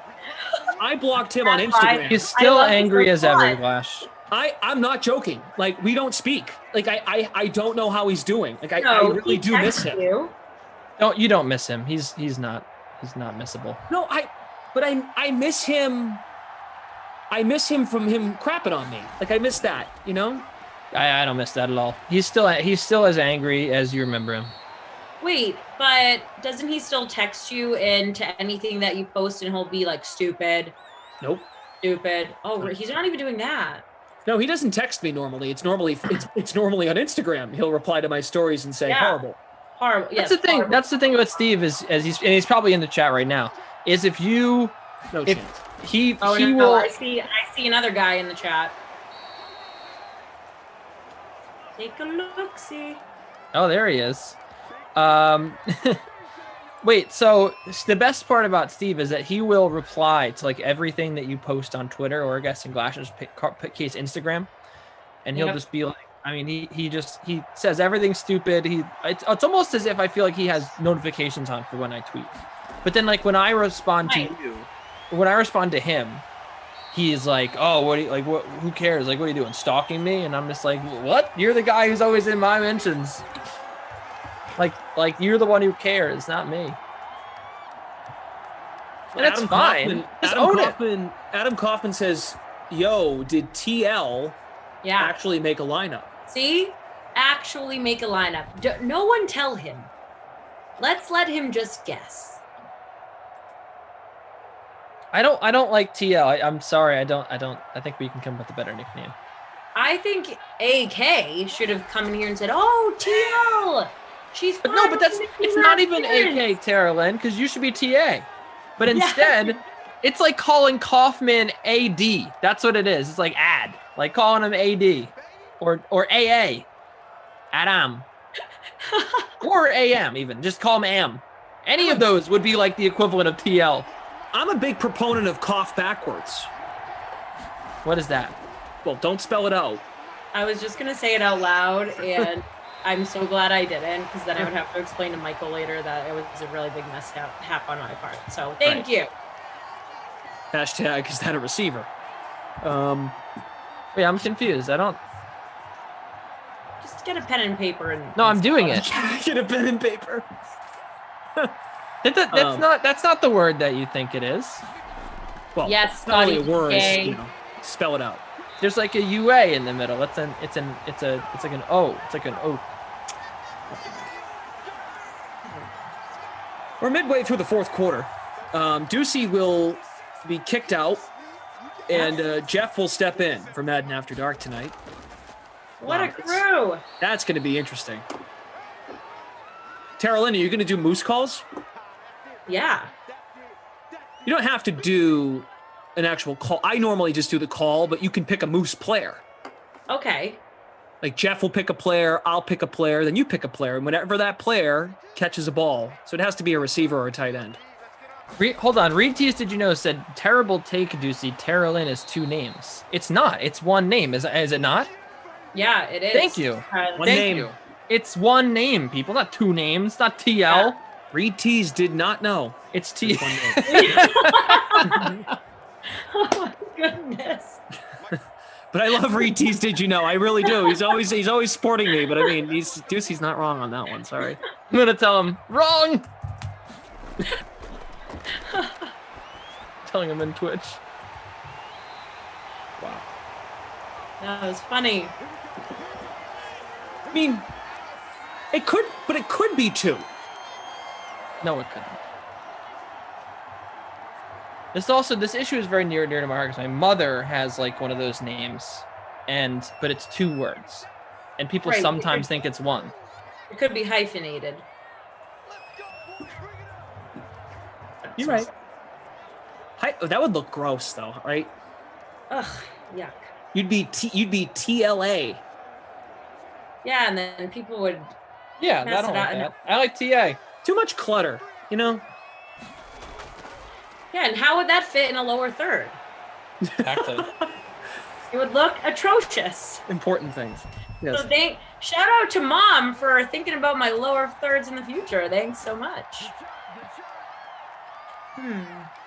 All right, so Mike says, what's the closest blind date you've ever had to Kenny? I don't get it. This chat is something else. Yeah, talking about stirring the pot, huh? Now the chat is trying to make us three BFFLs turn against each other. Never. Carolyn, as long as those lights are up behind you, nothing will ever come between any of us. Love those lights.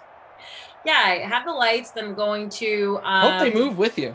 Yeah, they're definitely moving with me. And then I got to outshine Cristal because his TVs are going to stink compared to my setup. What is it? Tara TV Lynn? Yeah, Tara TV Lynn coming at you. Look at my 8 screens. Take your 4th. AD Poker says TL is it. Koff copywritten. Koff doesn't make the decisions here. If 2 other people propose a different nickname, then that becomes a motion. We have momentum here. I don't disagree. Koff doesn't decide for everybody. I gotta talk to Koff. And also, Koff has the award named after him. He created the league. He's done a lot here in Simland for all of us, and I thank Koff for that. Yeah. But there's got to be room for some other people in the Sim family to maybe lay a nickname on Tara Lynn. You know, Ducey, I'm happy you brought that up because Thank you. You were not yet with us at the time of the creation of the Krusty Kaufman. And I happily call it the Krusty Kaufman player of the game. I get it. Oh, sure do. I mean, that's the name. He has totally embraced it, but it was right around this time last year when Koff would not take ownership of the nickname because this all started because Koff was giving everyone nicknames. He'd be the babysitter Billy, and Jeff was Moose, and it's like, why don't we give you a nickname then? How about Crust? Because he wouldn't eat because he hates pizza. And I didn't know that. That's so great. He hated it for 3 days. He didn't like it. He didn't like it. He didn't want to take ownership of the restaurant that was created for him. He would not even hire workers to work at this restaurant of Simland. People were trying to eat at this restaurant, but someone would not take ownership of their restaurant. It was really actually a dark, dark time. But yeah, talk about a madman. Love that. Sick and twisted. He came around on it. I'm happy. And now the restaurant is up and running and in very good shape. Speaking of the Krusty Kaufman, do we have a player of the game? I'll go first. Okay. Because I have a player of the game here, and in a surprise move, I think it's going to be Ben Roethlisberger. In a game where the Denver Broncos really didn't get anything done, Ben Roethlisberger has to be commended for his 15 fantasy points. Right? I mean, he was the one there. There was not a lot of offense in this game. No. He did it. He got it done. So smelly sim. Yeah, congrats to Ben. Almost 300 yards. He did it. It was quite the smelly sim. Not really that. I feel disrespected a little by this game because it was my first one, but yeah. What is with that? It's okay. But I agree, Big Ben. We've got a good matchup at 10. But the Saints and the Seahawks. How about a Not My Kid award? Anyone? Nominees? Do you want me to do it because, I want to do this guy because it's a guy that he was $5,400. Kaufman loves playing him. That's why I'm doing it. Oh, yes. Okay, let's hear it. It's Melvin Gordon, $5,400. He had 21 yards. Okay. And he was more expensive than the Ham Daddy, KJ Hamler, and he was around 25% owned, so don't think so. All right. Everyone out there rostered Melvin Gordon. Don't do it again. Don't do that to yourself. Learn from this mistake and do not roster Melvin Gordon again.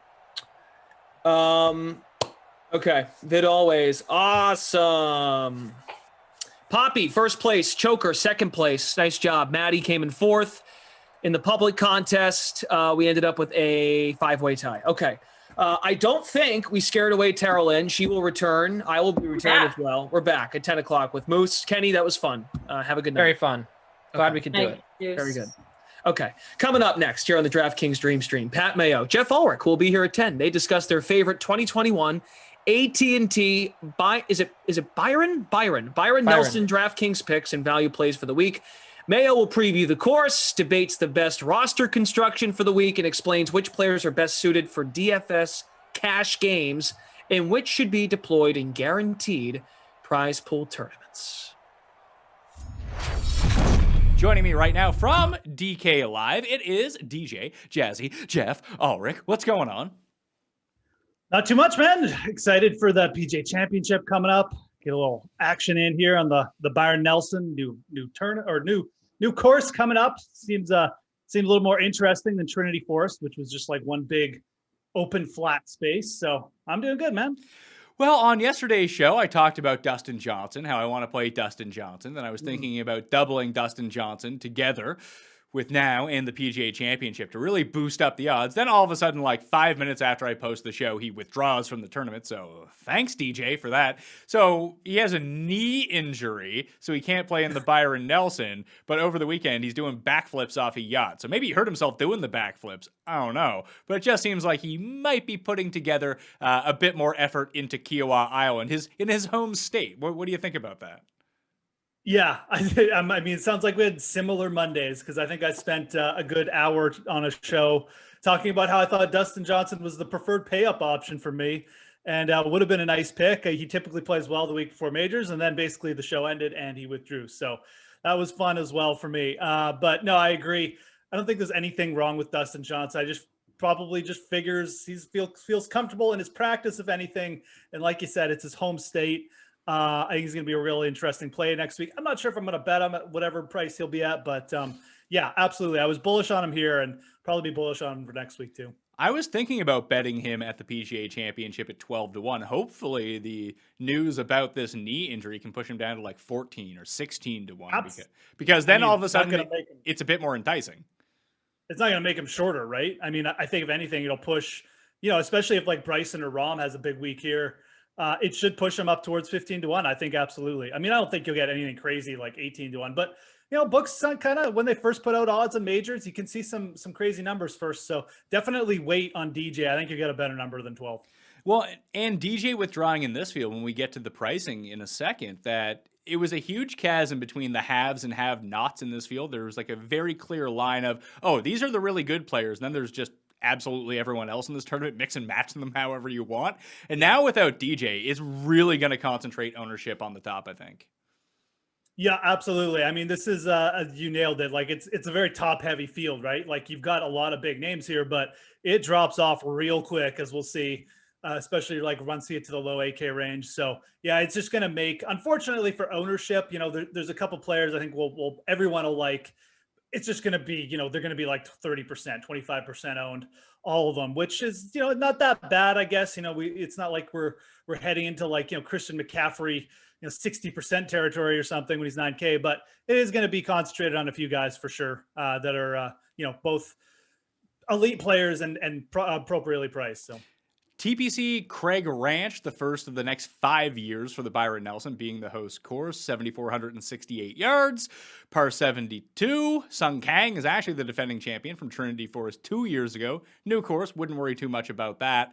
I guess the other thing too, it's a 156-man field, so it's going to be pretty dicey to get all your players through the cut line. We've seen a couple of these completely full fields so far over the past few weeks, and we've seen these 6 of 6 percentage hover around 5%, maybe less than 5%. It just takes one or two guys inside the top 10 of ownership to really cripple everyone's lineup. So the popular sleeper of the week, he misses. All of a sudden, 5 of 6 is looking really good. A viewer of the show actually came second in the $33 single entry last week with a 5 of 6. So it's doable if you keep the 6 of 6 percentages down to around like 3, 4, 5%. Then a 5 of 6 can have a shot in either a 3 max or a single entry at that point. If you just nail the rest of your lineup, you're not dead like you are in the $5 or even the $15, some of the larger GPPs on DraftKings. But when you look at this course, what type of skill set are you looking for? Because I'm thinking like bombers, and if it's not bombers, it's shorter hitters with great long irons, and you got to be able to make some putts. Yeah, I think it's going to be like a good all-around test. I mean, it's a Tom Weiskopf design, 2004. We've seen in competition, 2012 hosted the Korn Ferry Tour Championship.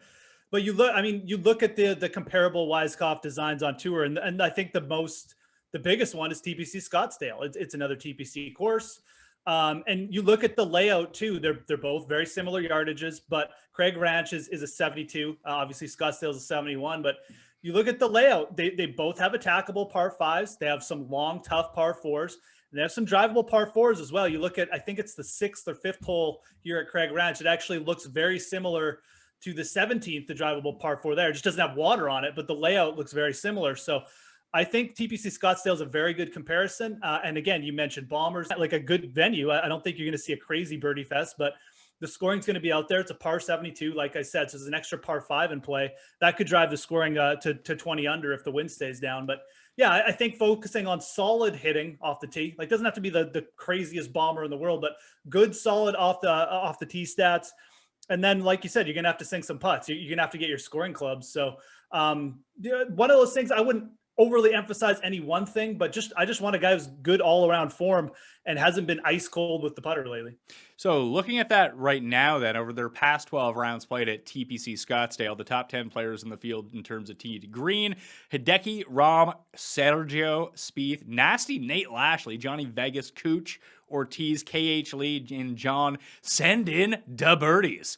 It's been a while since he's been sending in that many birdies, but apparently he's over his past. I mean, those 12 rounds could be from like 8 years ago, for all I know, with John Senden in Phoenix. But those are the top guys that you'd be looking at right now. So let's jump in to the very top of the pricing board. Obviously, Dustin Johnson was the most expensive player. He was $10,000 or $11,400. I suppose he still is $11,400. I would recommend not taking him. That's Pat's lock of the week. So that leaves Bryson as the highest price player at 11.2, then Rahm at 11. You got Spieth, Hideki, and Berger 10.7, 10.3, and 10.1. Who's the guy do you think no one's going to play here? Because Jeff and I talked about it a little bit on Monday's show, but it feels like the interest in Hideki is way down. Yeah, I agree 100%. You know, people love to just play narratives like it's not even narratives, it's just like biases, like almost like, you know, old wives tales in DFS golf. And one of the old wives tales is, oh, a guy is going to be rusty coming back after he won a major. There's going to be a major hangover. There's no way he can play well after winning a major and beating the most elite players in the world. So I think you're going to get that with Hideki this week. He's 10-3. He's also, you know, a little bit more expensive than Berger and Koepka and Zalatoris and all the kind of hot names under there. And you also don't have to do much to get up to Jordan Spieth, who I think people have gone back to trusting. So I think Spieth will definitely get some play. And, you know, I think if Dustin had been in this field, maybe you see Bryson's ownership had dipped a bit, but I don't think that's going to be the case anymore. Bryson is just a prolific DraftKings scorer. Obviously, he just rewarded the DFS community, you know, grinded through the cut, flew all the way back from Dallas, finished T9. You know, he's back in the good graces after that kind of performance. So I think that Matsuyama, of the top, you know, 6-7 players, he should garner the lowest ownership. I don't think Berger will be super highly owned either, but he's definitely going to be more highly owned than Matsuyama, in my opinion, just because of the savings you're getting. So if I had to rank those guys in terms of ownership, Matsuyama would be coming in with the lowest.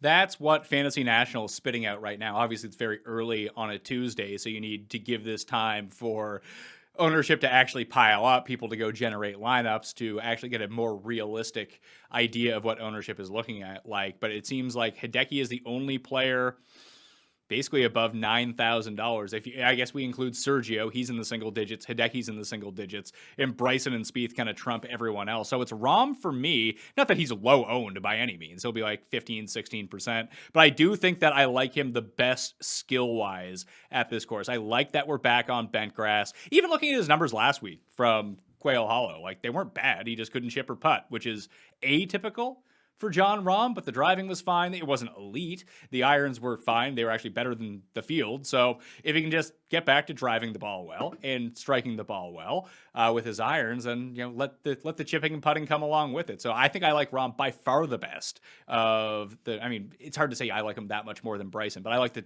price discount, and I think I just like his skill set at this course a little bit more than Spieth, where, you know, Spieth's gonna have to chip in a bunch of times. He's gonna have to make a couple 40-foot bombs, which he can do. I just feel like Rahm's path to winning this is much easier. Oh, absolutely. Look, I mean, Jon Rahm had a 76, and then he came back and shot a 70. So, I mean, it's not like he had two disastrous rounds. he looked fine. He just had a bad Monday or a bad Thursday, excuse me, on the greens and stuff like that. So I agree. I mean, if we talked about TPC Scottsdale as a comparison, Rahm's kind of been very, very consistent on that layout. I would give him the slight edge over Bryson as well if I had to choose. Look, Bryson gained 7 strokes on the greens last week. There's no guarantee that just carries over here. I think he lost like 5 strokes with his irons. So Bryson's week was very weird, and he's got to get those irons going again. We've seen him just kind of make cuts and kind of skimmy along without doing much with his irons for a while. So there's no guarantee those clubs just bounce back for him. I'd feel more confident in a Rahm bounce back for sure. I think Spieth is a little bit overvalued to your point. If the bombs don't drop, I mean, is he really that much better of a play than Hideki?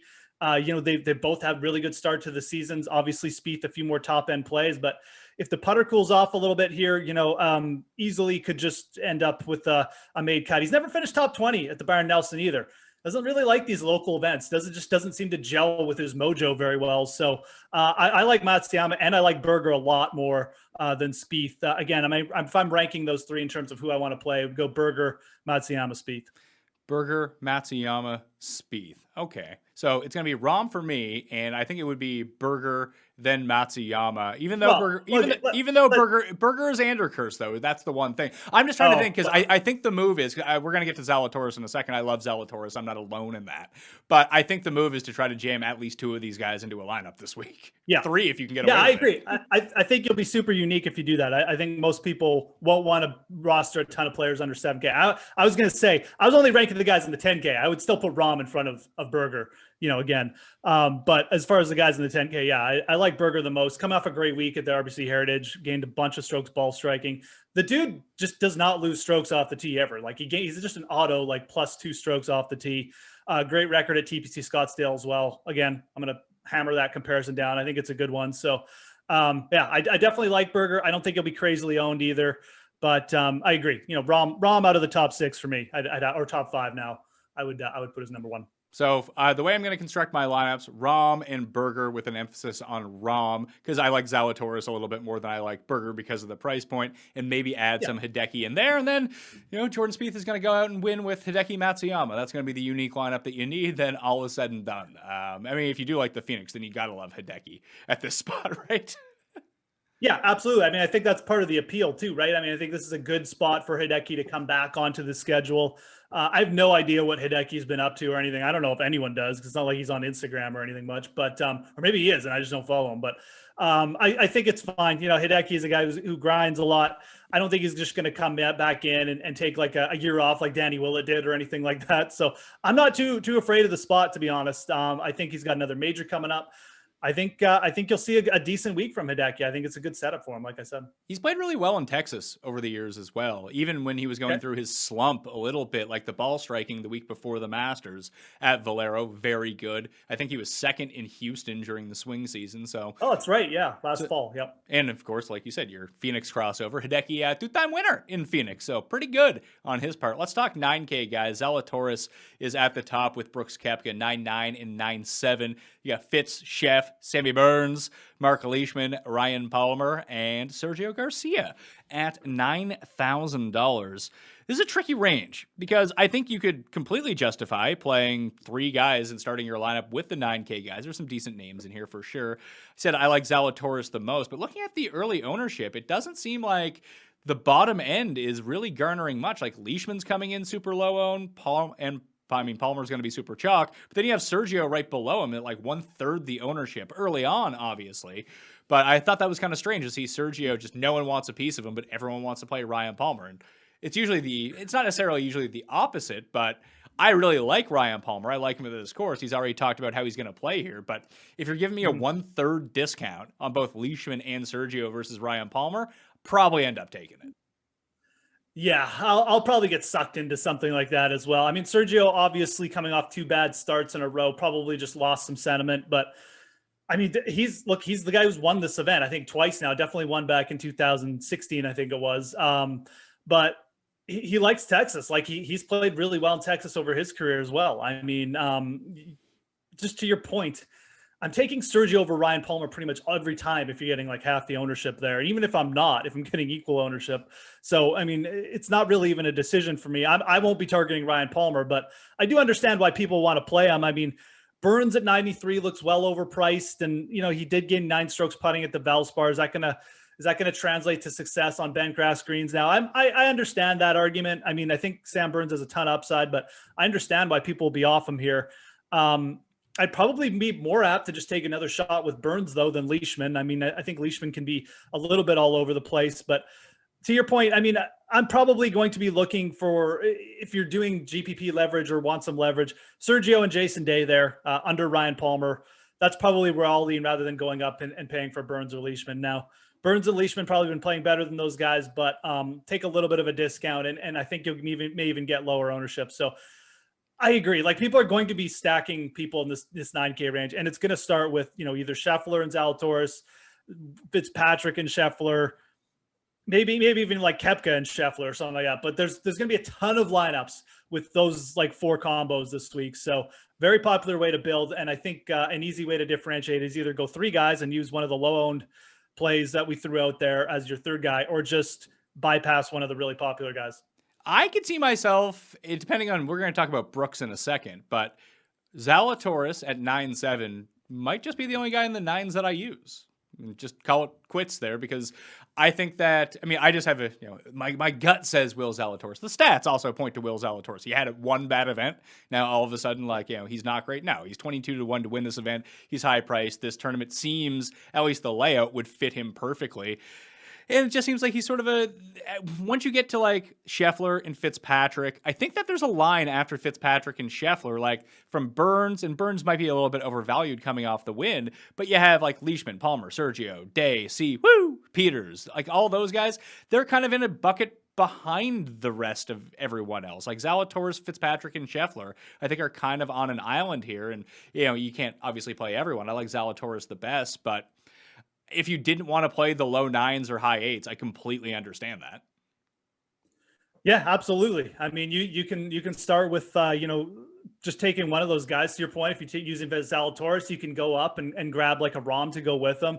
I think that'll give you way better chance of being like duplicated, or just a lesser owned lineup than if you're doing 2 or 3 guys from the 9K range. So there is a big drop off, and it may not even be in terms of like upside or top end talent. Starting at Sam Burns, but just in terms of consistency, like we see Sam Burns, he has a really big week and then he goes 30 or he'll drop in a couple missed cuts. Same with Sergio. So the consistency with guys like Fitzpatrick, Scheffler, it's just unmatched in as soon as you go below them. So it's a really big week where there's like obvious tiers almost of players here. And the first tier, in my opinion, where you get the biggest drop off is after Scheffler. So something to keep in mind. You can definitely, I feel like, bypass a lot of these guys, but if you want to pick and choose out of this range too, like, and I'm talking like the sub Scheffler range, I mean, you're going to get some really low ownership on some guys who can pop. I mean, we saw Burns pop, Sergio can pop, and go down to a guy like Peters as well, who I like. So interesting range, but not necessarily one you have to go crazy with either. What are you doing with Brooks? Because he's pretty highly priced, which I guess makes a ton of sense. Even in the betting market, he's a bit behind the tier of the elites, but at the same time, at 23-1 on DraftKings Sportsbook, you're not getting a huge discount on Brooks at the same time. He loves playing in Texas. Obviously, he's won twice in Phoenix. His game would seemingly fit this course perfectly. Slowish greens from what it looks like as well, and maybe that can help out his putting a little bit, but do you take the chance at 9,900 that he's going to be fully healthy? Because the way that I see the ownership breaking down now, it's not like you're getting an ownership discount. He's not super highly owned, but it's not like he's Lee Westwood at 1% at the same time. He's going to be like 11, 12%. So it'd be one thing if he was a 2% owned play, you play him in 2 of 20 lineups, be on your way. But now, I mean, to get overweight on the field, you're going to have to commit a certain allocation of your both DraftKings salary and DraftKings lineups to playing Brooks Koepka. I just don't know where he's at. At the Masters, it made more sense to me, although he ended up missing the cut. I don't know why I played him on DraftKings. The bet was one thing. Should not have played him on DraftKings. Would have won money, like a decent amount of money, if I just didn't play Brooks. Just stupid. Stupid, Pat. Could have played Hideki for like the same price. Either way, are you playing him? I mean, I haven't really made up my mind on Brooks Koepka, but I don't think so. I don't think that enough has changed. I mean, we've seen 4 weeks. He hasn't had a competitive game in there. Is the knee like 100%? We haven't really seen that much. And to your point, like I want to play Scheffler from this range. So all of a sudden, already I've committed myself to playing at least one player, and I probably would like to also. I like Zalatoris, so just like you.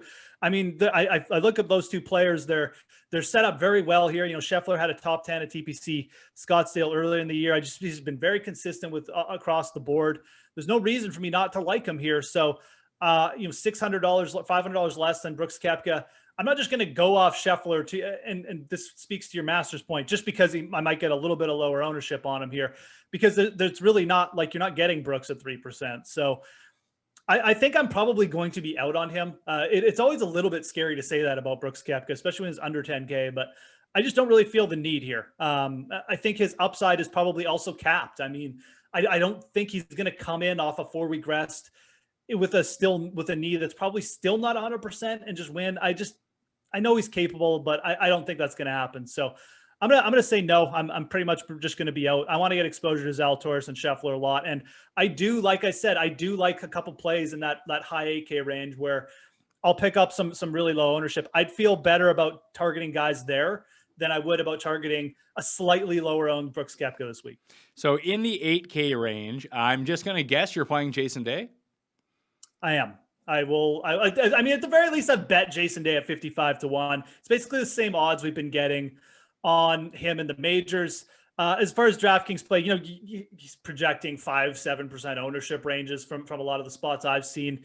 You're not going to have to go crazy here, which is what I like. If you're a 3-max guy, you put him in 1. If you're making 5 or 10 lineups, you put him in 1. You're overweight the field, right? So I'm not purporting this is Jason Day's week. Get him in all your lineups, but I like the fact that everyone's out on him now. 2 missed cuts.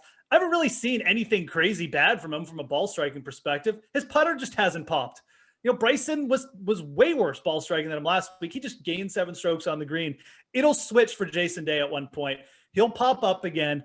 Again, I'm not suggesting he wins, although I know I've dropped a few hints on Twitter that there's a trend there with Rory winning the at the first spot he ever won at, and now Jason Day is returning to the first event he's ever won. But more just for jokes. I think Jason Day is a good low and pick this week. Again, I like it when everyone's out on Jason Day rather than when everyone piles in on him on chalk. So we just need that putter to pop. His ball striking has actually been fairly consistent. I think he's gained strokes off tee in 8 starts or something now. So I am in as a low and play there. That's probably the guy I'll target the most. But I really do like Thomas Pieters this week as well. Not sure why more people aren't on him.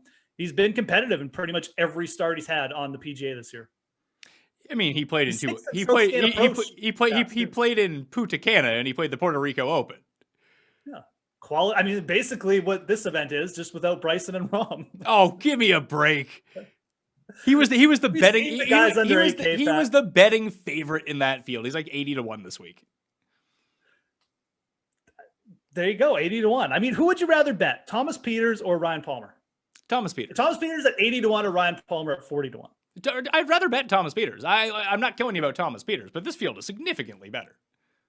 Okay, it is. You're right. I mean, I'm joking around a little bit, but it's a better field. But I mean, I think Pieters is a quality player. I mean, he was close in those events. He was up there.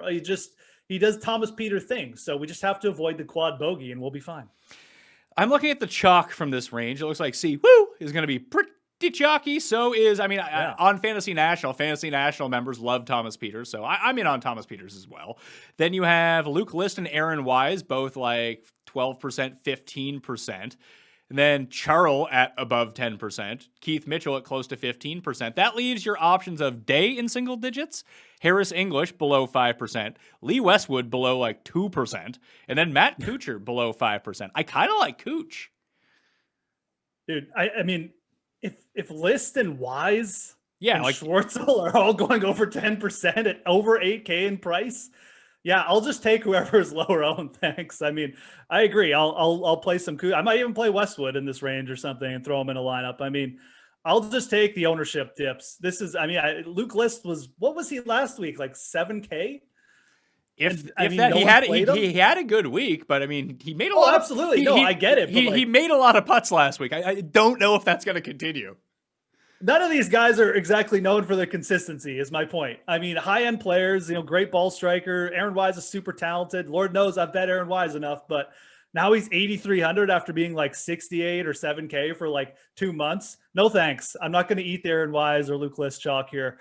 Give me a little bit of low and Cooch if he's really low. And Keith Mitchell, I the same thing. I mean, we're back on Bentgrass here, so I can just cross Keith Mitchell off this week. I think this low 8K range, Kuchar is the most interesting for me. Maybe I'll dip my toes in the Schwartzel range. He really is playing well. Oh, come on. Are you really going to pay for Charles? The guy who's been $6,200 all year. Now it's like, oh, he's 81. Let's play some Chuck Schwartzel.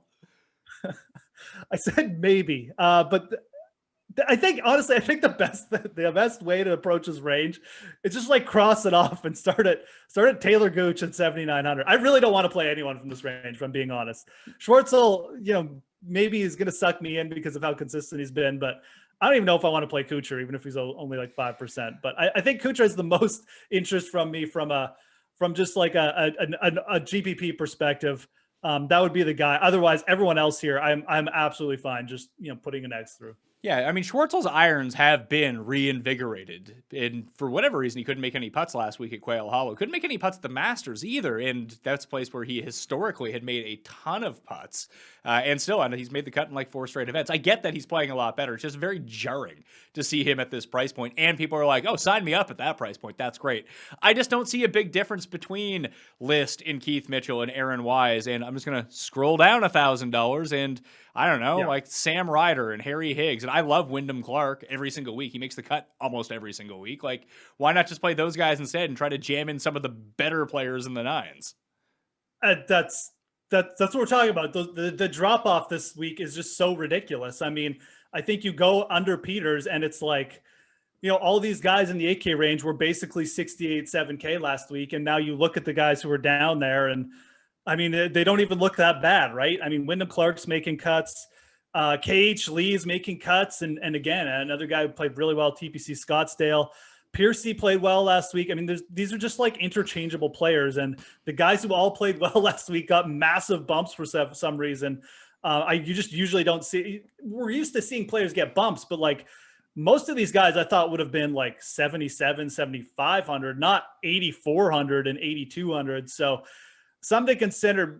And again, it's not like these guys are all getting ignored. People are going back to them. So even me might go back to Schwartzel. So I agree. This is why I like the play of getting 2 guys like a Zalatoris and a Bromstack, like you mentioned, and then just taking the discount on the 7K players. Cause I don't think there's much difference this week between them and the low 8K range. Could you get behind Champ at all?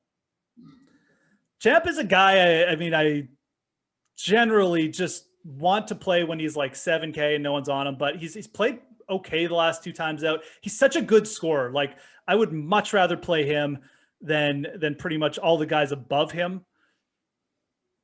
I don't know. I honestly don't have a definitive answer on Champ, but he's kind of always in play. Like he should always be in play for you because of how prolific the DraftKings scorer he is. He could finish T26 and be like 5th in DraftKings scoring. So I wish he was like 7,800. Then I think I'd really get behind him, but he's definitely, he's cheaper than all those guys I just rallied on. So yeah, he's definitely going to be in play for me. I might talk myself into him by the end of the week for sure.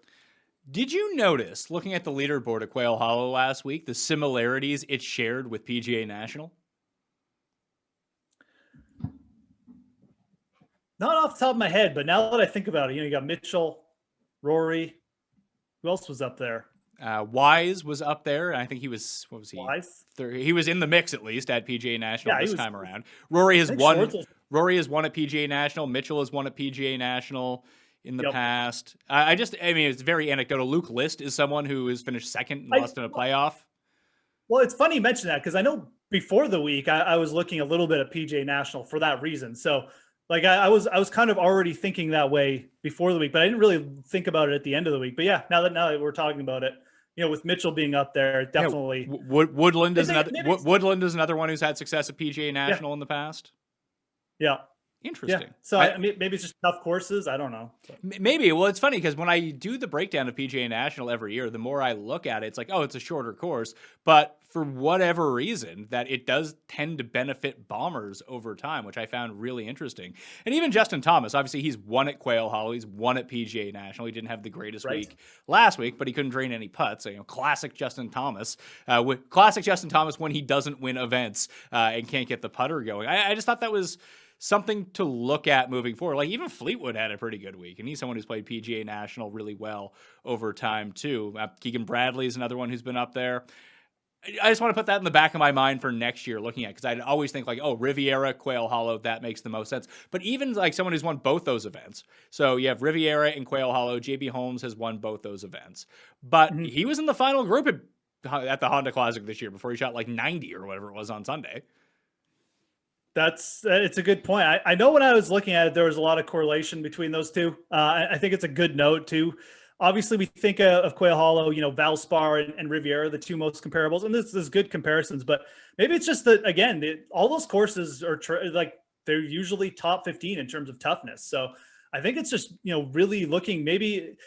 In terms of, I know obviously you can go to like Fantasy National, you hit tougher courses or whatever, but you get a group of courses like that and guys just keep popping up. So I think those three courses you put together, if you're looking for like a tough course comparison, or if we get a new one pop up, maybe this course will play really tough. I don't think it will, but that's just like a threesome there where you can really kind of look at. So I definitely noticed that comparison like before the week, but like I said, I didn't really think about it at the end of the week, but with Mitchell popping up again and Rory winning, definitely some kind of correlation there. What do you think the winning score is for this week? I'm going to guess like minus 24. Oh, that low, hey? Yeah. I'm gonna say about minus 20. I think if the wind stays down, I agree. Like you'll see the birdies fly. I don't think it'll quite get there. I think there's a lot of tough par fours in there. I don't know how tough they're actually going to play, but the wind isn't supposed to be crazy. The greens. There is a lot of rain there early in the week, which is the one thing that could turn this into like you said, maybe it does get to minus 24, but I'm going to say minus 20.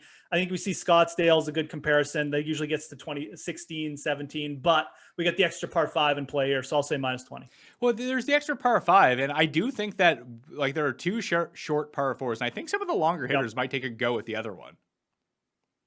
Yeah, no, absolutely. And I mean, I'm not going to pretend like I know this is going to play, but there's a creek running throughout the course. I'm not sure how much it's going to come into play on many holes, though. I don't think it's going to come into play on that many holes. There's not as much water here as at TPC Scottsdale either, which could really open things up for the players to maybe just bomb it. Like it looks like there's a lot of open landing spots. So I think it's going to be more of a driver heavy course. And if the players just all of a sudden can just start firing it, like someone's probably going to go low.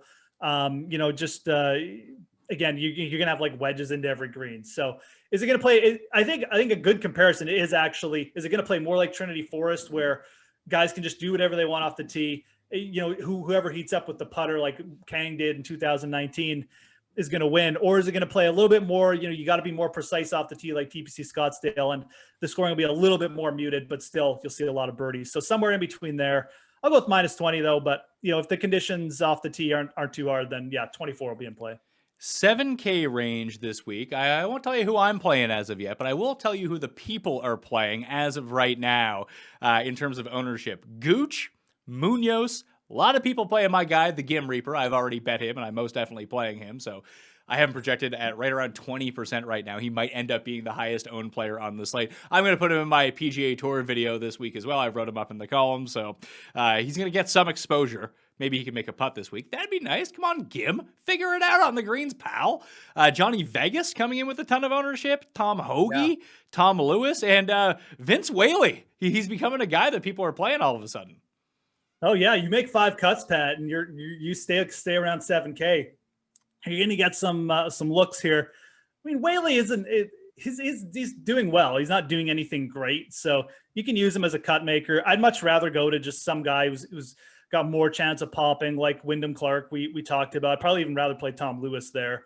But Whaley, absolutely, you could think about. Like I say, he's not doing anything crazily well, so I'm not sure what the chances of him just going nuts are. But some interesting ownership projections early in the week.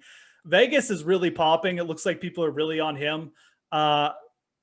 He is striking it well, but I don't know how crazily I want to eat the Johnny Vegas chalk. That dude can go ice cold on and around the greens in a hurry. So Snedeker getting a lot of looks as well. And yeah, people love him some Doug Gim. Kind of interesting that maybe it's just like the Pat Mayo effect or something. I didn't think he was going to be like that popular, but I guess we got the Texas connection. He's coming in off a missed cut as well, but the ball striking is always there for Doug Gim. I like Doug Gim too. I'm a little shocked that he's this popular, but I guess you look at this range, people maybe just didn't want to pile on Brandt Snedeker. I think it's just the players around him are just so unappealing. I mean, Scott Stallings is 7,500 this week. Ben Martin is 7,400. Why? I mean, so I think Gim is just a product of he's in this range and he's like the only player that people really feel comfortable playing.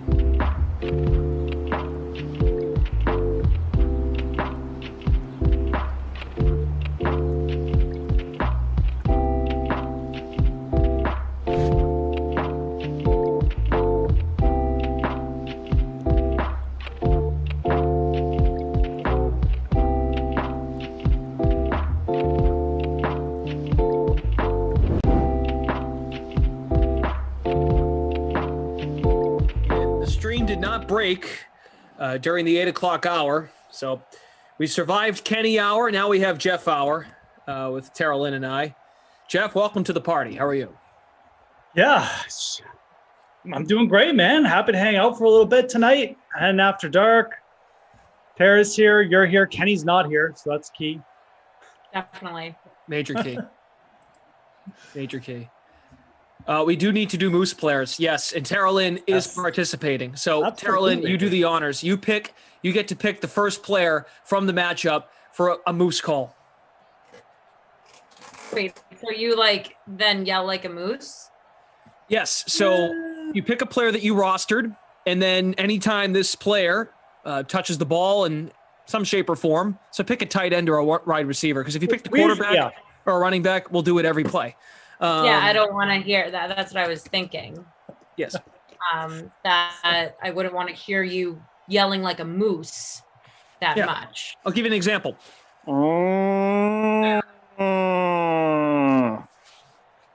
It's like a cow dying or a moose. That is so scary and wrong.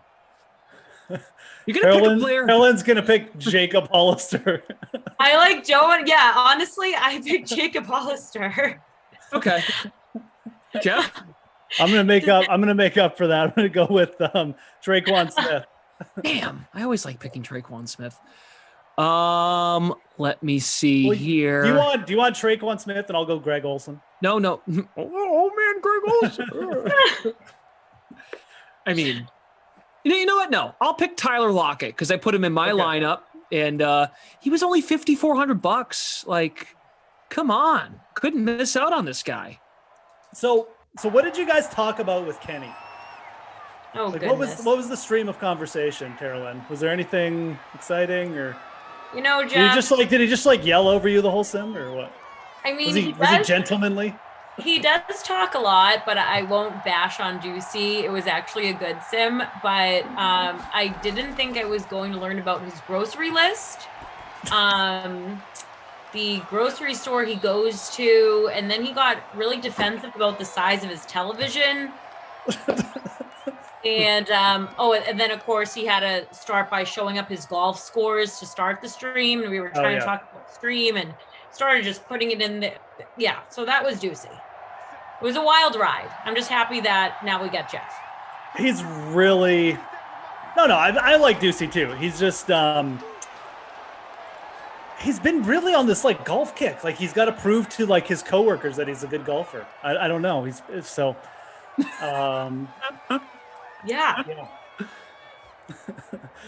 I had a great time. I think we had really good flowing conversation about everything. As Carolyn said, TVs, bananas, moving apartments in Boston and New York. We almost convinced Ducey to move to Boston. Fair to say, I think he's honestly thinking about it in the back of his head, so he can just golf with the guys all the time. Well, that's a great reason to move right there. Yeah. Isn't I've never spent a significant amount of time in Boston or New York, but isn't Boston like a more chill place to live? There's less people. I don't know. It's probably less expensive than New York, isn't it? That's where Ducey lives in New York, right? I'm just not making that up in my head. Am I? No, you're right. Yeah, okay. I don't know. Sometimes I don't believe him. Sometimes I don't either. It's like whose parents let this little kid alone in New York? It's Kenny's Home Alone 2, basically. Exactly. He is. He's Macaulay Culkin. Where are his parents? His pillows are just thrown all over his bed. I question a lot of things. And then I brought up last sim too, when he was in that secret lair / Glash mentioned it was a sauna for a while. I mean, Ducey says he was only there for 2 weeks. Me and Glash thought it was 6 months. It was odd. Very dark down there. He was oh yeah, I'm not in New York. I'm somewhere. It's weird. I'm going to find out one day. I'm going to go stalk him. Meanwhile, in other news, Smash Lanta is on Twitch. Smash Lanta, the like button on YouTube. Smash Lanta has said numerous times on these streams, if he wins one of the paid contests, the specials on DraftKings, he will take a picture of me and put a tattoo of it on his butt. Oh, goodness. So, hey, there's Traquan Smith. First moose. There we go. call. Let's go.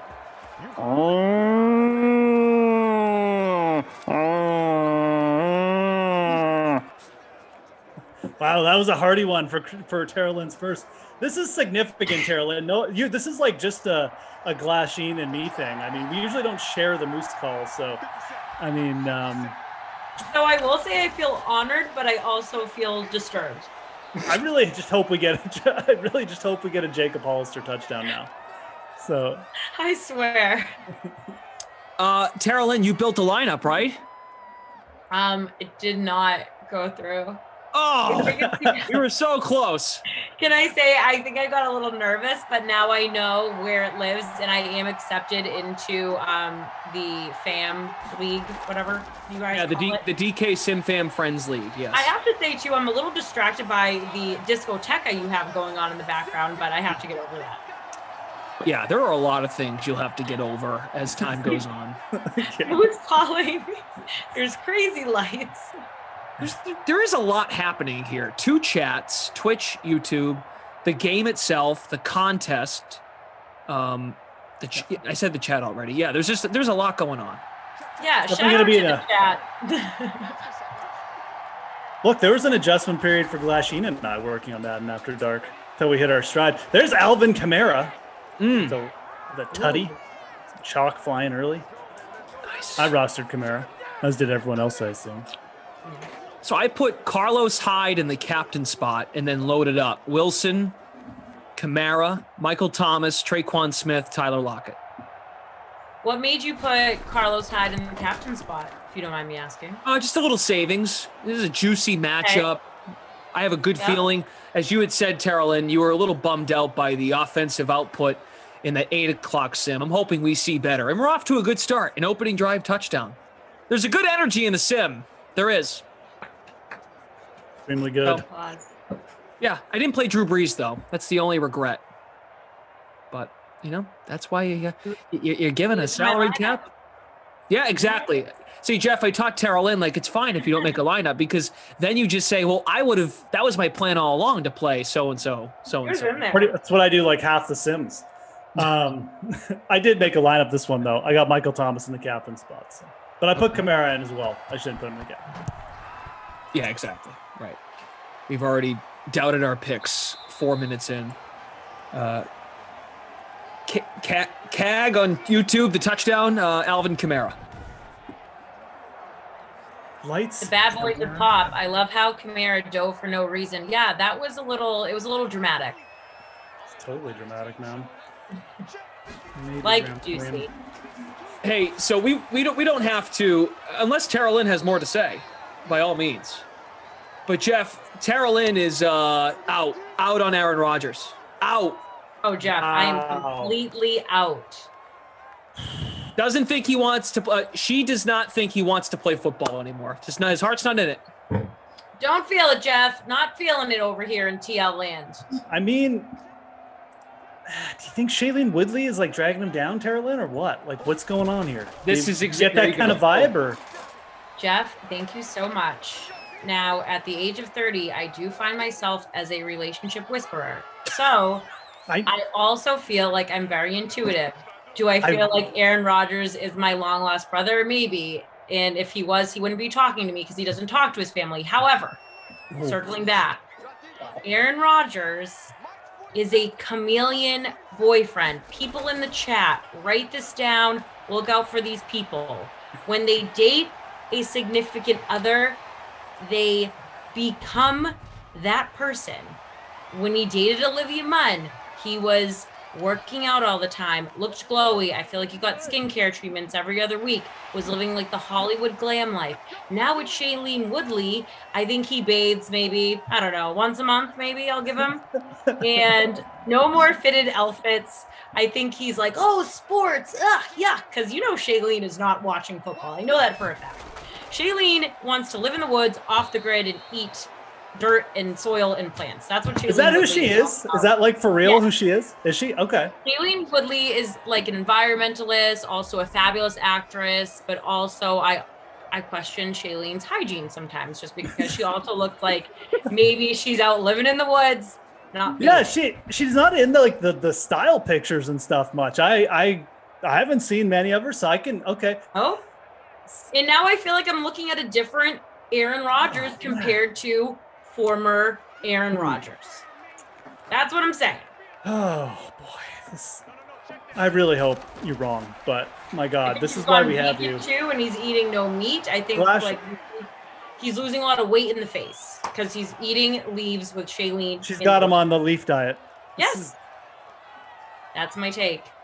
Oh, folks, so that would make Aaron Rodgers not a mammal, Jeff. Oh, dude, don't confuse me. Well, some mammals don't like to eat. Well, actually, that's not the right word. I screwed it up. What does that make you? What do carnivores eat meat? What would Aaron Rodgers would become? What, a vegetarian? Are you serious? Yes, carnivores eat meat, Clash. That's like herbivore. There it is, herbivore. Okay. Herbivore. So Kareem makes a point. Aaron Rodgers is an introvert. You'll never understand him. He could be happy and you wouldn't know it. No, I'm not doubting that Aaron's not happy. I think he is fully living his best life now. From what I mentioned earlier when I saw him in those weekly catch-ups with Pat McAfee, I feel like it's the most relaxed Aaron I've seen. But I just feel like he changes with each person he dates. It's weird because he had his best season in a long time, one of his best seasons ever. But you're right, he's definitely changed since the Olivia Munn or whoever thing. So this is eye-opening. This is why Tara Lynn is such an addition to the booth, and I'm so glad she's here tonight. But because Glash would have just rallied off and given me oh well, everyone thinks he's better than Tom Brady, and would have been a disaster. But that is extremely insightful. I'm gonna have to watch this. This is honestly, this is a little concerning for me because now I have to contemplate that he might actually retire. So hopefully that's not the case. I love Aaron Rodgers. But. Wow. So the title of our free contest is titled "Did the Stream Break?" The better question is, did Tara Lynn break Jeff? Did Tara Lynn break Jeff and his feelings for Aaron Rodgers? I mean, maybe. I'm not kidding. And people in the chat. Yeah, people in the chat, they're calling me judgy. Okay, chat, I'll give you that. I am being a little judgy right now, but hey, it's my take. It's my hot take. I'm standing behind it. I don't think Aaron Rodgers is a horrible football player. That's not what I'm saying. I'm saying this is a different Aaron we're seeing. I don't think I'm seeing this Aaron as the full-on Aaron Rodgers athlete. I'm seeing him either in Hollywood with Shailene or hosting Jeopardy. Wow. Well, good luck to him. Or in a forest with no access to water. That's all I'm saying.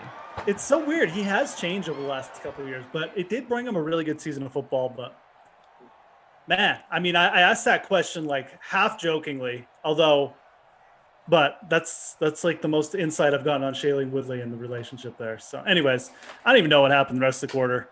I'm completely off topic now. I'm not going to be able to think about anything else the rest of the sim. Drew Brees hasn't missed a pass. Nope. That's good. Russ has missed 2. He was on my roster. Russ Bus. Another guy went through a relationship change in his prime. DFS Queenie is completely behind you. She says that she basically said the same thing that you did a week ago. So, well, I'm sorry for not giving you more run, DFS Queenie. We should have listened to you as well. That might have been the actual point of that comment. Yeah. Hi, Kyle. How are you? Good to see you, Kyle. Well, if you missed it, Alvin Kamara scored the touchdown. I did say off the top, we don't have to get into this, and we did. Wow, we sure did. We broke Jeff. Yeah. It was such a well cause for delivered concern. I mean, I didn't even everyone's oh, he might retire. I just was there's no way. But now I'm starting to contemplate it in my mind, and maybe it makes more sense. I actually think that the way she presented it this time around was better than the 8:00 sim. Wow. More conviction maybe behind it.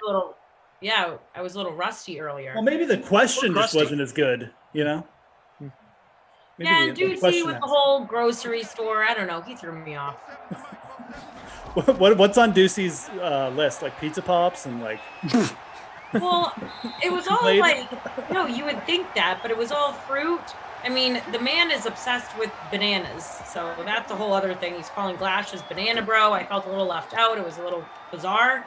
Yeah. But he loves potatoes and bananas, basically. That's what I got from his grocery. Potatoes and banana. All right. Yeah, I was A lot like, of where's your carbs and a lot of protein? potassium. All right. I mean, I don't hate on bananas. They are filling, though. Prefer like mangoes, things like that.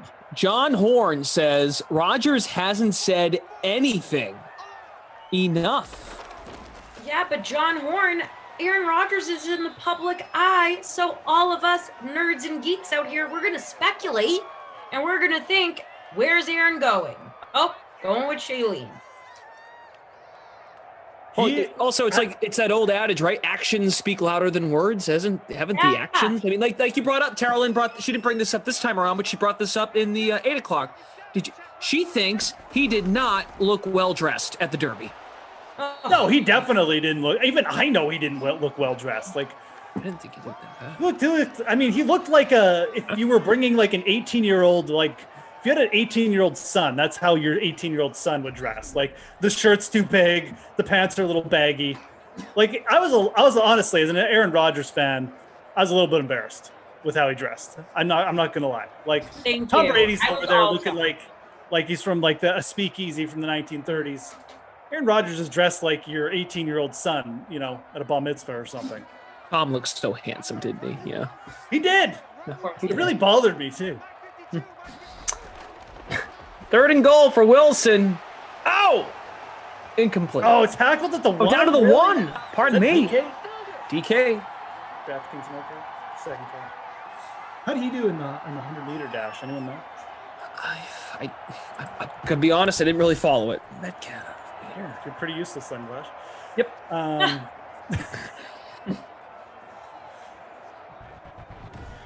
We have Jared from Game Ops here with us tonight. Smash the like for him. Producer Michael, Andrew. Seattle's going to challenge this. They think he scored a touchdown. Oh, I haven't seen like a challenge. I've seen challenges, but usually not like on the half-yard line. Like usually they come. Yeah, I've never seen a spot of the ball challenge ever. Actually, this is actually really weird. If we're being dead honest. They're hoping for a touchdown here, right? Have you ever seen a spot of the ball challenge, Glash? Like No. I don't ever recall really seeing one. They're going to put it up. They're going to give him they the gave it to him. All right. Wow. Okay. Maybe the There you chat go. complained enough. Yeah, Mr. Hot Corleone. DK Metcalf, 10.36 100-meter dash. The Seattle Seahawks put an article up about this. Good for them. Oh, about the DK Metcalf? Yeah, I just looked this up for you. He finished in 9th. This big replay really set me off.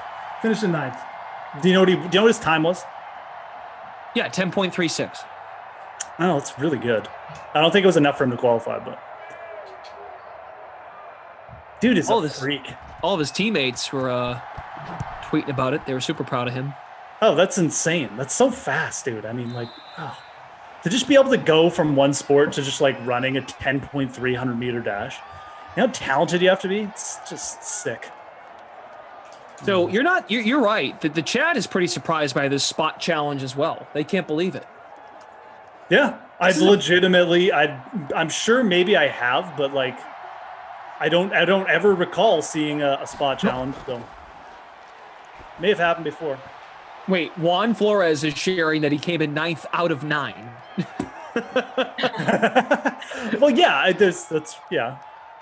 I wasn't expecting him to place well. I mean, he's going against professional sprinters, but just that time, trust me, that's a legitimate 100-meter time. Like, obviously he's not qualifying for the Olympics, but like that's a legit time. I mean, that's not like embarrassing yourself. Wow. That's like going into a professional golf event and shooting like 73. Yeah, you're not going to be in the top 50%, but like you're not embarrassing yourself out there. You're not shooting like 85. Wow, this has been a magical night. A spot challenge, spot a ball challenge that works. never mind that it worked, but like you said, it's like never happened. Wow. This is what happens, Tara Lynn. We just get so amazed and get a loss for words. I mean, yeah, it's pretty amazing. Tara Lynn, what is a typical bedtime for you? Have you ever had to do a Madden After Dark as a producer? I shadowed one, and I think no, and I did my first one when I only had what contest did we have going on? Was that cornhole contest? And then we only ended up having one Madden 7. It was my first one, and I did Madden After Dark. Oh, okay. So that was like a Saturday, right? There was an afternoon slate, and then there was one sim at night. Yeah, during the week, definitely. I mean, do you guys drink coffee? I do. I don't know if Jeff does. No, I do. Yeah, Red Bull? Yeah, a little something. Flash, you're just full of this energy all the time. Are you a night owl? Like, I know Jessie is like, tries to, according to her, she like goes to bed at like 9. But are you more of a night owl? Because I know Glash is, and I know I am, and Kaufman is as well. So Jessie like wakes up at 5 a.m. That's what I've been told. Yes. Yeah, Jessie will like get up at 5 and like watch TV, like for fun. Like she'll sit and have her coffee and like crazy. It's the opposite. Like that's stuff you used to do like on Saturday mornings when you were like 10. Oh, time to watch Rugrats. Time to watch She wakes up at like 5 and like, time to watch my shows for the day. Like what? Right. I would be getting into the office when we were working in the office, and I would walk into our green room, and Jessie would be getting out of the shower in our locker room. And I'm like, have you already had a day? She's like, oh, I already went to the gym, already got my coffee. I'm over here like, I need to go get a coffee. I need to go leave my laptop over there. Like Jessie starts her day so early. I'm more of a night owl in that way. Okay. Especially now with COVID, I feel like my bedtime's all over the place. Yeah. I thought you'd be a little bit more of a night owl. I didn't want to make that. Never know, man. I have tried to get on like the early morning schedule before in my life, and like it just never lasts more than a month. Apparently, we were a boost call behind. For like major new. Oh, are we? Okay. Yep. Oh goodness. AD Poker 89, Tommy Pickles, my guy on Saturday mornings. Dude, that's Saturday morning cartoons were the best growing up. Like they really were. No, I respect it. Like Jessie will get up and like Tara Lynn said, start like have a day. Like she'll watch her shows at like 7 a.m. I'm like, wow, that's impressive. Sitting there watching Game of Thrones at like 6:30. Yeah, me and Jessie try to work out together, and she already picks like the really early workout class, and I'm like, I'll catch you later. Just never. I worked out with her once, and I'm like, nope, I like to do the later time. When the normal people are up. Chef Duke, when are you guys going back to the office? That is a great question. That was brought up today in a meeting. You guys were going to go back like in August, weren't you? You mean last? I feel like it keeps like last August. Like I thought, last year I was like, oh, we're just home for a little bit of the summer, and then we're back. I know there was talk. Oh yeah, we're going back in a couple weeks. Didn't you guys go back for like a week or something? And we went for fantasy basketball. We were in there for a few daes, and then fantasy baseball. But nope, didn't last long. I don't even ask anymore. We were told today we can basically go back whenever we want. Like if you really have the heart, and if your heart desires to go in, you can go in. Oh, Jared Cook, you. Oh, wow. Dark man. Wait, so you're saying that if you wanted to go... Oh, you can't do that in that spot. It's dark and twisted. Okay, back to what I was saying. If you wanted to go stream in the office right now, you could go do that. Yeah. But it's kind of a pain in the neck. Yeah, you wouldn't want to do the Madden Sims from the office. I got to pack up this whole thing and bring it in there, and then be like, oh, well, if I do that at that point, then that means Well, I'm going in every day. I don't want to have to lug this stuff home every day. Right. So, I mean, you guys are in a weird spot. Like, this is really weird, actually. Now that you just brought it up, because you probably have to go in some days for for some shows and stuff, but you don't want to be sitting there. If you have like 2-man sims doing them at the office, much rather do them from home, right? Yeah. Abby Rizzle liked the fumble. That's her defense. Typical Abby Rizzle. Typical. I'm just kidding. But that was brutal if you had Cook. I thought he was going to score there. Unreal. Plus, I don't know about you, Terrell, but I'm kind of a fan of this. I take the public transportation in. I'm saving a little bit of money on the T. Not gonna lie, like I don't mind it. Uber, whatever it may be. Oh, I never want to get on a bus ever again. Dude, commuting sucks. It was like the main reason when I obviously worked from home before COVID, and I was like one of the main things. Once I commuted for like 2 years in a row, I'm like, I just have to find some kind of line of work where I never commute again. It's so draining, dude. I mean, it's really draining. I mean, you really add it all up. You leave the building, you leave where you live, walk to the T, take the T, walk from T to office. I mean, and then also like the whole like getting ready part, like. Oh yeah. This is 3 hours of your day right there. Yep. Crazy. Yep. God forbid there's some kind of like public transportation malfunction or something. That happened to me a couple of times. I used to take buses and like subways too sometimes, even like here where I live.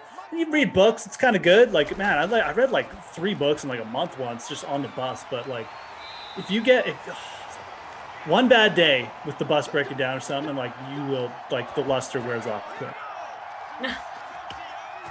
A rare Josh Gordon sighting. To the 26-yard line. I was thinking that was Lockett, but I guess not. CEH needs Lockett to get going. It's the final moments of the first half. Oh, is that Hollister? Nope. Oh, is it Hollister? No, would have been fun. Would have been fun if it was him. It's not Hollister, guys. It's me, Greg Olson. Oh, is that your Moose guy? No. I remember you picked Dorsett. Mine is Traquan. Right. Do you not remember? I picked Lockett. I picked Lockett, right. Did you pick Lockett or Dorsett? Lockett, that's right. I'm sorry. Tyler, Ashley, and M. Roach and Jordan Lindenbaum all at the same time. Josh Gordon? Yeah, that just happened. That was a wide open look for a receiver. Wide open. Russ doesn't miss those in this game very often. Dude, they needed that. 14 seconds, no timeouts. I thought they had 1 timeout left. Smash Lanta says, I'm banned from public transportation, so basically the same thing. Smash Lanta, why are you banned from public transportation? Because he's smart. Then he won't be able to commute, and you can just work from home. Smart thinking. Is that a touchdown? Oh, it is. They gave it to him. Let's go. Lock it, baby. Oh, it's your boy. Double boost goal.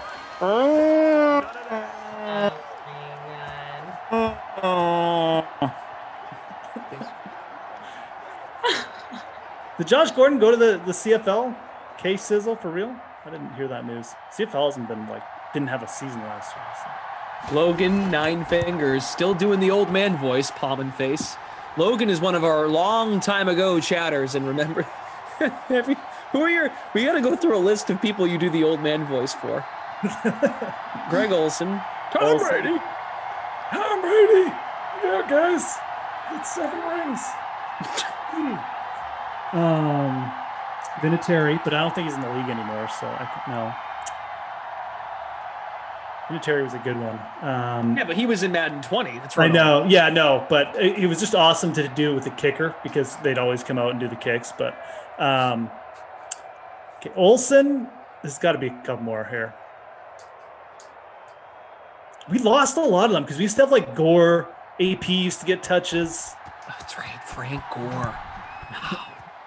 Remember the 70-yard Frank Gore touchdown to begin the game? Do you remember that? I remember that. Yep. First play from scrimmage. He's got like 80 speed, and he somehow outran the entire defense. It's crazy. Right. It was against Detroit. I remember it. It was inside. Fun times. I'm gonna have to make a new list of guys I do the old man voice for, man. It feels like I don't have that many. So Josh Gordon signed with an FCF team. What is the FCF league? South Carolina Football League? I don't know. I have no idea. It's a startup league. The fan-controlled football league. Oh, the fan-controlled football league. Oh, yeah. The FCF Zappers. Zappers. Go Zappers. What a horrifying name. Yeah, not There a you go. fan. Extremely original. So, yeah, Josh Gordon is now teammates with Johnny Manziel. Oh, wow. The Exciting. Zappers. There you go. Adam See? Kaufman is their offensive coordinator. Yes. Yes. Well, theoretically, this play should work. Yeah. There's one former Patriot on the team, so that makes sense. All right. Alvin Kamara's got a touchdown for New Orleans. For Seattle, we know Metcalf, the reversal, the challenge worked for the touchdown. So Metcalf and Lockett with touchdowns. Good times. Mike Callaway, if you're in the chat, say hi. You're in first place. Lindenbaum is in second. Oh, wow. Congrats to you guys. I mean, massive day here. Still I'm in a long way to 120th. go. In 120th. Not good. Not great, Bob. Michael Thomas. Oh, he does have 3 catches. I thought he had like 0 catches. Damon says, now all they need is Tebow on the O-line. Tara Lynn had thoughts on Tim Tebow, too, that she'd like to share, right? Do you still have that prepared mentally? I mean, yeah, I would say I still have that prepared. Well, mentally. so much You're poured doubting out my about Aaron memory? Rodgers. So much poured out about Aaron Rodgers. I wasn't sure if the Tebow take was still in the was still A fresh. lot and poured out about Aaron, and I stand behind it. I have to read this comment by Death Pause, though. He said, the discussion is not when will you return, but if a return to the office is needed. Working from home allows you to live like Aaron Rodgers, ill-fitting clothes and random bathing schedule. Thank you, Death Pause. You get it. So you're trying. What he's trying to say is, he or she is trying to say is, we're all turning into Aaron Rodgers. We are. I mean, look at me. I look like a slob right now. I think. You look like Aaron. Thank you. I shaved today, so I'm very anti Aaron Rodgers. I'm more like Tom Brady. Well, that's Death Pause makes an excellent point. So Thank something you. to consider. All right, Tim Tebow. How do you feel about Tim Tebow? Tim Tebow. Now, people came at me in my DMs yesterday when I reposted the graphic that DraftKings came up with on our Instagram. It was fabulous. They said it's Tebow time. And people were like, this is ridiculous. Why are they bringing back Tebow? He's a bum. He hasn't played since 2012. La, la, la, la. Fields Yates then tweeted out that Tim Tebow played in the NFL 3,053 days ago. That's hilarious. However, I feel like Tim Tebow is going to be a part of the Jags. He's going to get a spot. For sure he is, dude. I can't remember who I was having this conversation with, but Thanks, Jeff. Tim Tebow, you're insane if you're a franchise and you don't want Tim Tebow on your roster. Who do you think is going to sell more jerseys on Jacksonville? Trevor Lawrence or Tim Tebow? The answer is Tim Tebow. It's Yeah, Tim Tebow. you know, I didn't know that Tim Tebow grew up rooting for the Jaguars. That was news to me the other day. Oh, yeah, we found that out. Oh, is that for real? Yeah, you didn't know that? I didn't know that either. Okay, people were making me feel stupid. I didn't know I didn't that. even think the Jags were like around when Tebow was like 10, but maybe they were. Apparently, he Not grew that up. He old. loved the Jaguars. Just dreamed to play for them. So there The you go. first Jacksonville Jaguar fan. Tim So Tebow. you might be right that he'll probably sell more jerseys. Than, Oh, he would Trevor sell Lawrence. jerseys wherever he went. Like it's not just the Jags that should be interested. Look, and this is the argument I made. You get Tim Tebow on your roster. You sell 5,000 more tickets. You sell 100,000 more jerseys. You play him. You give him the ball one touch a game. He gets out there. You throw him the ball once. Boom. Everyone cheers. He's done. Doesn't affect your team. How much money he brings in? I don't even care if he's good. Aren't people thirsty enough to go to games as it is already with this freaking pandemic? Do we really need now to sell more tickets with Tim Tebow? Yes. No, the people want more, Glash, and this is what we needed. We needed Tim Tebow to come in. Now people are so hyped up. Tim Tebow also has that cult following. He's also, I feel like, the second coming of Jesus Christ. If you follow him on Instagram, he's honestly very inspirational. So when they said that, we're going to get Tim Tebow to come in the locker room, it's a young locker room. You need some experience like Tim Tebow. Whenever he talks, I listen. I'm like, oh my goodness, what can I do, Tim? Please let me copy you so I can also reach having skates. So I feel like he is going to go in there with his spiel and bring the locker room together, and he's really competitive. It's going to be great to watch. And they even said that at tryouts, Urban Meyer too, they have that chemistry.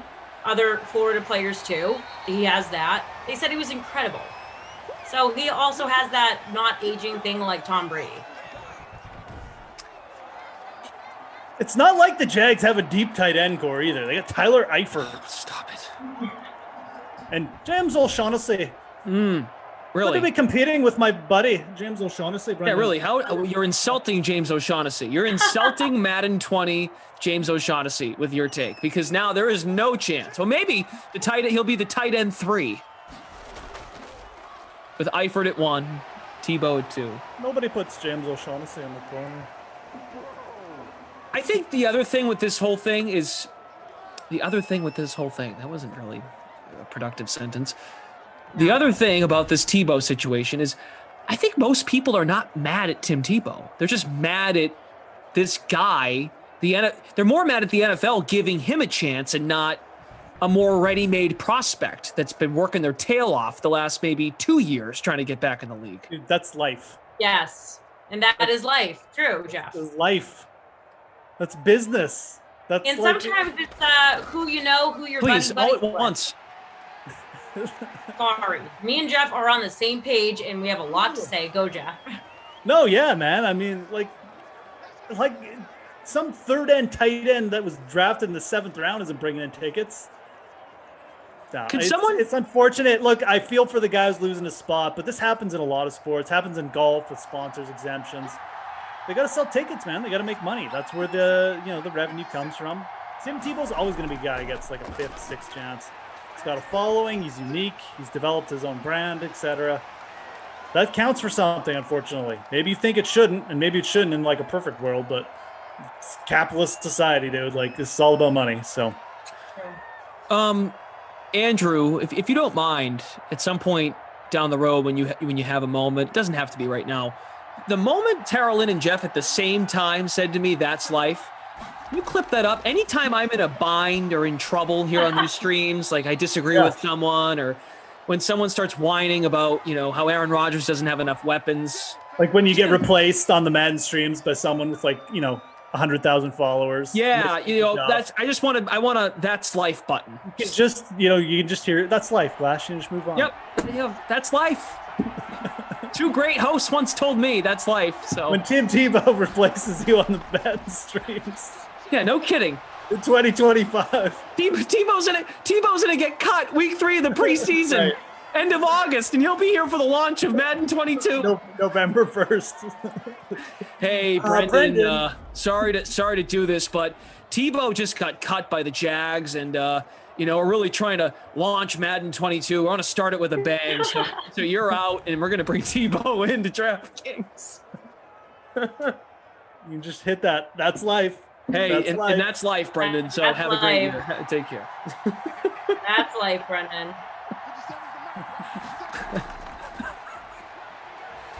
I mean, that's not wrong. You guys are right about that. That's true. That is life. But I'm just starting to think now I can use that for everything. Hey, that's life, man. That's life. Tater Hater thinks the buzzword should be "that's life." I'm going to say it just how you guys did. Hey, that's life. Kyle, yes, I'm here for Madden After Dark tomorrow with Jeff. We're here tomorrow night. Yeah, are we on double tomorrow night? Yeah, we are. Am I with you for both? Yes, I think so. Yeah, we've been scheduled together quite a bit lately. It's not Oh, like great. I I haven't worked with Kaufman much lately too, so it's a really good run I'm on. I'm just kidding, Adam. I know he's watching this. So. I miss Kaufman. I like to get my weekly Kaufman dose in, if I'm being honest. Yeah, weekly's plenty. I wish I could just like work with someone, like have like Rossi on Saturdays, get a little cough action on Sundays. A couple of Glasheen Madden After Darks, maybe a Ducey in there. Yeah, well, I think it's great. Yeah, because like I haven't done a sim with Ducey for like 3 weeks now. I think it's great that Terrell Lynn's in the rotation. Oh, absolutely, dude. Thanks for being a part of guys. this. 3-man booth is great. Terrell Lynn, like I was saying to you earlier today, like it will get to a point where you're in like your third or fourth week doing this, and it's just gonna be like riding a bike. You're just gonna be in here. You're gonna see every team by then, and you're gonna be picking Mike Thomas for your Moose player. Yeah, it's a lot of fun. I'm going to become so obsessed with the Moose calls. It's going to be new Terrell Lynn. The Moose calls got us through like the entire summer of 2020. Madden After Darks. Yep, you're welcome. Oh, little Actually, Breeze thanking you. RPO. That was weird. Let's see Breeze run. This is good too, because I need to get up and get a drink of water, which I actually do right now. I'll be right back. Oh, I see. So you're taking advantage of the fact that there are 3 people now in the Yes, booth. I am. Yeah. Okay. Look at that. That was really I always well done. wondered why like Lamarca and Rossi are always dying for water and they have their big jugs, and Lamarca is like, I have to step away to go drink water. And I have never felt so parched in my life because you're just straight up talking the whole time. Oh yeah, there's no breaks. It is nice in the 8 o'clock when you throw to that sweat clip, because it gives you 2 minutes to, regather yourself. Right. Like when I worked in news, we had commercial breaks or promos every now and then. I'm like, wow, this is a whole different beast. And now I actually give you guys some sort of credit. Not a lot of credit, but yeah, credit. And impressed. Sam says, she's great. I like the good vibes. Sam, thank you so much for showing me love in the chat. And I'm here to bring the good vibes. Except and for the Darren hot Ron. takes. And Aaron, if you're watching, take a shower for the love of God. Yeah. She's only looking out for you. Honestly. I mean, it's really that's why we're here, right? We're the dream stream. If you're having yourself a bad day or just a really bad week, you come here for answers, damn it. Absolutely. You feel like you're turning into a chameleon boyfriend or a chameleon girlfriend like Aaron Rodgers, please give Dr. Terrell Lynn a call and I will snap you out of it. Dude, that's like, honestly, I mean, I don't admittedly spend much time reading that kind of stuff or like watching it, but like that's the deepest analysis I've ever heard of like someone's relationship. It's actually a little scary because it sounds so dead on. And the presenting sponsor is Sony TVs. I'm missing a Moose call. Hold on 1 second.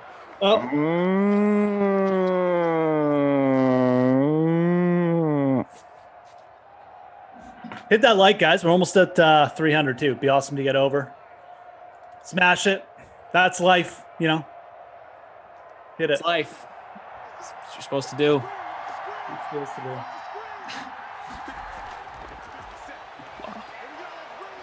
I mean, anytime you're mad about someone's explanation for something they disagree with you on, just say, hey, that's life. That's how it goes. That's life.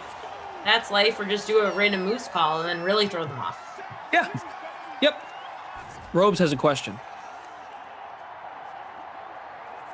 Clash, why do you hate Rodgers? What? I don't really think you said that. No, I kind of have. Okay. I don't know this, so please fill me in. Just I'm not gonna do this. And I know Jeff is like, yeah, he'll do it. No, I'm not. I think he's a tremendous talent. Glad he won the MVP. Had a fabulous year. When you're the number 1 seed on the best team in the NFL, cash in when it matters. Cash in when it matters.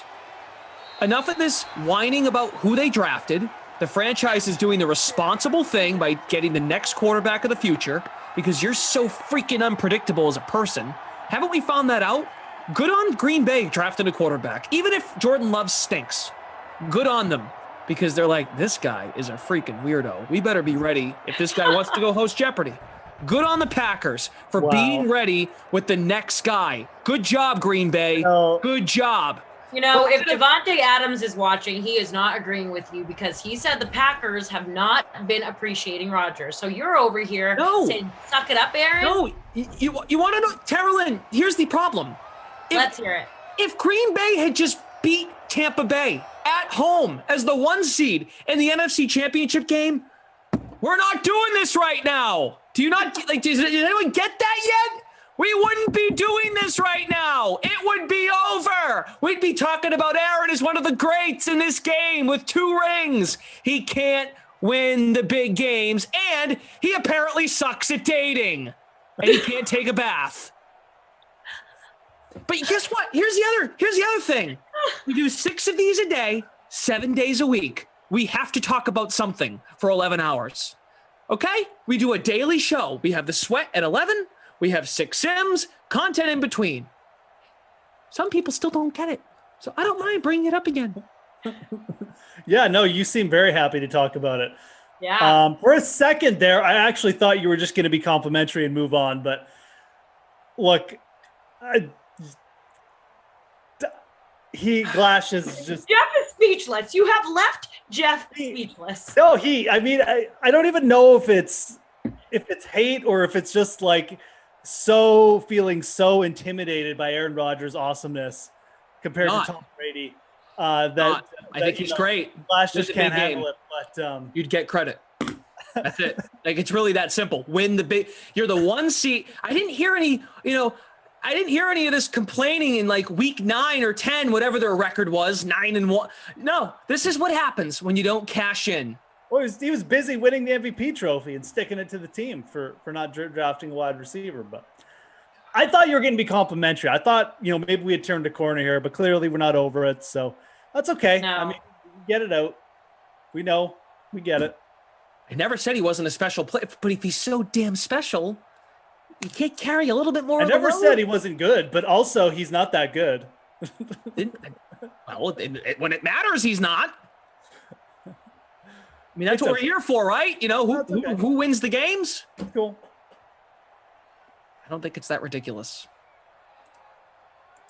Anyway, who's having fun? I am.